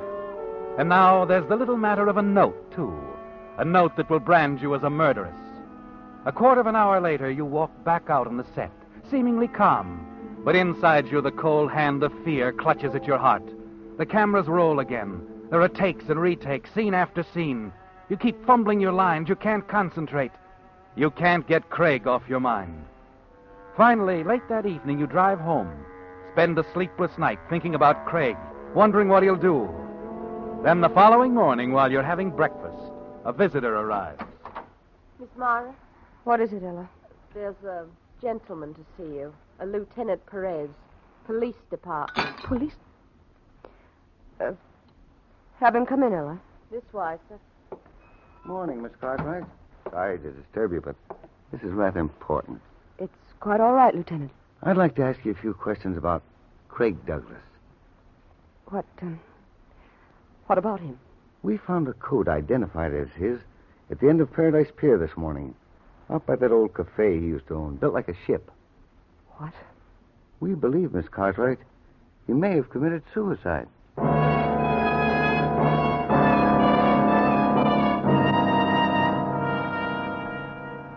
The years have rolled by since that morning when Lieutenant Perez of the Los Angeles Police made his call.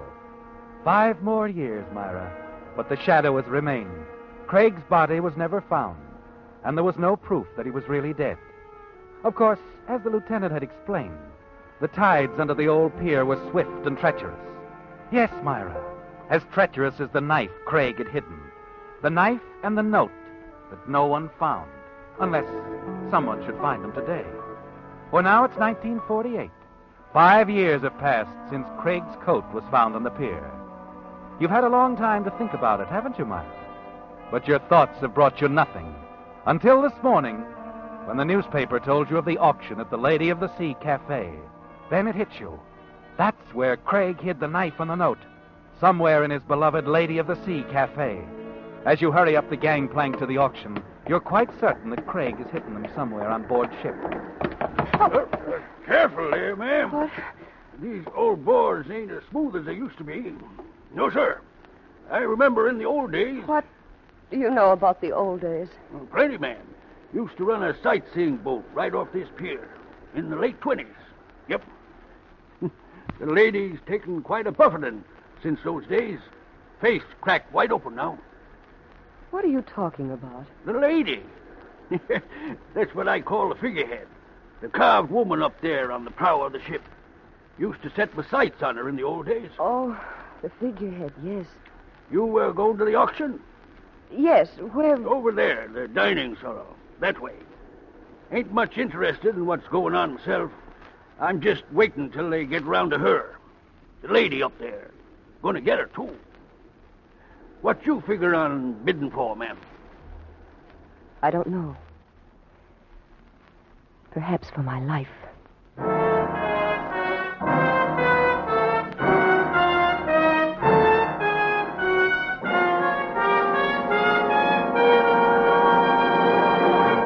The Whistler will return in just a moment with a strange ending to tonight's story. Meantime, here's an important announcement for you folks who play contract bridge and those of you who would like to learn the game. A complete course of instruction in contract bridge, divided into 6 easy lessons, is now yours for the asking at all Signal service stations. These bridge lessons were prepared especially for Signal Oil Company by that famous bridge expert Robert Lee Johnson, of whom Ely Culbertson says, "No one is better qualified to prepare a series of lessons on contract bridge than my good friend and associate Robert Lee Johnson. I am glad to recommend these Signal bridge lessons to all who are interested in learning bridge or in improving their game." You see, friends, Mr. Johnson's style is so simple and understandable that even beginners can learn the game in these 6 easy lessons. And advanced players will especially enjoy the challenging quiz at the end of each lesson. The first lesson is at your signal dealers now, and there'll be a new lesson each week for the next 6 weeks. So drive into your signal service station tonight or tomorrow and ask for your free copy of Contract Bridge in 6 easy lessons. And now back to the Whistler.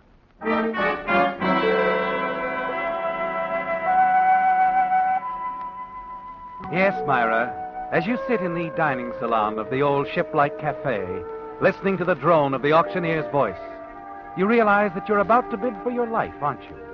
You stare at the jumble of furnishings from the cafe, but there's nothing that would hide a knife for 15 years. As each item goes under the block, you watch carefully, strain your memory for some clue. 85 once, 85 twice, sold for 85. Now, ladies and gentlemen, we come to lot number 8. You will find a full description of each item in your... The auction is almost over, isn't it, Myra? Frantically, you glance around the room at the remaining articles. And as you do, you catch sight of the old man you met on deck, the old sailor who was going to bid on the carved figurehead. And then suddenly Craig's words come back to you. It will look at you out of blind eyes. Yes, blind eyes. That's it, isn't it, Myra? The lady carved out of wood on the prow of the ship. Quickly, you hurry out to the deserted deck, up to the figurehead. You slip around the narrow passageway, stand for a moment, looking up at the carved figure, the cracked face. Quickly, you climb on the rickety wooden railing, pull yourself up until you reach the carved face. Lady, what are you doing up there? It's got to be here. It must be in here. Lady, better be careful. That railing. If I could just get my hand inside. Man, the railing is splitting. Look out!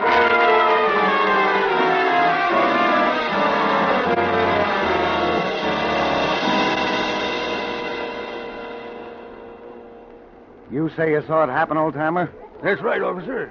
I was standing right here when the rail gave way, and she fell. Down there. You, find her body yet? No. We won't for a while anyway. Have you any idea what the woman was up to? Nope. Seemed to be trying to get her arm through a crack in the figurehead. Then the, rail gave way. Uh-huh. About this note. You say it was inside the figurehead? Must have been. When the lady fell, part of the figurehead went down there in the water with her. I was standing here when this piece of paper fell to the deck. Huh. Dear Myra, I think you should know that I threw the knife into the sea on the night Norma died. I think you should know, too, that she was still alive when I carried her out of your apartment. I had to finish the job. Queer, ain't it, officer? Now, that other writing there, the bottom of the page, can't figure that out either. Sounds like it's from a play or something. You mean this? Yeah, right there. For you are mine, and mine you shall remain, and you shall follow me. If I should come back and fetch you as a drowned man from the dark sea.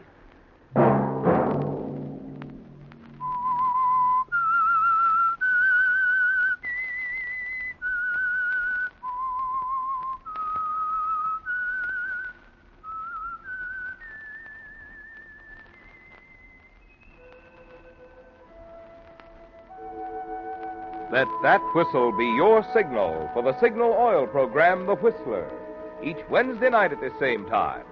Brought to you by the Signal Oil Company, marketers of Signal gasoline and motor oil and fine quality automotive accessories. Signal has asked me to remind you, to get the most driving pleasure, drive at sensible speeds, be courteous, and obey traffic regulations. It may save a life, possibly your own.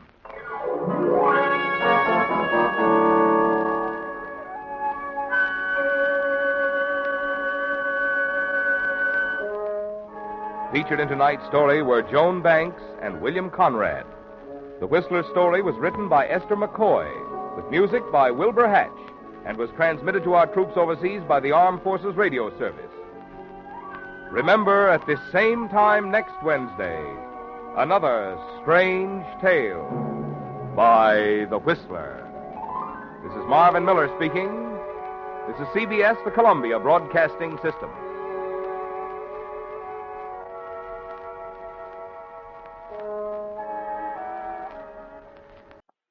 A trip to the Theatre Royale is up next on Classic Radio Shows Tonight. This is Theatre Royal. Tonight's play is the fifth in the important series of Command Performances, transcribed for your pleasure by the greatest stars of the English theater and their distinguished host, Sir Laurence Olivier. Tonight's guest, Trevor Howard. The play, The Judgment by Dostoevsky.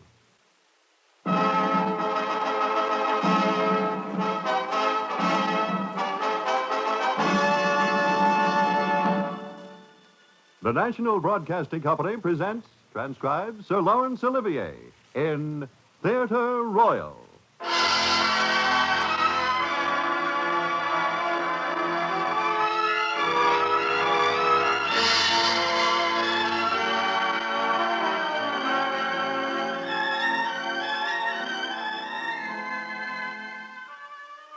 This is Laurence Olivier.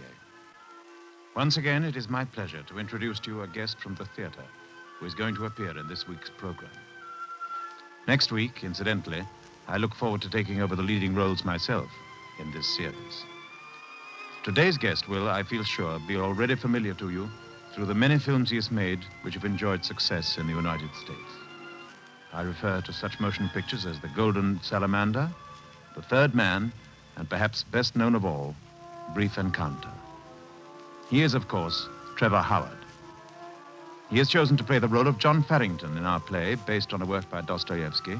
It's called The Judgment. Here, then, is Trevor Howard as John Farrington in The Judgment.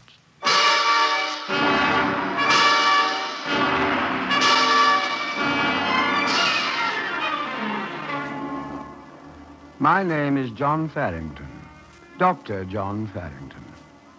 If you'd care to sit down for a moment or two, I'll tell you a story. It's a fantastic story. You won't believe it. No one ever believes the truth. Would you like to hear it? Very well, then, but I warn you, this isn't an ordinary story, and you can't listen to it in the ordinary way. You'll have to pay attention, and you'll have to think. Yes, think. That's a surprisingly difficult thing to do. You don't have to believe that either, do you? Well, consider. Do you think as you go about your normal everyday duties? Are you conscious of thinking when you eat, walk, bathe, or dress? No, of course you're not. You perform 90% of all your actions without actually thinking. How do I know? Well, you see, I'm a psychiatrist. I specialize in the study of the brain. My business is thought. I said I was going to tell you a story. Yes, it's a peculiar kind of story. You see, I only know how it begins. I don't know the ending. However, if you'd like to listen, I'll tell you the beginning. Then perhaps you'll tell me the ending. Good evening, John. Carol, Come in. Jim will be down in a minute. I'm a bit early, I'm afraid. No, Jim was late. Held up at the office. Come into the living room. Real wood fire. New curtains, too, I see. That's most observant of you, John. Most men don't notice things. Changes about the house, I mean. Sit down in the easy chair. You look tired. I am, a little. You've been working too hard again. Yes, I'm afraid I have. When are you going to take that vacation you've been talking about? Oh, one day I'll get around to it. There's so much to be done, Carol. So much I want to learn. Learn? You? Why, you've practically an international reputation now. I've only scratched the surface, Carol. The brain is a complex thing. We've got... Oh, no, you don't. You've promised to come over this evening for dinner and to relax. I refuse to talk about your work. You're quite right, my dear. You always did know what was right for me. Come to think of it, I always talked about my work when we were together. I never got around to talking about you. That's right. And it wasn't very pleasing to a girl's vanity. Well, I was very foolish, Carol. I should never have let you marry Jim. Why, John, don't tell me you've been a secret admirer all these years. Would that surprise you? In a way. I've always thought you were married to your work. I am, but I love you, Carol. I've always loved you. Hi there, John. Carol, dear. Hey, what is this? Why are you two staring at each other like that? Hmm? Oh, nothing, dear. John has just told me something that was a bit of a shock. Really? Another of your experiments, John? I thought you weren't going to discuss professional matters tonight. Well, not. I'm sorry, Carol. How about some wine before dinner? It's there on the table, dear. I'll serve it. Yeah, you look a little tired. You're working too hard again? Yes, Carol mentioned it. I don't suppose you could both be wrong. How about letting a businessman prescribe for the doctor? Of course. What's your diagnosis? Too many clinics, too many patients, too much insanity. Oh, no, that's not a pleasant word, Jim. We psychiatrists do not recognize what the layman terms insanity. My patients are mentally ill. Mental illness can be cured just the same as physical illness. I forbid it. I absolutely forbid it. We are not going to talk shop with John tonight. Here's the wine, dear. Hold the glass while I pour. Thanks. John? Thank you. Oh, John. What's the matter? I don't know. It's strange. The glass, it slipped from my hand. For a moment, I had no feeling in my fingers. That was the beginning, the first of the incidents. Then other things began to happen, most of them little things, minor slips. I couldn't be sure whether they were noticed or not. People not familiar with psychosis symptoms tend to discount minor changes. They call them idiosyncrasies. Come in. Oh, I beg your pardon, nurse, but I seem to have misplaced my treatise on the inner brain. I thought perhaps you might have come across it. Why, certainly, Doctor. You gave it me to read yesterday. Oh, of course I did. How stupid of me. I haven't quite finished it, but if you need it Oh, back... no, that's quite all right. Finish it, by all means. Thank you. Oh, Doctor. Yes? I was a little puzzled by certain statements in the opening paragraph. Mm-hmm. It seems to me that, well, if what you say is true, then it's almost impossible to determine whether a person is suffering from mental derangement or not. Yes, that, unfortunately, is one of my conclusions. But then my work is not finished. There's so much more we must learn. I'm certain the nurse looked at me strangely as I left the room. And then as the days and weeks went by, I was convinced that my little slips were not being ignored. One day in the hospital, I overheard two of my colleagues talking about it. How's it going, Carl? Very well, Brad. I heard some fine things about your last operation. They said it was positively brilliant. Oh, more luck than anything else, I think. I say, by the way, have you seen much of Farrington lately? No, not much. I run into him around the wards occasionally. Why? I'm worried about him. He's been acting very strangely. Yesterday we met on the street and had a long chat. Oh, close to half an hour, I should say. This morning I met him in the corridor, and he seemed to have no recollection of the meeting or the conversation. Really? Well, that doesn't sound too good. He's working too hard. Perhaps we should ask Seabow to have a look at him. In a subtle way, of course. Yeah, might not be a bad idea. Farrington has a brilliant mind, and sometimes that kind of mind can... Yes, I know.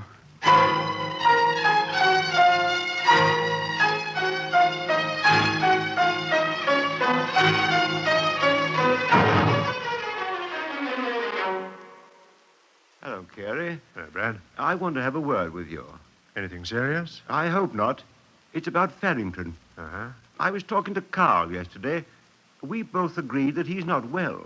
Overwork, eh? Precisely. And, what do you want me to do about it? Well, you're an old friend of his and his senior here in the hospital. If you put it to him, tactfully, of course, that his colleagues can't help noticing these lapses, or perhaps I should say symptoms he mustn't ignore. And suppose he tells me to go to the devil? Well, he's perfectly capable of doing that. Well, in that case, we'll have to talk to Dr. Seabow. But first, have a word with him yourself. Very well. I'll speak to him today.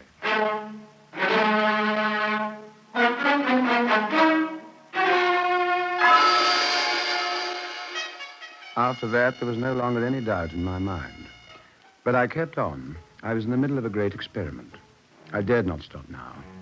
My treatise, The Inner Brain, created great comment, and the local medical society wished to pay its respects to my work. So they gave me a banquet. I suspected that afterward the doctors would broach the subject of arrest, a short leave of absence. Seabow was there, observing me closely. Gentlemen, it gives me great pleasure to present to you our honored guest, Dr. John Farrington. Gentlemen, friends and colleagues, I can't begin to tell you how deeply moved I am at this magnificent gesture. We of the medical profession do not seek honor, only knowledge. And all of you here have made contributions to medicine and science. Only the future shall prove just how great those contributions are. As you know, I've chosen the brain. It's a fascinating subject, one that we know so little about. We are like babes in the woods, wandering in a maze of minute, complex circuits which, in their own unknown way, cause us to think, to memorize and retain what we've learned, to speak distinctly, walk straight, to balance ourselves on a bicycle or in an airplane. It's not too strange, too difficult to conceive that if but one, just one small part of this complicated machinery ceases to function in the normal way, our entire thought process becomes jumbled and plays tricks on us. For example,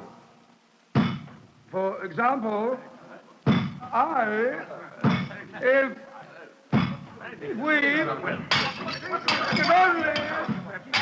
What's happening to him? He's breaking everything in sight. What are you doing? Kill someone, stop it! The spider, don't you see? John, grab him, someone! Let me go! It's the spider! Kill it! Kill it! John, let wait. me go! Stop him! He's going that way! Paddington, come back! Come back, man! What did he say? He said he had to kill a spider, pounding on the table, breaking everything with his bare fists. But there was no spider on the table. No, there wasn't. But how awful. I ran out of the banquet hall before they could stop me. I didn't take the car. I walked and ran, half stumbled. People stopped and stared at me, but no one approached me. I think they must have been too afraid. Well, finally, I was there. I stopped for a moment outside and looked at the house. They were in there, I knew it. Carol and Jim. I smoothed my hair with my hands and tried to compose myself. And slowly, I walked up to the door. And for a moment, I was struck with panic. Suppose they'd heard. What if one of the doctors had called them from the banquet and warned them? But no, Carol came to the door. Why, John, I thought you were at the dinner at the... Yes, I was. May I come in? I must see Jim for a moment. It's urgent. Why, of course. Who is it, Carol? It's John, dear. He wants to see you. Oh, I'll be right out. Half a minute. Why, well, sit down, John. You look as white as a sheet. No, I won't sit down. Well, what's so important at this hour, John? We don't keep doctor's hours, you know. John, what are you doing?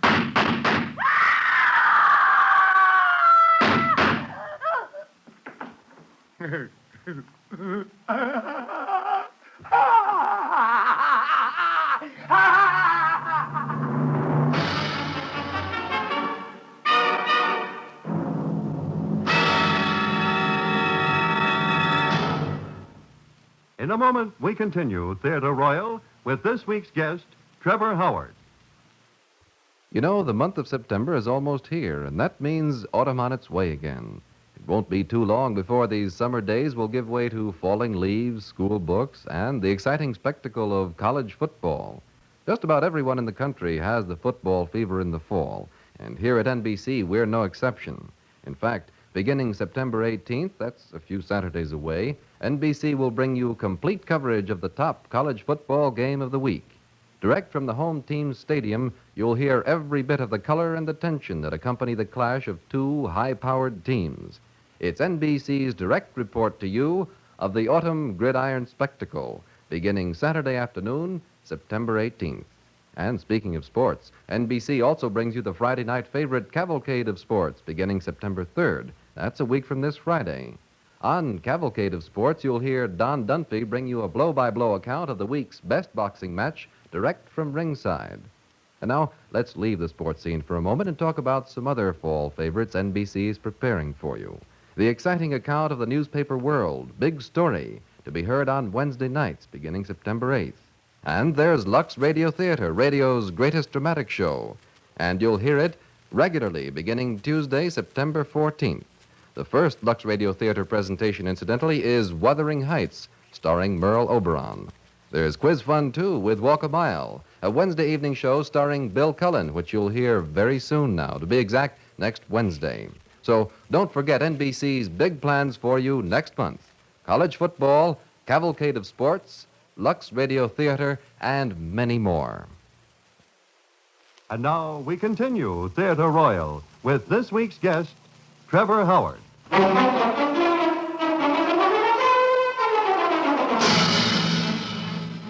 Yes, I shot and killed Jim Foster. His wife, Carol, just stood there screaming, and then she fainted. What did I do? Let me see if I can remember. I looked at Jim, lying there crumpled at my feet. He was quite dead. He'd almost have to be with 5 bullets in his heart. I walked over and examined Carol, and her pulse was fast but regular. For a moment, I was afraid the shock might have killed her, too. Then I became conscious of the smoking revolver in my hand. I dropped it like a hot coal. And then I sat down. I don't know how long I sat there. That vast mechanism inside the thing we call the brain was working excitedly. Later, some neighbors came in. They found us there. Carol and Jim on the floor and me sitting in a chair mumbling to myself. They took me away. Yes, they took me to the police station. They put me in the psychopathic ward. And the humor of it struck me at the time. That I, John Farrington, the eminent psychiatrist, the one man generally recognized as being an authority on psychosis, locked up in the psychopathic ward of the county jail.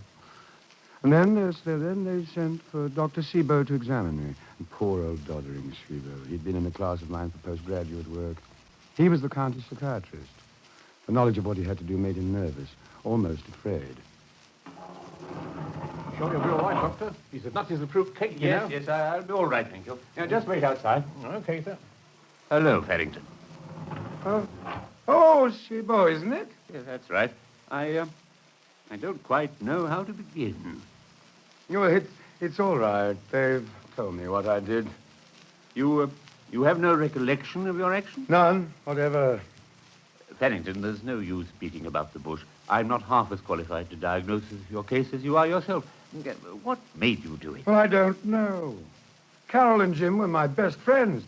Well, something went wrong, of course, up here. If only I knew. Mrs. Foster tells us that a few weeks ago you told her you were in love with her. You remember that? Well, yes, I've always been in love with Carol. It's not what you think. I wouldn't kill Jim for her. Many men have killed for love. Yes, of course, but they were either premeditated murders or killings born of a sudden passion. In my case... I'm amazed at your cool analysis of this. Well, it's just that I'm trying to fathom myself. How could I, a man who's always been as sane as normal as it's possible to be, suddenly... How is Carol? She must hate me. No, I don't think so. You see, Farrington, everyone's convinced that you're ill, that you didn't know what you were doing. They believe you're dangerous to society and yourself. You might suffer another of these attacks. Oh, yes, of course. Seabow? Yes? Do you think Carol would come to see me? I'll ask her. It might be good if she did. Well, yes, I'm sure it would. You see, I must explain to her. I must try to make her understand. Ask her, Seabow. Tell her she needn't be afraid to come. I won't harm her. I'm quite sure of that, Farrington. Yes, I'll keep a guard in the room, just in case I should, begin to feel strangely. You won't feel strangely, Farrington. Well, how can you be sure? Intuition. I'm not the psychiatrist you are, but I don't quite agree with everyone's opinion about you. What do you mean? I mean, I don't believe there's anything wrong with you. You're faking, Farrington. The whole thing's a gigantic plot. Plot? You're no more ill than I am. I wish I could believe you. I think it far more important that when you come to trial, the jury believes me.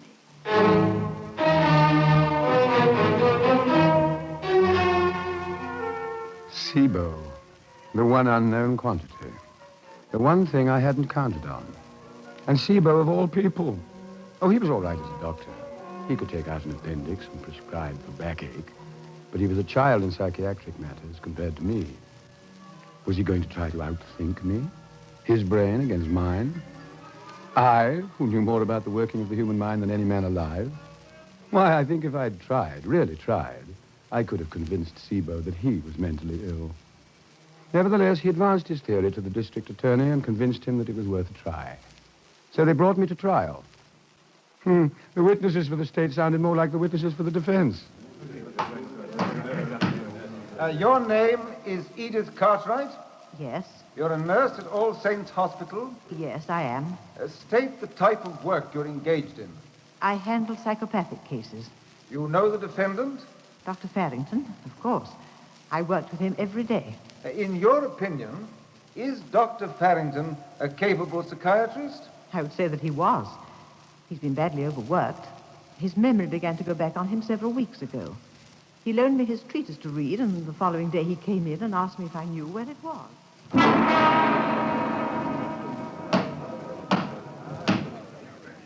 Your name, sir? Dr. Bradley Newmark.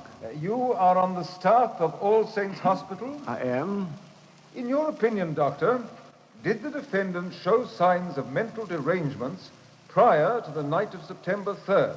In my opinion, Dr. Farrington had worked himself into a psychopathic state and was not responsible for his actions for several weeks prior to the date you mentioned.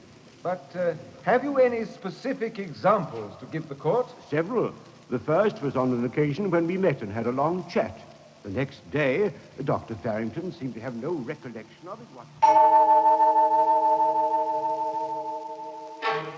Following a conversation with Dr. Newmark in which he suggested that I should try and persuade Dr. Farrington to take it easy, I spoke to him myself. He became quite excited. He told me that he was in the middle of a great experiment. Did you consider his reaction normal? His reaction was that of a sick man. And how did the interview end? He told me to go to the devil.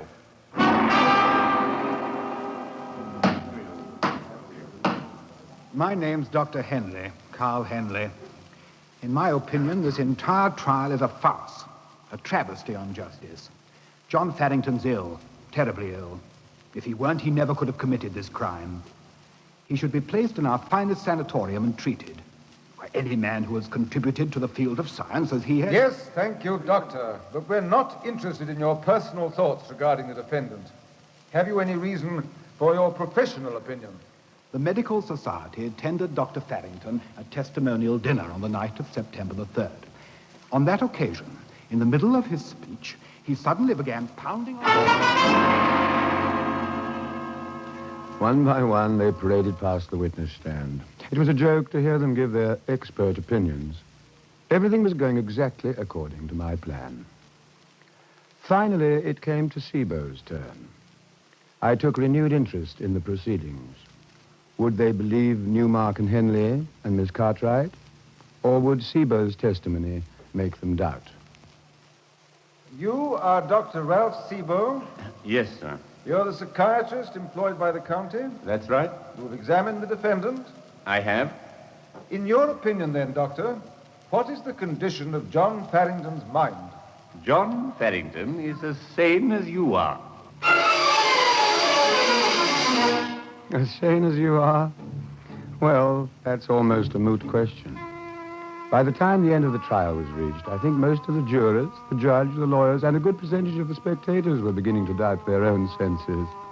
You see, for weeks they'd had so much about psychosis hammered into their minds, they began to think about what goes on inside the brain. It can sometimes be dangerous to think too much about the mind. Finally, at great length, the trial was over, and the jury filed back into the box and prepared to render its verdict.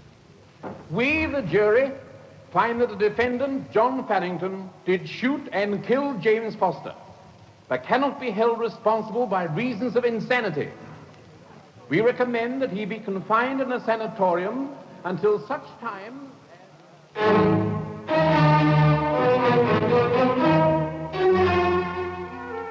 And so here I am now. It's a nice sanatorium, fine doctors. They use many of my own methods. I think they'll consider it a particularly fitting triumph when they find that they've succeeded in curing me with treatments that I've used and discovered. Now remember, I told you I didn't know the ending of the story. I don't know it, because it's only just now going to happen. I'm ready now to gain my freedom. Little by little, just as I plan my actions to convince them of my illness, I've been planning them now to convince them of my full and complete cure. It hasn't been at all bad here. Just a few months of rest, which I badly needed anyway. A small price to pay for killing a man and for getting a wife who couldn't have become mine any other way. Carol should be here at any moment. She's been coming regularly to see me. She doesn't hate me for killing Jim. As a matter of fact, I believe she's beginning to fall in love with me. Hello, John. Carol, you look ravishing. You're more beautiful every time I see you. You're looking better, too, John. Any attacks lately? No, none in weeks now. Carol, Yes? when they tell me that I'm all right again, do you suppose you could find it in your heart?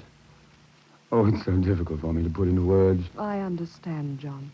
You know that next to Jim, I always loved you best. Carol. I must go now, John. They don't want me to tire you. I'll come again in a few days. Carol, darling, I'll have to get well quickly so we can be together always. Yes, John. Just as soon as you're completely well. Come in. Well, good morning, John. Hello, Newmark. Nice of you to drop in. You seem to be getting on splendidly. I see they put you in a regular room now. No more bars on the door, eh? No, and I hope to be leaving altogether soon. I'm sure you will. You're looking better all the time. You've got that old fire back in your eyes. Well, I'll drop down again soon. Thank you. Keep up the good work. Hello, Faddington. Henry, it's nice to see you. Good to see you looking so well. They tell me you'll be going home tomorrow. Yes, can't tell you how grateful I am. Nothing to be grateful for, Dr. Faddington. After all, it was your treatment that cured you. Now you'll be able to carry on just where you left off. It will be wonderful to get back to work again. Well, we're looking forward to it. Oh, by the way, Miss Cartwright sends her greetings. Oh, thank you. I'll see you at the hospital. Right. Bye-bye. Bye. Hello, Farrington. Huh? It's me, Farrington. Sibo. You remember me, don't you? Oh, yes. Sibo. I'm all right, Sibo. I'm all right. You've got to make them understand I'm well. I'm not crazy. I'm well. They're going to let me go home. They've taken the bars away, Sibo. Sibo, tell them. Taken the bars away? Sibo, I'll tell you a secret. You remember that time you came to see me in the jail? Yes, of course. Do you remember? Oh, certainly. I remember. There's nothing wrong with me, I tell you. But, Sibo, you were right. I was faking. I was faking all the time. I wasn't deranged, but I fooled them. Didn't I, Sibo? I fooled them all but you. Yes, you fooled them, John. And now I'm going home. They've all told me so. Newmark, Henley, Miss Cartwright, and Carol. Carol comes every day, you know. We're going to be married. I see. Well, I must be running along now. I'll be back tomorrow. No, Sibo, don't leave me here. Don't leave me. I'm going home. They said so. Don't leave me, Sibo. I'm all right. There's nothing wrong with me. There's nothing wrong with me. Well, Sibo, hopeless. Absolutely hopeless. I thought in the beginning he might be faking, but I was wrong. He imagines you visit him, and Henley, and Mrs. Foster. He thinks she comes to see him every day. He thinks he's going home, and he says we've taken the bars off the door. Sibo! Sibo, I'm going home! I'm going home! No bars on the door! No bars! No bars! Sibo, let me out of here!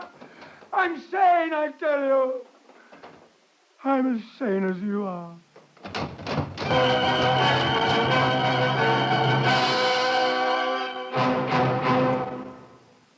I would like to extend my thanks this week to Trevor Howard, whom you've just heard in the role of John Farrington in The Judgment. As usual, too, I'm sure you'd like me to express your appreciation to our excellent supporting cast. In next week's program, I myself shall have the pleasure of appearing for you in a story of my own choice, when I hope to have the pleasure of your company. Until then, au revoir, and thank you. One of radio's longest-running and most anachronistic programs, Unshackled, is up next on Classic Radio Shows tonight. How do you do? The slamming of prison doors usually means confinement, a loss of freedom. It's not a sound you want to hear. Yet for some, the clang of iron bars marks the beginning of a new and better life. We're about to meet a man who spent much of his life behind prison bars, voluntarily. And his work there opened the door for many inmates to find true freedom when their hearts and minds and lives were unshackled.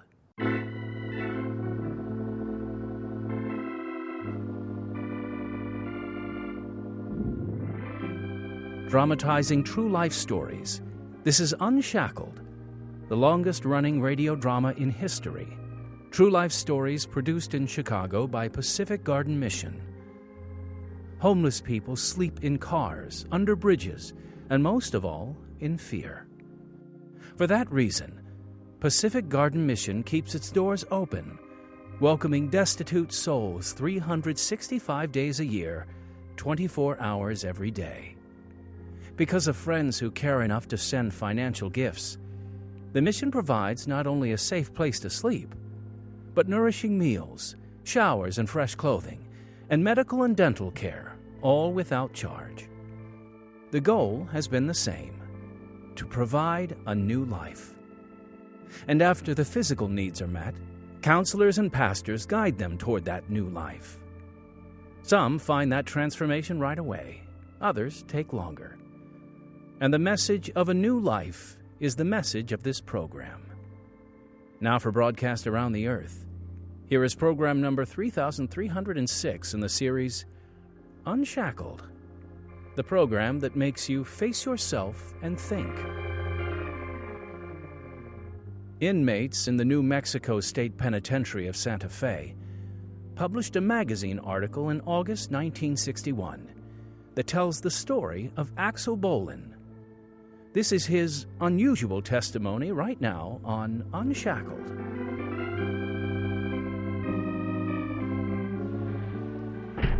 Hello, Tom. Come right in.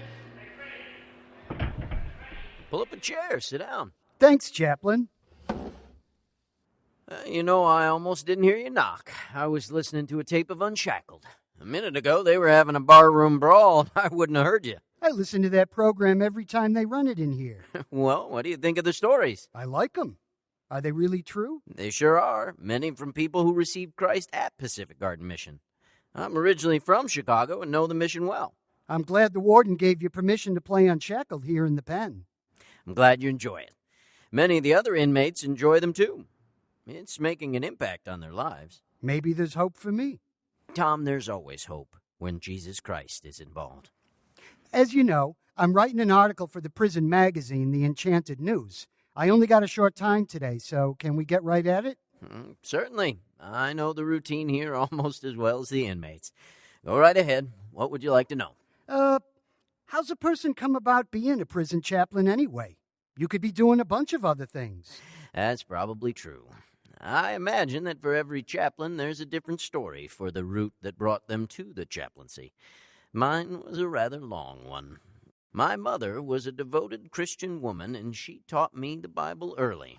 I was baptized when I was about 12. You must have been very proud that day. I don't know much about religion or baptisms, but I gather they're important to church people. Well, they are, if you really believe and receive Christ. Deep down inside, almost hidden from myself, was the fact that I didn't really believe. But it took me a while to fully realize that fact. How'd that come about? Through my mother. She took seriously the words of the Bible, like Solomon's wisdom from the book of Proverbs. Train up a child in the way he should go, and when he is old, he will not depart from it. She not only read them, but she followed them. That's okay, Axel. I'll do the dishes later. Just let me put them in the sink. I believe what the Bible says, Axel. For example, King Solomon said, "Train up a child in the way he should go, and when he is old, he will not depart from it." But it was God's eternal truth spoken through Solomon. That why you make me go to Sunday school and church with you every week? Yes. Above anything else, I want you to be a man of God, to know and love Jesus Christ. I do, Mother. Ain't that why I got baptized a few years ago and joined the church? I thought you loved the Lord, but during the years in high school, you changed. All those books they required you to read changed you, and and not for the better. Yeah, but, well, after reading them, I had lots of questions. Still got them. There's got to be better answers than what the Bible says. The answers might be better, but God's word is true, and it will stand when all better answers prove to be just man's ideas. I gotta have facts. Evidence. And the Bible just don't cut it. Axel, I think your problem is that what little belief you had was just repeating what I said, without any real faith of your own. Okay. Then I got a question for you, Mother. What is it? Am I a Christian? That's a good question for anyone to ask himself. But I'm asking what you think. I don't know if it's my place. Hey, I don't mean to shock you or nothing. I just want to know what you think. Well, Axel, I'd have to say you are not a Christian. Never were, just a religious church member. Jesus Christ is not your Savior, Master, and Lord. I don't believe you really repented of your sins and asked him to forgive you and give you new life.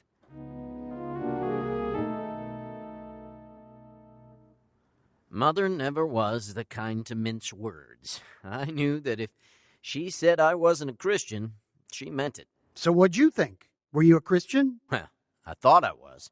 But as the years passed, I examined my heart and actions. I knew in my heart that she was right. I wasn't a Christian. But you was baptized and a church member. True, but these were just external acts. Within me, I was empty. Life was not fulfilling. You see, in John chapter 3, Jesus was talking with a very religious man. And during the conversation, Jesus said, "Except a man be born again, he cannot see the kingdom of God." Then, a few verses later, he again said, "Ye must be born again." I had never been born again. I had never come to the place where I accepted by faith that Jesus had died on the cross for me and asked him to forgive my sins based upon that faith. That's what it means to be born again. So you got yourself cleaned up or born again right then, huh? Hardly. I lied for quite a while. Lived a lie, but also straight out lied, especially the first time someone asked me point blank, "Are you a Christian?" What happened? Well, after high school, I got a job with a big tractor manufacturing company. That was back during World War II, so it was good work with plenty of overtime. I placed God in the back of my mind and was working hard to get all the money I could. Mother, on the other hand, kept praying for me. I was working the evening shift, and a new man named Jake started to work nearby. He seemed like a nice fellow, so at 8 o'clock, when lunch break came, I introduced myself.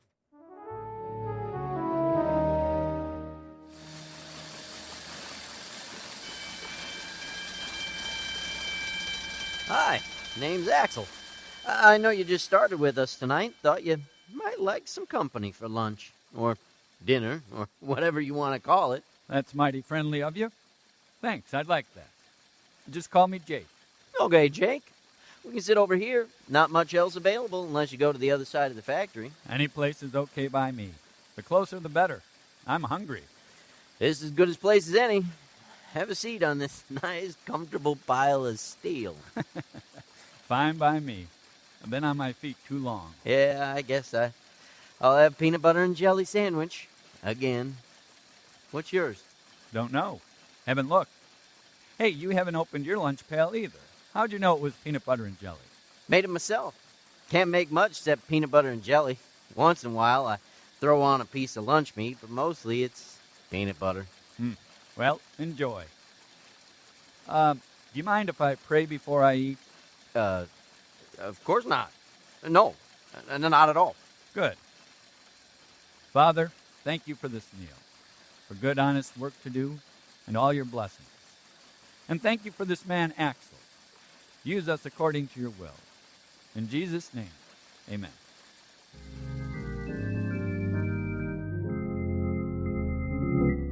He prayed for his meal right there in the factory? Sure did. A regular fanatic, eh?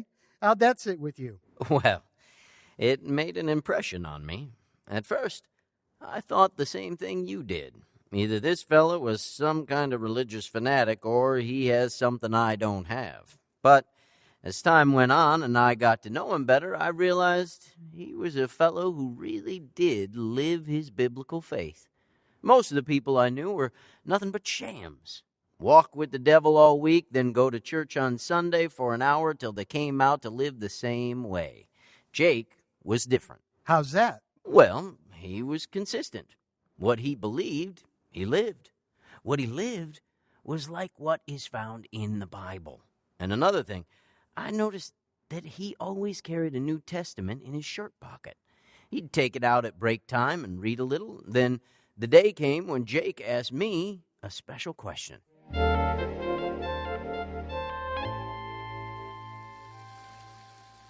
Hey, Axel. See this here little book I keep in my pocket? Yep, I see it there. It looks like a New Testament. Right. Do you know something about the Bible? I was taught a bit when I was a kid. Then maybe you know this verse. It's from Paul's letter to the Christians in Romans chapter 10. That if thou shalt confess with thy mouth the Lord Jesus, and shalt believe in thine heart that God hath raised him from the dead, thou shalt be saved. That seems pretty straightforward. Simple enough, don't you think? Yeah, sure. Then let me ask you something, Axel. Are you a Christian? Me? I figured you knew. I joined the church back home, been baptized, still go to church. Most Sundays, anyway. And I give money, well, some, anyway, to church. I didn't question those things. I asked, are you a Christian? Well, I ain't a heathen. Well, what about these guys we work with? Are they Christians? Them? Well, you hear them as much as I do. No way can you call them anything close to a Christian. Man, they're cussing all the time. How about you, Axel? Don't you use some of the same kind of language? Well, I guess sometimes. You know, when you're thrown in with a bunch of guys like this, it kind of rubs off on you a bit. It's not part of my ordinary vocabulary, you know. Hey, we got an extra day off this week. You got any plans? Sounds like he got you good, huh? I changed the subject real quick, because the last thing I wanted to do with him was to get into some kind of embarrassing religious conversation. As a matter of fact, I did everything I could to avoid him for the next several weeks. We'll find out what lay ahead for Axel in just a moment. Now, though, here's Pacific Garden Mission's president, Phil Kwiatkowski. Thanks, Timothy. Homeless people cannot afford a place to live or food to eat. Their daily routine forces them to face the major challenges of personal safety and bodily nourishment with little or no income. So it's understandable that people who live on the streets cannot afford medical or dental care either. As a result, the homeless suffer from every kind of body ache and disease. Those who enter the doors of Pacific Garden Mission often do so with untreated physical problems. Poor hygiene, nutrition, complicated by addictions and exposure to the elements, leave many of them weak and disheartened. The PGM Medical and Dental Clinic treats these unfortunate people at no charge, but the skilled medical staff administers more than just medication. They also dispense comfort to the soul. PGM's staff of professionals and volunteers takes each guest to the great physician, the one who alone can heal the brokenness of their lives. And for those who would allow him, the great physician not only can, but does, touch and heal their emptiness. To learn more about PGM Medical and Dental Clinic, just write to Pacific Garden Mission, 1458 South Canal Street, Chicago, Illinois, 60607. Our email address is unshackled@pgm.org.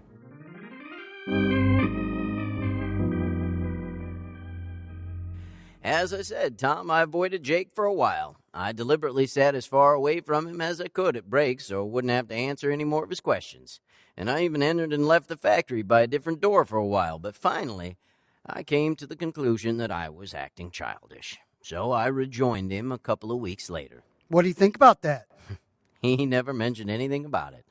But I did notice that the subject of religion didn't come up for a few days. But eventually he brought it up again, right? No. As a matter of fact, I brought it up myself. Hey, tell me something, Jake. This business about you praying before you dive into your lunch pail, how's come you do that all the time? You know, a guy can go to church without being a fanatic. Do you remember the verse I read you a few weeks ago? Most of it. I mean, some of it, I guess. Let me read it to you again. Here it is. Romans 10, verse 9. That if thou shalt confess with thy mouth the Lord Jesus, and shalt believe in thine heart that God hath raised him from the dead, thou shalt be saved. You'll notice that the verse says, believe in thine heart. I don't get it. We believe with our minds, you know, with our brains. It's a mental thing, ain't it? That's not what the Bible says. The Bible uses the words, believe in thine heart. Real belief refers to the innermost part of who we are, the soul. Let me see. Axel, you got a girlfriend? Kind of. We're not engaged or anything, but yeah, I like her. Okay, look at it like this. You wouldn't say to your sweetheart, I love you with all my mind, would you? No, that sounds a bit odd. Right, it is a little odd. What you'd say is, I love you with all my heart. You're referring to the fundamental, deep, committed feeling within you. Being a Christian is not a question of church or ceremony or acting religious. It's a question of faith in God. Then how does somebody really become a Christian? Just what the Bible says. Repent of your sins and believe God. Have faith that Jesus Christ died for your sins. Accept his death for you as a fact, and trust that he will forgive your sin if you ask him to. And then, ask him. If you ask him, that's having faith. Trusting that what he said he would do, he will do. Understand? It's a little confusing. Okay. Look at it this way. I have $1 here, and I would like to give it to you. Do you think I mean that? Yeah, I know you well enough to expect that you'll do what you say. Okay, that's believing. Believing I'll keep my word. Now, I'm going to give you this $1 as a gift. Is it yours now? Well, you still got it. I don't. What do you have to do to make it yours? I don't know. Reach out and grab it? Exactly. That's receiving it. So you believe I'm going to give it to you, and you believe that it's yours once you received it from me? Sure. But it's still in my hand. You can act like it's yours, plan what you're going to do with it, even tell other people that it's yours. But it's not yours yet. Why? Well, I haven't taken it yet. The Bible calls that accepting it or receiving it. Oh, I think I got it now. I believe you'll give me the $1, but I actually need to take it before it's mine. That's it. So take it. Okay. There. It's yours. Now and forever. That's how a person becomes a Christian. Believe that Jesus died for your sins and that God is offering you the gift of eternal life. Then receive that gift by saying to God, Lord, I am asking you to forgive my sins right now. Because of the blood of Jesus, I accept your sacrifice for my sins. At that point, God gives you two things. One is new life because the Holy Spirit comes to live in you. And the Bible says in 2 Corinthians chapter 5, if any man be in Christ, he is a new creature. And he also gives you eternal life. For the wages of sin is death, but the gift of God is eternal life through Jesus Christ our Lord. And you're saying I can do that right now? Yes. Why don't you pray right now, right here? Okay. Well, God, if all this is true, I want my sins forgiven. I repent of my sins. I want to be a new person like Jake here says. I accept your gift and believe and trust in the sacrifice made by your son Jesus. Please, make me a Christian. Amen. Amen. Sounds like it's time to get back to work. Ain't we going to wait for God to answer my prayer? If you're sincere, he already did.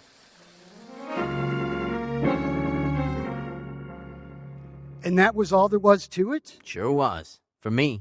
It was just a sense of tranquility, a knowledge that God had done what he'd promised.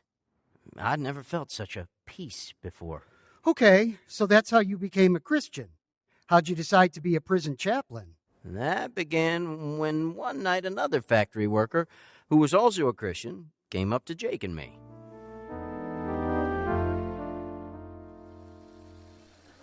Hi, guys. Hi, Rosie. Hello, Rosie. So, how you doing? Oh, just fine. I want to ask you something, Jake. What's that? I've been thinking about taking some Bible classes. Got this here catalog, and I was wondering if you could look it over and recommend one or two of them for me. I'd be glad to. Let me see it. And Axel, why don't you come along and take some Bible classes, too? Me? You gotta be kidding. I ain't gonna be a preacher. Neither am I. I just want to know the Bible better. Axel, she's right. It's a good idea. Every Christian should learn more about the Bible. I've taken some of the classes. It's great stuff, whether you're going to be a preacher or a tool and die maker, or a riveter, for that matter. Think about it, Axel. We got a couple of weeks before the next set of classes begins.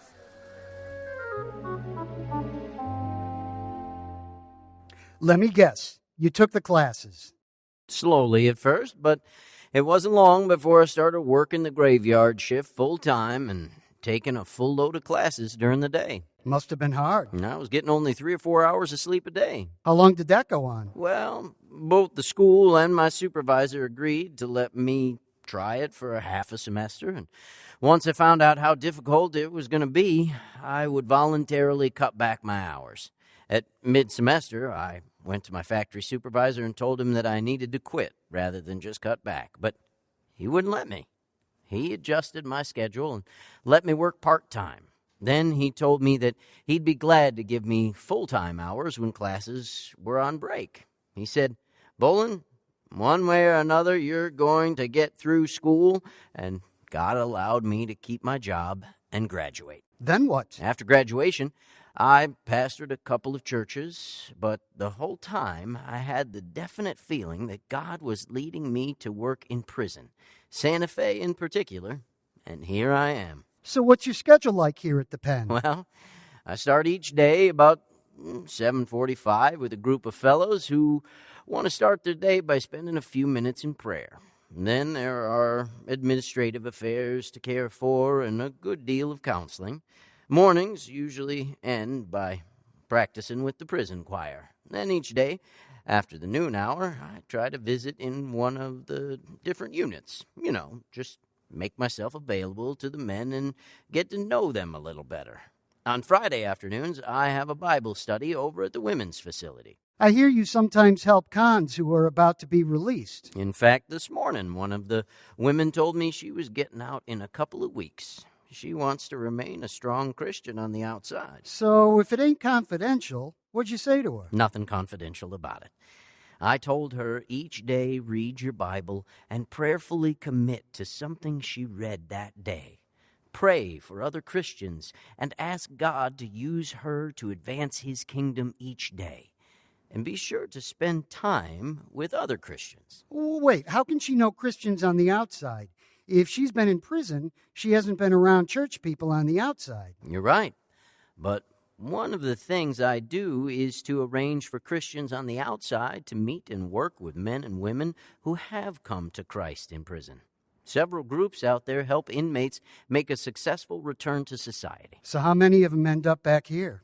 2 Corinthians chapter 5, verse 17 says, "If any man or woman be in Christ, he is a new creature. And as a new creature, they live a new lifestyle."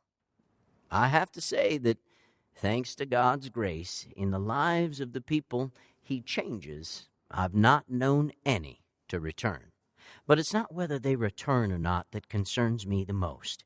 It's whether or not they are born again. That's the reason I'm a prison chaplain. To point the men and women of the New Mexico State Penitentiary at Santa Fe to the only one who can make them free and give them a new life, Jesus Christ. You know, Chaplain, I came here to talk to you for an article I'm writing for the Enchanted News, but I got lots more than I expected. Listening to your story about coming to Jesus has really impacted me. If Jesus really did die for my sins, and I kind of believe he did, then I want that gift he offers. Would you pray for me? Gladly. Lord, you see that Tom here is opening his heart to you. You know his innermost thoughts and all things about him. Listen to him and answer his prayer for salvation. Amen. Tom, why don't you talk to God? He's waiting to hear from you. God, I heard what the chaplain said about believing and receiving you. I've done some pretty bad stuff. If you forgive me, I'd sure appreciate it. I believe Jesus died for my sins. I want your gift of eternal life. Make me a new person, Lord. Thank you, God. Bye. I mean, amen.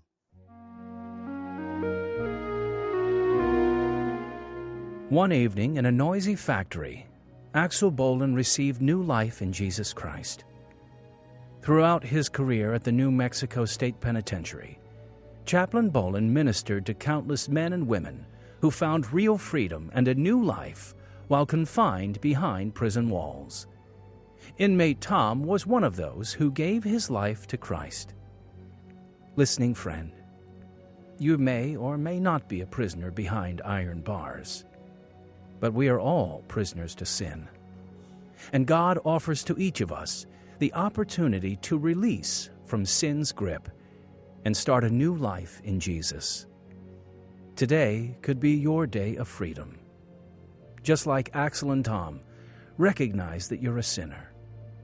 Then ask God to forgive your sin and give you that new life. If you need additional help in making this crucial decision, get in touch with Pacific Garden Mission, 1458 South Canal Street, Chicago, Illinois, 60607. The telephone number in Chicago is area 312-492-9410. Our email address is unshackled@pgm.org. Visit our website to learn more about this ministry, www.unshackled.org.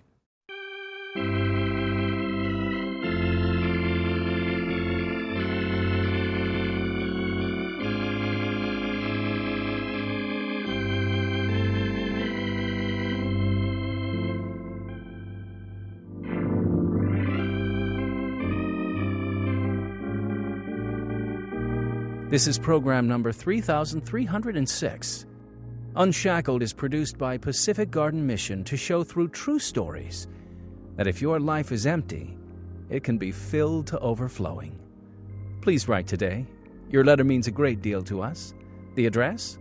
Pacific Garden Mission, 1458 South Canal Street, Chicago, Illinois, 60607. You may call Pacific Garden Mission in Chicago and talk with someone who cares. 312-492-9410. Someone is waiting for your call. 312-492-9410.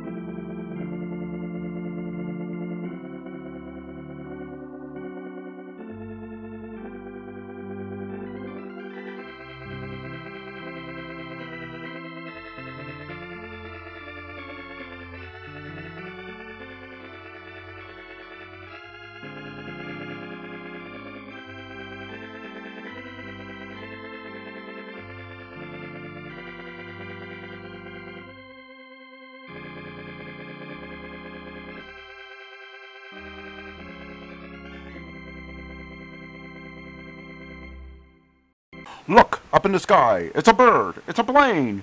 It's the adventures of Superman on nightly old-time radio shows. Coming up next. Presenting the transcription feature, Superman! Up in the sky! boy! Look! It's a bird! It's a plane! It's Superman!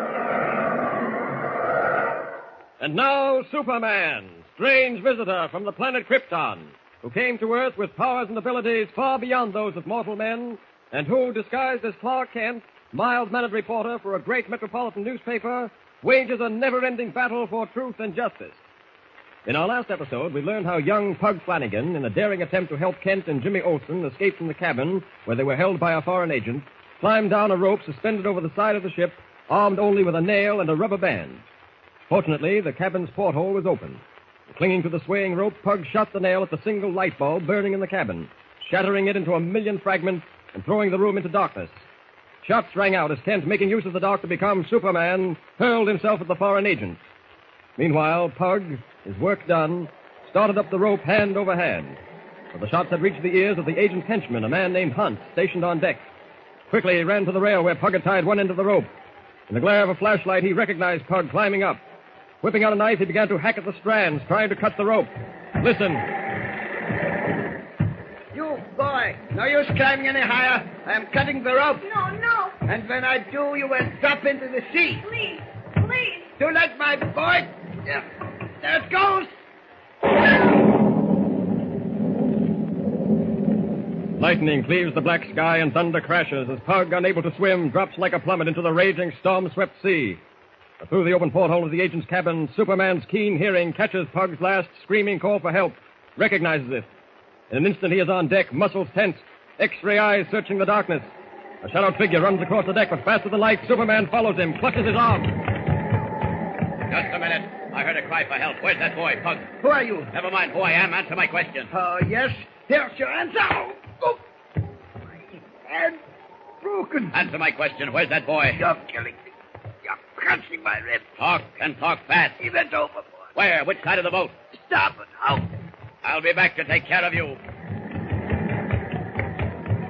I don't know whether I can find poor Pug in all this storm, but I've got to try. He's on the surface and all he can't have floated far. Up, and away!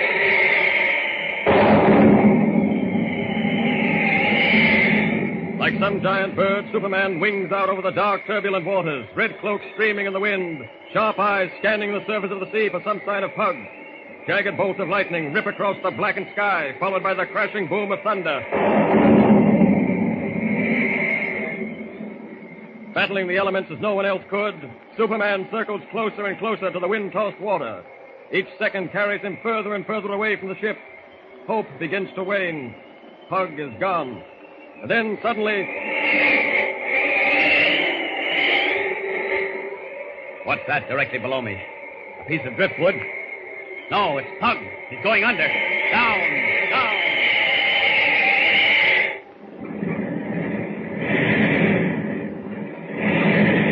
Okay, Pug.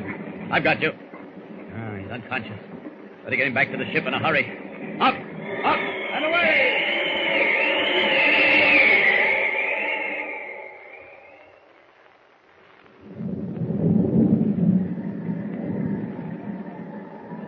Covered with his gun, and he said the ship was going to be sunk in 10 minutes. Then suddenly I saw a face at the porthole. There was a crash of glass and the light went out. That's when he fired those shots. And this face at the porthole, you do not know who it was? No, Captain Estero. It all happened too fast. Well, there is one thing of which we can be certain. Those two will not bother us. They are safe in Ireland. But what about Clark Kent and Pug? They've disappeared. I think we will find them someplace on the ship. What about being sunk by a torpedo? If we are hit, there is only one thing to do. Take to the boat. In this storm? What else is there? Come. We will find Senor Kent and this boy you call Pug. You don't have to look very far, Captain. Mr. Kent. I'm happy to see you, Senor. What happened, Mr. Kent? I thought sure that guy killed you. When the light went out, his gun was pointing right at your chest. How did you escape? Well, I guess it was bad marksmanship on his part, Jim. How are the Barringtons? Miss Barrington fainted, but she's all right now. Oh. Her father's with her in her cabin. Have you seen Pug? Yes, he's safe and sound. That's what brought me up on deck in such a hurry. I heard Pug cry for help. One of our foreign friends was trying to throw him overboard. Incidentally, what happened to that pair? They are both in Ireland, Senor. Oh, good. Now we can relax for a while. Oh, no, we can't. Not if we're going to be torpedoed. Jim, you'd better go down to the cabin and stay with Pug. Captain Estero and I will watch things up here. Oh, gee, can't I be with you? Well, Pug's alone in the cabin. And after what he did, I think he deserves some attention. What do you mean? Well, it was Pug who lowered himself over the side of the ship and broke that electric light bulb. No kidding. That's right. Boy, then he deserves more than attention. He deserves a medal. I'll go right down to him. In case anything happens, call me. I will.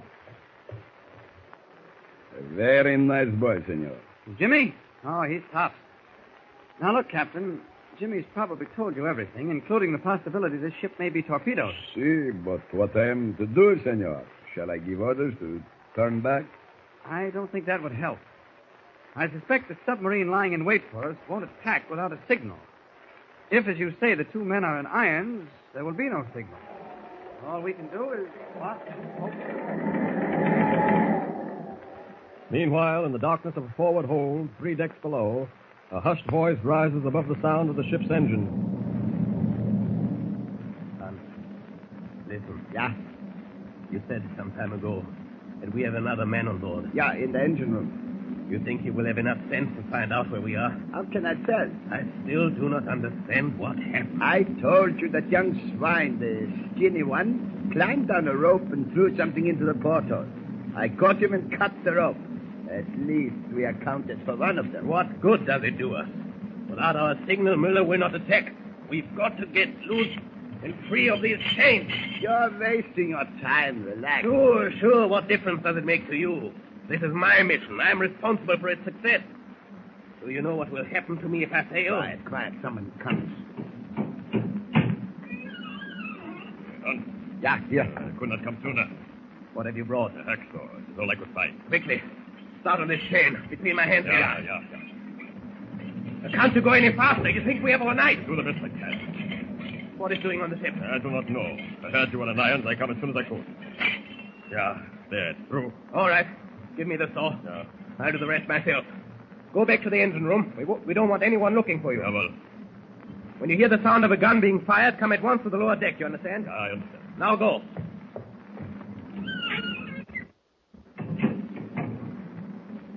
Hold your arms out, Hans. In 5 minutes, we'll both be free.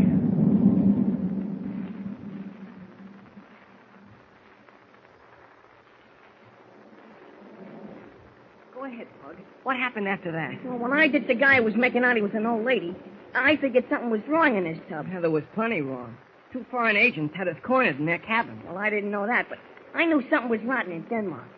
So I got me a hunk of rope, tied it to the rail, and went over the side. I'm telling you, Jim, when I saw you and Mr. Kent standing there with that guy pointing a gun at you, I nearly passed out. Boy, I want to Wait a tell minute, you... Pug. Huh? Someone at the door. He's trying to open it. Get under the bed. Maybe the man who threw you overboard. I'll get into bed.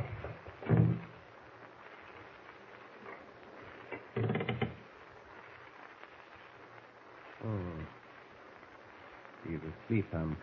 Yeah. You didn't get to bother him. No. Come on. We go to the forward deck and give the signal. Yeah.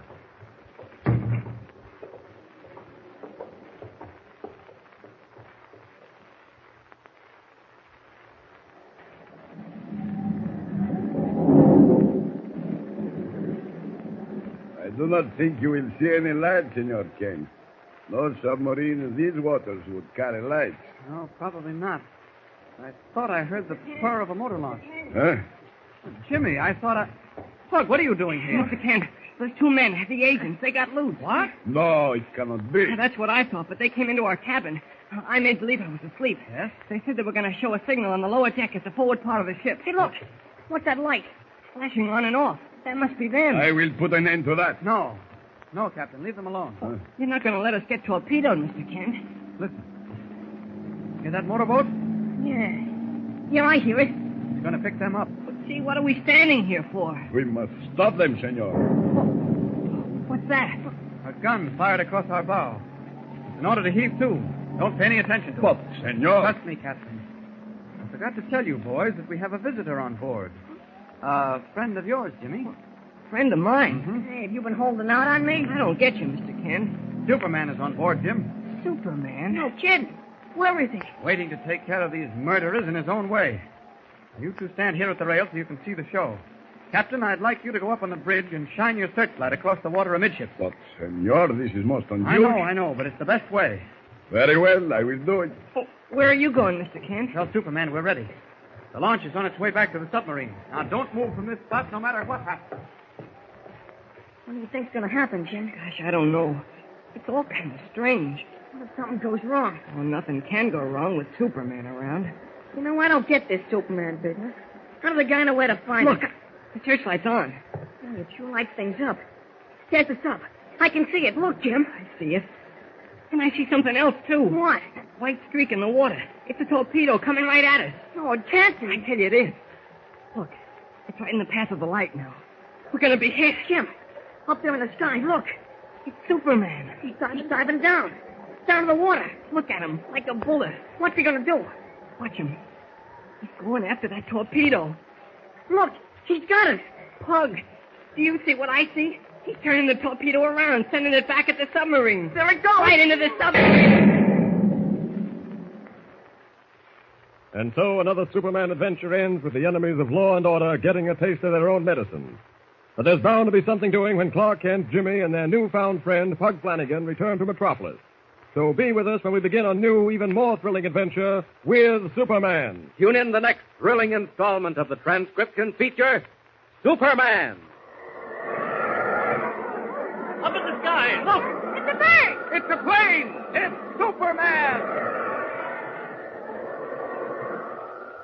Superman is a copyrighted feature appearing in Action Comics magazine. Feature appearing in Action Comics magazine. Feature. The 1940s classic horror anthology series, The Weird Circle, is up next on Classic Radio Shows tonight.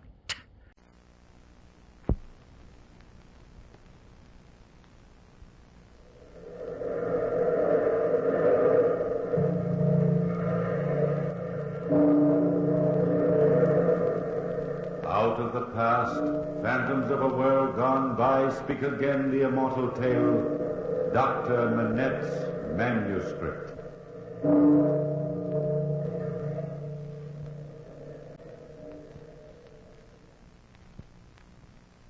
Gentlemen of the jury, I have in my hand a manuscript that Dr. Alex Manette unearthed on the night of February 12th, 1751. A manuscript that will provide conclusive proof of the guilt of Charles St. Evremond, accusing him of fraud, murder, and conspiracy. A chain of fantastic events lead to Dr. Manette's finding of the manuscript, and I should like to describe these events to you now.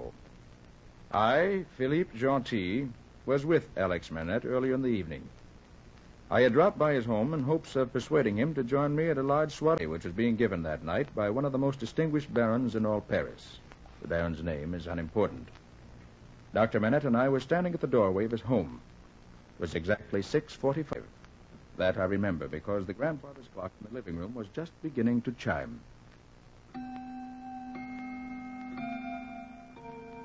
I'm sorry, Philippe. I simply can't come to the ball this evening. I'd promised several of my patients that I'd drop by and see them. She's going to be there. She? Who? Who? The woman I was telling you about. Countess Clarissa St. Evremond. Ah, your countess with the mysterious husband. Well, she's half what you say she is, Philippe Gentil. It'd be just as well if I don't meet her. Nothing can persuade you? Nothing. Now, come along. I'll walk you outside at any rate. And if you change your mind, come to 12 Rue Saint-Honoré. If I change my mind. Give your countess my greetings. That is, if her husband isn't around. Now, don't worry about him. Charles St. Evremond is never around. He's too busy on his estates in Normandy. Goodbye, Philippe. Goodbye, Alec. And don't forget, 12 Rue Saint-Honoré. You will make it? I won't forget, but I can't make it.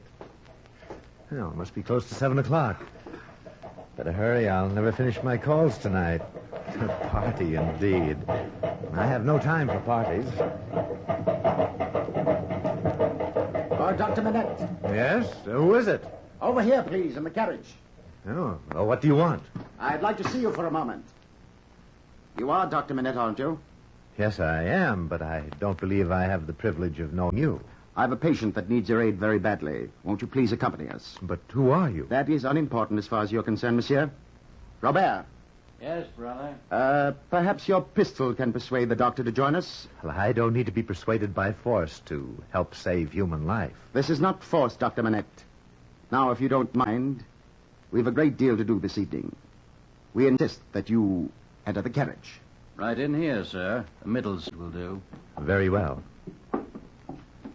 We can handle this all very agreeably, Doctor, if you will be reasonable. You'll be well paid for your work. I'm sure of it. Are you ready, brother? Quite ready, Robert. All right, driver.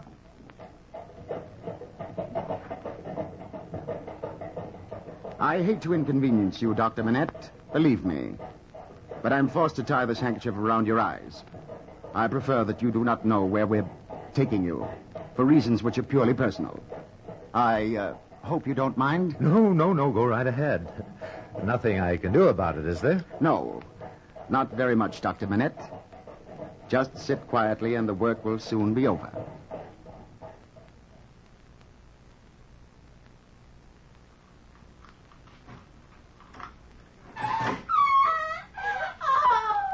Well, Doctor, this is your destination. I'll remove the blindfold from your eyes now. What was that scream I just heard? It's your patient, Dr. Manette. We'll take you right upstairs to her now. If you will follow me, Doctor, up this staircase. Must be old place, isn't it? Yes, quite old. You lived here long? Does it matter? Sorry, my mistake.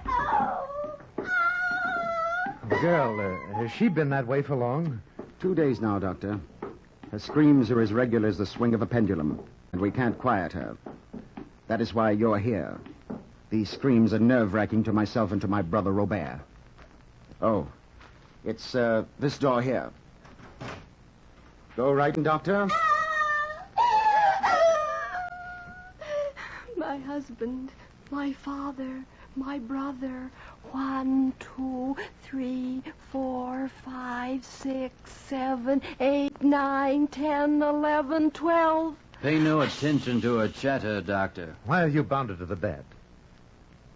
To keep her from going mad. You think that's protection from insanity? This girl is already in the last stages of brain fever. You don't mind if I untie her, do you? Mind? Why should I? Here's all the medicine you might need. Thank you. My husband, my father, my brother. 1, 2, 3, 4, 5, 6, 7, 8, 9, 10, 11, 12. Hush. Quiet, my dear. I'll just undo these ties. Most we can hope for is to administer a sedative and keep her quiet.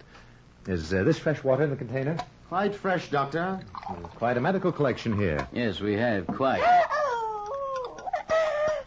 My husband, my father, my brother. 1, 2, 3, 4, 5, 6, 7, 8, 9, 10, 11, 12.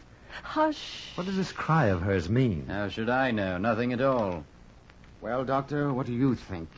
I think the girl has been purposely driven mad, gentlemen. That she is dying. If that is your opinion, Dr. Manette, it is best you keep it to yourself. Here you are, my dear. Drink this. No. There now. Open your mouth. What would you suggest we do with her, Dr. Manette? I can't suggest anything. It's too late. My husband, my father, my brother. 1, 2, 3, 4. Quiet, my dear, quiet. Nobody must find him. Nobody. He's safe. Safe from you, you beast. Now, you're quite safe, my dear. Quite safe. I'm the doctor.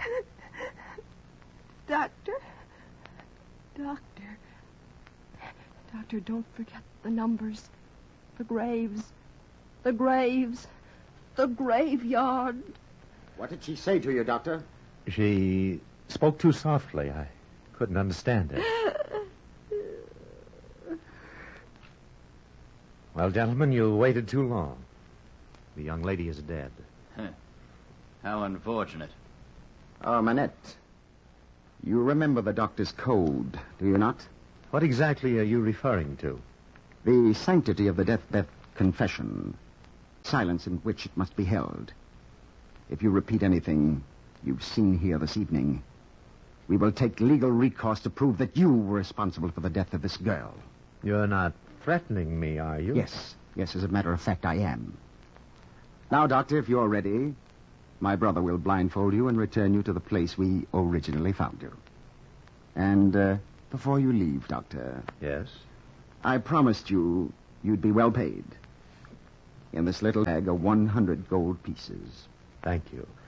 But I only did what was humanly possible. Robert, see that the Dr. Manette is returned home safely.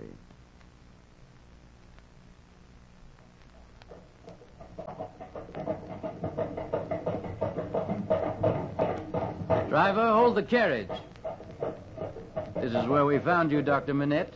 I hope if we should ever meet again, it'll be in happier circumstances. Yes, I hope so. Good night, Doctor. Oh, tell me one thing before you leave. Yes? How did you know about me? We've heard a great deal about you, Dr. Manette, indirectly through a friend of yours. His name, I believe, is Philippe Gentil. Good night, Doctor.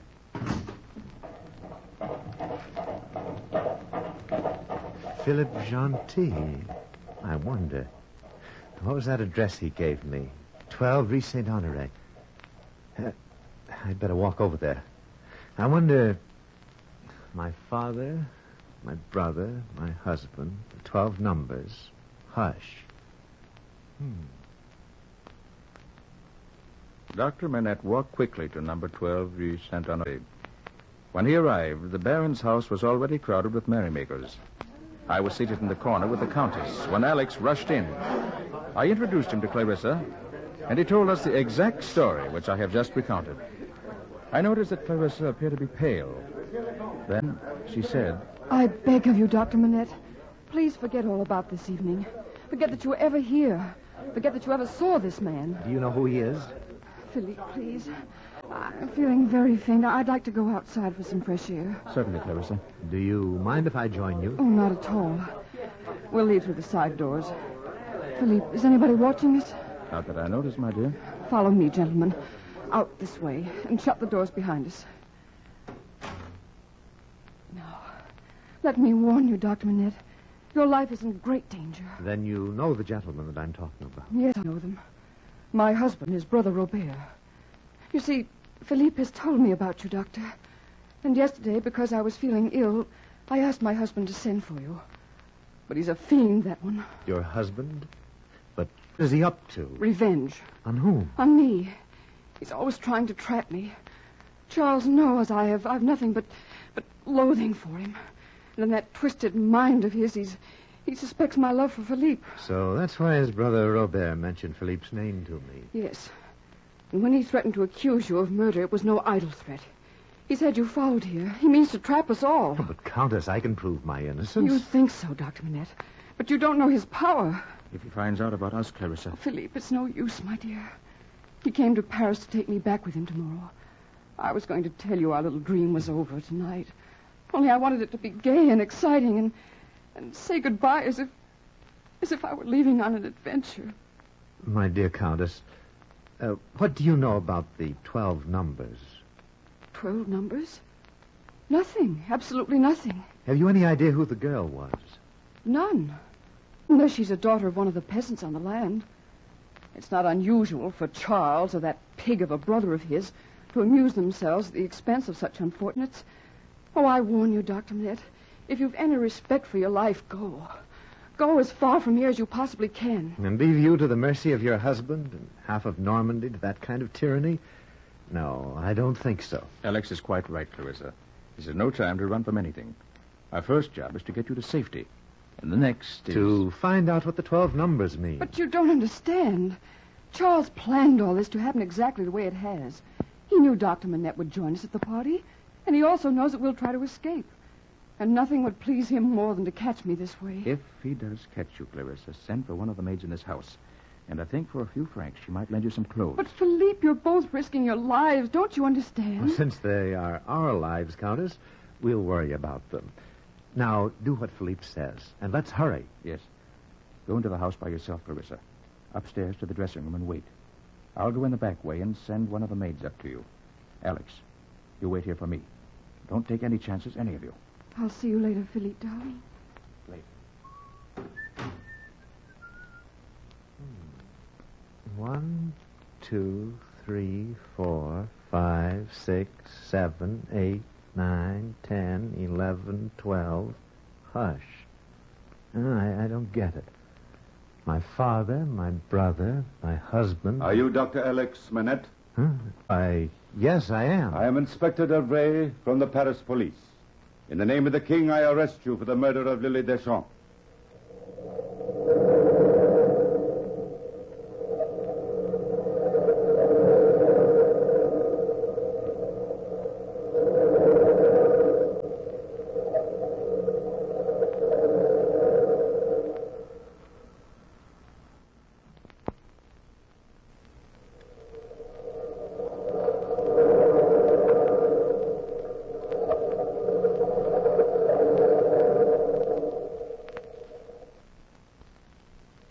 Well, gentlemen, while Alex was waiting for us in the garden, the inspector of the Paris police arrested him for the murder of a girl he didn't even know. Dumbfounded at first, Alex just stared at Inspector Deveray. I'm arrested? So soon. Who pressed these charges? Count Charles Saint-Evremont. Ah, and the girl I supposedly killed is... what is her name again? Lily Deschamps. Lily Deschamps, so that's her name. Come along. Come along, sir. My coat is inside. If you'll give me permission, I'll just get my coat and hat. And join you down here in a few minutes? I wouldn't try to escape, sir. The house is surrounded. You have my word, monsieur. I shall be back.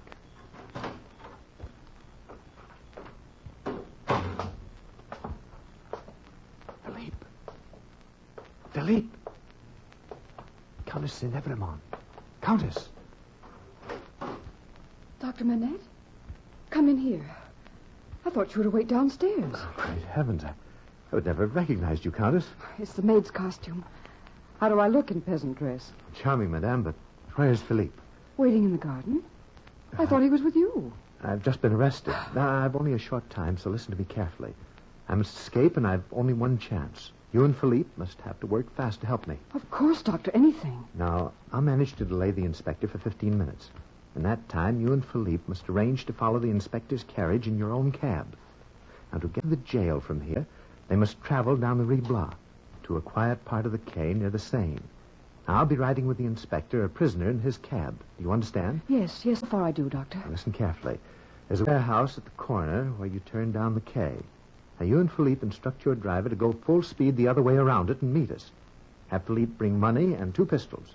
I'll be ready. You can count on us, Doctor. We shan't fail you.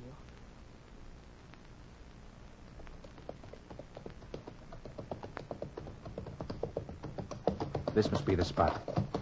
Look, Clarissa. There's his carriage right ahead, turning toward the quay. Philip, are you sure this is the place? Positive, darling. There's the warehouse Alex told us about. The coachman. Yes? Turn to the left here. Oui, monsieur. Yep.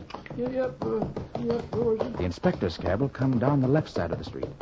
When we start galloping, Clarissa, open the door and hop out quickly and head for the warehouse in the corner. Wait in the doorway for us if there's any trouble. Yes, Philippe. Yes, darling. Coachman. Huh? As soon as you turn the corner to the quay, put your horses into full gallop. You'll see another carriage heading toward us. Oui, monsieur. Head for it. Run straight into it. But my cab, sir. You're a 4,000 francs driver. That'll take care of the cab and any damage that could possibly occur. Oh, oui, monsieur. Look, Philippe. There's the inspector's cab at the other end of the block. All right, driver. Full gallop. That's the other cab. Head into him. Oui, monsieur. Here we go, Philippe. Be ready to jump, Clarissa, the minute we strike. Watch out, Philippe. Hold on, darling. Look, there's Alex in the other cab. He's got his hand on the door. He's ready. Here we go for the crash. Open the door, Clarissa. Jump. Why don't you look where you're going? Get those horses of yours untangled, fools. Why, we could all have been killed. This is the prefect's special cab. Idiot. This way, Clarissa. I'm following you, darling. Where's Alex? He's out of Deveray's cab and running down the street. He meet us at the corner. Hurry, darling, hurry. Oh. This way, Clarissa. Down here. I'm so worn out. Hurry, darling, hurry. Around this corner. Before they notice Alex is gone. Here. In here. Both of you, quickly. Alex, you all right? I'm a bit shaken, but I'll be all right. Now, this is the old warehouse I was telling you about. I hope the door is open. There it is. Quickly, follow me in here. Now, we'll be quite safe here till they give up the hunt. It's so dark in here, Doctor. All the better. Now, we'll have to wait in here for a few hours. Then we'll get a cab out of town. Where can we go, Doctor? To the country, to your husband's estate. There, I think we shall find out what the 12 numbers mean. And then I'll have the answer to this whole mystery. Well, make yourselves comfortable. We've a long wait. For a long while, Clarissa, Alex, and myself sat huddled in the corner of the warehouse waiting. Alex stood near the door, one eye to the keyhole, watching. Finally, as morning came, he beckoned to us. Cautiously, the three of us emerged to the deserted early morning streets. We walked several blocks without encountering a soul. Unfortunately, not even a cab was in sight. We were about to give up hope when Alex saw a cab rolling down the streets. He hailed it.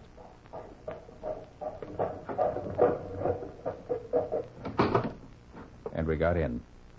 Alex took complete charge of the proceedings. Driver, take the river road out of town to the St. Evermond Estates in Normandy. I'm sorry, monsieur, but I can't leave Paris in my cab. The revolver in your back may change your mind. Go on, and quickly. Oui, monsieur. Clarissa, Philippe, sit on the floor of the carriage. Come along, Clarissa. And cover yourselves with this robe. Driver, if you stop to signal anybody even for a second, you'll be killed. Oui, monsieur. I understand. I'm glad you do. And hurry, it's a 2-hour journey. Countess, do you know anyone by the name of Deschamps? Lily Deschamps? Yes, I do. She's a peasant girl who works in the St. Evermond land in Normandy. She lives with her father, her husband, and her brother. My father, my husband, my brother. 1, 2, 3. At least she did live with them. Charles told me yesterday that her father and her husband both died. Probably from overwork. Charles always hated that family. More than any of the others, and worked them twice as hard. Often he'd hitch them to a wagon and force them to do the work of cattle. The right of a landowner. Some of our French laws are a combination of cruelty and stupidity. But what about her brother? I don't know, really. Well, Lily Deschamps is the girl I'm accused of murdering. I don't know why, but that's what we're going to find out as soon as we get there. But how, Alex? Just before the girl died, she mentioned something about a graveyard. Just whispered it. A graveyard. If I can only find out what the numbers mean.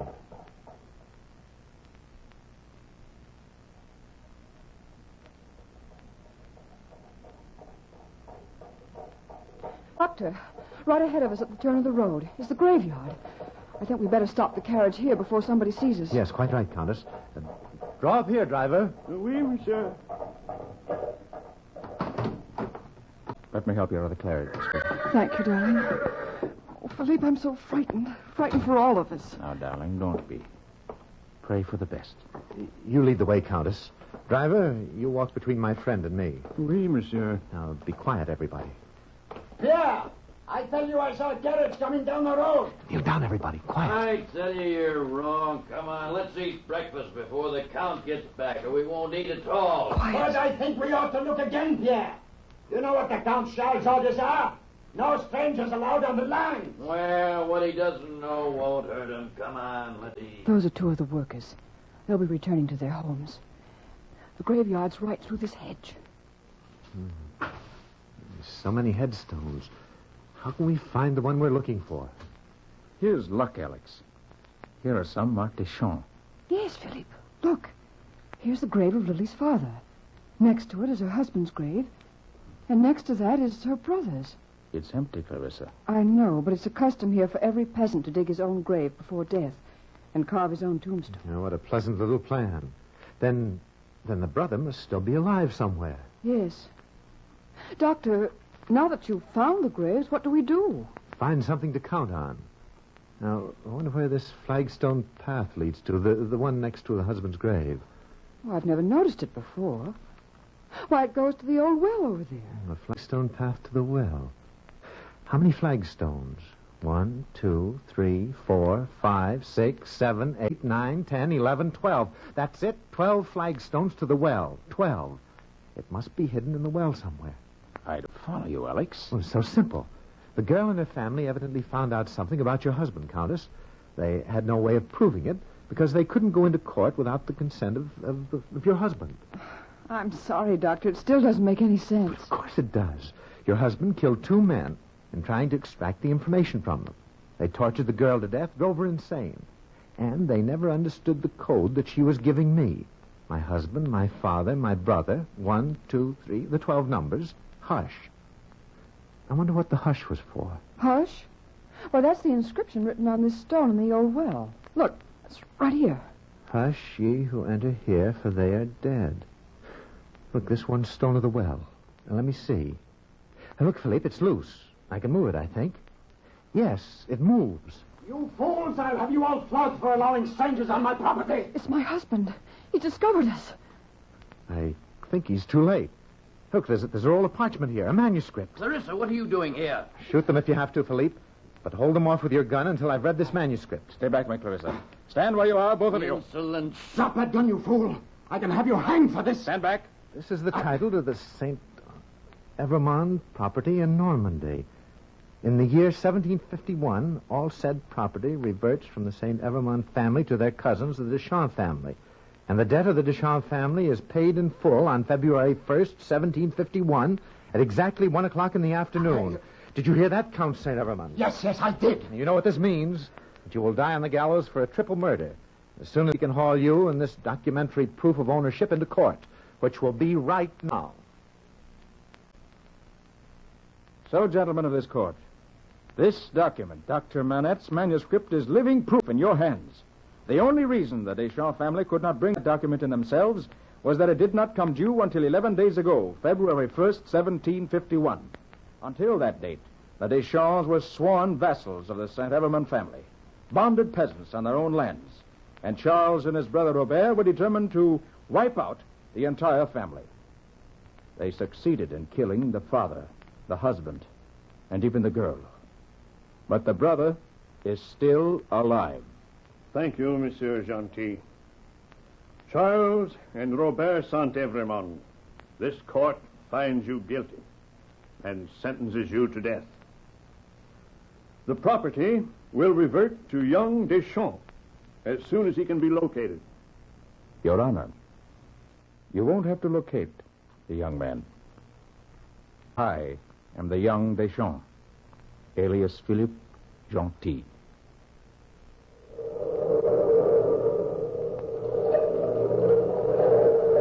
From the time-worn pages of the past, we have heard again the story, Dr. Manette's manuscript.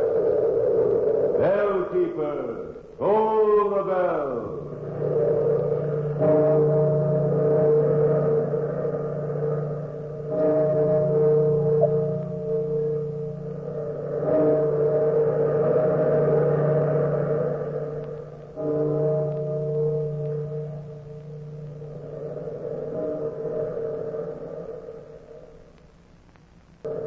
And now you will hear the rest of the story with Paul Harvey up next. Now, the rest of the story. Say, do you ever think how long surgeons, real ones or amateurs, have been performing cesarean sections? At least 400 years, and surely much longer. But it was the 20th century that introduced the big advancements in the field of obstetrics and gynecology. And in that field, one name is as distinguished as any other, if not more so, and that name is Dr. Edward T. Tyler. Dr. Tyler was considered one of the world's foremost authorities on human fertility. He was among the first research scientists in the field of oral contraception. He founded and directed the Tyler Clinic and was medical director of the Family Planning Centers of Greater Los Angeles for 20 years. He was also assistant medical director of Hoffman LaRoche and research director of the Orthopharmaceutical Corporation and chief of the endocrine clinic at Los Angeles County Harbor General Hospital and founder of one of the world's first sperm banks. Could there be more? Oh, you bet there's more. Dr. Tyler was author of more than 200 scientific papers. Did I mention that he was also Associate Clinical Professor of Medicine, Obstetrics, and Gynecology at the University of California School of Medicine? And did I mention that he had a full-time job, apart from anything I've mentioned so far? Oh, yes, he did. The distinguished Dr. Tyler. The same pioneer researcher who told us so much about modern fertility drugs and artificial insemination and oral contraception. The same respected physician who held down a half-dozen important posts in the field of medicine had since 1946 another full-time profession. Call this radio station right now if you think you know what it was. You won't win anything, but I don't think you're going to guess either. Where'd all this start? Well, Ed Tyler was still in his 20s when he became assistant medical director of Hoffman LaRoche. From those years until his death in the summer of 1975, his professional life was one of amazing diversity and constant activity. He was not yet 30 when he became research director of Ortho Pharmaceutical, and then chief of the endocrine clinic at LACH General. Now, let's see, I've told you about his work in human fertility, that it was he who helped develop that which we still call the pill. For those wanting children and unable to have them, he advanced the research of his contemporaries on fertility drugs and artificial insemination. And the first anywhere sperm bank may well have been Dr. Tyler's. As an associate clinical professor at the prestigious UC Med School, he inspired innumerable young physicians to carry on his research. And when there was time for travel abroad, he lectured at medical centers in Europe, in South America, in Japan and India and Australia and Africa. And how could he manage with all those big responsibilities to write an important thesis? Much less more than 200 such. And all the while, that distinguished researcher was making and teaching and recording medical history, he was moonlighting at yet another full-time job as a television comedy writer for Groucho Marx. Now, you know the rest of the story.